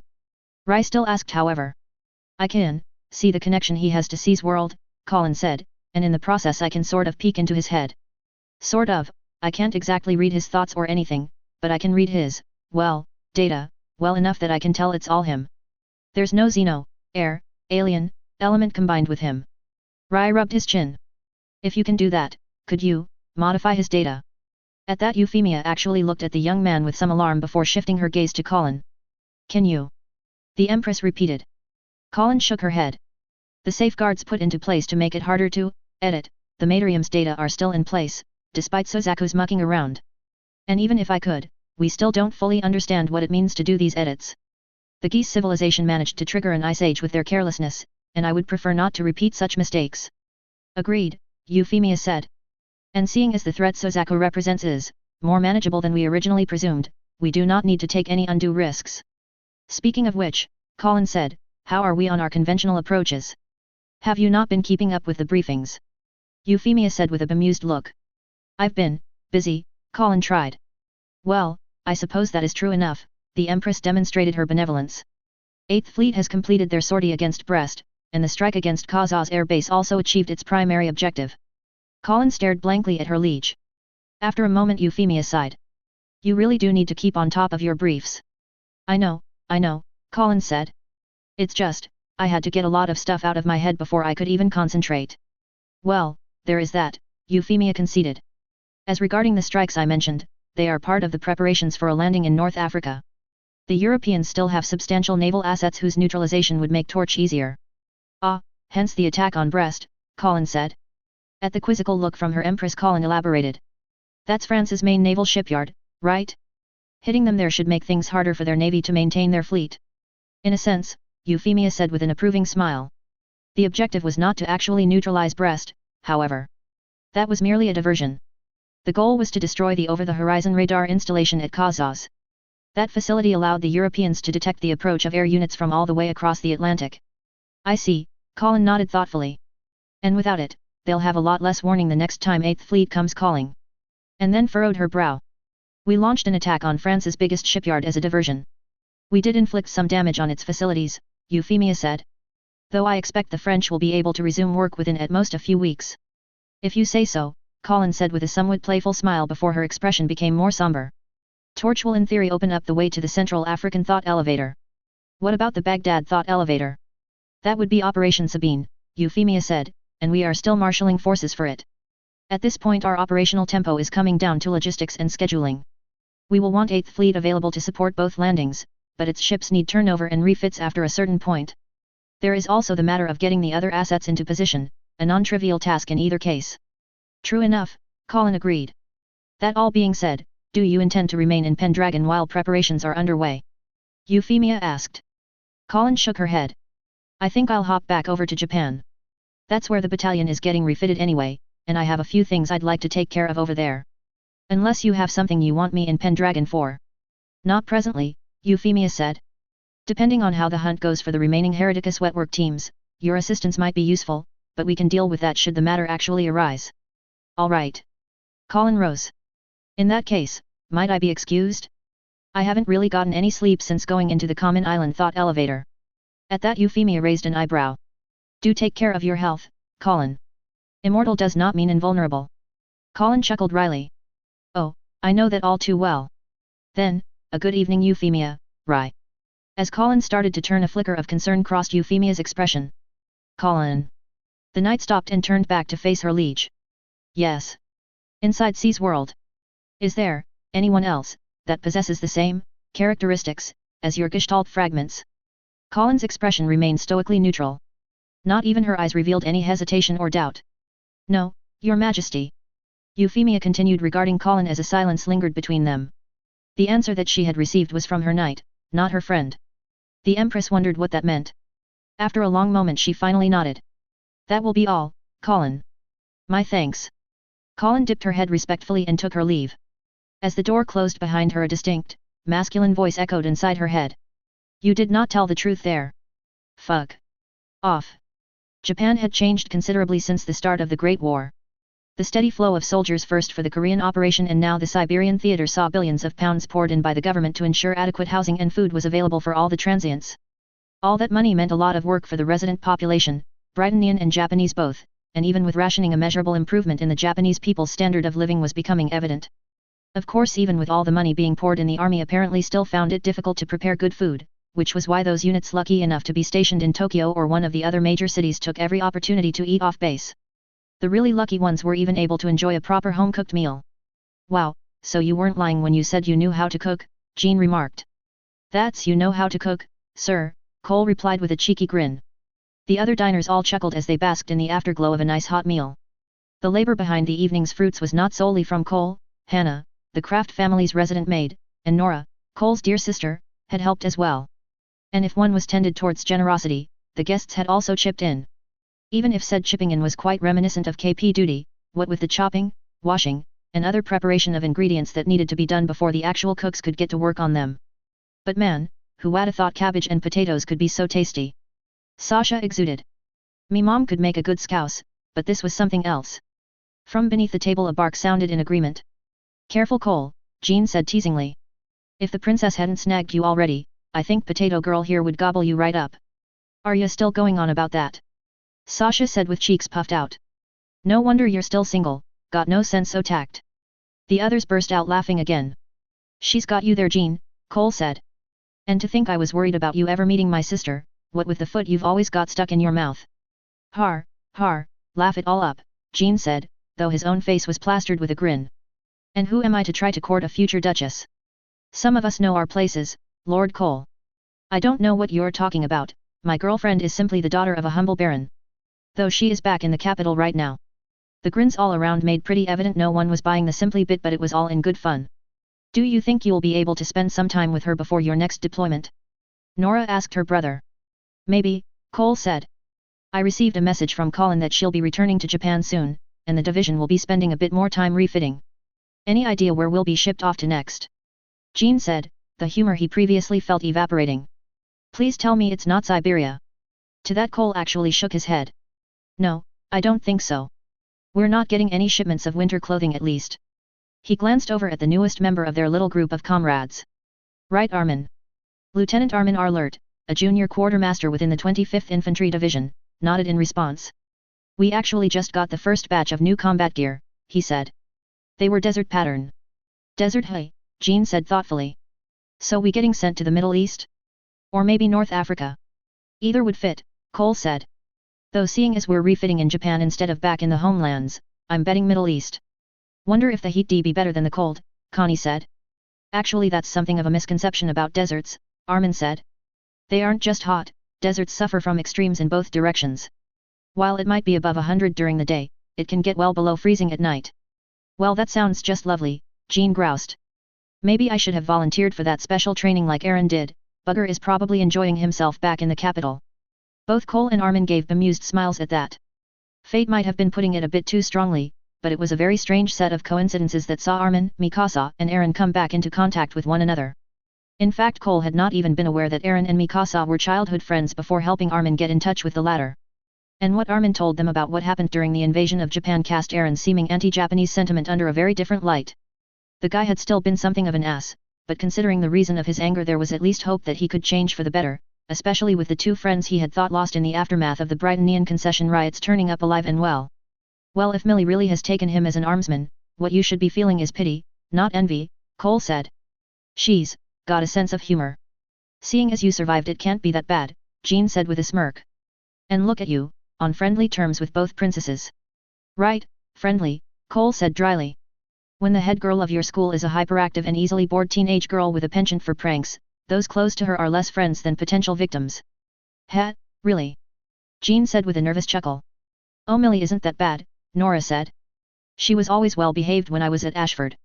You weren't there when she was head of the student council, Cole pointed out.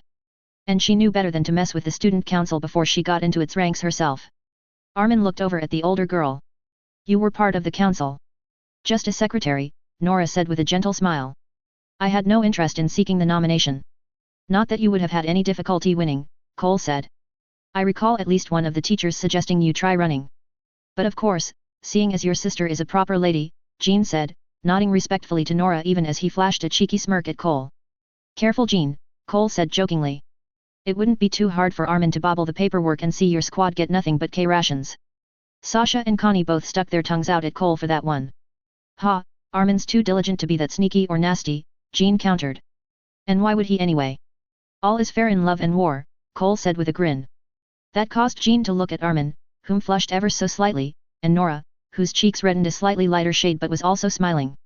Wow, Armin, Jean said with genuine admiration. You've got some balls. Pardon the language. He then shot a mildly annoyed look at Cole. Is there anything you won't do to ruin my love life? But you being single is a running joke, Jean, Cole mock protested. If you ever did get hitched, whom would we poke fun at? Oh, you are going to pay for that one, Jean chuckled. Cole returned the grin before taking note of the time on the grandfather clock. Ah, we should be heading back to base. Got an early start tomorrow morning. In the middle of winter. Nora said sympathetically. Duty calls and all that, Cole said as everyone rose. Reaching out he gave his sister a hug. It was good to see you again, Nora. Let Mom and Dad know I'm doing fine. You could just write letters yourself, Nora pointed out as she returned the embrace. I do, but for some reason Mom doesn't seem to believe me. I wonder why, Nora said dryly, then smiled at Armin. Take care of yourself as well, Armin. And if your grandfather needs anything, just let me know. Thank you very much, Nora, Armin responded with one of her own. And thank you for your generosity. The others also conveyed their gratitude for the food and hospitality before they departed and piled into the Humvee parked outside. So what was that about your grandfather? Jean asked once they were buckled in. That's whom I was sent to live with after my parents passed away, Armin said. He's retired now, but he used to have a small farm in Colombia. A bit of luck there, I suppose, the provincial government of Colombia was very supportive of smaller family farmers like him. Not like the southern nobles, you mean? Jean said. Yeah, I get you. It's why my folks moved to Hokkaido. They wanted to strike out on their own, but the landholders down south are all about squeezing out competition with their plantations. Present company accepting of course. Cole chuckled as he started up the vehicle. My mother's family might have been major landholders, but they organized their farms as cooperatives between the multiple families that actually worked the land. That way risk could be spread out to some degree and people had support they could rely on if one of them ran into difficulty. That actually sounds like what some of the families were setting up in Hokkaido, Jean remarked. Yeah, my family's doing that, Sasha put in. Mine too, said Connie. Well, my mother did spend quite a few years working in the agricultural sector here in Japan, Cole said with a slight smile. Hokkaido is north enough that it can't grow the kind of cash crops that plantation-style farming finds most profitable. They were just getting a dairy industry actually going when the war started and Her Majesty initiated the land reclamation program. He then pulled out onto the roads and turned towards the base. Yeah, heard about that from my folks, Jean said. Lot of people were feeling nervous about Japanese people coming back and reclaiming the land. Some were afraid they might try to lay claim to their old property. That was something Her Majesty accounted for, Cole said. Well, tried to account for. It's likely impossible to come up with a solution that would please everyone, but she's at least tried to be fair about people getting compensation for lost lands. I hear ya, Jean said. Still, we're all neighbors now. We need to not be at each other's throats all the time. One could say the same about the war as well. Cole simply chose not to. End of chapter 121. I feel like I'm getting the expository chapters out much faster than the ones with action. I suppose it's because I want this information out of my head so I can stop thinking about it. Next chapter will likely have the same sort of time skip that led up to the invasion of Korea, since most of the preparatory work that I wanted to show for the North Africa and Middle East incursions are basically complete. Just a general note, Colin is using terms like London Code Bearer or Baghdad Code Bearer out of convenience. She's intentionally not bringing up names or titles. Colin also is only providing the broad strokes. She's refraining from going into too much detail since the history bit is more just to satisfy Euphemia's curiosity than providing information that will inform future policy. They do have more immediate matters to deal with after all. CC was very powerful before the schism between her and VV. In some respects she was still powerful even afterward. The resources that she tapped while on the run were things that she had used the Britannian state institutions to set up over the course of centuries. That she got captured by Clovis was a bit of bad luck, for very few people actually would be able to recognize CC personally and so would not know that in theory she holds a rather high rank. Anyway, now you all have more explanations about her overall meddling with the Britannian imperial family. I always knew I wanted Armin to have a role in the story, but I kept putting off introducing him as I couldn't quite work out what he would do. An idea has occurred to me however and so in he goes. Hopefully he'll have enough time to develop for the role I want him to play. At least some of the questions raised have been answered by this chapter. I will note that Yang did not possess a conscious Gestalt fragment. He was just lucky enough that his Geass didn't kill him before developing into a code. CC similarly was also lucky in that respect. And VV. It's always been possible for a code bearer to have two or more key codes for lack of a better word. Both Colin and Yang expected that Colin's own code would have already fully emerged by the time she received Yang's. The last scene at the end of the last chapter was sort of to indicate the greater sight that Colin now possesses with access to C's world, basically the ability to see more of the world around her. And also offer a hint as to the full scope of the thought elevator system. Remember, the Sword of Akasha is located on a Jovian moon. Okay. I think I'll stop laying out all the ways that Europe is screwed, both before and after the armistice, as well as why the armistice precludes any chance of it developing into something that could genuinely threaten Britannia again. Saying anything more would constitute spoilers that I don't want to reveal yet. I will just make a remark that the idea that Europe would somehow emerge as some sort of united military superstate after the war is fantastical. Actually, I will say one thing. Imperial Japan is a very good example to use. Its military broke basically every law of war in their conflict against the Allies, killing and brutalizing both military prisoners and civilians. Its economy was effectively run into the ground with all of the resources, and they didn't have much resources to begin with, being diverted to military uses, resulting in their own populations suffering heavily. Its soldiers and officers were driven by zeal and fanaticism in their conduct, believing that they could overcome their enemies through will. And then they were faced with the industrial capacity of the United States. Spirit met cold hard steel, and steel won. Chapter 122.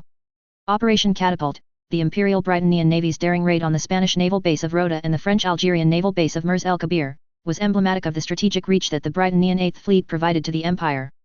In preparation for the strike, 8th Fleet had already staged a diversionary attack on the French naval shipyard at Brest, inflicting a fair amount of damage.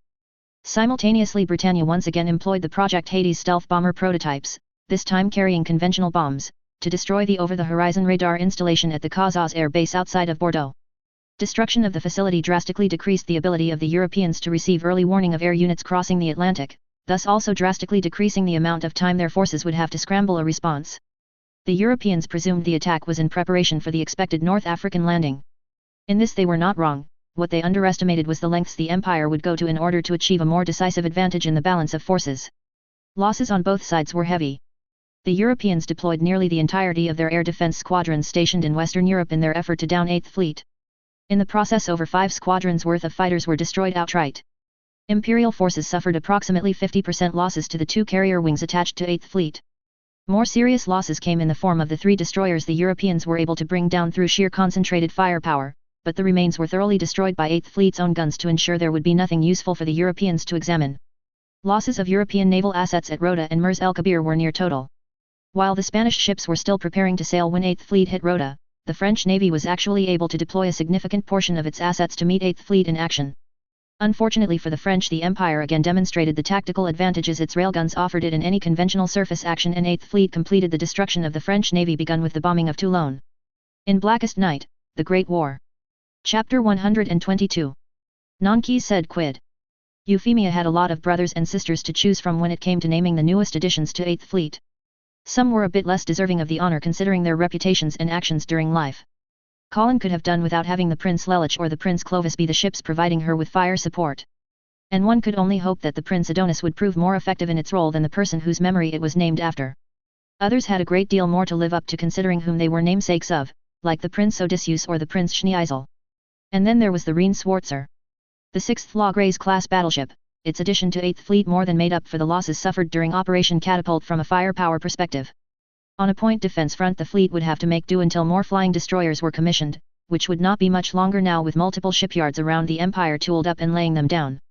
For now though, the 6 battleships hovering above the beachhead would be ample for protecting the troops below. There have been instances where I was actually helpful, you know. Colin bit her tongue as her anger spiked. She refrained from verbalizing it, however, internally or externally. Silence in this case was indeed golden, and Colin was intent on not breaking her silent treatment already. Instead she glanced over at the other officers present aboard the battleship's command and control center. In addition to being the 6th ship of her class, the Rhine Schwarzer came with one additional modification that set her apart from her predecessors.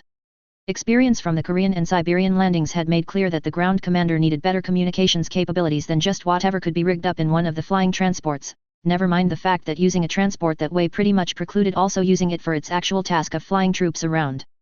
As such, the Rhine Schwarzer's design had been modified to include a dedicated control center that would give the landing's commanding general a much better picture of what was going on.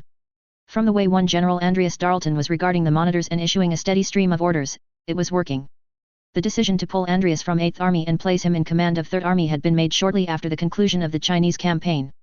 What remained of the 8th was busy helping 6th Army face off against the Russians, but it was determined that the Middle East campaign warranted Andreas' attention more. Considering the importance of seizing the Baghdad thought elevator, it was a determination that Colin completely agreed with. Her own presence in the command center was in some ways pretty superfluous, but observing the general in action did serve as something of a learning experience. The actual execution of Operation Sabine had been both complicated and made easier by Operation Torch.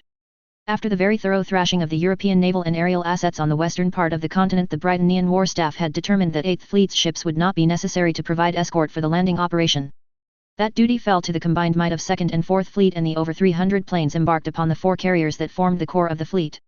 Add to that the 100+ other ships ranging from cruisers to destroyers to submarines and even tenders, and the meager force of frigates that the smaller European nations could muster looked distinctly inadequate. More than looked, something that the captains commanding those ships could themselves recognize.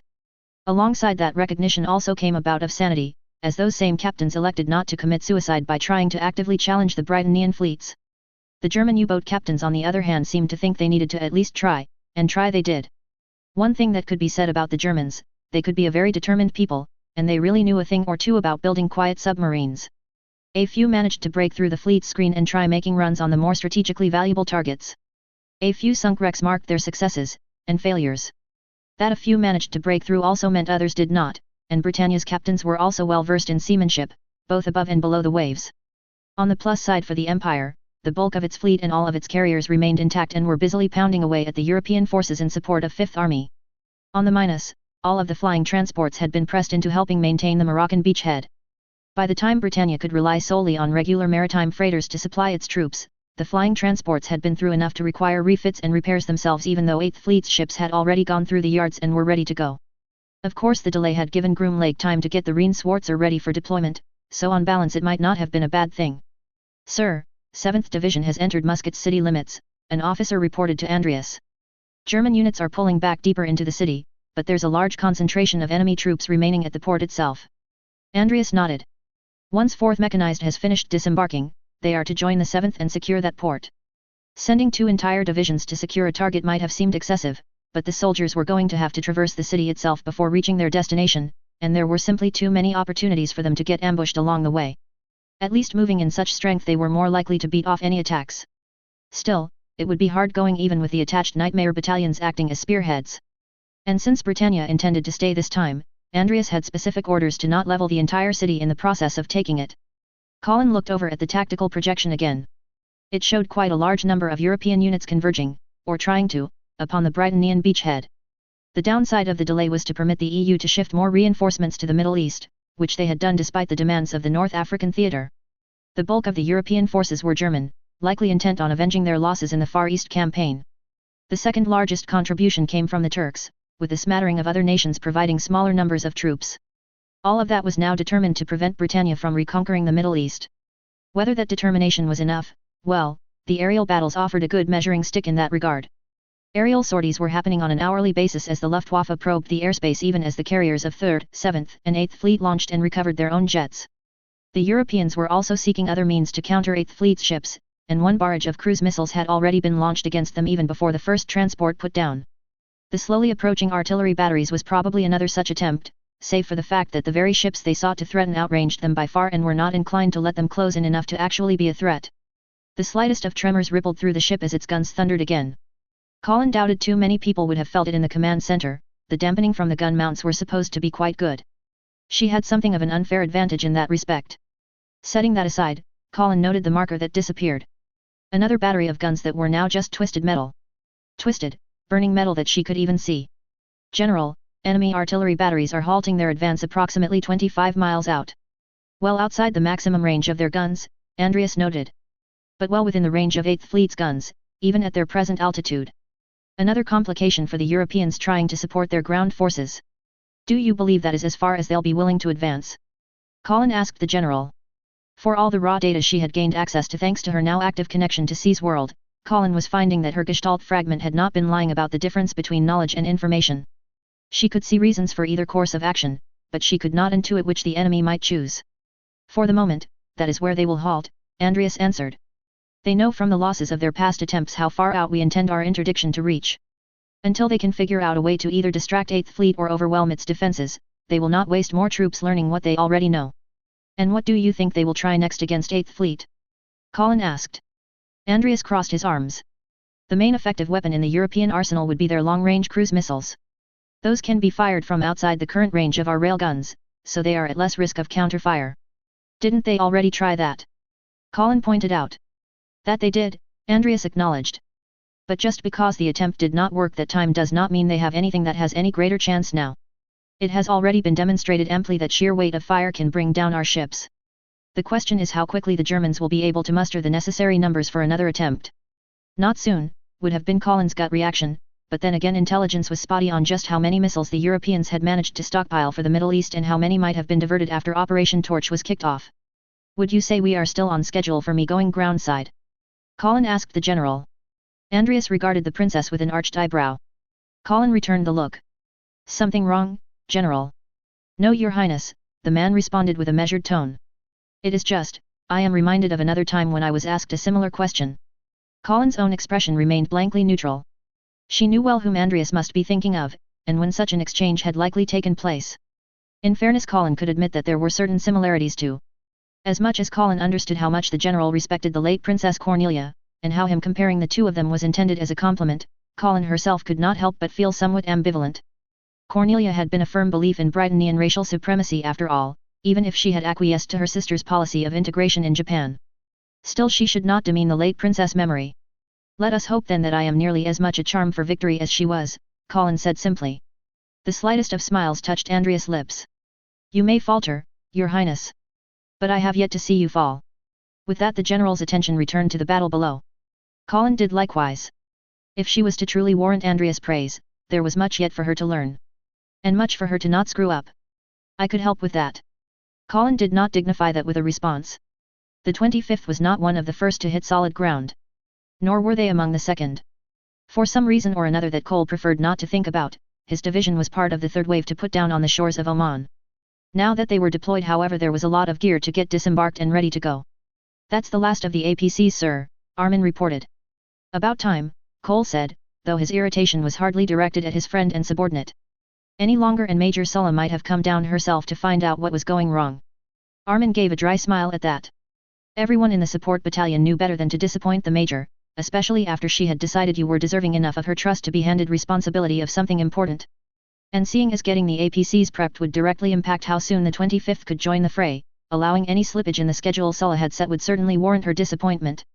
Sometimes I think she would be happier in command of a line battalion sir, Armin remarked. Don't let her hear you say that, Cole cautioned playfully as he himself disembarked from the freighter. She might actually ask for a transfer, and I'd prefer not to risk getting a crap replacement. Maybe they'd just promote you to take her place. Cole nearly tripped at that. Oh gods Armin, do not ever say that aloud again. I really do not need the brass getting that idea into their heads. Armin chuckled. Sorry sir. But look at it from my perspective, I'd get to keep you as my boss. Don't make me make you regret thinking that, Cole muttered under his breath even as he could not quite keep a smirk off his face. The 25th was slated to support the drive further north, reinforcing those division that were already advancing towards the city of Al-An. That city was a major transit nexus connecting to Abu Dhabi and Dubai, the former being of some strategic importance due to its port. Seizing it would give the empire a place to land supplies and reinforcements on the other side of the Strait of Hormuz, which would help shorten the line of supply for the troops that would be marching on Doha. The empire was effectively retracing the Princess Cornelia's campaign trail, something that would be readily obvious to their opponents.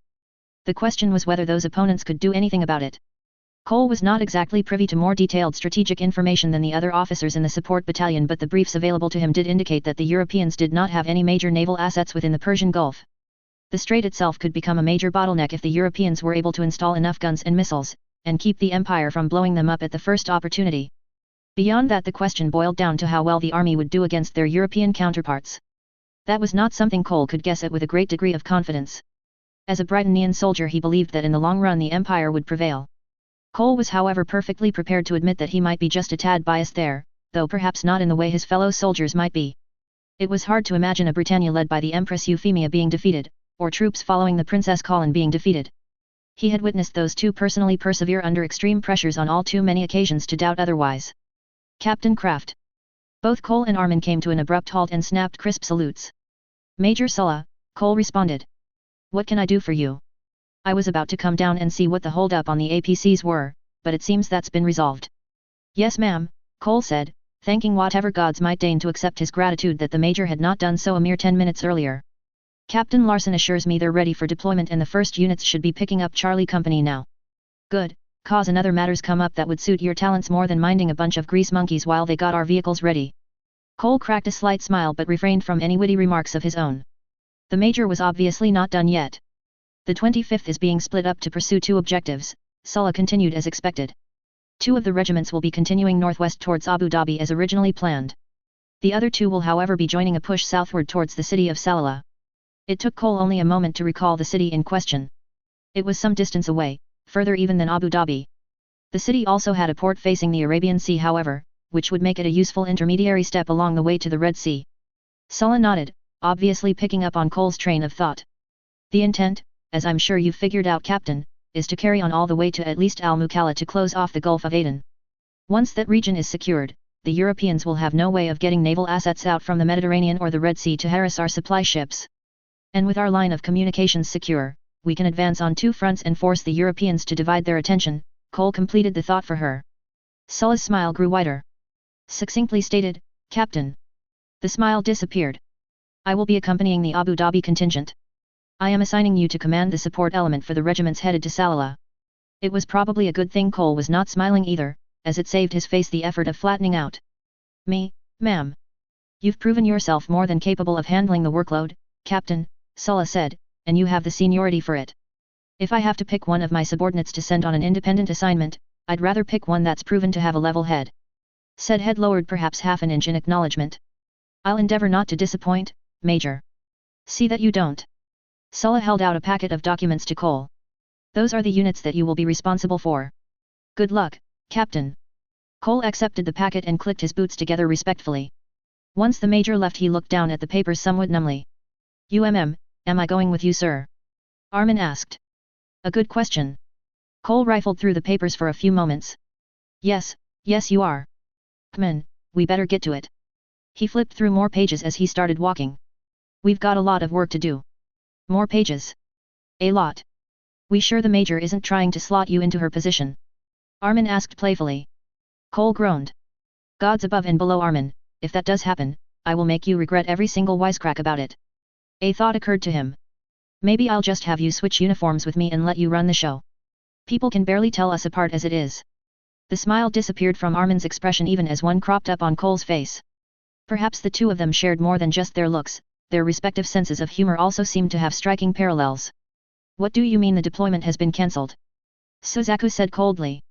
In light of the Empire's successes in North Africa, the government has decided that they would prefer all Rafale units be deployed there instead of the Middle East, Christophe Dunois responded with considerable greater calmness in his tone than the Japanese youth.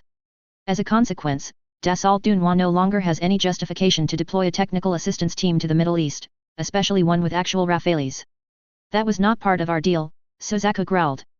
Our agreement was that I would help your company get the Rafales working, and in exchange you would use your resources to help me get to the places I need to go. And I have every intention of honoring it, Christophe responded, still in that cool and even calculating demeanor. The problem, however, is that you wish to deploy a Rafale with you to Baghdad. That is no trivial request. One does not simply fly a weapon of war like that overseas at a whim. Before the Britannians landed troops, we could at least interest the Germans in joint exercises with their Hummels, to test out doctrine and how our respective mechs might best support each other.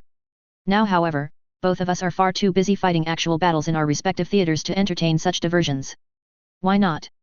The Frenchman stared blankly at Suzaku for a few moments as if unable to understand what the younger man was asking. In fact, truthfully, he did not.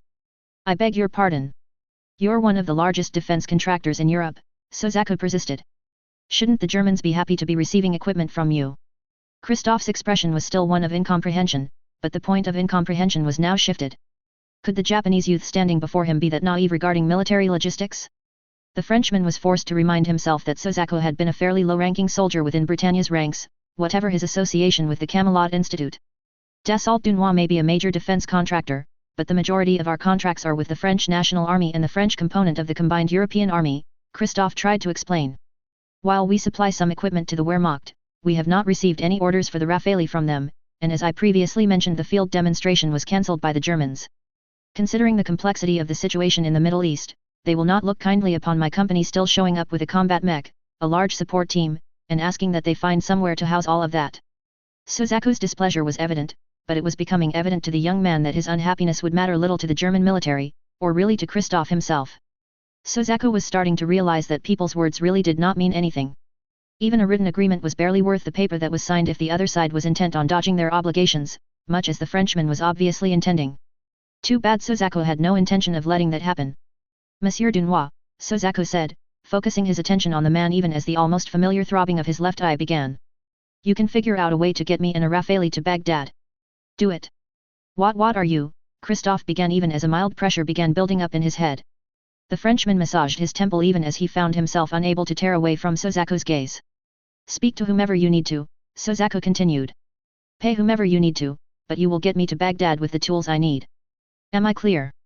Christophe opened his mouth, expecting to put the impertinent youth in his place. Who was he to demand such things, even after the assistance he had lent Dassault Dunois? Then there was the simple impracticality of the matter. The Germans were not going to take kindly to his company trying to shoehorn through a demonstration or test that they simply did not have the time to oversee, especially in the middle of an active war zone. Some things might be physically possible, but that was not the same thing as feasible. Yes. Only a single word left Christophe's lips instead of the stream he had expected. The Frenchman blinked, confusion more than anything else filling his conscious thought. Good, Suzaku said. Now get to it. Yes, Christophe heard himself say again even as his body moved, his hand reaching for his phone. The Frenchman had only a single moment to feel a swelling of horror within him. And then all was but a void as his thoughts became as one. Rai stood in a ready stance at the center of the gym, the much bulkier Alexander Louis Armstrong directly across from him. The disparity in size might have seemed outright comical. The expression on Armstrong's face made clear the newly minted captain was not prepared to underestimate his foe. A few friendly wagers of rounds at the bar were being traded and one Sergeant Major Moss Hughes was happily helping collect everyone's bets. Said joviality took a momentary dive when Euphemia herself entered the room. She regarded the hat full of slips, a quick glance over at Rai and Armstrong, then took the pen and one of the blank slips Moss was holding in his other hand. Whatever Her Majesty scribbled onto her slip no one could quite make out before she folded it and dropped it into the hat. A palpable tension soon suffused the guardsmen present. If Rai himself was at all nervous to the Empress' presence he showed no signs of it. In fact he did not even show any indication that he was aware Euphemia was now watching. Instead the fullness of his attention remained centered on Armstrong, and the captain likewise kept his focus on Rai. The two had been like that for close to 3 minutes with neither budging an inch. Armstrong was easily the best hand-to-hand specialist amongst Euphemia's royal guard when she was a mere princess. Even now there was only a mere handful of guardsmen that could stand toe-to-toe against the man. At first glance Rai would not have been expected to be counted amongst them. That there was even any betting, friendly of course, indicated otherwise. The one to make the first move was again Armstrong. The larger man was always bristling with vigor ready to leap into action. The captain certainly understood the importance of patience, but the roiling blood urging him forth was apparently too much in this instance. For a man of such muscular girth Armstrong moved with shocking speed. He closed the distance between himself and Rai in the blink of an eye, front arm already extending to deliver a jab. The motion sailed straight and true, until suddenly Armstrong's body lurched downward following the motion of his arm. Twisting further, Rai spun about using Armstrong's own side as a shield. Completing his turn, the young man landed a solid kick against the captain's back and sent Armstrong crashing into the floor. Or would have, except the captain managed to use his arms to bounce and perform a flip to land back on his feet. Even that was simply a prelude to Armstrong's counterattack as he launched a powerful kick at Rai as he himself landed. The sheer disparity in size was in Armstrong's favor as though Rai managed to block the attack he could not get enough traction on the ground to keep from sliding back. Armstrong leaned forward as his leg came down, using the motion to launch another punch. This one Rai simply sidestepped instead of deflecting, and did the same for the next 2 jabs. Armstrong carried through the motion of the last punch, using the momentum to spin about and throw a back fist at Rai. The young man ducked, taking advantage of Armstrong's open guard to get a blow in at his side. The captain was not caught unawares by the maneuver however, and slammed his elbow down to catch Rai in the back. Such a blow should have ended the fight. Rai on the other hand seemingly bounced as he hit the floor before flipping up, his legs locking onto Armstrong's arm and shoulder. The motion of his body swinging upward, twisting Armstrong's arm in the process, forced the captain to lean over lest said arm get dislocated outright. That was still not enough to save Armstrong from getting planted into the ground face first as Rai twisted about and drove his own elbow into the captain's back. With Rai literally riding him, Armstrong had neither the freedom nor the flexibility to catch himself. A thud would have been inadequate to describe the captain's impact. Smack would probably do. As the two combatants untangled themselves a single pair of hands began clapping. The applause was soon joined by the others, for whom dared not to win the Empress herself was so celebrating the bout. Armstrong and Rai exchanged handshakes before turning to face their audience. Only then did the captain apparently realize the august personage amongst their number. The way his cheeks reddened ever so slightly made him all the more endearing in Euphemia's opinion. A shame Rai declined to demonstrate sheepishness under such circumstances. It would have made him cuter in Euphemia's opinion. Well fought, the Empress said nonetheless. Thank you, Your Majesty, Armstrong's voice boomed. Thank you, Your Majesty, Rai said with considerably greater reserve. Euphemia favored him with a patient look. Not cute at all. She looked over at Hughes. Sergeant, I believe you can sort through the payouts now. Yes, Your Majesty. Moss said as he looked down at the hat with considerably less enthusiasm. Reaching in, making sure to pick out the Empress bet since that was what she obviously intended, the Sergeant Major wondered just how out of pocket everyone would be. Surely the Empress had bet on her, unofficial, boyfriend. As he opened the slip, his jaw dropped. Sergeant Major. Euphemia prompted after a few moments. Yes ma'am, Moss stuttered. Her Majesty bet, the option to get palace meals instead of rations for lunch, for all guardsmen present, for 1 month if Her Majesty lost. A few murmurs sounded at that. That would have been a nice treat had the Empress actually lost. Her Majesty bet on Captain Armstrong, Moss concluded. All intermittent noise died out. A cough might have sounded. Rai raised an eyebrow. You bet against me, Your Majesty. Can't have you becoming too complacent, Raibert, Euphemia responded with a playful smile. That elicited an equally bemused smirk from Rai himself. Did your majesty require something of me? I did, though it is not a matter of immediate urgency, Euphemia responded, the humor disappearing from her expression. Take the time to freshen up and change, Rybert. You and I have a matter to discuss. Rai bowed slightly in acknowledgement of the implicit order. As you will, your majesty. 10 minutes later, Rai was walking beside Euphemia in the standard duty dress of the guard instead of workout clothes. The Empire's forces are making steady progress against the Europeans in the African and Middle East theaters, Euphemia said. Estimates put them within striking distance of the Baghdad thought elevator within the next 2 months. Rai nodded. Her GR Highness has all the information she needs to take control of that thought elevator. And with her increased capabilities, she should even be able to strip Suzaku of his access code should the need arise. The smile on Euphemia's face returned, briefly, at the way Rai still needed to consciously recall what Colin's address should be here and now. The other girl's status as a duchess was deeply ingrained in Rai, and it would yet be some time before he could instinctively think of her as a princess. But it was that very duchess that Euphemia found need to inquire about. Rybert, you previously said that the Lelich and Colin you knew were very close personally. Does that mean they were romantically involved?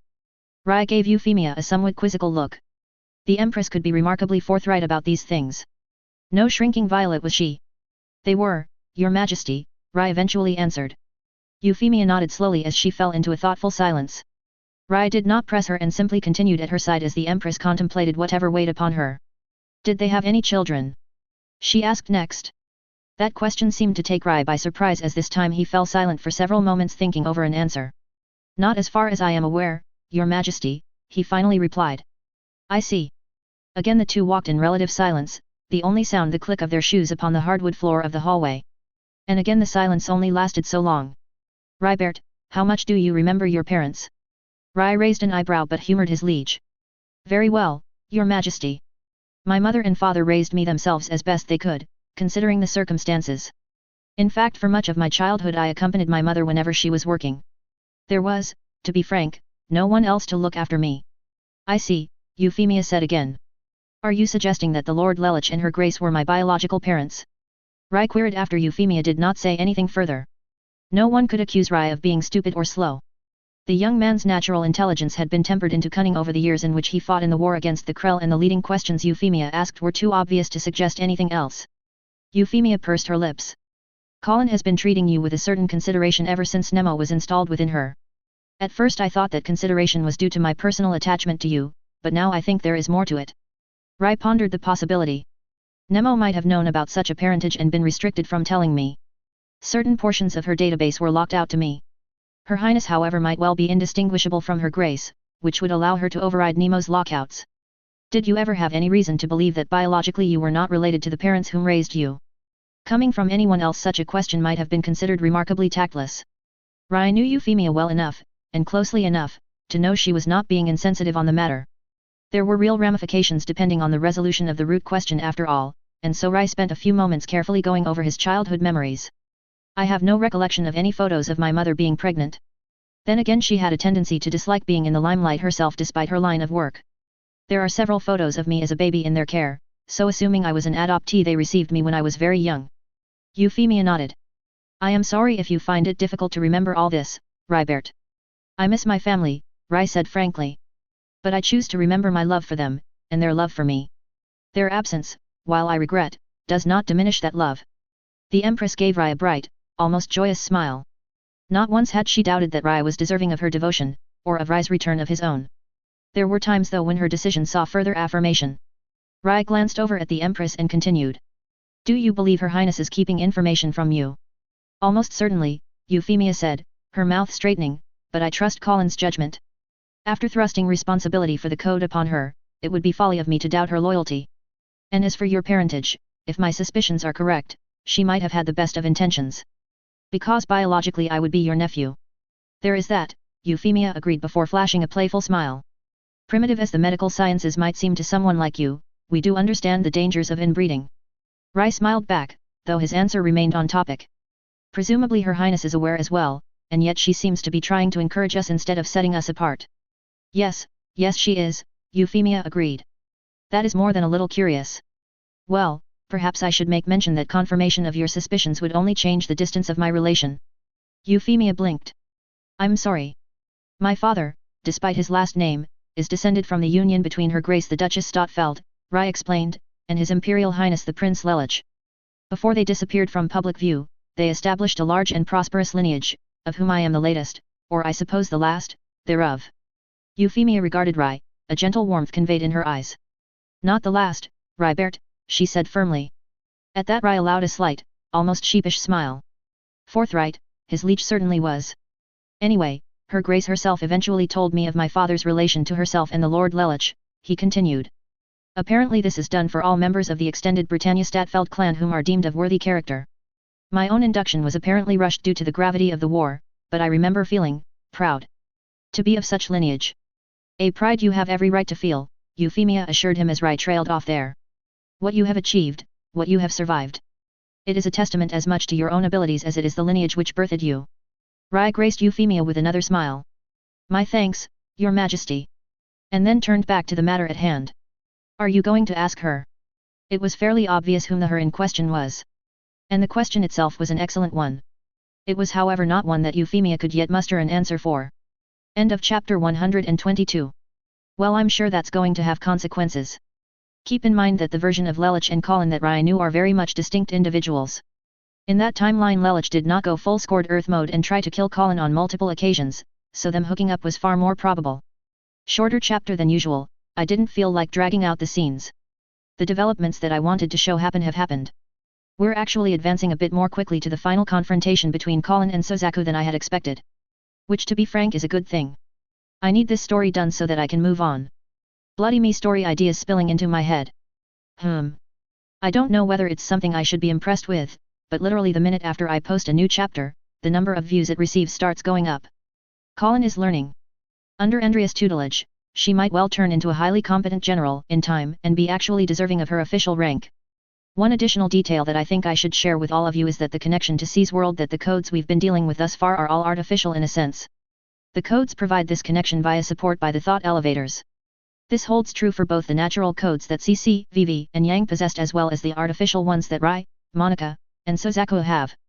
Now on the basis that there are artificial connections, one might presume that it is possible for a human mind to possess a natural connection to C's world that does not need a thought elevator to act as a mediator/supporter.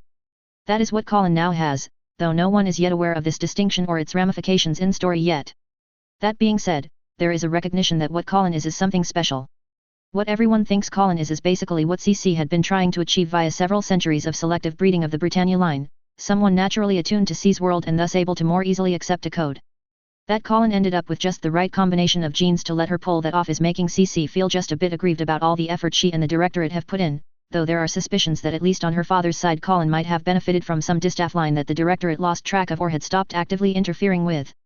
One of the consequences of making Hughes an NCO in the Japan arc is that making him a commissioned officer is more complex than just naming him a lieutenant. There are of course ways for an NCO to rise to commissioned rank, but there needs to be a reason for him to do so. His natural advancement path is otherwise distinctly different. Sozaku is becoming more than a bit unhinged. He's not normally that stupid, but one must keep in mind that his experiences with logistics and whatnot were extremely limited.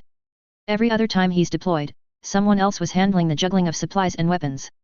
And the time he spent with Camelot, where Cecile was good enough to basically get everything they needed, and Schneeisel's patronage meant they could mostly do whatever Lloyd wanted, means his experience is even more skewed.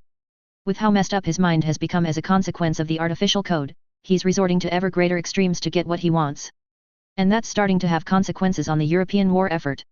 About the only power Sozaku doesn't directly screw over, whether it's his fault or not is a somewhat moot point, is the Chinese Federation, and that's only because he doesn't get as far as the Asian thought elevators. So he's a bit more deserving of being considered a traitor worldwide. I suppose it's rather interesting watching a reader catch up.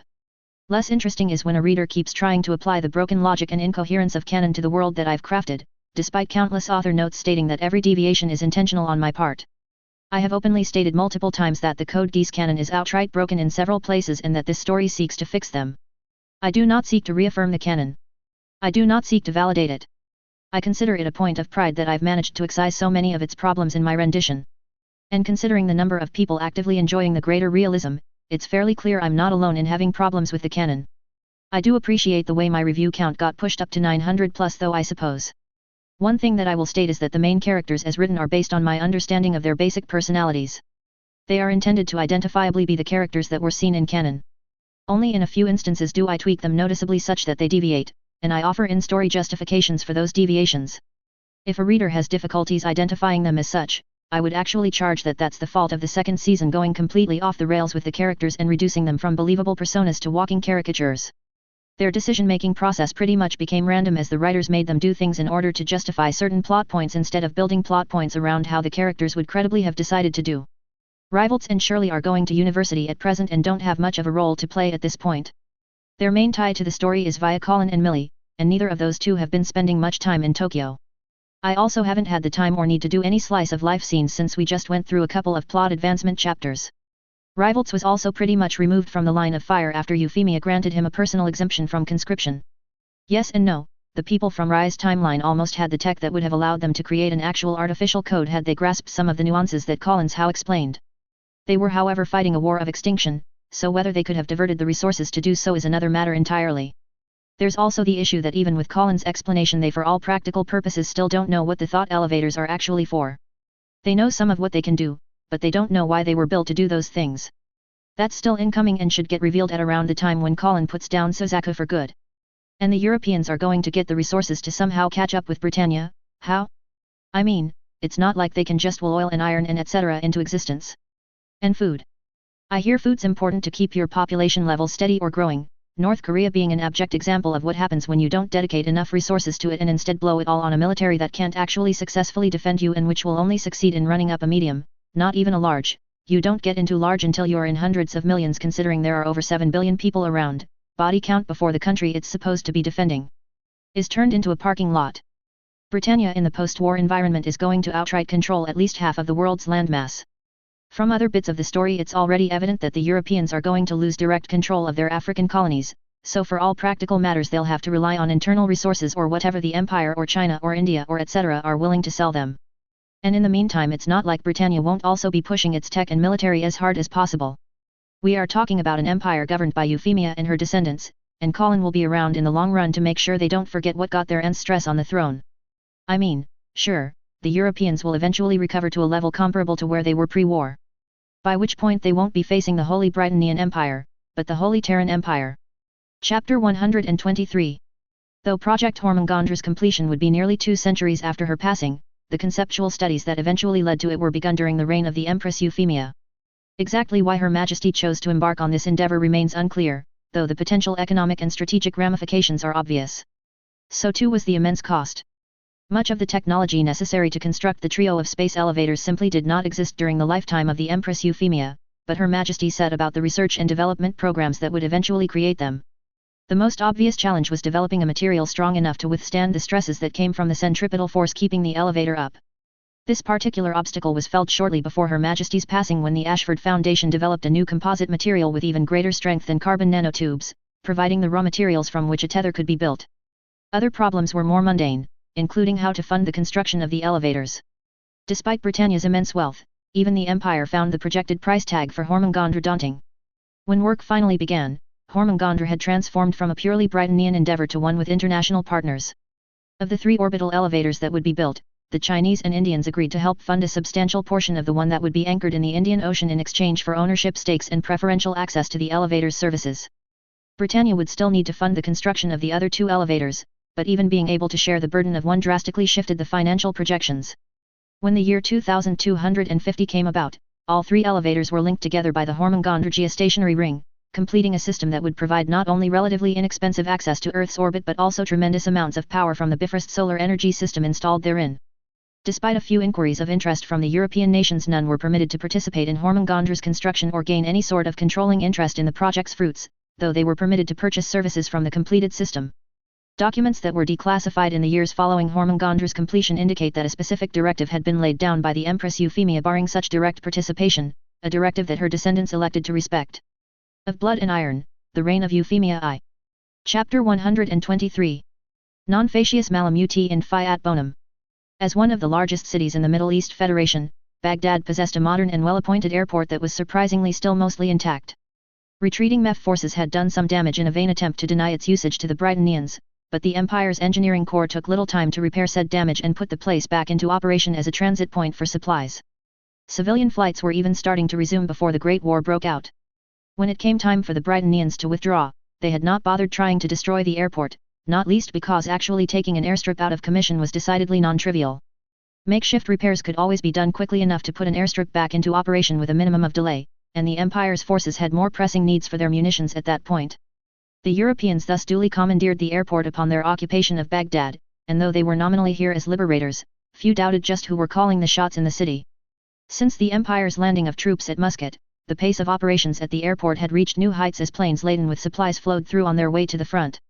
Not all such planes were destined for further afield than Baghdad, as some arrived with supplies earmarked for the city's garrison. Even so, the plane flagged as having been dispatched by the Dassault Dunois company stood out as an oddity, especially considering the official purpose for its arrival was no longer valid. I say again, Dassault 024, your flight plan does not have the requisite clearance, the air traffic controller said. Baghdad International is currently restricted airspace, do not attempt approach. Static hissed from the radio for a moment before a response came from the pilot. Baghdad Control, this is Dassault 024. I have a full load on this flight and my orders were for a direct transit from Bordeaux to Baghdad, no diversions. I do not have the fuel for a return trip. The controller glanced over at the duty officer, whom frowned. The Dassault Dunois flight had called in a flight plan under the codename of Rafale, which while extant, was supposed to have been scrubbed. It was not inconceivable that the cancellation had been lost in the shuffle on the other side, or that an update that Rafale was on again had simply not reached them. Not inconceivable, but the chances of other were slim. Still, the vector of approach was right for a direct flight from Bordeaux and all of the authentication codes were valid. If this was some sort of Britannian ploy to infiltrate Baghdad, it felt overly elaborate for no discernible gain. The Empire could have just bombed them after all. Clear them for landing, Strip 2, the duty officer said. Keep them on their plane until we have a team go over it though. The controller nodded before speaking into the radio again. Dassault 024, you have been authorized to land. Proceed to landing Strip 2. Crew and passengers are to remain on board until a security team has vetted the plane. Understood. Control, Dassault 024 making final approach.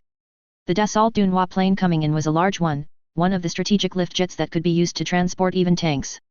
The only other planes in the world that were comparable were Britannia's Galaxy or Russian Ruslan transports. The original orders attached to Rafale indicated that Dassault Dunois had intended to transport a new bipedal mech for evaluation and testing with the German Panzer Hummels already in the Middle East. Since Britannia's invasion of Africa and the Middle East, those weapons had been pressed into service by the French army as they fought to stem the Empire's advance across North Africa.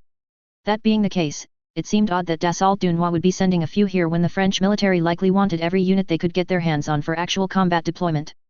The squad of soldiers sent to investigate the unexpected arrival were alert but calm. Their orders were to verify the integrity of the French transport plane, but like their superiors, none of them were expecting any Britannian subterfuge just yet, what with the fighting still 2,000 kilometers to the southeast. The way the plane's crew obligingly popped open the ramp and let them aboard only served to punctuate the relative mundanity of the inspection. In fact, nothing seemed particularly out of the ordinary until a youth with Asiatic features stepped out.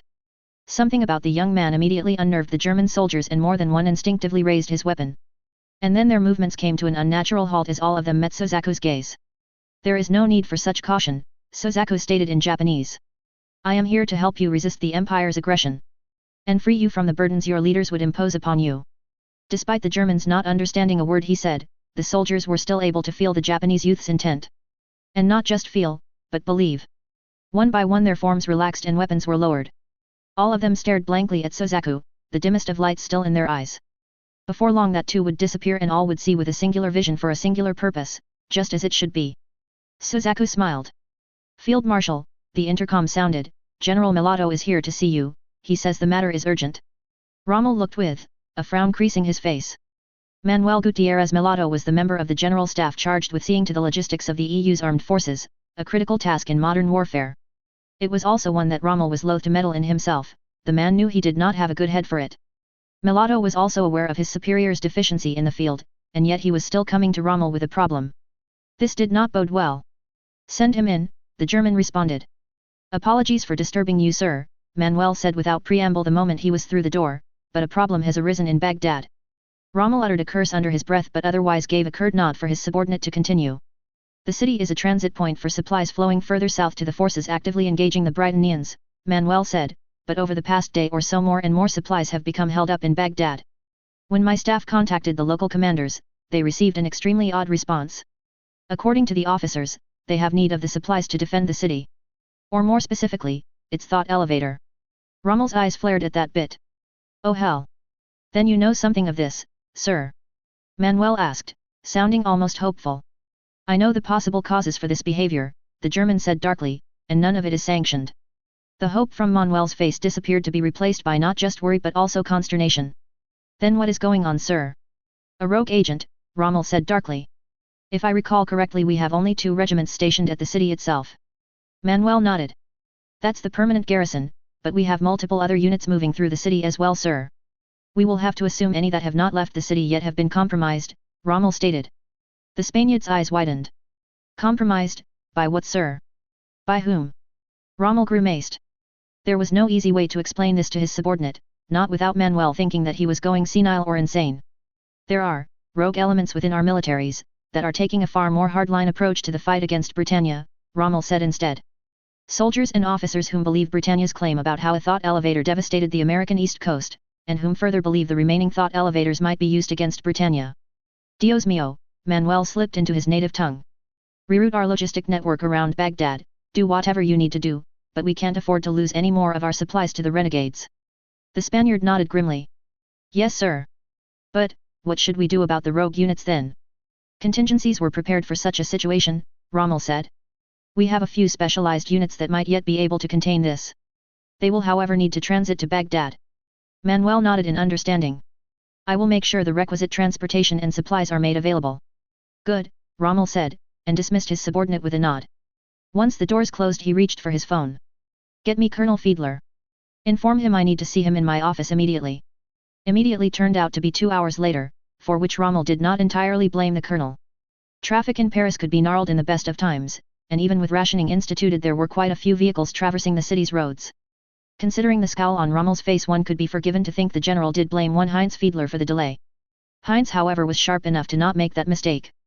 Field Marshal, the colonel greeted politely as he came to attention. Sit, Rommel said curtly in response. Heinz obeyed and waited for the field marshal to speak. We've received reports from Baghdad that suggests Sozaku Kurugi is in the city, Rommel obliged without further preamble. He has compromised the regiments stationed in the city and is likely tinkering with the thought elevator. Heinz frowned. That is unfortunate. It is more than that, Colonel, Rommel said icily. If Sozaku is able to turn his abilities against the native population as well, he could turn every man, woman, and child into irregulars to stop us from neutralizing him. Such a thought, while disturbing, did not faze Heinz. Oh, the sheer numbers would be problematic just due to the amount of munitions they would need to expend to cut them down, but in terms of combat effectiveness they would be little more than cannon fodder. The regular German regiments would however be more of a challenge. I only have a short regiment under my command, sir, Heinz stated. I might not have the manpower or firepower to crack the city, unless you are prepared to authorize razing it to the ground with airstrikes. Believe me, I'm tempted, Rommel said. But you and I both know I can't order it. That was true enough.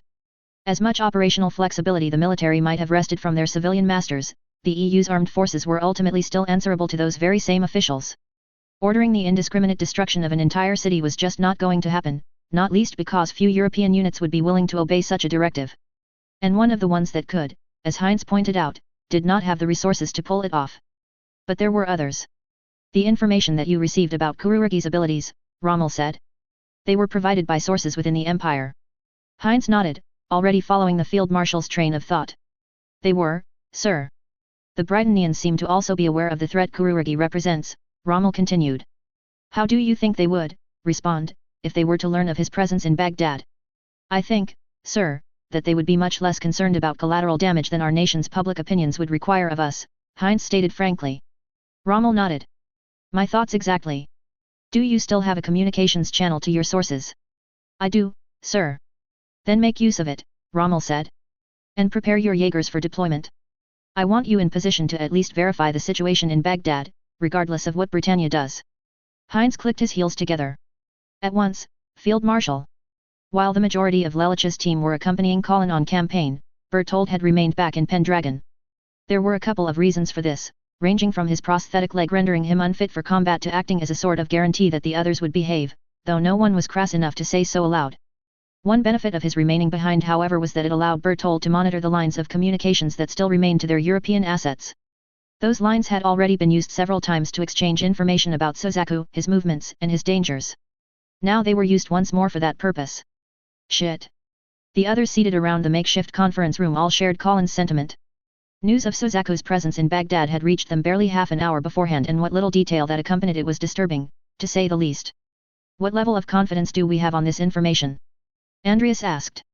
As the commanding officer of Third Army, and a trusted confidant of the Empress, the general was here to help formulate whatever response was deemed necessary to neutralize Sozaku.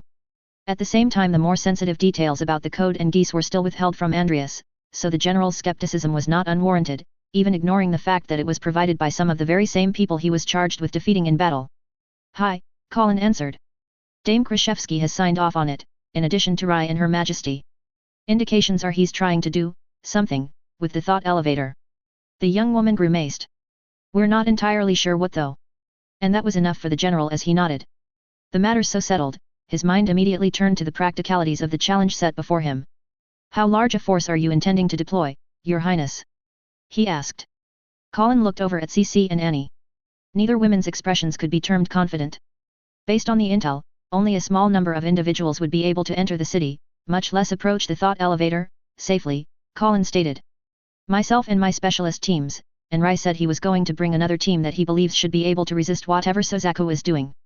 "We're looking at a platoon-sized unit at best." The more senior officers present all raised eyebrows, not just due to the small number Colin was suggesting she could take with her but also at the much larger number that would be opposing them. "There are over 1 million people in Baghdad," Andreas said, "for all of them. In addition to the European regiments." Colin took a deep breath. "We may not have a choice. The number of people that would be able to resist whatever Sozaku is doing is extremely limited." All of the officers present had been briefed, in at least general terms, of what Sozaku was capable of. Colin and her own unit knew much more, of course, but even their information was patchy. It was clear based off of the intel that Nidhagar had provided via Annie and Laura that Sozaku possessed at least a crude variant of the ability Lelich's Geass granted him. While those Lelich placed under his compulsion could suffer from a severe lack of initiative should he not take care in how he implanted his influence, Sozaku's victims seemed to be rendered effectively comatose once the Japanese youth's attention left them. What remained as yet unclear was however the range his abilities extended and just how many minds he could influence at once. Without that information, they had little choice but to err on the side of caution. Annie cleared her throat. The others all looked over at the German girl. "We have the Jaeger Corps," she said. "Phi and Bertolt could get in contact with Zephyr and Nord, and I can put them in contact with Nidhagar. That would give us a regiment-sized force to work with." While the senior Britannian officers were not entirely clear on what these corps were, what they could immediately infer was sounding some alarms on their part. "Whom would these corps answer to?" Andreas asked. Annie returned Andrea's gaze flatly. "Myself, Phi, and Bertolt." And answered with equal frankness. Unhappy turned into something else entirely on the part of the Britannian officers. Even Colin had to admit a certain wariness with the proposal. "While I have had no reason to doubt you have been anything but helpful as part of Her Highness detachment," Andreas said, "you will understand why I and my fellow officers cannot countenance such an arrangement, specialist." Annie was however not perturbed in the least. "What alternative would you propose then, General? We must get to the thought elevator, and Colin isn't going to do it without a lot more help than what she has now." The reference to Colin without the customary courtesy caused a few of the older officers to frown. Colin herself did not care, but there were more important things to deal with right now than the correctness of how she was addressed. "That may be so," Andreas responded, equally undaunted, "but the reinforcements you are proposing would hardly be sufficient either. Her Highness' task requires that she fight her way through a hostile urban environment, a situation that traditionally favors the defender even when they are outnumbered. In this case, if we are to assume the worst and the entire city is actively resisting, a single regiment would be cut to pieces well before they were able to reach their objective." The general had a very valid point himself, which Annie could not help but concede. Nonetheless, amidst this plethora of problems a solution had yet to be revealed. "We don't necessarily know Sozaku will have affected the entire population," Colin tried. "If we could get enough of the civilians to flee, he wouldn't have those people available to use as pawns." The others adopted thoughtful expressions at the possibility. There was however one very obvious wrinkle to it. "What happens if that same warning prompts Sozaku to try slipping away?" Gino asked. "We know he's there, right now. If we issue a threat against Baghdad, we would need to provide at least a few days to allow for a meaningful exodus. He could use that time to escape. Seeing as the alternative was trying to kill over 1 million people without any warning, that was almost preferable. But they had already seen Sozaku slip away once, and the number of people that they might need to confront the next time could be even greater. And it was not as if they could just slaughter all of those people wholesale anyway. "Your Highness," Andreas spoke up after a few moments of silence. "My understanding is that the threat represented by Kuruigi's access to the thought elevator is extreme. and that equally extreme measures are warranted to neutralize him. Is that correct? Colin nodded unhappily. This entire situation with Suzaku was a mess. Had they managed to nail him at the New York Thought elevator, none of this would even be necessary, and she could have sat out the rest of the war after the conclusion of the China campaign. Now she was in the Middle East trying to figure out how to fight her way past an entire city full of innocent people but whom had been turned into puppets by the insane Japanese youth. There were no good solutions to this situation. Regardless of what they did, a lot of people were going to end up, at best, dead. That being the case, Andreas continued, the Empire does have a directive that might well be warranted. The Japanese girl tilted her head in mild confusion. The way several other officers, her friend Laura included, inhaled sharply, saw her own wariness rise. What, exactly, are you proposing, General? Colin asked. I am recommending that we execute a Bravo Delta Zulu on the city of Baghdad, Your Highness, Andreas stated, meeting Colin's gaze unflinchingly. Andreas had only to utter the first word of the code before Colin recognized where he was leading. A Bravo Delta Zulu was a tactical directive that called for the complete slaughter of every living person within the designated target area. It was not a directive that was commonly utilized. In fact, now that Colin was actually calling it to mind, she could only remember a single instance of Britannia ever performing it. That one instance, however, had seen countless acres of the Amazon rainforest reduced to ash as the Empire thoroughly and methodically hunted down and killed every member of the left-wing insurgency that had erupted in Area 6. The official death toll, one which even the Empire's most ardent detractors had to admit likely included the civilians unfortunate enough to be caught within the designated zone, had been pegged at close to 100,000. Were it not for the sheer shock that she was experiencing, Colin would have been kicking herself for thinking that the situation was one where the question of could they depopulate a region instead of would they. Are you serious, General? Colin hissed. Andreas nodded. Your Highness, the threat analysis that I have been provided, incomplete as it is, indicates that such measures are warranted. You are proposing to enter a hostile city with at best a regiment-sized force without any further means of leveling the odds. As the senior ranking officer here, I cannot stand by and not suggest alternatives considering the stakes. The man conveyed his point with an almost dispassionate tone. Colin, however, could hear every subtle inflection, every creak and strain in control in Andreas' voice as he tried to remain objective in his assessment. As angry as she was at the general for even suggesting it, she could not deny that Andreas was himself extremely troubled by his proposal. Even worse, Colin could actually see the validity of the cold logic behind it, the calculus that made this course of action the favorable, perhaps even the right choice. She felt sick to her stomach at that. Colin took a few moments to try to rein in her anger. Her breathing became noticeably heavier. When she spoke again, the girl could not quite be considered to have succeeded. Do we have the capacity to execute a Bravo Delta Zulu? She asked, her words soft yet still perfectly understandable. It was a legitimate question, much as Andreas suggesting a Bravo Delta Zulu at all was also perfectly legitimate in light of the circumstances. The directive required a lot of ordnance to execute, especially on an entire city. Britannian forces just might have the necessary munitions available locally to pull it off, but that would also have consequences all on its own. The senior officers exchanged another set of looks. Not in our current inventory, Wolfgang was the one that answered. A Bravo Delta Zulu is principally executed by the Air Force or Navy's bombing wings. None of the carrier wings present, however, have the requisite ordnance. The Air Force could, however, fly them in within a day or so, 3 on the outside. Colin rubbed her hands together, trying to work off some of her nervous tension. What, exactly, would a base Delta Zulu entail? Specifics, please. No generalities. All eyes fell upon Andreas. It probably did not help that Colin's own gaze had already zeroed in on the general. Andreas, however, did not flinch from the question and gave Colin the answer she asked for, though certainly not the one she wanted. Britannia has operational contingencies for executing a Bravo Delta Zulu for regions as small as a town or outpost all the way up to a major metropolitan area, Andreas answered with an almost frightening levelness. For a city the size of Baghdad, it would require saturation bombardment with incendiary weapons to produce a firestorm effect. Those civilians that do not immediately perish from the flames would almost certainly suffocate from lack of oxygen. Something cracked, causing Andreas to pause momentarily. All eyes shifted over to Colin and a noticeable split could be seen by her on the conference table. The young woman's eyes were sharp and cold, and yet inflamed with a burning anger that those whom met her gaze were torn between an instinctive urge to flee from and an irrational fear of looking away.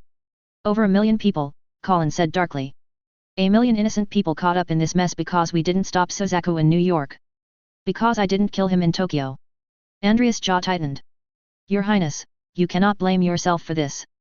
Colin's eyes flared and her mouth opened as if she were about to explode. But the young woman managed to rein her anger in. It was instead in great sorrow that she responded. I am the one that has to make the call, General, Colin said. You may have suggested a Bravo Delta Zero, but I'm the one that is convinced of the necessity. All those people are going to die at my order. And there is absolutely nothing I can do to change that, because we cannot risk Suzaku escaping again, and we cannot afford to fail in securing the thought elevator. The gazes that settled upon Colin were ones of immense sympathy, from the flag officers to Laura and the other knights to even Lelich's compatriots. There was no way to sugarcoat what was about to happen, no way to downplay it as anything but mass murder. But that was what the purpose of the Bravo Delta Zero directive was, the wholesale murder of every living person within the target zone. Fear that the Empire might do something similar in Japan had been what stayed the Japanese Liberation Front's hand for so many years until Lelich manipulated it into launching the Battle of Tokyo. Had Euphemia perished or no deal been concluded between herself and Colin, the Princess Cornelia might well have done just that to exact her vengeance. Now Colin was finding herself being forced to contemplate doing the same thing to peoples equally innocent but whom had the great misfortune to be caught between herself and Suzaku. Colin closed her eyes and took a deep breath. If there ever was a time where she would be willing to accept his help, now was it. Surely there must be a way to avoid murdering over 1 million innocent people. Surely there was some ace that had yet to be revealed that would let her avoid staining her hands so. Nothing. Only silence answered her pleas. The one time, Colin mentally ranged. The one time that I give you to prove yourself for the better. Still nothing. She was out of choices. Colin's eyes opened, the doubt and hesitation gone. Replacing them was an implacable will, but one tinged with the greatest sorrow. General Darlton, Colin said formally. On my authority as heir secundus and the Knight of Seven, I hereby authorize the execution of base Delta Zulu upon the city of Baghdad. Andreas bowed his head solemnly. It will be done, Your Highness. Cole was feeling more than a bit bewildered at the moment. The original orders sending him and parts of the 25th Southwest towards the city of Salala had been rescinded, with the new ones pulling them back to Muscat and joining several others for some sort of special operation. And by others, it looked like units from multiple divisions were being pulled in for this. Regiments from 3 other infantry divisions were working together, and the entire 2nd Cavalry Division was standing by. And then there was the short battalion commanded by the Princess Colin, aka Cole's wife, though mercifully somehow no one in the military seemed to have gotten wind of this particular fact. As far as Cole could figure out, Colin and her forces would also be accompanying the regular forces, but she would not necessarily be the one issuing the orders once they hit the ground. That responsibility apparently fell to Major General Jeremiah Gottwald, 2nd Cavalry's commanding officer. In fairness, that actually did make sense, as skilled a soldier as Colin had proven herself to be, and whatever her formal rank, the young woman did not have the training or experience to command large field formations. Even if she needed to personally be present at a particular battle, it would be better for all involved if Colin focused on whatever her direct objective was and left the coordination of the wider battle to more experienced flag officers. Of course, a part of Cole could not help but worry, not just because of the personal danger Colin would be in, but also of whatever was prompting her participation on this mission. Knowing what he did about his wife's abilities and her general importance, things must have really gone awry for her to be coming along. Captain. Cole came to a halt to give the other soldier a chance to catch up. New orders from the brass, sir, the soldier said, coming to a halt and snapping a salute before presenting the folder. Cole returned the motion and dismissed the soldier before flipping the folder open. There weren't too many pages and he scanned through them with relative ease. Even as he read, his thoughts raced ahead as it put together the bits and pieces. The 5+ regiments were all going to be shipped out via flying transports, which suggested a certain urgency in reaching their target.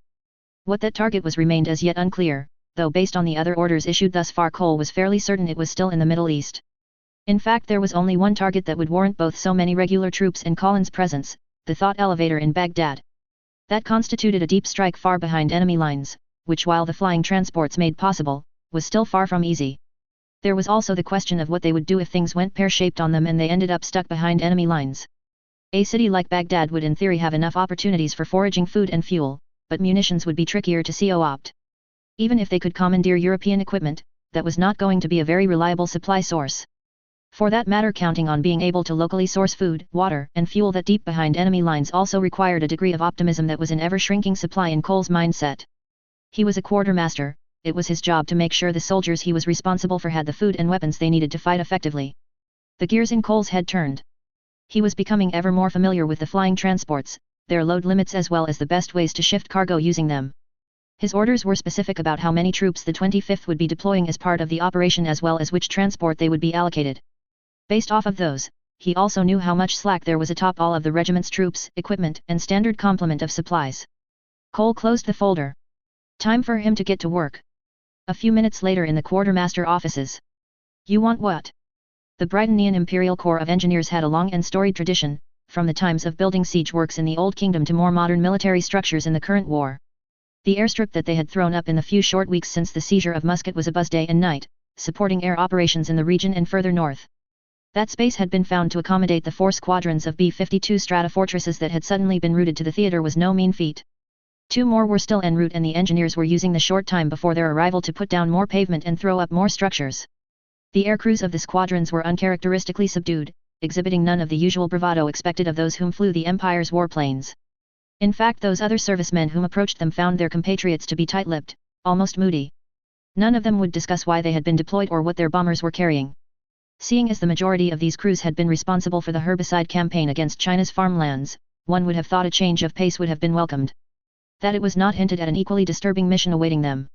Exactly what that mission was no one outside of the assigned crews had any inkling. That it was likely important was however not doubted, especially considering whom else had accompanied the bombers.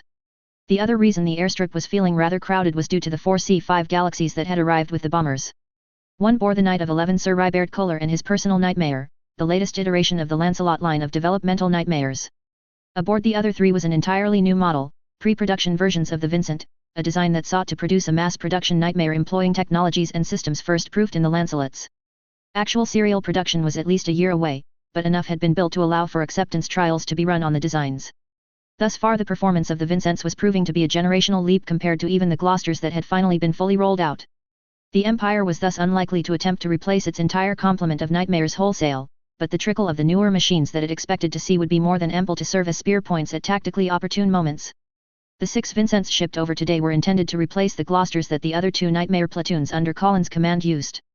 Combined with the time needed to coordinate all of the other movements, Toto and the others had only 2 days to familiarize themselves with the new machines before deployment.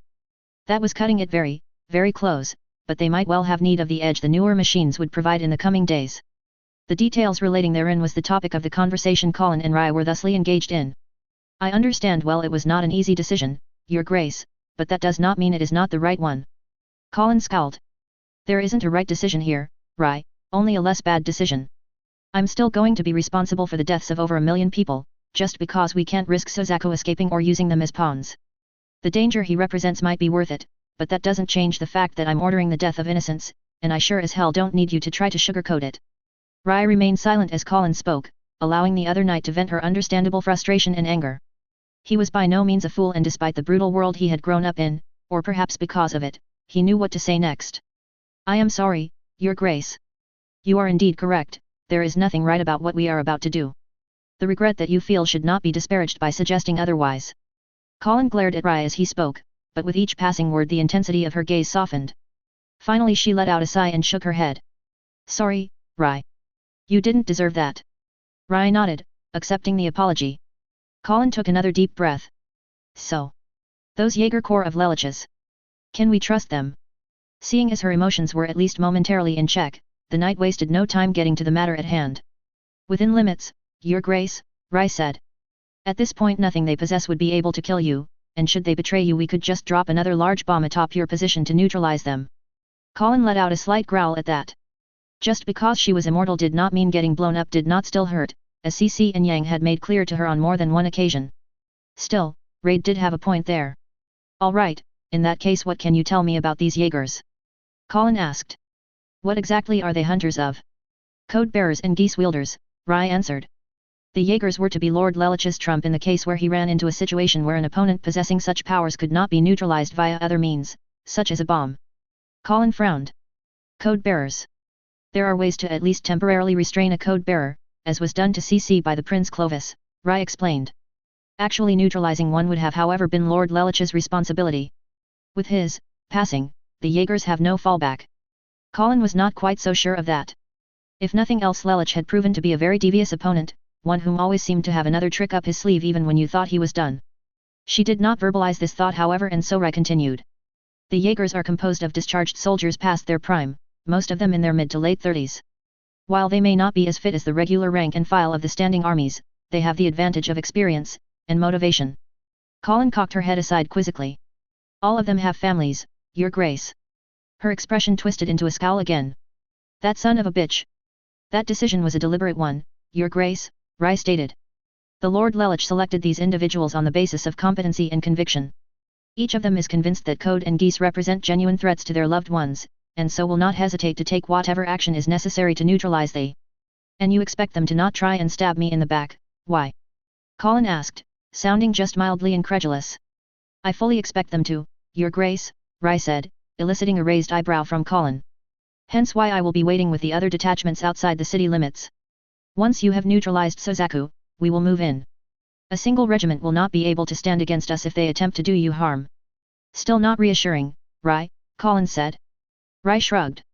At this point we have little choice, Your Grace. Sozaku must be neutralized, and seeing as he will likely be in the thought elevator when Baghdad is bombed, we need numbers to assault the elevator, especially if he manages to access any of its defenses. There certainly was that consideration. Colin sighed yet again. All right. You're right, we need their help. And worrying about them trying to backstab me won't change things. Colin frowned. Though, to be frank, I really don't want to kill any of them. I feel much the same, Your Grace, Rai admitted. Nonetheless, the assault on the Baghdad thought elevator is going to present them with an opportunity they have lacked since entering Britannian custody. We might not be able to convince them to not take it. No, we might not be able to, Colin said thoughtfully. Rai tilted his head. Your Grace. Colin was however not listening anymore. Or rather, even though she listened, she was not paying any attention. Instead her focus was directed, elsewhere. You know you can hear me. You've been trying to get a response from me enough times. Well, you blew me off last time, but I'd like to think you're not that much of an ass. And that you do care about your surrogate family. So say something. A few moments passed and Colin felt a flicker of anger rise with the continued silence. And then. You have a proposal. Colin likely did not even realize a smile had crossed her face, or that Rai bore witness to her shifting expressions. She likely would not have cared either. She had work to do. As the time drew near for the Empress Euphemia's scheduled speech, people across the world prepared to tune in to hear her. The majority of the Empire's subjects did so out of expectation that Her Majesty wished to convey to them a matter of great import.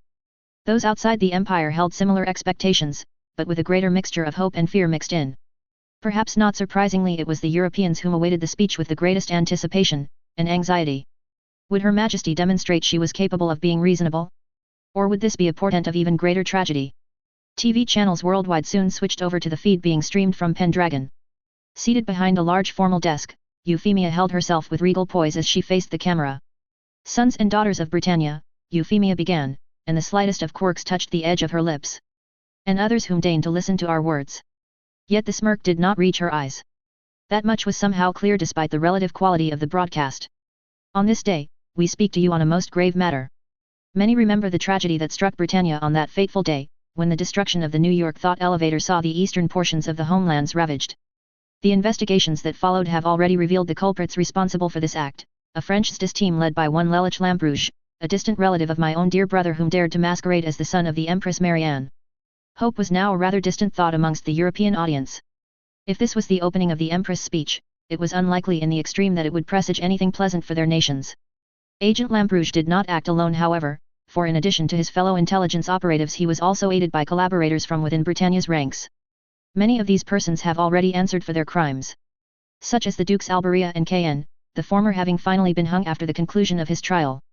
Others may yet earn a qualified clemency. Like the surviving soldiers of the Carolinian and Virginian Provincial Guards, and one Geass Alberia. Yet still others have remained beyond the reach of imperial justice. Like Lelich's European masters, or so the audience presumed. One such individual has been discovered in the city of Baghdad. Or not. Sozaku Kururugi had once pledged his fealty to crown and country, Euphemia declared. Only to enact a betrayal against our person not once, but twice. Reactions to the name varied wildly, with many watching having no idea whom the Empress was talking about. In Japan however, and amongst a selection of other individuals, that name meant a great deal. He attempted to see to our death during the Tokyo Uprising, by assisting the Japanese Liberation Front's attack upon the Keio University Memorial Hospital, wherein we had been granted refuge. Shock, but also anger. That was what swept across many of the Japanese watchers as they pieced together what Euphemia was talking about. And also shame, in that one of their own had tried to harm the one member of the imperial family whom had unequivocally tried to do right by them, even after what happened at the Kawaguchi resort and then Keio. Though he should have died that day, Kururugi survived and was taken into custody by the Ordo Hereticus, Euphemia continued, with a slight modification of detail. It was in their custody that Agent Lamperouge discovered him, and freed him to further assist in his schemes. And it was those schemes that saw Kururugi fight alongside this to enact the destruction of the New York thought elevator. and commit the second act of betrayal against Britannia, and against Euphemia. Of those whom participated in the New York operation, Kurugi was the only survivor. Also not true, but again the details could never be shared. And it was also true enough as far as the current matter was concerned. He is also the only person left of those whom know how to initiate the destruction of a thought elevator. Even the most carefully constructed lies could be picked apart. Euphemia was not likely to have to worry about that, however, simply because no one whom actually knew the truth, or were in a position to have the information to disprove her, would be coming forward to try to expose it. Intelligence obtained by the Ordo Xenos has indicated that since his escape, Kurugi has visited the London and Central African thought elevators, and is now physically present at the Baghdad thought elevator. What he intends, we cannot be certain. What is certain in our mind, however, is that he must be stopped. The speech was taking a direction few could have predicted. None dared stop watching until the end. In light of the damage that can be done with a thought elevator, and the unacceptable risk of Kurugi escaping should he be granted sufficient warning, our generals have proposed and we have granted leave for the execution of a Bravo Delta Zulu upon the city of Baghdad. Alarm was too insufficient a word for what was going through the heads of many in the audience. Shock, despair, even desperation were pale shadows for the whirlwind of emotions sweeping the world, not least in the city so condemned. Extreme though this measure may be, the fate that we have consigned the people of Baghdad to would be no different than were Kurugi to succeed in his aims with the thought elevator that lay therein. We will not shirk from bearing the weight of those deaths. And we will not waver from seeing the necessary price be paid, to end once and for all the threat that faces our people. Thousands of miles away, on the other side of the planet really, the squadrons of B-52 Stratofortresses reached the city of Baghdad. Their bay doors opened. End of chapter 123. Things are not getting easier for Colin. And I remember when some of you were suggesting that the main characters were succeeding too much. Well, yes, they are still succeeding. But the cost. By the time the war ends, Colin will have become very scarred emotionally from all of the choices she will have made. But she will endure, and she will find glimpses of happiness in her time with her family and friends. And she will never forget the price that she paid for all of it. This chapter was fairly difficult to write, not least because I needed to structure Colin actually deciding to authorize a Bravo Delta Zulu very carefully. I needed to make sure that all the information that Colin has, all of you, my readers, also has. That actually took a couple of passes wherein I tweaked dialogue, added new paragraphs, and generally reworked the meeting with the generals to make sure all of the information was clearly conveyed. One thing that absolutely needed to come through was that this was not an easy decision for Colin. She's making it because she feels backed into a corner, because even if Suzaku is not possessed by a Krell, he could still do enormous damage to humanity if he keeps tinkering with the thought elevators. If he manages to blow just the 3 under his current control, that would pretty much render that part of the planet close to uninhabitable, at which point the death toll will be in the billions instead of just the millions. With regard to the whole BDZ concept, while General Craig mentioned the possibility of using it all those chapters back in that strategic conference, I should clarify that he wasn't suggesting his troops carry it out as a calculated decision. He was making clear to Schneeisel and the other flag officers that if an active revolt occurred, his only means of putting it down would have been to kill as much of the opposition as possible, with little distinction between combatants and non-combatants. The consequence of that would have been effectively a Bravo Delta Zulu.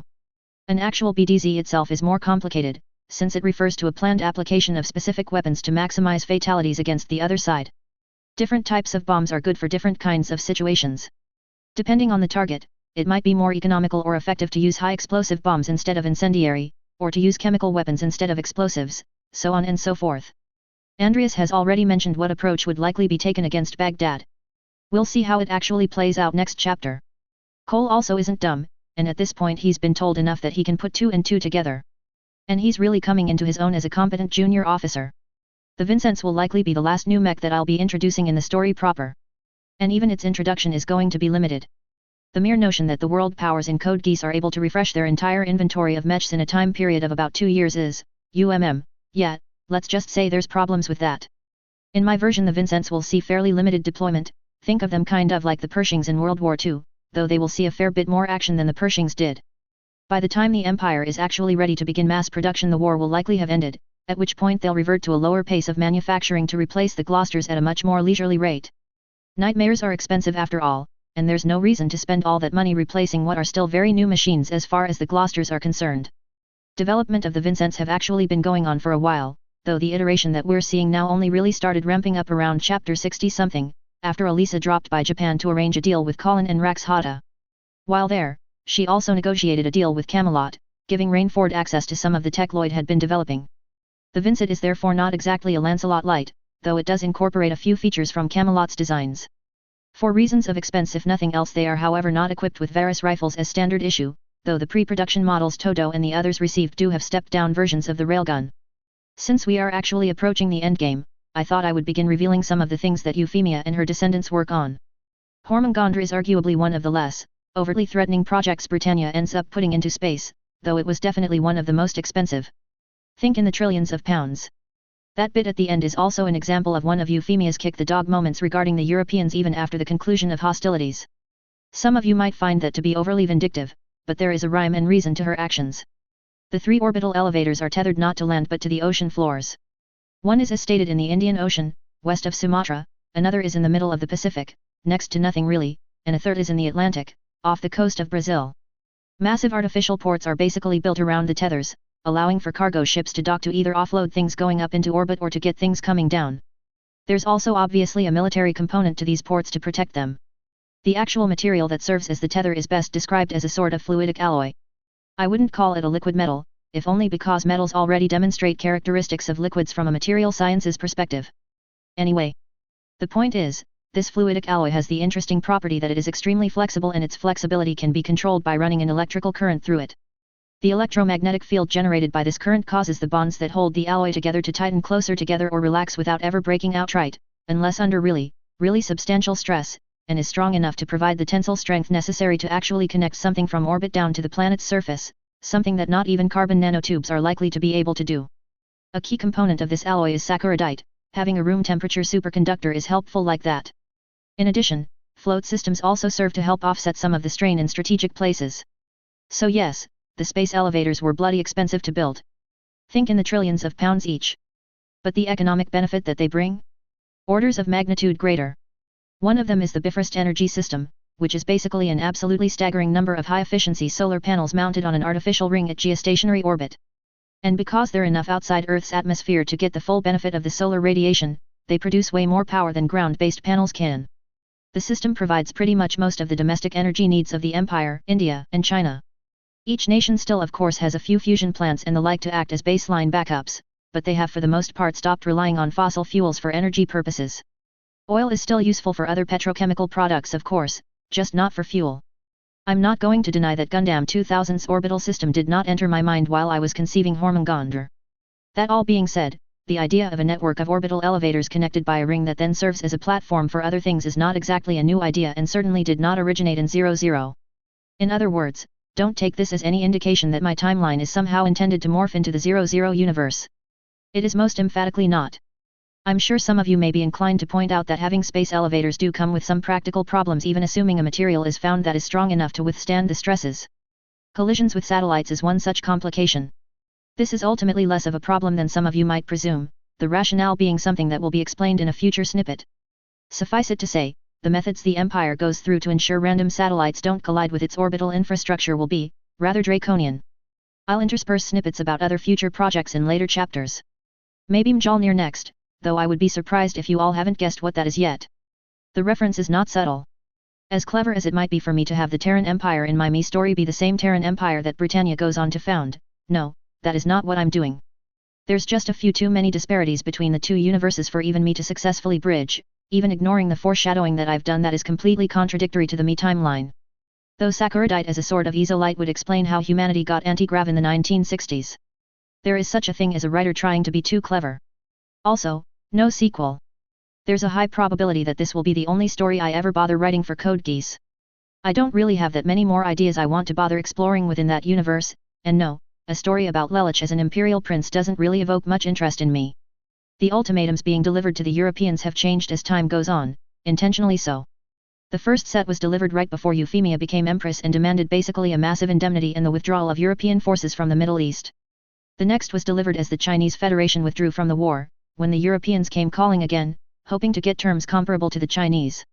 Instead they were told if Europe wanted the war to end, the indemnity had doubled, they still needed to withdraw from the Middle East, and the real kicker, Ireland and Britain would have to accept incorporation into the Empire on Britannia's terms. That last one was pretty much intended to guarantee the EU would reject it. There'll be another ultimatum delivered just before the Empire kicks off its invasion of continental Europe, the details of which will be revealed when we get there. After that, if the Europeans still reject the demands, then the next set of terms will likely be dictated to them from their occupied capitals, or at least that is Euphemia's intent. It should be noted that none of the ultimatums delivered were intended to help shorten the war. They were issued with the goal of ensuring Britannian supremacy in the post-war environment. The only question on the table was not whether Britannia would succeed, but how much of Europe would be left. The usage of the atomic bomb at Toulon was a very targeted case intended to try to kill Sozaku. Rai has filled Euphemia and the others in on the effects of lingering radiation from such weapons, and that is one reason Euphemia has elected to not use further atomic bombs. The other reason is that she, and the rest of the Empire, is pretty confident that Britannia can win the war using conventional arms, even if more people get killed in the process. But exacting a higher blood cost might not be a bad thing if it sates the bloodlust that the Empire's citizens are feeling after losing millions of their fellows to the devastation that struck the East Coast with the destruction of the New York Thought Elevator. Listing all of the problems in the Code Geass canon would be a rather long task, since I would need to also explain in at least some detail why those things are problems. By the time I'm done with this story, I may well be too burned out to put in that kind of effort, especially if a call to duty is picking up steam. Reen was killed by the Geass command the Krell-possessed Lelich issued against all of his blood relatives. And as Reen was one of Charles's illegitimate sons, he fell victim to said command. Right now Laura is the one riding around in Reen's old Lancelot, though it's been repainted. Chapter 124. When the Great War reached the Middle East once more, European forces were able to put up a dogged fight against Britannia's advance. Most analysts and historians agree that despite the Empire securing a beachhead at Muscat, the Europeans should have been able to hold the line for months despite the presence of 8th Fleet. That the European position unraveled the way it did comes down to two unexpected developments involving the city of Baghdad. The first was the sudden reappearance of Sozaku Kururugi, whom somehow managed to convince the local forces there to assist him in some mad scheme to utilize the Baghdad Thought Elevator as a weapon against the Britannian forces. The immediate consequence of this was a sudden and unexpected diversion of the supplies flowing through the city. While the European forces fighting further south were not in any immediate danger of running out of supplies, the disruption this diversion brought to their overall logistical situation should not be understated. The European General Staff sought to reassert its control over the Baghdad garrison, but surviving records indicate the local officers ignored their orders. The situation became dire enough that the Europeans actually deployed troops to forcibly retake the city from their erstwhile comrades. Simultaneous to this development, the Empire also became aware of oddities with the Baghdad garrison. More saliently for the Empire, the possibility that the Europeans might once again utilize a thought elevator against them was enough to prompt swift and decisive action, the second development that would sound a death knell for European efforts to hold the Middle East. The Princess Colin proceeded to lead a lightning raid with elements from multiple divisions supported by the entirety of 8th Fleet against the city. There she would face her old adversary Sozaku Kururugi once more. This time the conclusion of their encounter would indeed be final. In Blackest Night, the Great War. Chapter 124. Omnes vulnerant, postumanicat. The maximum payload of the B-52 Strata fortresses currently operated by Britannia was a little under 70,000 pounds. The CBU-55 fuel-air explosive cluster bomb weighed approximately 750 pounds, meaning each bomber could carry about 90, give or take. The standard bomber squadron in the Imperial Britannian Air Force had 24 planes plus 3 reserves organized into 3 flights of 8 that could be rotated as needed to maintain the desired operational tempo. For this operation the 4 squadrons carrying it out were fielding all of their active aircraft, making for a total of 96 planes collectively carrying over 8,000 bombs. The effective range of the CBU-55 was approximately 4 acres, which set the upper destructive capacity of the bombers to somewhere around 52 square miles. The actual zone of destruction was actually expected to be higher so as to not waste ordnance by exhausting the local air needed to fuel the flames. It would not be by much, but the estimates were that at least 2/3 of the city would be razed.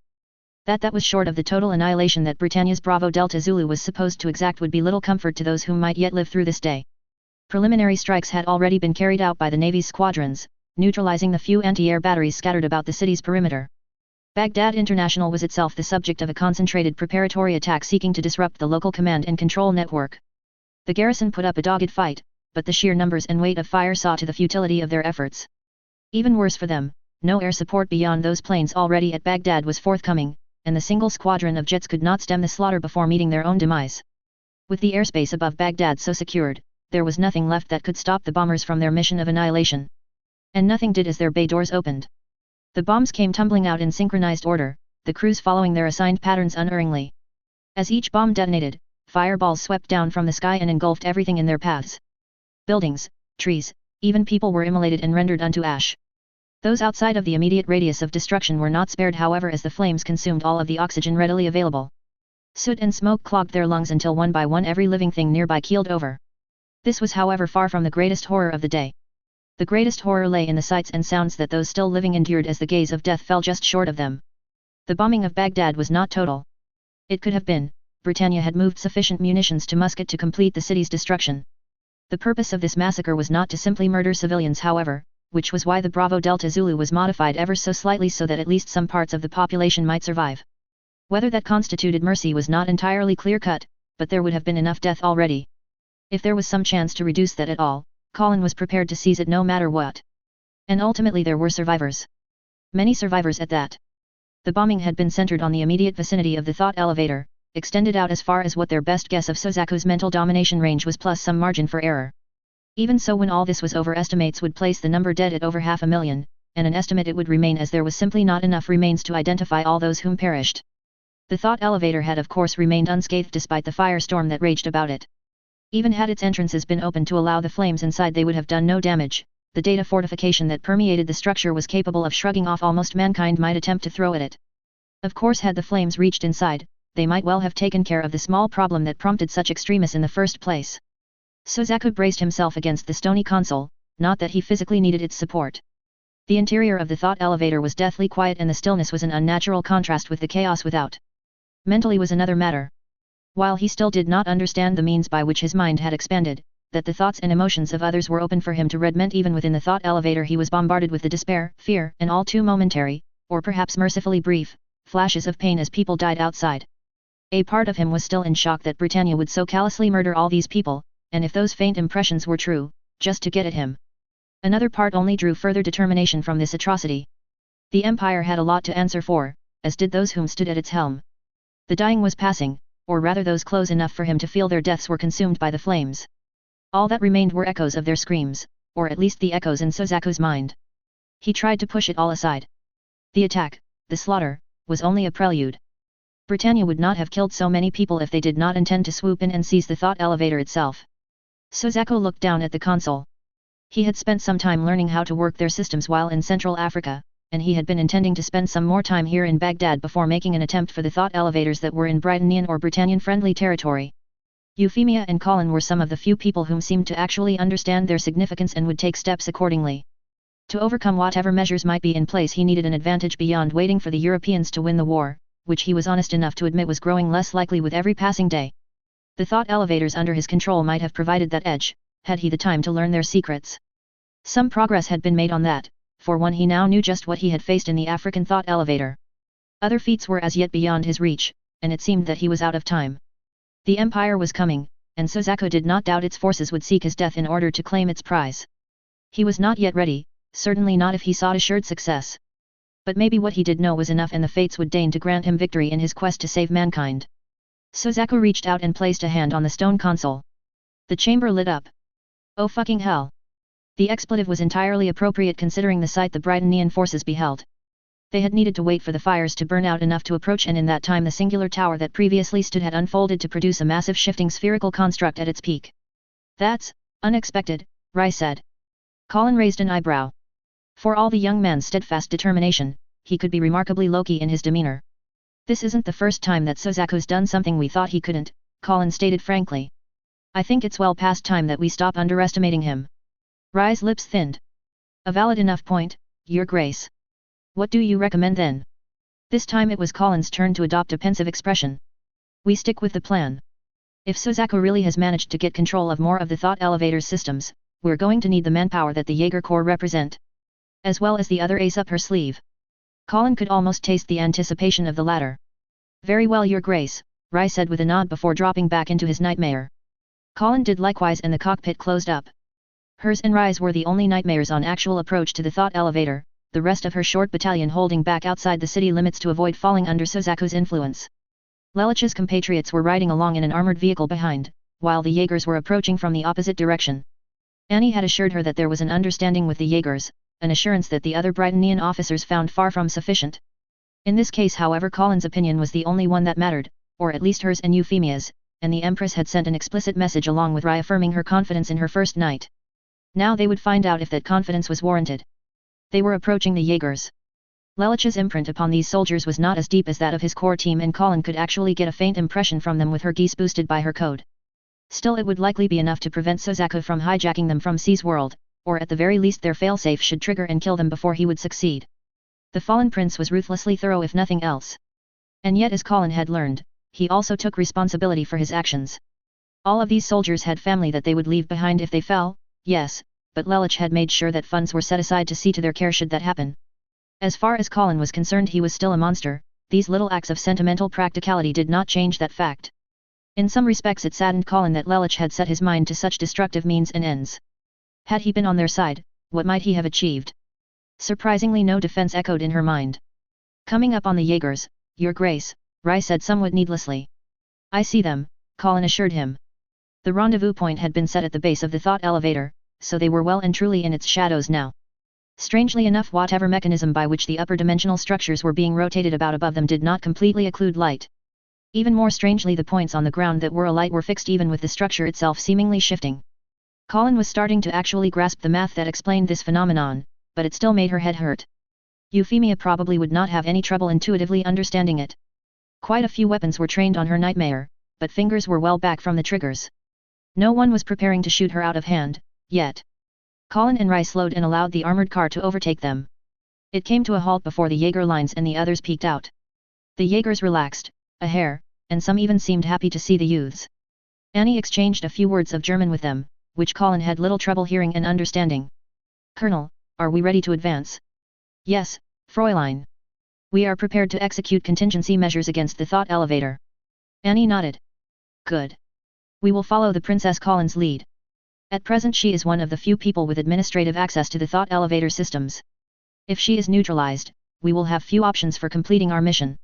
Understood, Fräulein. The German colonel looked up at the Red Nightmare and offered a respectful nod. Colin tilted her mech slightly to reciprocate, though she was not feeling that courteous towards the man. Nidhagar had been responsible for rounding up the Japanese refugees for internment after all, a process that had not been bloodless. Time would tell if the Finnish Corps gave her similar reason for disquiet. Colin grimaced. She was going to be alive for a very long time. She would need to learn to temper her emotions and refrain from fixating on grudges. That would be unhealthy for her, and for the world. Your Highness, Annie's voice sounded over the radio. We're ready to move. Colin took a deep breath. It was time, in more ways than one. Her cockpit popped open and Colin slid down. She was already kitted up in full combat gear, which had made her nightmare just a tad cozy. She toggled her radio. Mic check. Acknowledgements came back. Step 1 was complete. Now on to Step 2. Colin looked out at the assembled officers. There wasn't a lot of time to pass on detailed information through your regular line of communication, she said, so I'm going to give all of you a brief on what we expect to find inside now. A few nods here and there. Good, they were prepared to listen to her. And perhaps even believe her. All of you were already briefed that the full extent of the thought elevator exists in higher dimensions, and that when those structures are dragged out into our three-dimensional plane, they take on the form of a hypercube. Since my last foray into a projected thought elevator, we've learned a few things. Namely that corners have a couple of interesting characteristics in there. More and more curious expressions stared back at her. You all know how with squares, when you line them up so they're square with each other, their corners touch, Colin tried to explain. Well, think of each of those squares as a room, and the only way in or out is via the corners. So in a two-dimensional plane, at each corner you have 4 ways to go, 3 other boxes plus the square you were in before. That all makes sense. Heads nodded. No one looked confused yet. In fact, quite a few seemed to already have figured out where this was leading. The analogy extends into 3D space, Colin nonetheless continued. In a 3D space, the meeting point of the lines is no longer the convergence of 4 squares, it is the convergence of 8 cubes, with each cube representing a direction. This idea is further extended with each dimension, all the way up to the 10 dimensions that the thought elevator's structure occupies. And the number of the convergence represents the number of directions that you can take at a corner inside the thought elevator. Colin had to admit, the Jaegers were taking this a lot better than she had when Rai first attempted to explain the way a thought elevator was structured to her. Even now she still got a mild headache thinking about it, not to mention trying to understand how one could even navigate through it. Fortunately there were ways to do that. Unfortunately those ways tended to be math-heavy and less than intuitive. There are consequences to this characteristic, Colin said. And not just from a pathfinding perspective. Probably the second biggest issue is these corners offer multiple directions from which you can be ambushed, because until you are at the corner, you cannot see what lies in the other directions. That was a concrete danger that all of them understood. It also insinuated at another point. Your Highness, one of the 3 colonels spoke up. Colin regarded the man, identifying him as the Swiss colonel in command of Zephyr. She nodded for him to continue. You believe then that this, Kururugi, has managed to secret some of his pawns within the thought elevator. He asked in that clipped English prevalent to many whose native tongue was German. It's not just whether Sozako has any surviving Wehrmacht with him in there, Colin responded. If he's managed to figure out enough of the thought elevator's systems, he might be able to activate the personas stored within.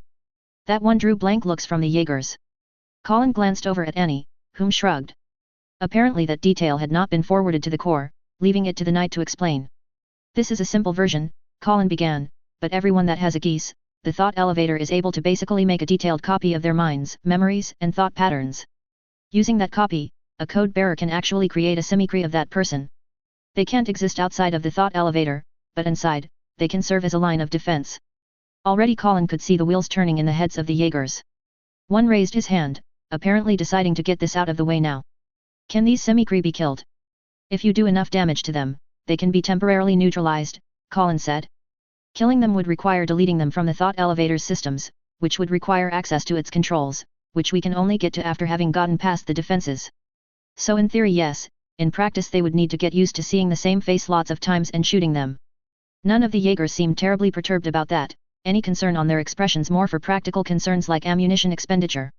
Consummate professionals, these Jaegers were. And if Colin could just manage to avoid facing them as enemies in the future, the Knight would consider that a win all by itself. Are there any other questions? Colin asked. The Jaeger officers exchanged looks and shakes of heads rippled through their ranks.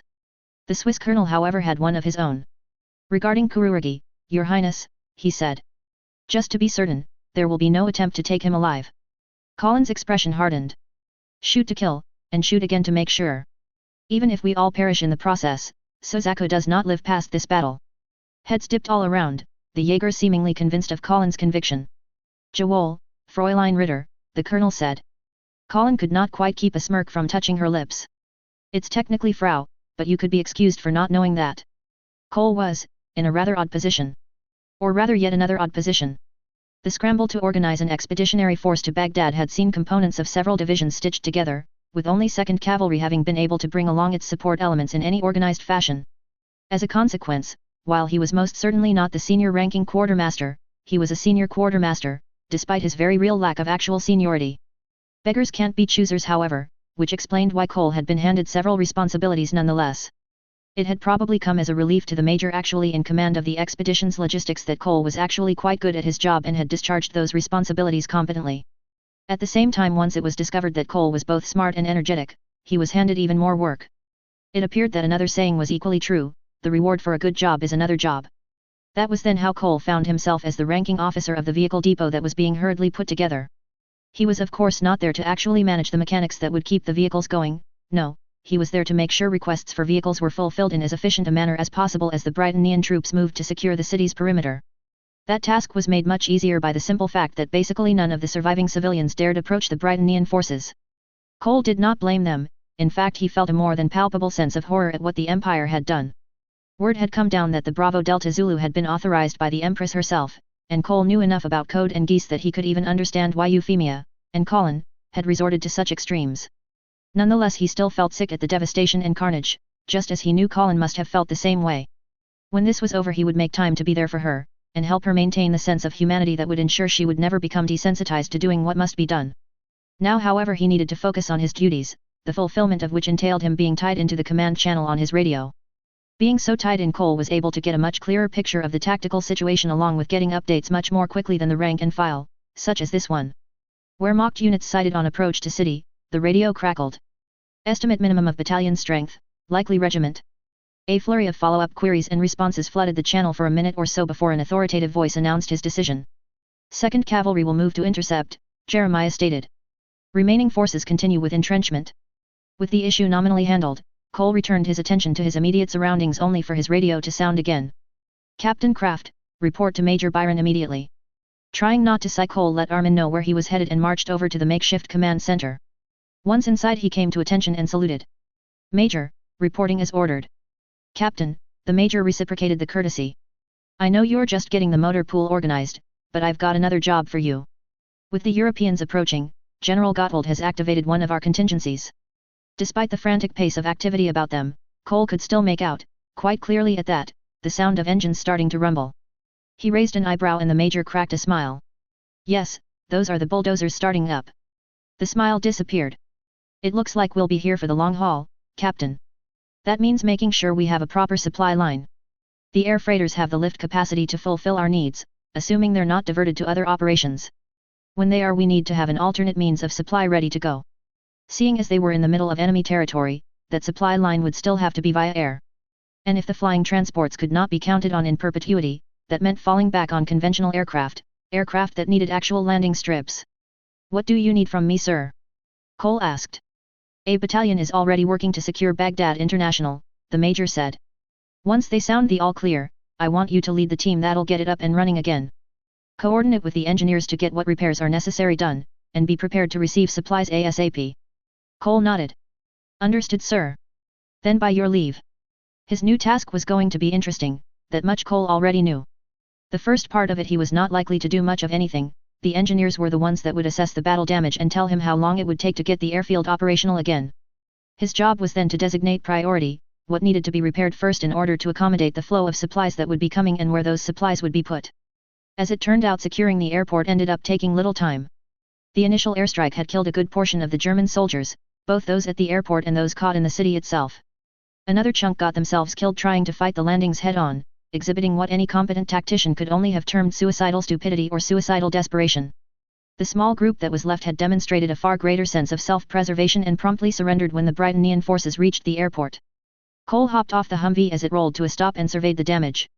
There was a lot of it, the airstrikes having taken out anything that looked to be of importance.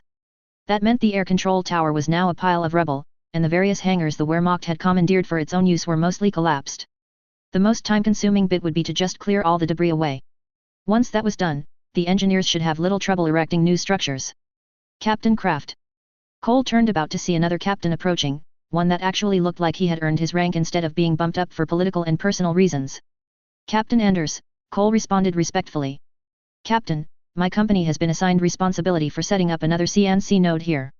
Point us to where we'll be the least in your way and we'll get started. It was starting to sound like the higher-ups intended to use the airport as more than just a supply depot. How much gear are we talking about, Captain? Cole asked. We'll be the fallback uplink for communications and radar, Anders said. Would have been nice if the Navy had left the air control tower standing, but since they didn't, we just need a high point for our antennas and probably a couple hundred square feet for the rest of the gear. Cole's thoughts raced ahead as he considered his options. The airport only really had 2 airstrips, with 3 terminals to service planes and passengers. 2 of those terminals did not look structurally sound even from the cursory look as he drove by. It was starting to look like that 3rd terminal would be getting a bit crowded. The hangars on the southwest side are trashed, Cole said aloud. Along with most of the office structures. We can stick your antennas up atop Terminal C and give you the top floor. If anything spills over, it's going to have to go outside. We'll make do, Anders said. Cole was sure they would, and that the good captain would be as sneaky as possible when time came to try to move down a floor. Which was why Cole was going to make sure that entire floor would be filled with people they could not displace. He pulled out his radio.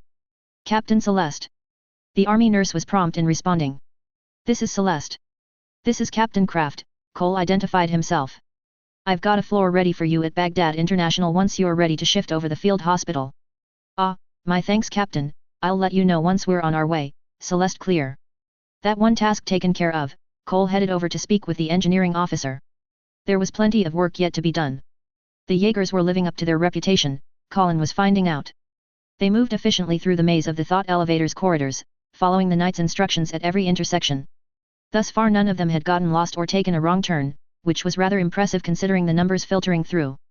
They were doing their best to keep concentrated, with large groups advancing to secure the anchors and another led by Colin and Rai headed for the central core. The remaining Jaegers maintained a perimeter outside, setting up a kill box that would hopefully take down Suzaku if he tried to escape. So far there were no indications of the Japanese youth trying to slink away. Nor were there any signs of the simicries that Colin feared might be employed against them. That was only a matter of time, however. Cries sounded over the radio. And that time was now. This is Zeno, hostiles engaged, came a report accompanied by the bark of gunfire. Colin's remote vision was already zeroed in on them. And through them, she could make out the hostiles in question. Hood figures, whom seemed able to blend into the shadows. Not perfectly, but close enough that they would be hard to spot before it was too late and they jumped out to stab you with those blades hidden up their sleeves. More than one Jaeger was bleeding out on the floor from their attacks. The skirmish was not completely one-sided, however. Colin watched as another assassin sprung forth to impale his victim. Instead the Jaeger managed to sidestep and drive his bayonet into the simicry. A quick burst riddled the assassin with lead, causing him to stagger. That was enough for the Jaeger to open up the distance, and a hail of gunfire from his comrades ripped through his assailant. That was enough to finally bring down the simicry as the form literally disintegrated into nothingness. Colin, however, was already playing back the initial engagement in her head, noting the telltale signs that revealed the ambusher's presence before he made his move. "There's a discontinuity between the pictographs on the wall and their camouflage," she said into the radio. "If you notice something odd, shining a light on it should cause the distortion to be revealed." Acknowledged. That was of course no guarantee, as vigilant as the Jaegers were not, even they were perfect. Colin on the other hand did not miss anything, her code and Geass giving her effectively omniscient perception wherever there were people whose senses she could tap into. She slowed to a brisk walk, the others following suit. Raising her rifle, the knight emptied a clip at the wall ahead of them. The would-be ambusher reeled back, which only invited more gunfire from those accompanying Colin. Soon enough he too crumbled into nothingness. Colin lowered her rifle and looked up a bit. "You're going to have to do better than that, Suzaku." Rai grimaced. Taunting him might not be the most sound idea, Your Grace. "What he said," Phi agreed from behind. "Maybe not, but I'd rather he lose his temper and jump us early than have us wait for the other shoe to drop," Colin said. "I'm pretty certain Murphy was known back in this time period," Rai muttered under his breath. Colin cracked a wry smile of her own as she popped in another magazine. These simicry were tough, and if there were enough of them they really would run her and the Jaegers out of ammo. They were however already halfway to the core, and were only starting to run into opposition. Unless Suzaku ramped up the strength of his responses exponentially, Colin was pretty confident they could get to him. Putting him down would still be a challenge, of that she did not doubt. The knight frowned slightly. With her being able to see what the Jaegers could, she could also make out awaiting dangers. Not only that, she could make out if the Jaegers themselves had noticed the threats by whether their senses were focused on them or not. Major Leonidas, 100 meters ahead on the left, 2 ambushers. Colin continued rattling out sightings for the other teams even as she pressed forward on her front. In the process, she counted at least 10 distinct assassins lying in wait, and multiple repeats. That at least gave an upper bound of how it took the simicries to be reconstituted, though for all she knew that could well be instantaneous and they were simply deployed further back in an attempt to exploit their stealth abilities. As omniscient as Colin's powers were proving, they were still not omnipresent. As such she needed the Jaegers themselves to catch sight of a threat, even if the Jaegers themselves did not realize what they were seeing, before Colin could herself identify them. As such, while Colin could warn Jaegers of threats they might have missed, she could not offer forewarning for any threats that had yet to emerge, like now. The shimmering in the air was plainly evident to everyone, meaning their responses were as immediate as human reaction times allowed. The sword that thrust forth seemingly from thin air was met by the Jaeger's bayonet, but the wielder seemed to possess preternatural strength and shoved the rifle aside with casual ease. Body armor that might have stopped at least a few rounds proved a poor measure against the thick steel blade. The attacker was too close for the Jaegers to fire without hitting their comrade, but seeing as he was good as dead already, pragmatism won out and they let loose. At least some of the shots peppered their comrade, but by spreading out the Jaegers were able to get clear lines of fire on at least some angles. Amidst the flashes of their rifles Colin caught glimpses of an aged figure with a neat white beard. Whatever his appearances, however, the man had little trouble throwing the dead Jaeger at the others and continuing his charge even under the barrage of gunfire. He reached one more Jaeger and cleaved right through the rifle before slamming another hidden blade through his armor. Still there was a limit to even this attacker's abilities as weight of fire again overwhelmed the simicry and reduced him to nothing. "Nemo, who the hell was that?" Colin queried the AI. "Correlating physical appearance and skills with the available data I can access from C's world suggests that figure was Hassani Sabah, the old man of the mountain. He was a famous Muslim leader that founded an order referred to as assassins."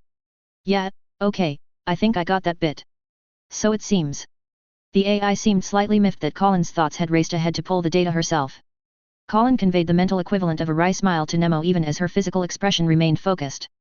"Okay, so Suzaku has probably been throwing assassins at us. Any ideas on how we can stop him?" A few seconds actually passed, which for the AI indicated quite a bit of thinky time. "I might be able to use your code's higher clearance level to initiate a purge of the data that the simicries are created from, Your Grace."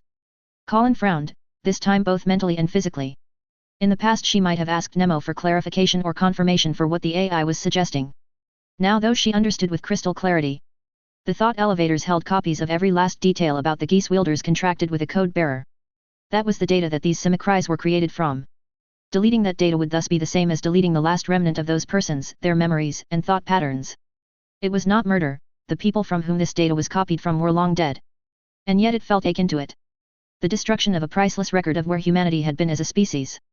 "Could you create a backup before wiping the version in the thought elevator?" No, Your Grace. I do not have the spare storage capacity to hold that much data, neither do we have access to the bandwidth necessary to transmit such a copy to one of the thought elevators under your control, at least not before we seize control of this one as well. Colin grimaced. She had a choice. She could get more of the Jaegers killed trying to preserve the data. Or she could remove one of Suzaku's weapons, which would probably force the Japanese youth to resort to other means to try to stop her and the Jaegers. In the end it was not a hard call to make. Delete the data, Nemo. Initiating purge. Colin felt a slight tingle as Nemo did whatever she needed to do via her code.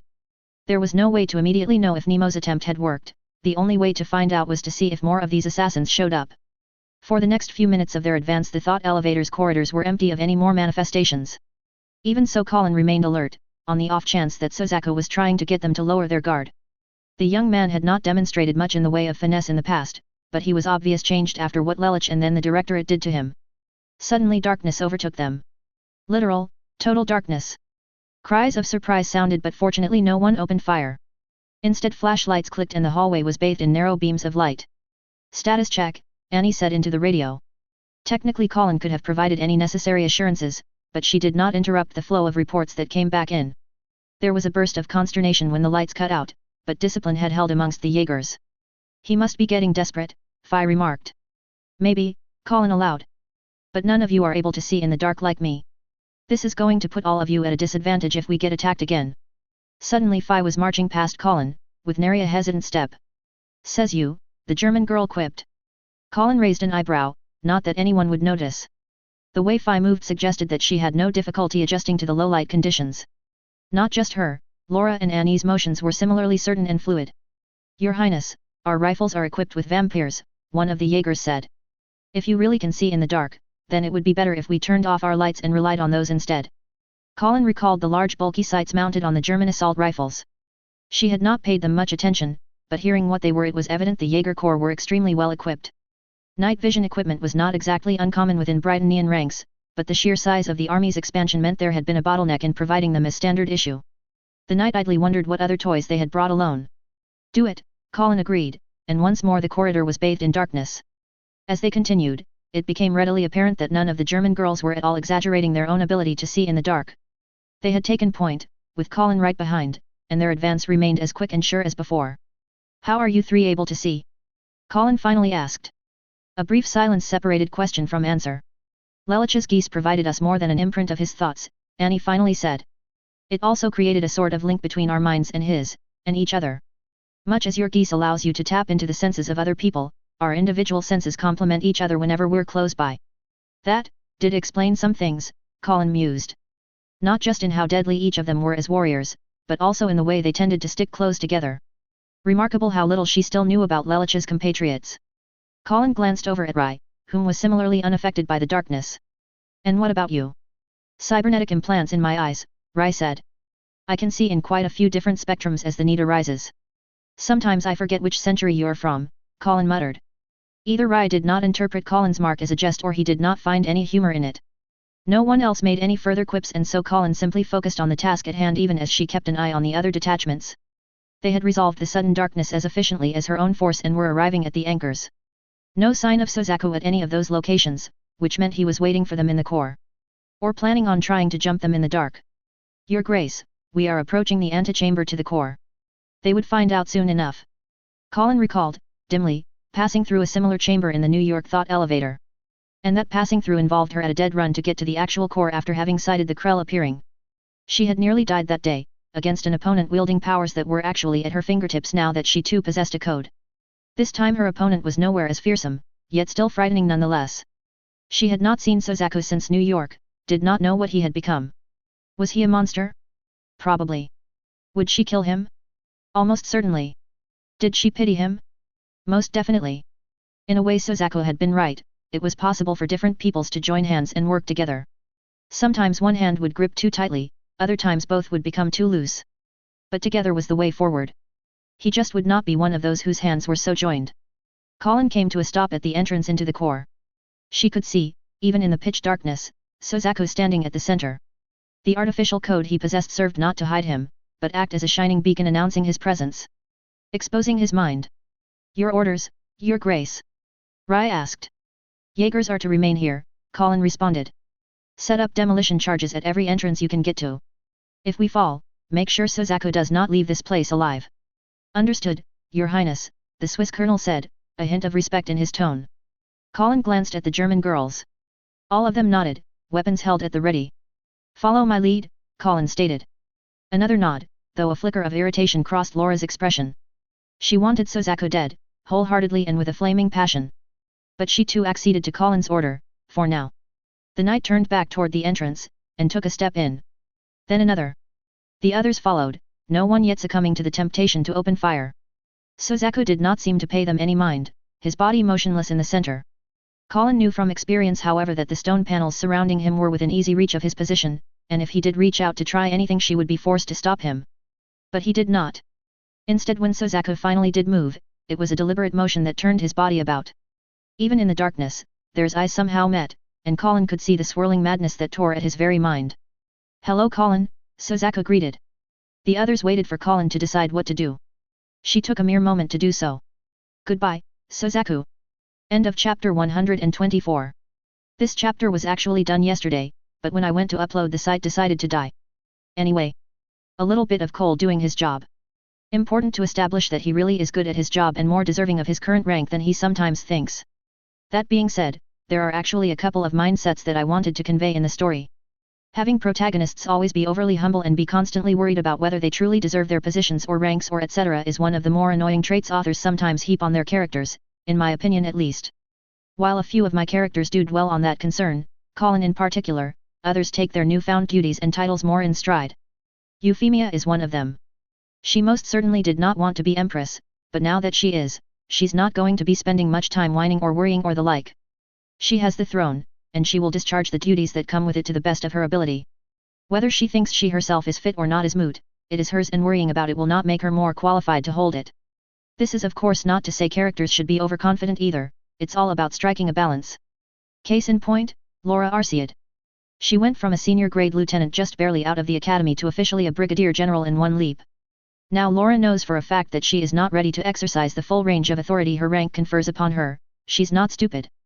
But at the same time those duties that she must perform as a knight of the round, she will do to the utmost of her ability.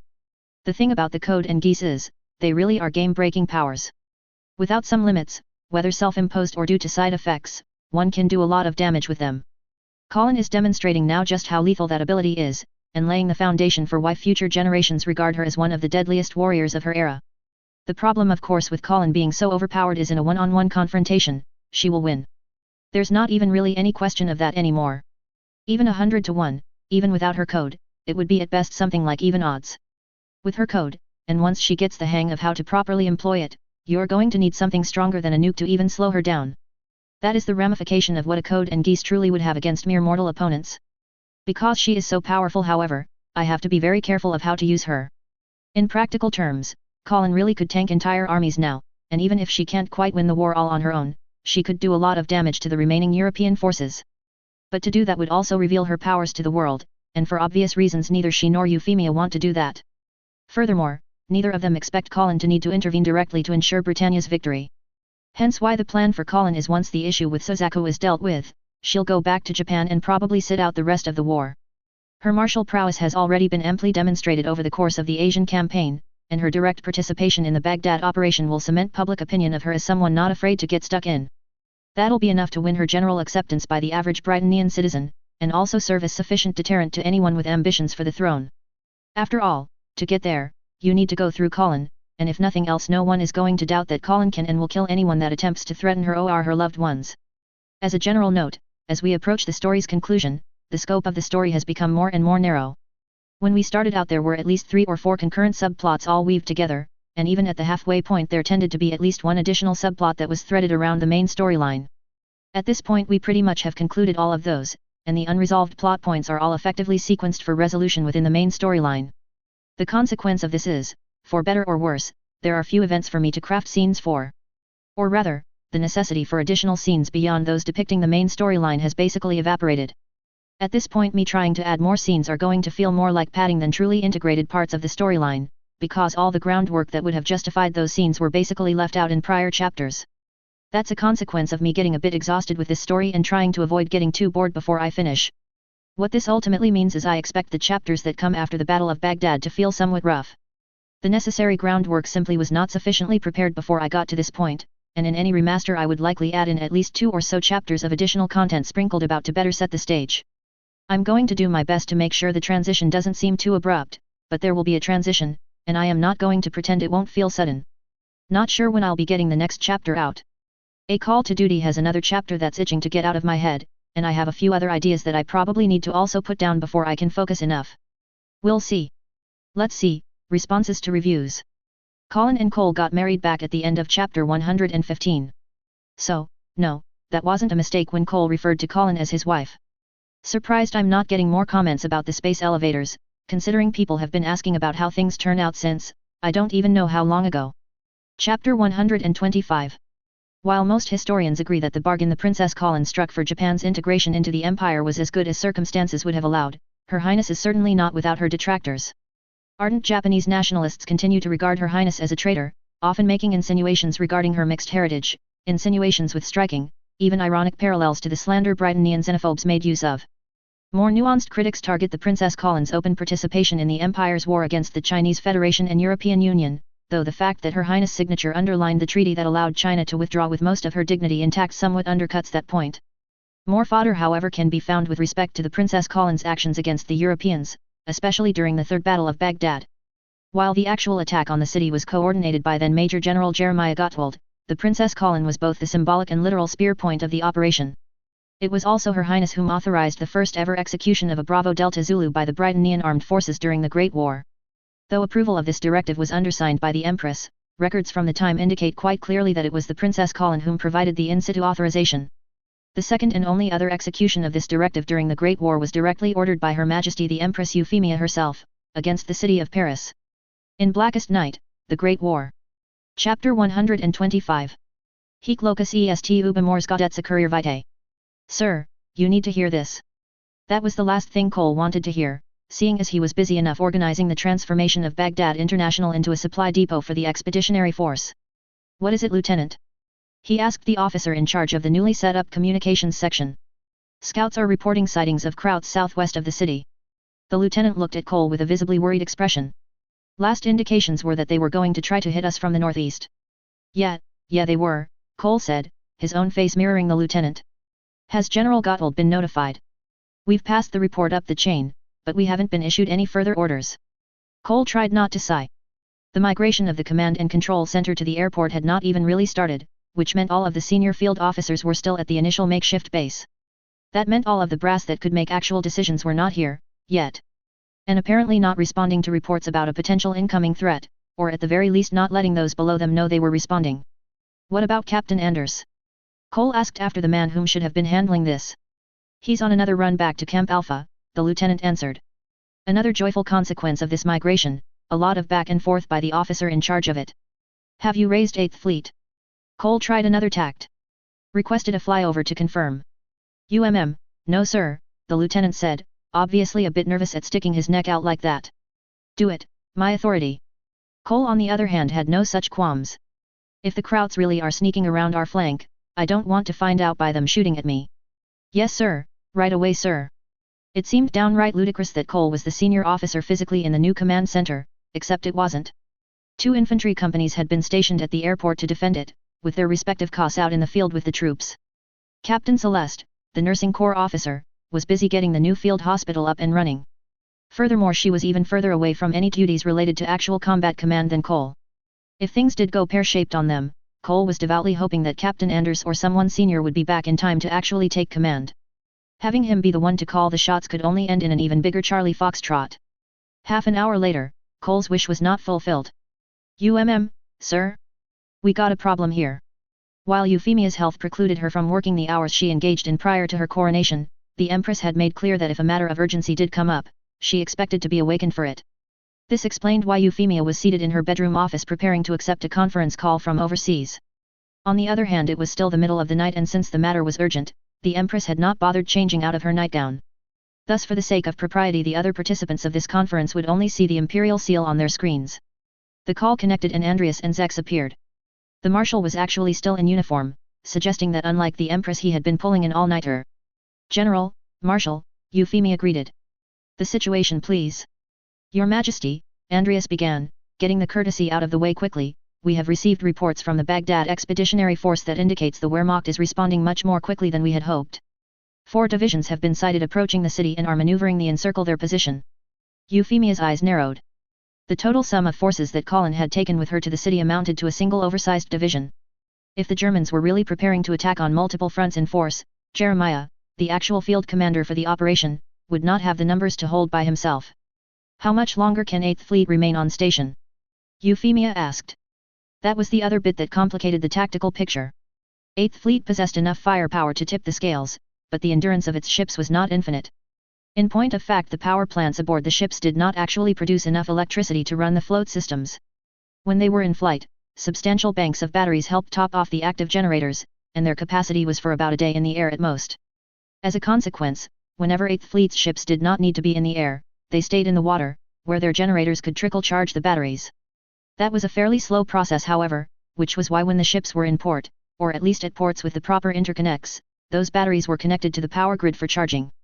Only a single task force is covering Baghdad right now, Andreas answered, the other is holding position in the Persian Gulf with elements of 5th Fleet. While they can be rotated, there will still be a window wherein General Gotthold's forces will lack any effective coverage from 8th Fleet. Euphemia pursed her lips thoughtfully, not that any of the other attendants could see. How much air support does General Gotthold have with him? She asked next. 2 of the squadrons from Task Force 80 disembarked from the Empress Marianne to provide him with some local cover, Andreas said, and General Gotthold has the air combat elements of his own division. At the same time, the airfield at Baghdad is not suited for a high tempo of sorties. What options do we have then? Euphemia asked. Presumably her senior officers had not called her in the middle of the night without having something to propose. Limited, Your Highness, Andreas answered again. It seemed the general would be taking the head in this debriefing. General Gotthold took the bulk of the available forces with him for the Baghdad operation, and my reserves are effectively non-existent. If I am to muster reinforcements, we will need to abandon our current efforts to take Abu Dhabi. Euphemia's gaze shifted over to the display with Zek's face on it. The ramifications of this, Marshal. At present General Darleton's forces are well capable of withdrawing to Muscat and relying solely on that port for resupply, Your Majesty, Zex responded. And while lessening the pressure on the Europeans like that would grant them further time to consolidate their forces and establish alternate routes around Iraq for their own supplies, we are sufficiently entrenched within our own lines to ensure they would not be able to eliminate the Muscat beachhead. That was all Euphemia needed to hear from the Marshal, and she looked over at Andreas again. How many troops and how quickly would you be able to deploy to Baghdad? The Empress asked. The rest of the 25th Infantry have already reconsolidated, and 2nd Marines Armor Element is also ready to deploy immediately. I can have 2 more divisions ready within 48 hours, after which it will be another week before further substantial reinforcements would be available. Euphemia tilted her head. Does that take into account forces that we might be able to ship in from Singapore or Australia? Yes, Your Majesty, Zex took that one. It seemed her subordinates had prepared well before awakening her to make the final call. And that was exactly what Euphemia did. Deploy your forces with all due haste, General Darleton, the Empress declared. Marshal Vander, do what you must to support the Middle East operations. I will not see Colin and our forces abandoned. By your command, Your Majesty, Zex acknowledged. In truth, Colin probably should not have bothered with the warning. Then again, whether she issued one or not might not have made much of a difference. The burst that she let loose slammed into some sort of invisible barrier before Suzaku. The youth did not flinch, either because such reactions were now beyond him or he had expected Colin to react with violence upon their meeting. In fact, he did not move at all. Something else did, however. Colin was not caught off guard, in the conventional sense. The blur that charged her was sighted well before it reached her, and her bayonet rifle swung about with more than enough time to intercept her assailant. What caused her conscious thought process to briefly, very briefly, freeze up was the shape of the form that was attempting to assault her. It was a giant hare. The hell? Whether out of reflex or a parallel thought process, Colin deftly met the charge and slashed the hare, causing it to retreat with a pained hiss. She did not have very long to spend pondering just what in the world she was fighting, however. Colin leapt back, as did all the others, as they just barely evaded globs of some sort of webbing. Oh gods, that is creepy, Colin murmured as her sight granted her the view of the giant spider that had manifested. Okay, that's just a little too weird even for us, Phi remarked. Identification determined, Nemo announced in Colin's head. Your opponents are BRER Rabbit and Anansi. Constructs derived from data from the Central African Thought Elevator, Colin thought back. Yes, Your Grace. Colin frowned slightly. I thought Anansi was a mythical figure. The same with BRER Rabbit. Myth often has some basis in the human experience, Nemo responded. After all, the Mongolian code-bearer portrayed himself as a god. That was true enough, Colin mentally conceded. The entire exchange had taken less than a second and she was already working out how to deal with the two simicries. The simplest solution would be to try to delete them. I am unable to do so, Your Grace, Nemo suddenly informed her, seemingly predicting Colin's intentions. The data that they are derived from is stored in a different thought elevator, of which we do not have access to. Then how is Suzaku projecting them? Colin asked. It is likely via a link he established using his artificial code. I am attempting to localize that link but have not had any success yet. Keep at it, Colin ordered. In the meantime it seemed like she needed to deal with the two simicries the old-fashioned way. As fast as the hair simicry was, Colin herself was faster. She was however far from the fastest outright. That honor went jointly to Rai and Laura, whom proceeded to charge the hair themselves instead of waiting for it to launch another attack. Rifle fire echoed in the chamber as they emptied their clips, perforating the simicry even as it attempted to evade their line of fire. Somehow, without a word exchanged between them, the two synchronized their fire to preclude any such escape. The hair contained, Colin looked over at the big creepy spider. Annie, Phi, stomp the spider. J.A., the two girls acknowledged. And that left Suzaku for her. He was her mistake, and now it was time for her to correct it. Nemo, analyze that shield Suzaku used to stop my rifle. I want it brought down. Analyzing, Your Grace. To provide Nemo some more data points, Colin opened fire again. And again her round stopped short of her intended target. So this is it, Suzaku began. Colin fired yet another burst, not that it made that much difference considering the sound of gunfire already filling the chamber. The only reason she heard Suzaku's words at all was due to her boosted senses. It certainly was not because the human voice was actually audible when automatic weapons were going off all around. The way Suzaku frowned, that point may have eluded him.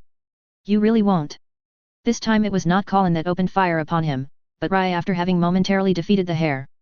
Suzaku snarled at the other youth, only to have yet another rifle unload at him as Laura joined in. Whatever he was doing to erect a shield around himself was keeping those bullets from riddling him, but that seemed to offer scant comfort for Suzaku considering the look of frustration on his face. None of you want to listen, he hissed. None of you care at all about all the people you hurt. Oh, they cared, that much Suzaku was flat out wrong about.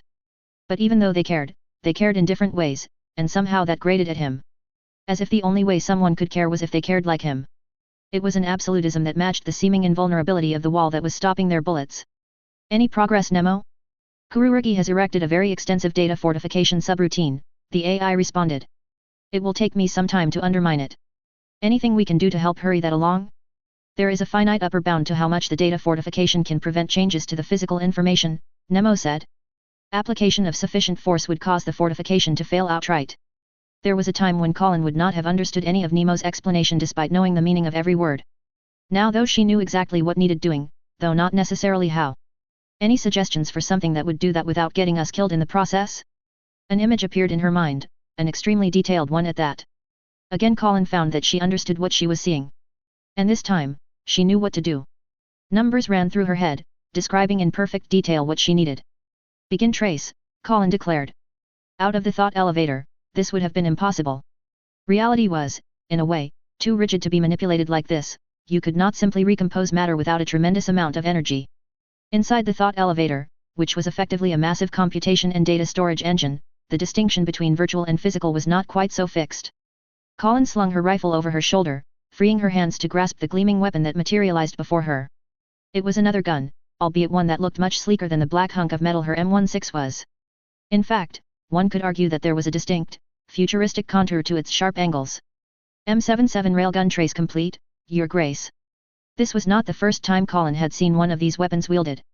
Rai had in fact done the exact same thing when they confronted the Krell-possessed Lelich in the New York thought elevator, though afterward the other night had admitted to Colin a mild surprise in his attempt actually working. It seemed the more complex a weapon, the more difficult it was for a human mind, even one augmented by an artificial code like Rai's, to handle all of the information that needed to be computed to replicate it. Now that she was cognizant of just how much of a punch this weapon packed, Colin could well understand why Rai went through the trouble of tracing one. She leveled the rifle at Suzaku, and fired. Whatever his many failings, Suzaku was not outright stupid. His instincts were sharp and he recognized the extreme danger Colin's new weapon represented. As such he began to jump aside even before Colin pulled the trigger. The knight did not correct her aim, though it would have been trivial for her to do so. She fired nonetheless, and watched as the tiny slug of metal slammed right through the barrier Suzaku had erected without bleeding any velocity. The kinetic energy it represented was simply too great for the data fortification to affect. As such, from the perspective of the projectile, the barrier was not even there.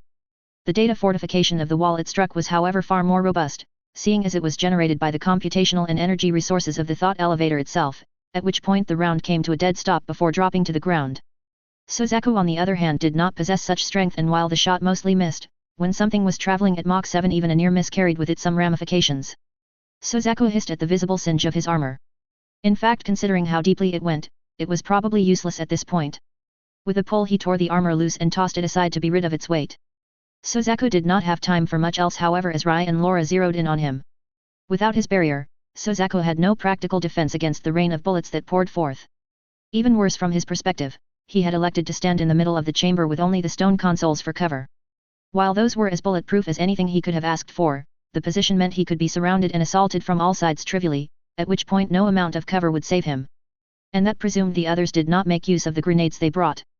The conclusion of a ranged exchange was foregone. Knowing this, Suzaku also knew what he needed to do to make it otherwise. Breaking from cover, he charged whom he presumed would be the weakest of his immediate assailants. To be fair to Suzaku, Colin and Rai probably were Laura's superior in terms of raw strength and in the case of the latter also technique. At the same time all of the combatants so engaged were at the height of human physique and even a bit beyond. And Laura really wanted Suzaku dead for the part he played in Lelich and Charlotte's death. That the young man had elected to mark her as his next intended victim was more than welcome. Ha! The forcefulness of Laura's challenge seemed to catch Suzaku by surprise, if only for a moment. That Laura proceeded to charge him instead of backing away likely played a part. The German girl deflected Suzaku's lunge while thrusting her palm to land a strike against his jaw. Suzaku tried to jerk aside, only for Laura's free hand to seize hold of his arm and pull him into the impending blow. The hit was true and by all rights should have cracked his jaw. The reinforcement of his body prevented that, and in fact kept the sting of the impact from disorienting him. Still Laura was indisputably in control of their exchange and the girl was taking full advantage. A knife appeared in her right hand and she made to slit Suzaku's throat. The edge of her blade nicked his skin, but it drew no blood. Laura snarled, whether of frustration or determination likely not even the girl herself knew. Her left fist slammed into Suzaku's chest, hitting something far harder than bone. This time Laura's hiss was of pain, but she was still not deterred. Her boot shot up, going for the one weakness that was guaranteed to incapacitate a man. Suzaku's body was actually lifted upward by the force of her kick. His eyes bugged out for a moment, but again the blow did not actually seem to hurt him. Rai had cast aside his own rifle and was now wielding a katana. Even as Laura kept Suzaku preoccupied, the knight angled for an opening to exploit. Colin was tempted to just fire off another shot from her railgun, but seeing as the others had Suzaku well in hand she had more pressing matters to see to. She hopped over to the console that Suzaku had been pushed away from and placed a hand on it. No! Suzaku screamed, recognizing what she was trying to do. Authenticate and transfer superuser privileges, Colin ordered aloud. Revoke access to provisional user. Suzaku slammed a palm against Laura's shoulder, pushing the German girl aside long enough to let him charge at Colin. It was too late however. Information traveled at the speed of light, or close enough to it that mere physical motion had no hope of catching up. Data flitted through her head as her code worked to supersede Suzaku's control. The artificial code that Suzaku possessed was good enough to fool the system into thinking an authorized user was executing commands, but its imperfections meant it lacked all of the metadata a proper working code was supposed to provide. As a consequence, while the thought elevator was prepared to execute at least some of those commands, none of them, for lack of a better word, stuck. As such, once Colin provided her own complete credentials and locked out the systems, the thought elevator would ignore any further attempts by Suzaku to issue it instructions.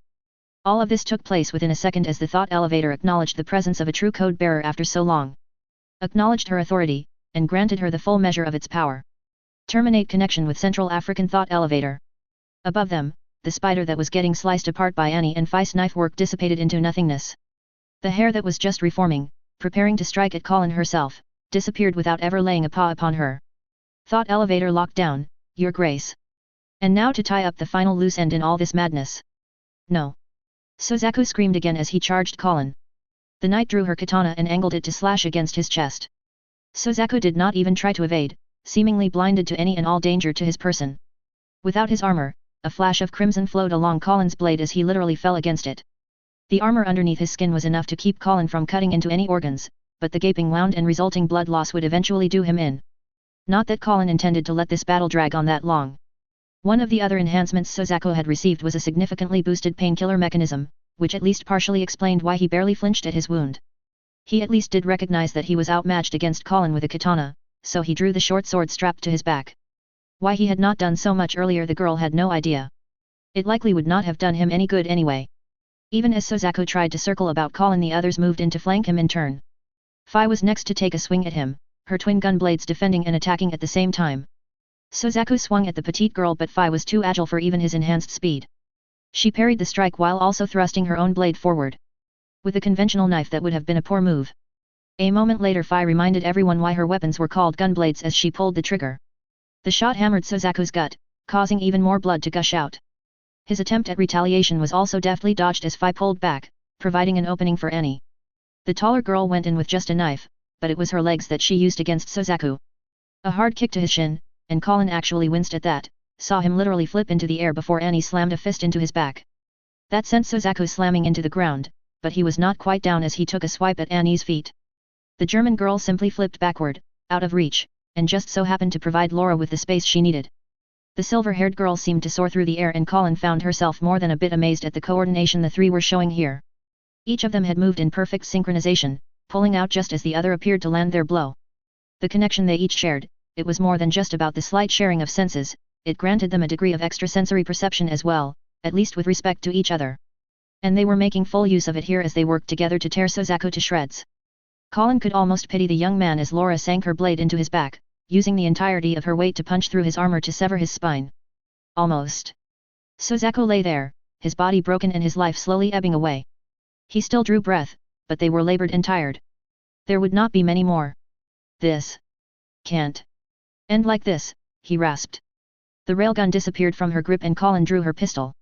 While Suzaku's cranium had been armored to withstand stronger impacts than a regular skull, it was still far short of stopping even a regular bullet from a conventional gunpowder weapon. This time, she would make sure that Suzaku was put down, and granted a final reprieve. "It's over, Suzaku," Colin said as she stood over him. "I can't save you, but I can at least end your suffering." Somehow Suzaku managed to tilt his head enough to glare at her. "Save me? You never even tried. All you do is charge ahead, killing everyone that gets in your way. You were right about Britannia, and you've proven yourself no better." Those words, that of a rambling madman, should not have stung. And yet they did, even if ever so slightly, for Colin recognized the kernel of truth within them. That, and the irrelevance of it in the here and now. She pointed her pistol at Suzaku. "Maybe I didn't try hard enough," she said, "but I did try. But sometimes it doesn't matter how hard you try. Sometimes you fail." "You wouldn't have failed if you tried," Suzaku said dogmatically. "And I won't fail." This conversation had dragged on too long. The Japanese youth's artificial code flared as he tried to brute force his way into the minds of those around him, much as he had done to all the others he used to get to this point. Rai's more advanced code easily filtered out Suzaku's signal, and Colin's actual genuine code treated it as little more than noise. The same, however, could not be said of Lelich's compatriots or even the Jaegers holding position outside the chamber. Annie, Laura, and Fi all began to visibly wince as Suzaku tried to barrel his way through the mental barrier Lelich had granted them. Given enough time he could erode them, at least enough to trigger the safeguards that would give all of them lethal strokes that would serve as a final mercy compared to becoming enthralled. In theory that would have been a clean, simple solution to the question of what to do with them. In practice, Colin had multiple reasons for wanting them to live. Execute Zwishan Zug. The mental command began executing even before Suzaku had finished his bark of defiance. As it was, the youth's last word literally died in his throat as the world seemingly froze all about them. Suzaku's mouth hung open silently, while Rai was in the process of aiming his own rifle at Suzaku instead of waiting for Colin to do the deed. Annie, Fi, and Laura were similarly preparing to act, not quite so incapacitated that they could not defend themselves against this attempted intrusion. That was all moot, however, not just because killing Suzaku would not have cancelled out the mental outburst quickly enough. This would, however. Footsteps sounded, not that they held any meaning in this setting. And yet the human mind was an interesting thing. When presented with a pattern, any absences or gaps were often intuitively filled in by it. In this case the pattern was the vision of a man clad in dark armor walking step by step over to the cluster of forms, and so naturally Colin's mind heard the footsteps that should accompany them. Colin made no move herself and simply waited for the figure to reach them, even as she regarded the newcomer with scant favor. "Is that gaudy helmet really even necessary anymore?" she said as the figure came to a halt. A chuckle sounded, even the distortion of the voice caused by the thing recreated perfectly. "Perhaps not," the figure said, "but old habits die hard. And this form, I have worn it for so long, it would be fair to say it has become a part of me." While Colin understood the sentiment, she felt little inclination to humoring it and cast an impatient look upon the figure. Another chuckle sounded, but a hand also rose and lifted the helmet. Black, slightly disheveled hair flounced ever so slightly before settling down again, and a pair of sharp violet eyes met Colin's own. In some ways, it has been some time since we last met face to face, Colin, so said Lelich 6 Britannia, late of the French SDIS, the Britonian imperial family, and of life itself. Technically we're not meeting face to face right now either, Colin said, seeing as you're dead. And that he was, for Lelich's body had indeed been destroyed at the New York thought elevator. The being that stood before her was a very convincing facsimile, not surprising seeing as its basis was the copy of the former prince's memories the thought elevator system had continuously archived during his time as a Geass wielder. There was a difference however, between Lelich's backup and the others Colin had encountered, like Temujin and Hassani Sabah. Lelich's backup was aware and fully conscious. Conscious, and capable of taking initiative. I suppose that is true enough, Lelich allowed with a wry smile.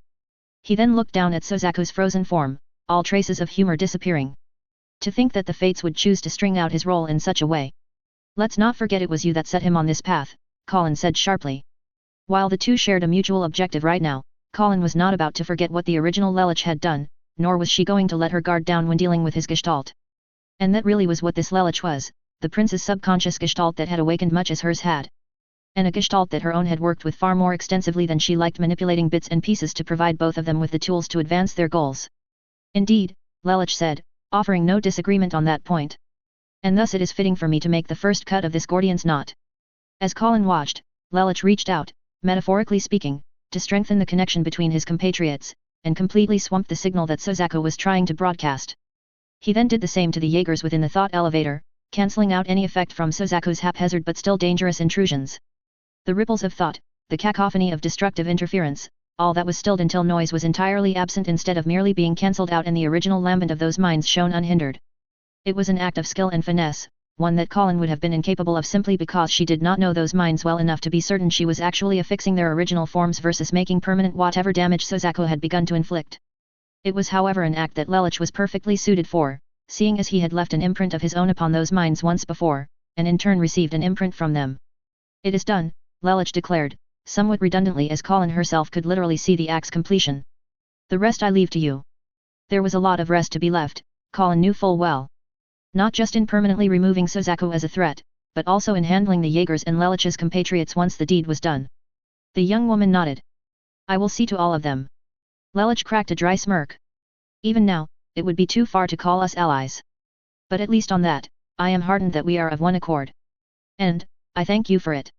Colin's lips twitched, though the form her mouth wanted to assume was not one of even bemused humor.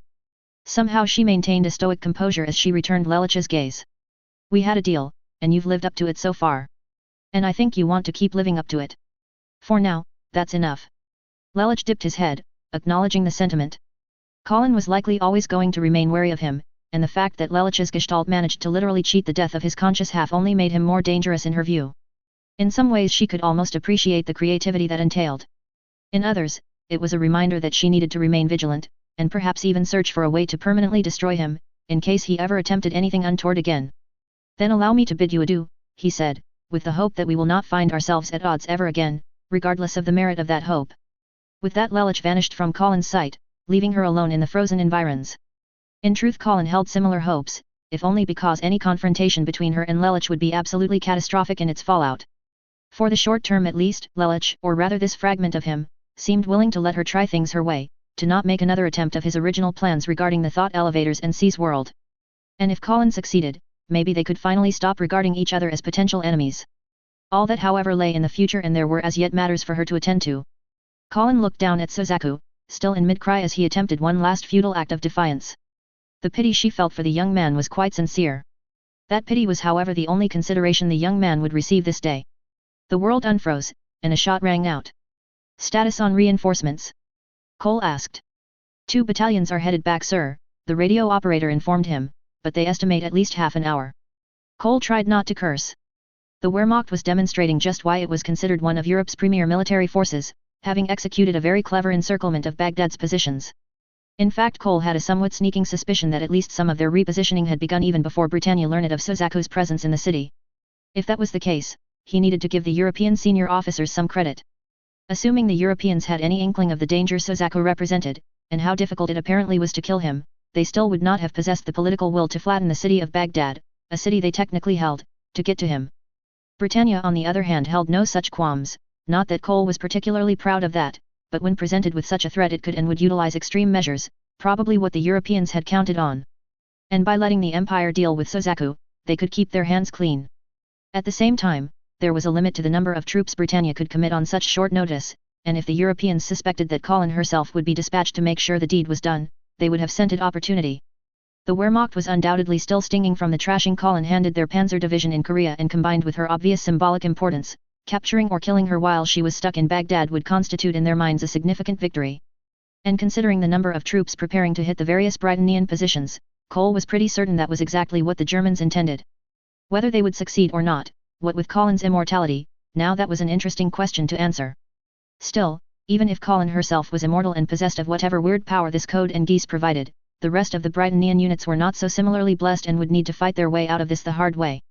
The sound of jet engines reverberated through the terminal building. Cole looked out the window. The good news was that they had managed to get one of the carrier strike squadrons rotated to Baghdad International, and those planes were already flying sorties against the approaching German units. Adding to the good news was the fact that several battalions had been shifted to guard the airport's southwest flank, offering at least one line of defense before the Germans would be able to hit the city proper. Of course, with the good came the bad, most of it being that the actual physical security at the airport itself was rather thin.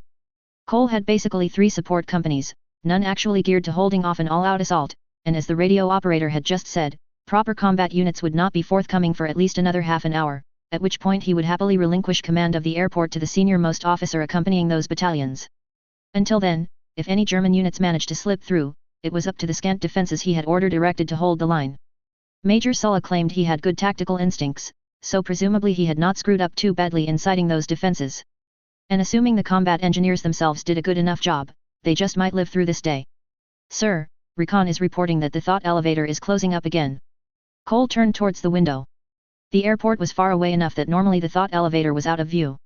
The massive ball-shaped thing floating high in the sky was another matter, and to his immense relief it was even now receding from view. At least that was one less way they might die today.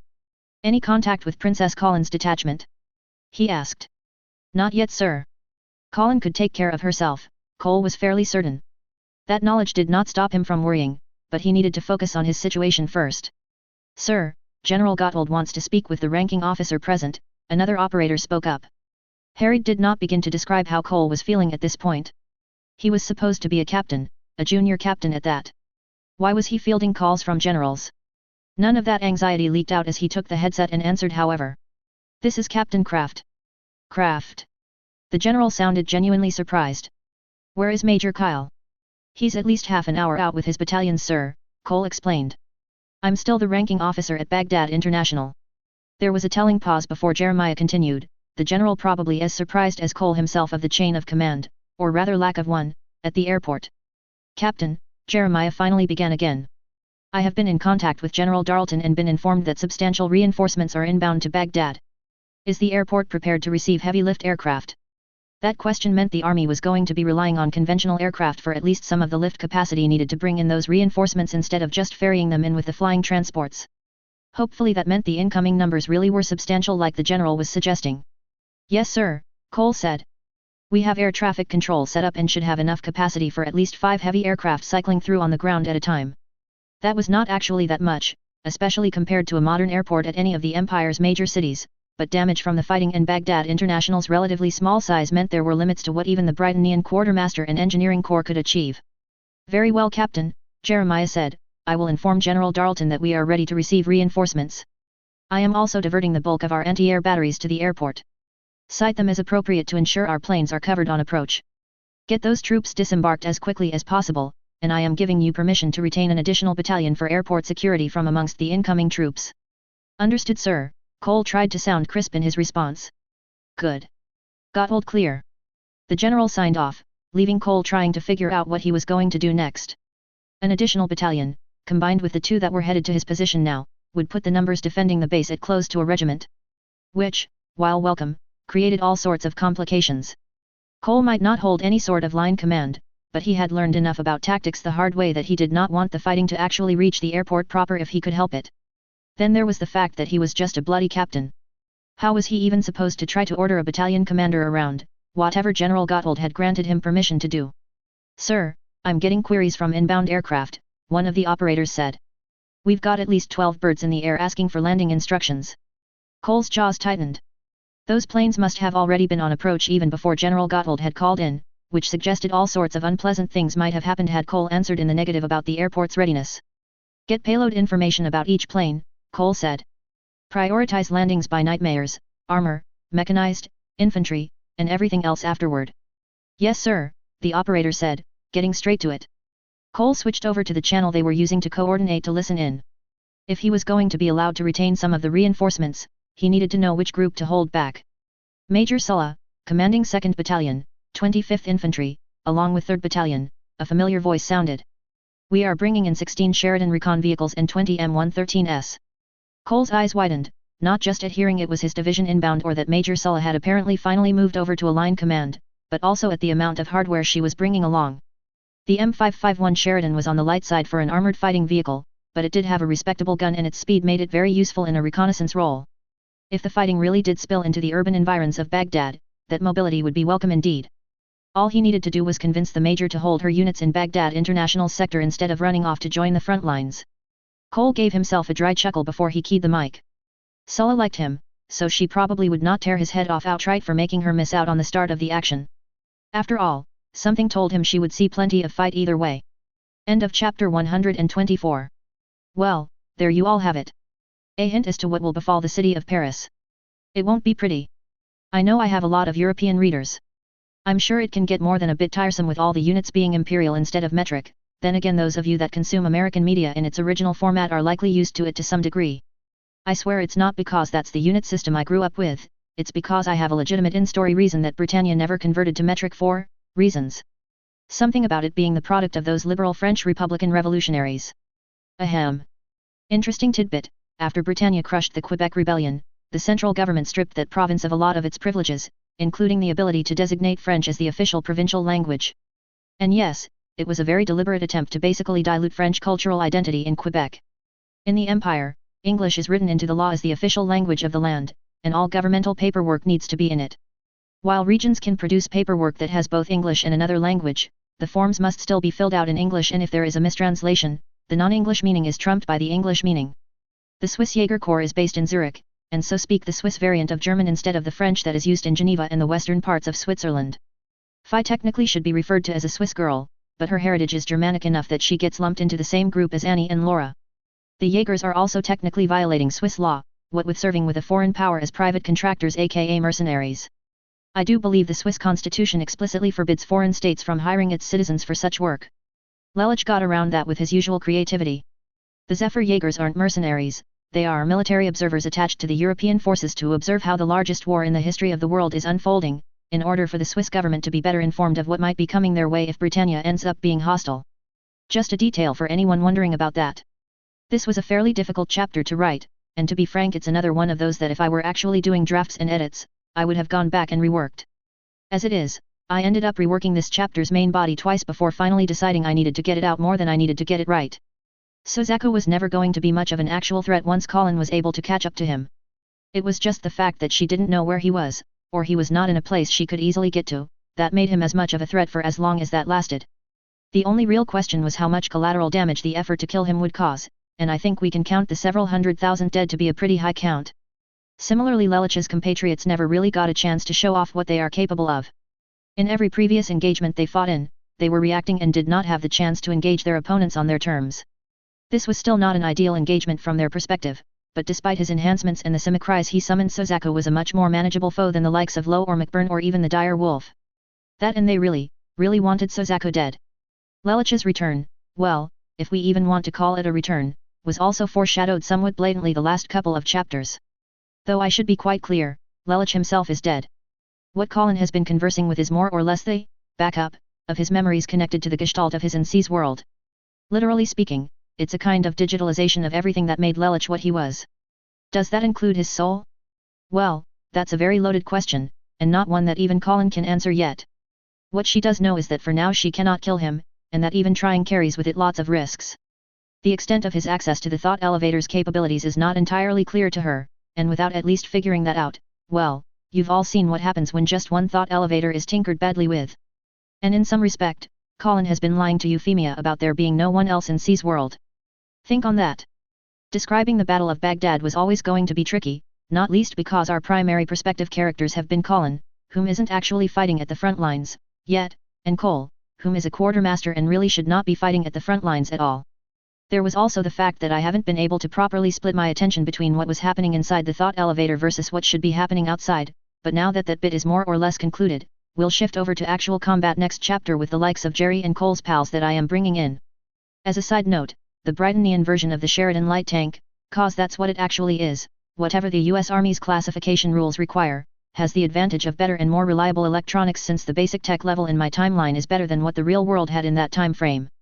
The main gun, and its ammo, also isn't quite as much of a boondoggle as the real-world Sheridan, so it could actually fire more than 2 shells a minute. Of course not all of the problems are fixed in my timeline. Engine, reliability is still a thing, and as I'm sure any veterans of the contemporary Middle East operations can attest to, sand gets into everything. For this battle though the tanks will be highly welcome to the troops on the ground. Also as an aside, I know the 25th is an infantry division, so they technically should not have so many Sheridans, if at all. Let's just say, Sulla got a bit creative. Nightmares are in general more maneuverable than tracked tanks, regardless of terrain.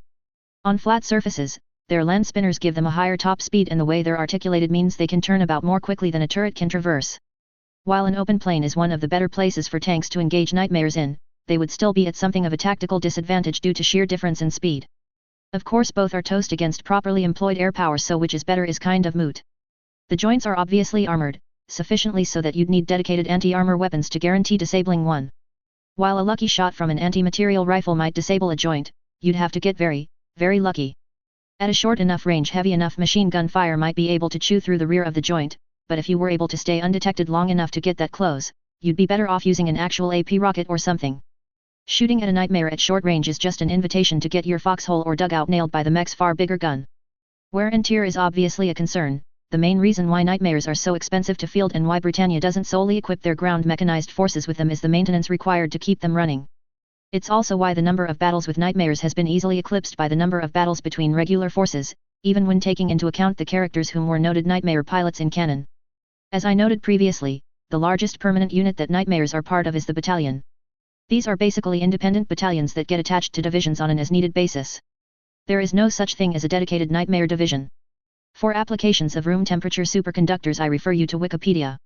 A comprehensive list would basically be everything that uses electricity. It's not clear to me what ranting and raving at Colin is meant to achieve. I mean, I've been pretty open about the fact that she does some pretty crappy things. In fact, there's a future snippet that details the role she played in this timeline's equivalent of the Troubles, which will make clear just which side Colin considers herself to be on. I'll give you all an obvious hint, it's not on the side against Euphemia. But even for all the horrible things that she has done and will do, there are plenty of people whom share equal levels of guilt or culpability. Recall after all that it was the Europeans and Chinese that started the Great War, and in the former Lelich had a direct hand in turning the general staff into hawks. And let's not forget that Lelich's fallback with respect to the New York thought elevator was to blow it. That wasn't actually his first choice, but he did rig the place just to be sure. And that one killed over 2 million people as a consequence. None of the characters' hands are clean, and they were never meant to be. There are no white knights in the stories I write. On a personal level, I don't believe in the notion, and that makes it highly unlikely I would ever write one. What makes characters interesting are, in my opinion, their imperfections.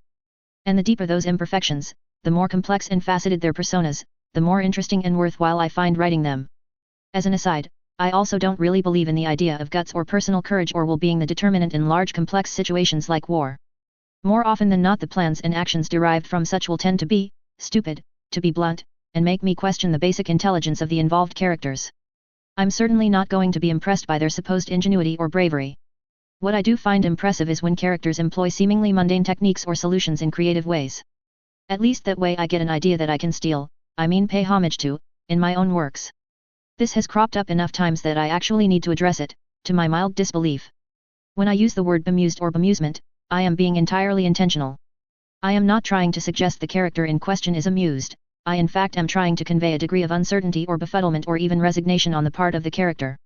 That people seem to keep misreading my usage of bemusement for amusement is kind of on the reader. My word choice in those instances is entirely deliberate and has the explicit purpose of providing a tiny bit of insight into what makes the various characters tick.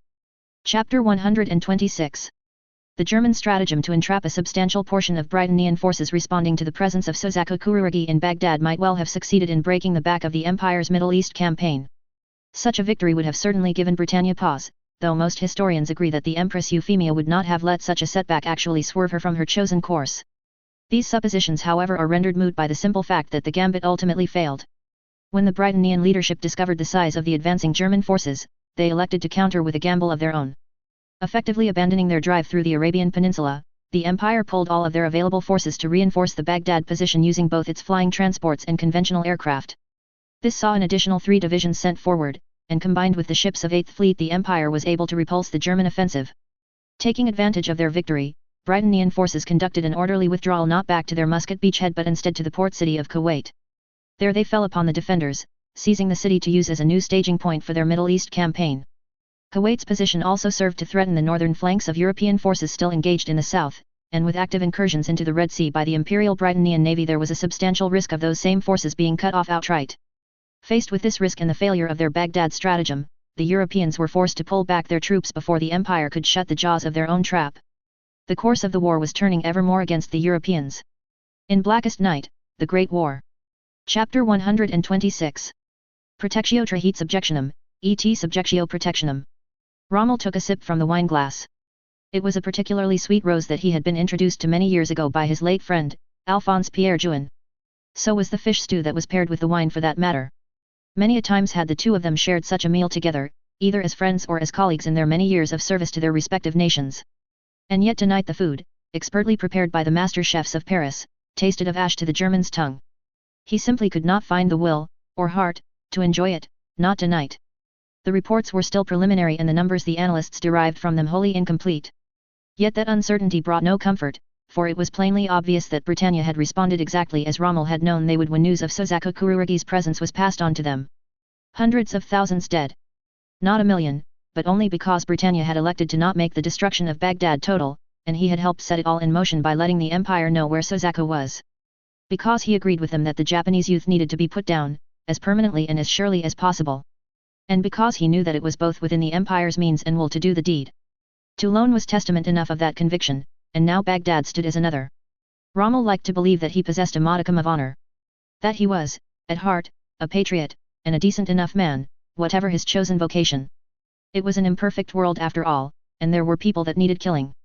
That much remained the same even after Baghdad, and he had already set into motion a plan to do just that. In truth Rommel had not been fully certain the Britannians would actually put boots on the ground. Knowing what he did about the Empire's atomic bombs it had seemed more likely to him they would simply sterilize the entire city with those abominable weapons, in which case there would have been no one to spring his trap on. But the Britannians had obliged, sending in not just troops but the Princess Colin and her personal retinue. Successfully defeating them, and capturing or killing the princess herself, would galvanize the European public after months of deteriorating news. It might even mark the beginnings of a genuine resurgence, if they succeeded. Rommel took another sip of the wine. The pieces were in place, the die cast. All he could do now was wait for news of victory or disaster to arrive. And pray that all the blood spilled was not for naught. The sound of the gunshot died out pretty quickly and blood began pooling about Sozaku's prone form. Without a word Colin holstered her pistol, the deed done. Rai also lowered his rifle, at least a little, but he did not take his eye off the corpse. The attention of the others however was not on the deceased youth. What was that? Colin looked up at Annie. What? The German girl's eyes narrowed as they met Colin's. Just now, I felt him. Lelage. Rai's attention was now also drawn away from Sozaku and he regarded Colin. What do you mean? Colin asked, maintaining just the right amount of inflection in her tone. The German girls exchanged looks, not entirely buying Colin's response. At the same time they could detect no overt indications of deception on the knight's part, which left them few options to confront her. So, Sozaku's dead now, Annie said instead. We've fulfilled our part of the deal. What now? Or rather, now that their mutual foe was dead, would their two sides now be at odds with one another? In some ways it was suicide for them to try to fight Colin, but one thing about the comrades Lelich gathered to his side, they were undaunted by implacable odds. If they felt the cause worthy enough, they would not hesitate to lay down their lives. It was now up to Colin to convince that those lives were better spent not fighting her. She met their gazes one at a time from Annie, to Phi, and finally to Laura. All of them eyed her with a great deal of wariness. I have an offer for you, Colin said carefully. For all of you. The three said nothing in response, giving her the opportunity to fully elaborate. Code and Geass are dangerous, that much we are all agreed in, the knight stated. I can even understand why Lelich went to the extremes he did. But the fact of the matter is, his method wouldn't have worked. Not in the long run. Laura outright bristled at that, but again Annie acted as a calming influence, restraining the girl not with any visible motion but more subtly. Colin took that as a signal to continue. Lelich wanted to use the thought elevators to try to enhance and make permanent the data fortification projected on Earth, make it strong enough so that any attempts to alter its physical information beyond natural phenomena. That sounds like it should work in theory. You would need something of equal strength to the computational power of the thought elevators to break that data fortification, and we don't exactly have another one of those laying around. But in practice, the universe is a big place, the knight glanced over at Rai, and there are things out there that do have the equivalent.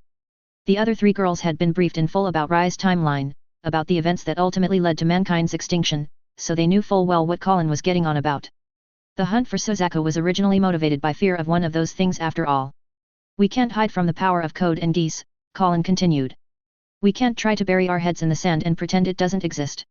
And to be frank, considering what is out there, our only chance for survival as a species is if we learn to master these powers. The wariness did not disappear from their expressions. You sound very Brightonian, Annie remarked. Colin smiled mirthlessly. I suppose I do in that. But does that make me wrong? The blonde-haired girl took a deep breath. The risk of abuse is too great. And would invite the very same dangers you claim the power is necessary to face. The knight actually nodded in agreement. That's why I want your help. Eyebrows arched upwards. Our help. Colin took a deep breath. All of you, and I mean the Jaegers too, are an anomaly. Perhaps the first time in the history of humanity where people have acquired at least a partial immunity to the Code and Geass without possessing one yourselves. Our immunity is derived from the imprint Lelich created using his Geass, Phi pointed out. Yes, it is, but none of you actually have one yourselves, Colin emphasized. I've seen the records in the thought elevator, and I've spoken to Yang extensively. You're amongst the first, and I sincerely hope not the last. She had their attention now, Colin could see. All right, Your Highness, Annie said with a modicum of respect. What do you have in mind? Colin's lips thinned. Now for the really hard part. I want to offer you, all of you, a place within the Inquisitio. The only sound was the breath each person in here drew, though the looks of incredulity told Colin the others thought she was insane. Again it was up to her to explain fully what she was proposing. I've spoken extensively with Her Majesty, with Euphemia. Her intent is to eventually name me as Lord Inquisitor of the Ordo Malus, with the charge of protecting humanity from all threats from beyond.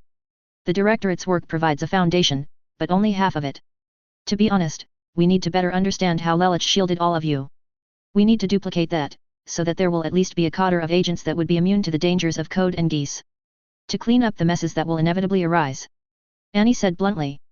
Exactly, Colin responded with equal frankness. I'm not going to promise that we won't make mistakes, that we won't cause further tragedies, that'd be a lie that I'd deserve being called on.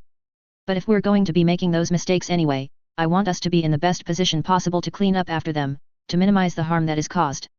She took another deep breath. We can't save everyone, but that doesn't mean we shouldn't try to save someone.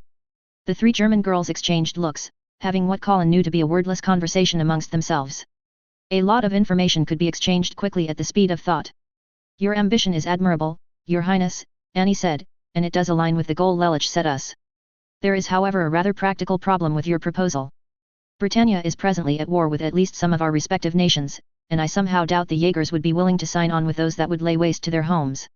Colin's head dipped ever so slightly. Are the Jaegers actually concerned about their nations, or their families? Both, Annie said. What, you think we don't feel some sense of solidarity with the fatherland? And your Empress has made clear that she intends to visit devastation upon our homes. Colin pursed her lips as she regarded Annie. Germany. Finland. Then at Phi. Switzerland. And not even all of them. Hamburg. Now Laura.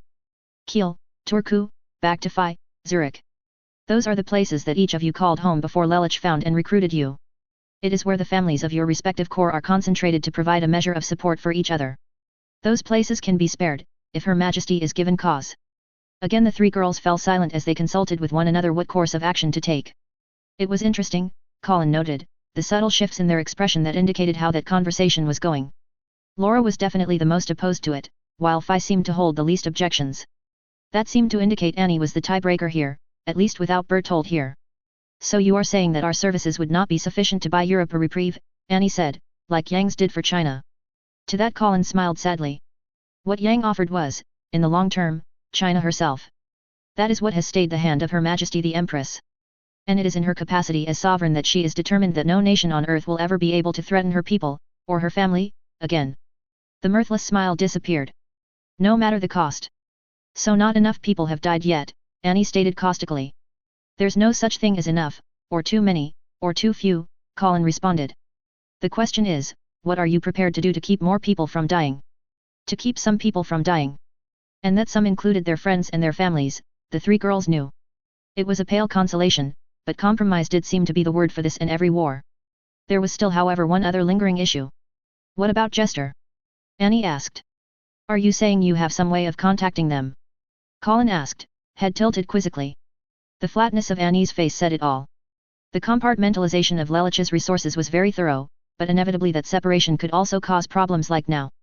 Lelich would know, the German girl said slowly and very carefully. Colin kept her expression rigidly composed. So would Charlotte, Annie added on almost as an afterthought.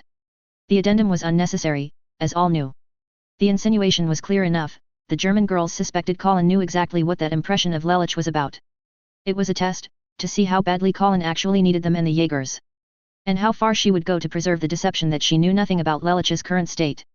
Colin's thoughts raced as she considered the best way to avoid this particular minefield. Lelich's home thought elevator would be the London thought elevator, would it not? The question momentarily took the others aback. That is the presumption, Annie said quizzically. Colin nodded. Then that complicates matters. Assuming that the copy of his memories is still intact even after what happened in New York, we'd need physical access to the London thought elevator to try to examine it. And unless you are proposing Britannia launches an invasion of the British Isles, well. Check and maybe mate, if the expressions the others presented were any indication. True, Britannia probably could put boots on the ground in London, but that was going to be massively complicated what with their other commitments. And Colin's insinuation was clear enough, without access to Lelich's memories they had no means of contacting Jester or establishing their credentials. So you're writing Jester off?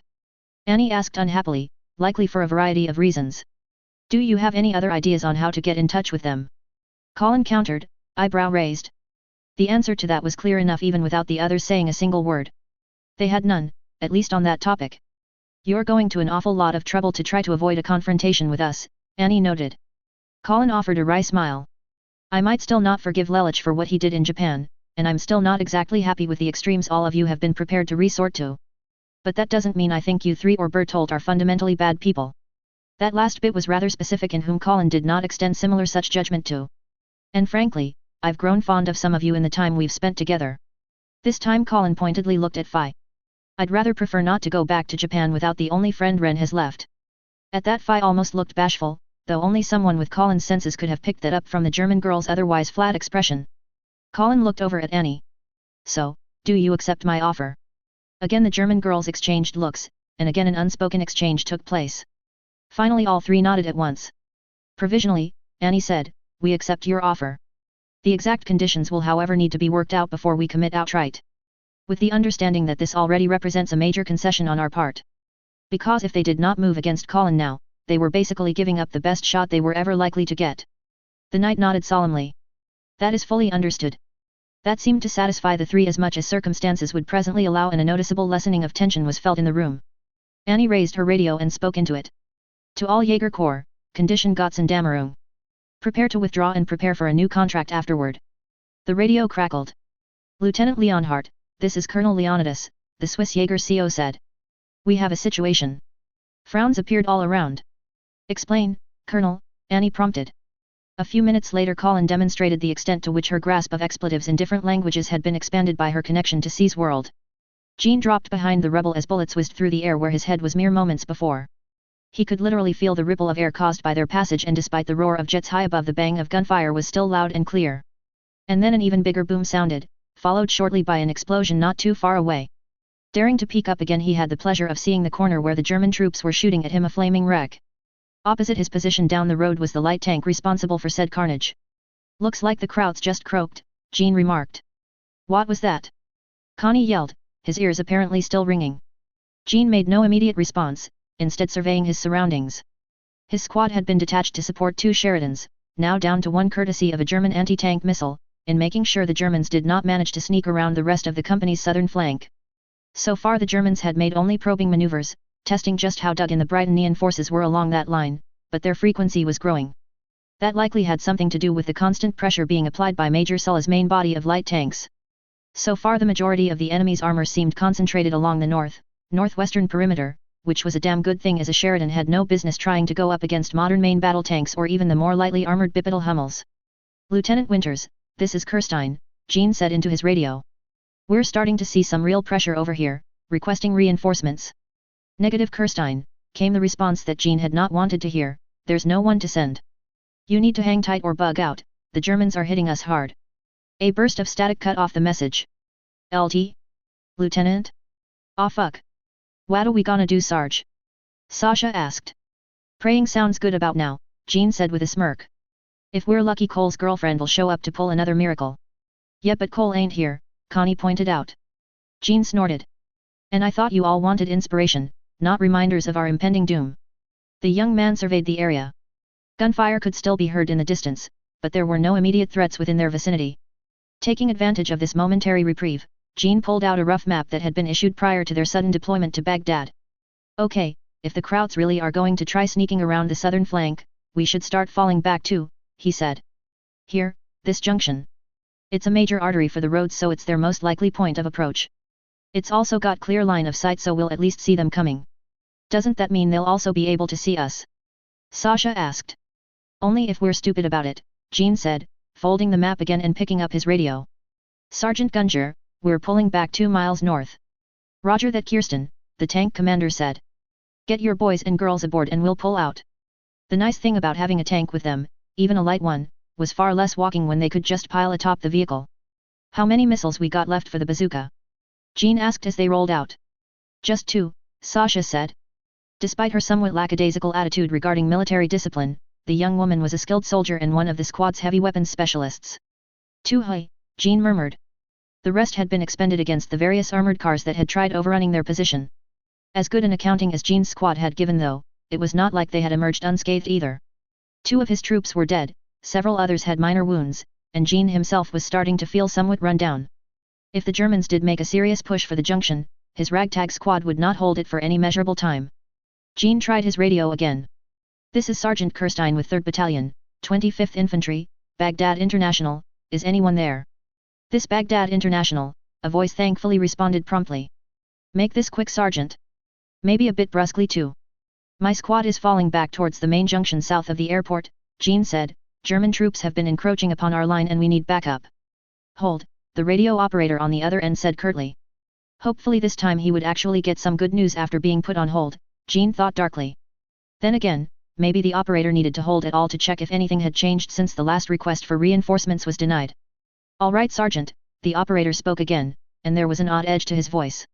Either the gods are smiling upon you or you're the luckiest son of a bitch I've met. We've got a nightmare platoon along with 2 more squads of infantry heading towards the junction.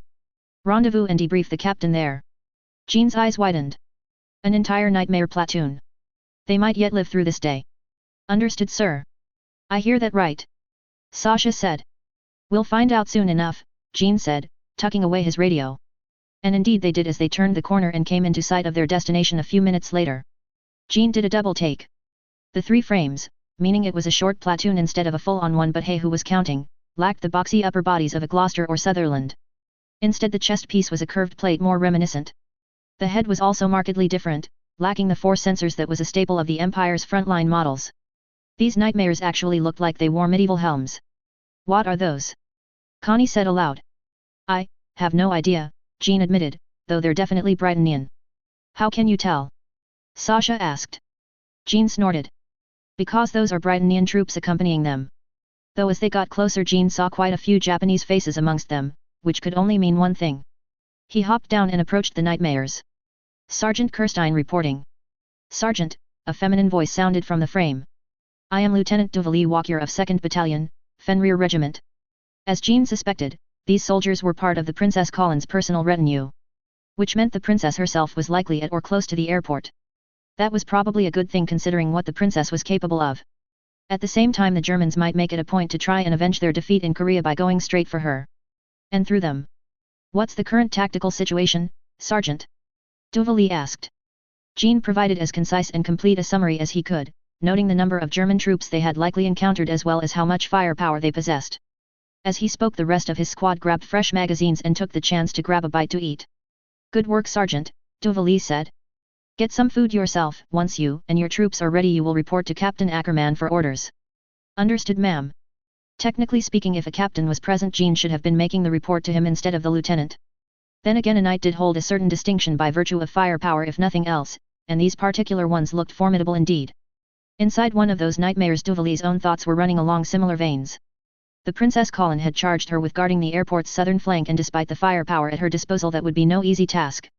The bulk of the Wehrmacht's engaged armor assets were to the north, which also explained why General Gotthold's attention was focused on that flank. A substantial amount of unengaged armor was however to the south, waiting for an opportunity to pounce. If they did, Duvali was going to need way more than 3 nightmares and an infantry company to stop them. Cole was no longer the senior-most officer at Baghdad International, a fact for which he was devoutly grateful. At the same time, the actual ranking officer for some reason still thought he should sit in, or at least stand in, on the conference now in session. And when said ranking officer was General Andreas Darlton, commanding officer of 7th Army, a lowly captain like Cole did not dare protest. Generals were after all known to dine with the gods from time to time, even if they needed to pick up the tab afterward, whereas captains were merely able to handle firearms without shooting themselves. Usually. "And my intel makes out about 3 regiments worth of armor plus 1 of Hummels just sitting there waiting," Colin said, pointing at the map. "And that's on top of the battalion or 2 that's been probing our southern perimeter looking for weaknesses." And there was the other reason Cole was a mite nervous. Sure, he was glad to have Colin back, and there was even time for her to give him a quick peck, which incidentally drew more than one look from the others, but from the sounds of the briefing she would soon be out in the field again. A part of him could not help but worry. Needlessly perhaps, but still. "They're waiting for 8th Fleet to withdraw," Andreas stated. "The Germans know our ships can't remain in position indefinitely." Colin nodded in agreement. "There's going to be a 4-hour window wherein we'll have no cover from the fleet, at which point they'll throw everything they've got at us. It's a bit predictable tactically speaking, but they don't really have much of a choice. It'll be at least another 24 hours before additional reinforcements will be able to arrive," Andreas said. Colin pursed her lips thoughtfully. The troops that she brought with her originally amounted to little more than a reinforced division. Those that General Darlton accompanied rounded out that number to an even 2. And while the 25th Infantry provided a very large number of warm bodies, they lacked the heavy-hitting capacity of proper armor even with all of the recon tanks one of its battalion commanders had, enthusiastically appropriated. In a very small corner of her mind, Colin idly wondered if Cole would demonstrate such creative manipulation of the supply lines if he were ever transferred to a line command. Maybe, Sulla was supposed to have been a quartermaster herself. "What I wouldn't give for another battalion of nightmares," Colin said aloud instead. "Or even regular tanks. Proper ones at least." Smiles cracked all around. The princess was starting to sound like a true weathered veteran. "As it is, my single company isn't going to be enough to stop the German advance, especially if they concentrate themselves," Colin continued. That was not entirely true. Thanks to her Geass, it was probably even odds whether they succeeded or not. But it was a poor commander that wanted to gamble her troops on mere even odds. "If the Germans are waiting for the fleet to depart before launching their attack, perhaps we should consider engaging them under our terms instead," Andreas suggested. Colin looked at the general. "How?" A fair enough question, seeing as if Colin did not have the forces to defend against an all-out German offensive, she certainly did not have the numbers to conduct one herself. "The window of our vulnerability will be from 0600 to 1000 hours tomorrow," Andreas said. "The Germans are obviously intending to launch attacks on as many fronts as possible, which requires them to stage their forces at appropriate jump-off points. If we can surprise them, that might afford us an opportunity to defeat them in detail before they launch their offensive." The general was regarding Colin speculatively. No one could ever accuse Andreas Darlton of being a fool, and despite not being read in on Colin's abilities, the general obviously suspected the knight was capable of some rather inhuman feats, like finding said jump-off points to launch attacks against. And she could. Colin mulled over whether she should. "Do we have sufficient night vision gear to equip our troops?" she asked, settling for checking the feasibility of Andreas' proposal first. To Colin's surprise, the generals actually shifted over to Cole. The young man went rigid, and Colin felt a pang of sympathy for her husband. Despite being on relatively personable terms with Euphemia, not to mention Millie and Colin herself of course, Cole was still not entirely comfortable in the limelight. "Well, Captain," Andreas prompted nonetheless. "We should have enough for about 3 battalions worth of infantry, sir," Cole answered with remarkable calmness. "They've all been shifted over to the airport and can be distributed immediately." Colin was actually somewhat taken aback by that news. True night vision equipment was not uncommon, but a squad only tended to have 1 or 2 soldiers carrying it as part of their regular loadout. Only if the military was specifically expecting to conduct night operations were they issued to every infantry. We really brought that many units along, Colin said, her voice tinged with mild incredulity. Cole cleared his throat. I thought they might be necessary in an urban environment if the deployment got sticky, Your Highness, so I requisitioned as many as I could get my hands on. He shrugged. The Quartermaster Corps might be a bit cross with me if we don't actually end up using them. Chuckles sounded all around, from Colin as well. The young woman's expression turned somber quickly however as she considered the numbers. How many troops could we actually concentrate and equip for the attack in the time we have? Colin asked. 1 battalion is already concentrated at the airport itself, Your Highness, another officer answered, and another is along the perimeter as a defensive force. We could probably tap both, but we'd want to retain at least some troops to protect the airport. So 2 battalions plus her own troops, trying to move as rapidly as possible to punch out German positions while avoiding getting encircled and wiped out themselves. It could work. How much air support will we be able to get at night? Colin asked. Lighting conditions tonight should provide some illumination from the moon, an Air Force liaison officer said. All of our birds also came with night vision gear, so assuming targets are called down properly they should be able to hit them. A nervous anticipation spread amongst the officers gathered, Colin sensed. The soldiers here were starting to believe they could do it. Starting to believe they could win despite the numerical disadvantage they faced. For that matter, Colin herself shared that belief. With her as the tip of the spear, Britannia's forces were well positioned to seize the initiative and turn back the German offensive. The only question was, should she be that spear point? Colin looked back at Andreas and met the general's gaze. There was a firm confidence in the man's eyes, not just in his own abilities but also in her. Andreas accepted Colin, not just as a princess but also as a fellow soldier. It was an odd position for Colin to find herself in. To be considered an equal if not an outright superior by a Britannian officer and noble. There were expectations that came with that respect though, expectations that included bearing arms in the Empire's name. And she had done so willingly thus far, though in Colin's mind the name she did it for was Euphemia's, not Britannia's. Still at this point there was little distinction between the two, as sovereign Euphemia was Britannia in all the ways that mattered. And Colin would not fail her Empress expectation. Muster the troops, General, Colin declared. I will see us victorious come what may. Andreas nodded firmly. Yes, Your Highness. I'll say this much about the Princess Colin, Gino remarked as he watched the techs complete their checks on his nightmare. When she decides to do something, she goes all in. Laura humored Gino with a slight smile. Colin is true to her heart. She chooses causes that she can believe in, and holds nothing back in pursuance of that cause. About what I said, Gino responded with a quirk of his own lips. He looked back at the Tristan. Still though, we've faced similar odds before, I have little doubt we will triumph here as well. Laura's own gaze remained on her fellow knight. Is something troubling you, Gino? The young man said nothing for several moments before a sigh finally escaped him. I swore an oath to the Emperor Charles and was taken into his strictest confidence. I was made aware of many things, secrets that would have rocked the foundations of the Empire. Much as the Empress Euphemia trusted you with similar knowledge. Laura nodded, waiting for Gino to make his point. The Empress Euphemia accepted my oath of allegiance. And yet, I feel like she still holds me at some remove. Does that dissatisfy you? Laura asked.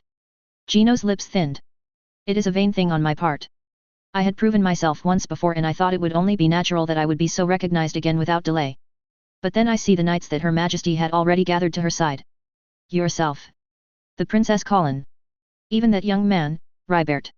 And I see that I was presumptuous. What need for Her Majesty to draw me closer into her confidence when she has such capable knights sworn to her service? Laura offered Gino a comforting smile. You built your sense of worth on the regard the Emperor granted you, and you feel adrift because Her Majesty does not yet share her father's regard for you. Succinctly put, Laura, Gino said with a half-smile. Though perhaps a bit more forthrightly than my ego would have preferred. Your pride can withstand a few bruises, Laura stated. You are after all honest enough to admit to me your concern. Are you certain it is not simply because I am fishing for sympathy? Gino said playfully. Laura chuckled. You may be fishing, Gino, but it is most certainly not for sympathy. Well, Gino said. I suppose that is fair enough. A hand rested on his shoulder. Gino regarded his fellow knight quizzically. Do not belittle yourself too much, Gino. You are worthy of your title and station, and you will continue to be so long as you remain honest with yourself and others. The two held each other's gaze, seemingly deaf to the cacophony that preluded the upcoming battle. What finally broke through their little unspoken exchange was a third voice injecting itself into their consciousness, along with the flash from a camera. You two done? Gino started while Laura looked down at the speaker seemingly unfazed. Anya, how long have you been standing there? The former asked. Since you two started staring into each other's eyes so lovingly, the girl said with seeming disinterest. Come in, the Princess Colin is calling us. Sounds like we have a mission. Gino shot the younger girl an irritated look while Laura simply chuckled. Anya stared back at Gino before sticking out her tongue as she took her leave. The older knight sighed. Sometimes I think Her Majesty rubbed off a bit too much on Anya's sense of humor. Laura glanced back at Gino thoughtfully. One of these days you will have to tell me more about the Empress Marianne. She sounds like a very remarkable woman. At that Gino cracked a genuine smile. She was. And I count it my great honor to have been under her tutelage. The two spent perhaps another moment regarding each other before hurrying after Anya. When they reached the makeshift conference room, 2nd Battalion had commandeered most of the other officers were already present. Still they were not outright last, and once the final stragglers were assembled, Colin began. The Germans are planning on hitting us along our southern flank with something like 4 regiments of armor, she said. That many Leopards and Hummels at once, we don't have the local firepower to stand them off all at once, and if they manage to penetrate our lines they could do a lot of damage if they hit Baghdad International. Heads bobbed up and down at that. If we let them kick off the battle on their terms, we'd have a hell of a time trying to stop them even with ambushes in the city proper, Colin continued. That's why we want to reduce their numbers as much as possible before they can reach the city limits. The knight struck 4 different points on the map laid out on the table, each one already marked with an X. That's where the Germans are prepositioning their forces in preparation for their advance. Our intel, and this a few select new meant not just the military's reconnaissance elements but also Colin's Geass, indicates that they'll be fully concentrated by midnight, and they've brought a lot of anti-air with them to try to discourage our ships or planes from making runs. At the same time the Germans are definitely suffering some depletion of their own air power. The number of sorties they've conducted has been steadily going down over the past day. Are we certain it's not just because they're reserving them for their big push? One of the other officers asked. Oh, they're almost certainly doing just that, Colin said, but it's an issue of timing. If we can hit their positions before they can get a call out, it'll take their planes time to reach us. Long enough we think that we might be able to thin out enough of the enemy's anti-air to let our own birds come in to support us. That means the first strike needs to be done by ground units. What about other fire support, ma'am? Laura asked, remaining deferential in front of the other officers while simultaneously humoring Colin's preference of not being addressed as a royal. Artillery's a bit thinner than I'd like, Colin said frankly, but 8th Fleet's elements will still be overhead when we kick off. The task force still has a few cells of cruise missiles they haven't expended yet, and if we can provide proper targeting information, those missiles and 8th Fleet's guns will be able to tear the Krauts a new one. More than one officer cracked a grin at that last bit. That Colin was sounding more and more like a proper officer was something they had all witnessed over the past few months. Now she was starting to sound like a proper soldier. Some of them were smiling for slightly different reasons, however. They were smiling because proper targeting information was the one thing they knew they would be able to provide, which meant by the time their troops actually reached engagement range the Germans would have already been nicely softened up. We'll be the spear point of the offensive, Colin resumed the briefing. Our first target will be the easternmost German position. Elements of the 25th will be following in our wake to mop up stragglers and survivors. Our goal is to keep sweeping west as fast and as hard as we can. If we can knock out all 4 regiments before 8th Fleet has to withdraw, then great. But if we can't, then we haul ass back to the city and dig in. The heads that nodded this time did so more grimly, recognizing that if the Germans really were able to bog them down, withdrawing at all would be extremely difficult. But they had faith, not just in themselves, but in their leader. After all, had Colin not led them to victory in Korea? Are there any further questions? Colin asked. Heads swayed side to side and no one uttered a word. Then to your commands, Colin said. We move in 3 hours. And may the gods see fit to grant us victory. End of chapter 126. A rather compact chapter, but I didn't want to start the actual battle until next chapter. The European Jaegers are sitting out this battle, in case anyone is wondering. While Annie might have provisionally accepted Colin's offer on their behalf, they're still not prepared to actually take up arms against their fellow Europeans. Some of you may be wondering why the Britannian troops don't want to draw the Germans into urban fighting. The main reason is that while urban battles do afford the defenders an advantage, it can get really messy really fast for both sides and really run up the body count for everyone involved. Outside the city they have the opportunity to engage the enemy when they are at least semi-concentrated, and if they can hit them hard enough, knock out larger groups more quickly. Colin's already seen the results of urban fighting on multiple occasions, and she would prefer a quick decisive victory instead of a dragged-out fight. Something that I more or less forgot to answer, and something that in truth should have been answered in the story proper, but I just never got around to inserting it cleanly, and by now it's a tad late to do so. Anyway, the voices in Suzaku's head. Seeing as I've more or less confirmed he wasn't possessed by a Krell, it should be pretty evident that those voices were coming from something else. What Suzaku was hearing was basically a combination of two things. The first was the echo of Lelich's mind that was a residue of when Lelich imprinted him. The second was basically the unfiltered and unprocessed feedback from all those other subconscious minds in C's world that his artificial code was connecting him to. Suzaku never actually learned how to turn that code on or off, it was pretty much on all the time, and though he could sort of tune out those minds, he could never shut them out entirely. And to be frank, the strain on his subconscious half was so bad that had Colin not killed him when she did, C's world's own safeguards might have severed his conscious mind from his subconscious half. Which would have had all sorts of interesting complications, since with his artificial code he still would have had a connection to C's world. But anyway, that should clear up what was happening to Suzaku, at least on a superficial level. Anything further would be more speculation than actually worked out concepts, since the matter never got developed further. Granted, had I the time or inclination, Suzaku's R2/3 storyline is one that I would have tweaked to give him a bit more development, but burnout was a serious enough risk that I basically plowed through like the last 10 chapters, which I'm pretty sure shows in the unevenness of the quality. Hopefully that's leveled out now in the last few chapters. There's at least 5 or more so to go to deal with the rest of the European War, and the epilogues, have at least 3 planned, will be more cohesive and coherent. The Ewok tactics in Star Wars only worked because the writers wanted them to work. The number of mistakes the Empire made, even assuming overconfidence on Palpatine's part, are hard to overstate. The first, biggest mistake would probably have to be why an area of at least a couple of square kilometers around the shield generator wasn't just flat out clear-cut to provide clear line of sight.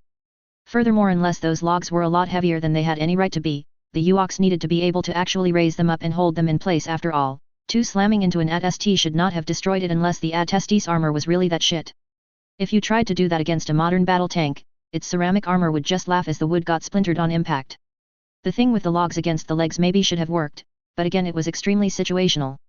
You have to lure them into range of such a trap, and properly executed combined arms should not have seen armor ambushed like that.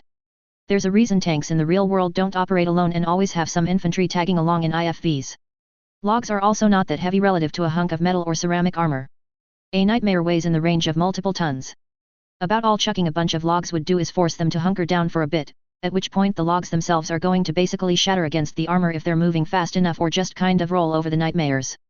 To sum up, while employing similar strategies against nightmares in forest or urban environments might get 1 or 2 of the machines, they won't get enough of them to make them worthwhile. Setting these kinds of traps is not a trivial exercise and requires time, manpower, and resources. If you have literally nothing else to work with, then sure, the best you've got is the best you've got. But by the second or third time you try to use these kinds of tricks, the Brytonian military will have wised up and have developed countermeasures to fairly easy defeat them, the simplest of which would be to just torch parts of the forest.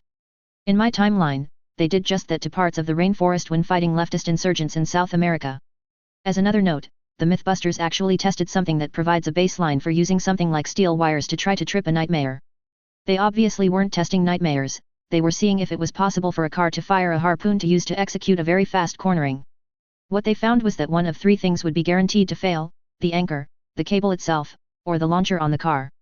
That provides some insight into how strong a cable you'd need to avoid a nightmare just snapping it outright or tearing it from whatever you use to anchor it down.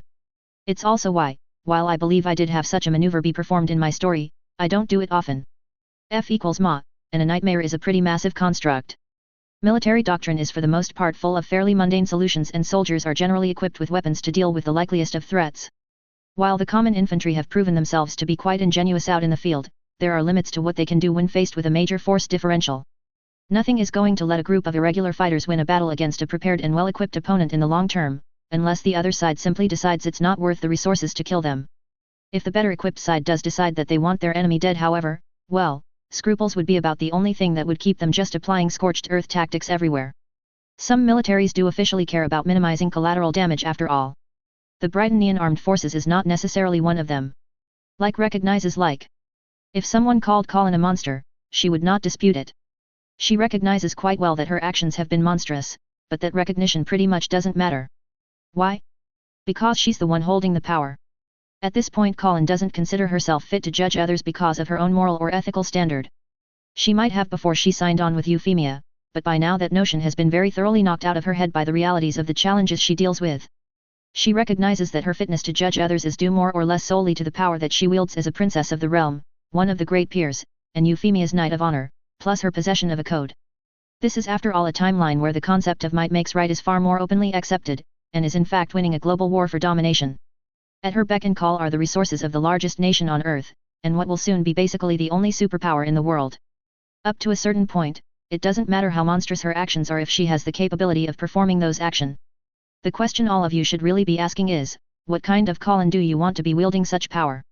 One that can still recognize the monstrosity in others, or one that treats such monstrosity as an inevitability of the duties she must perform?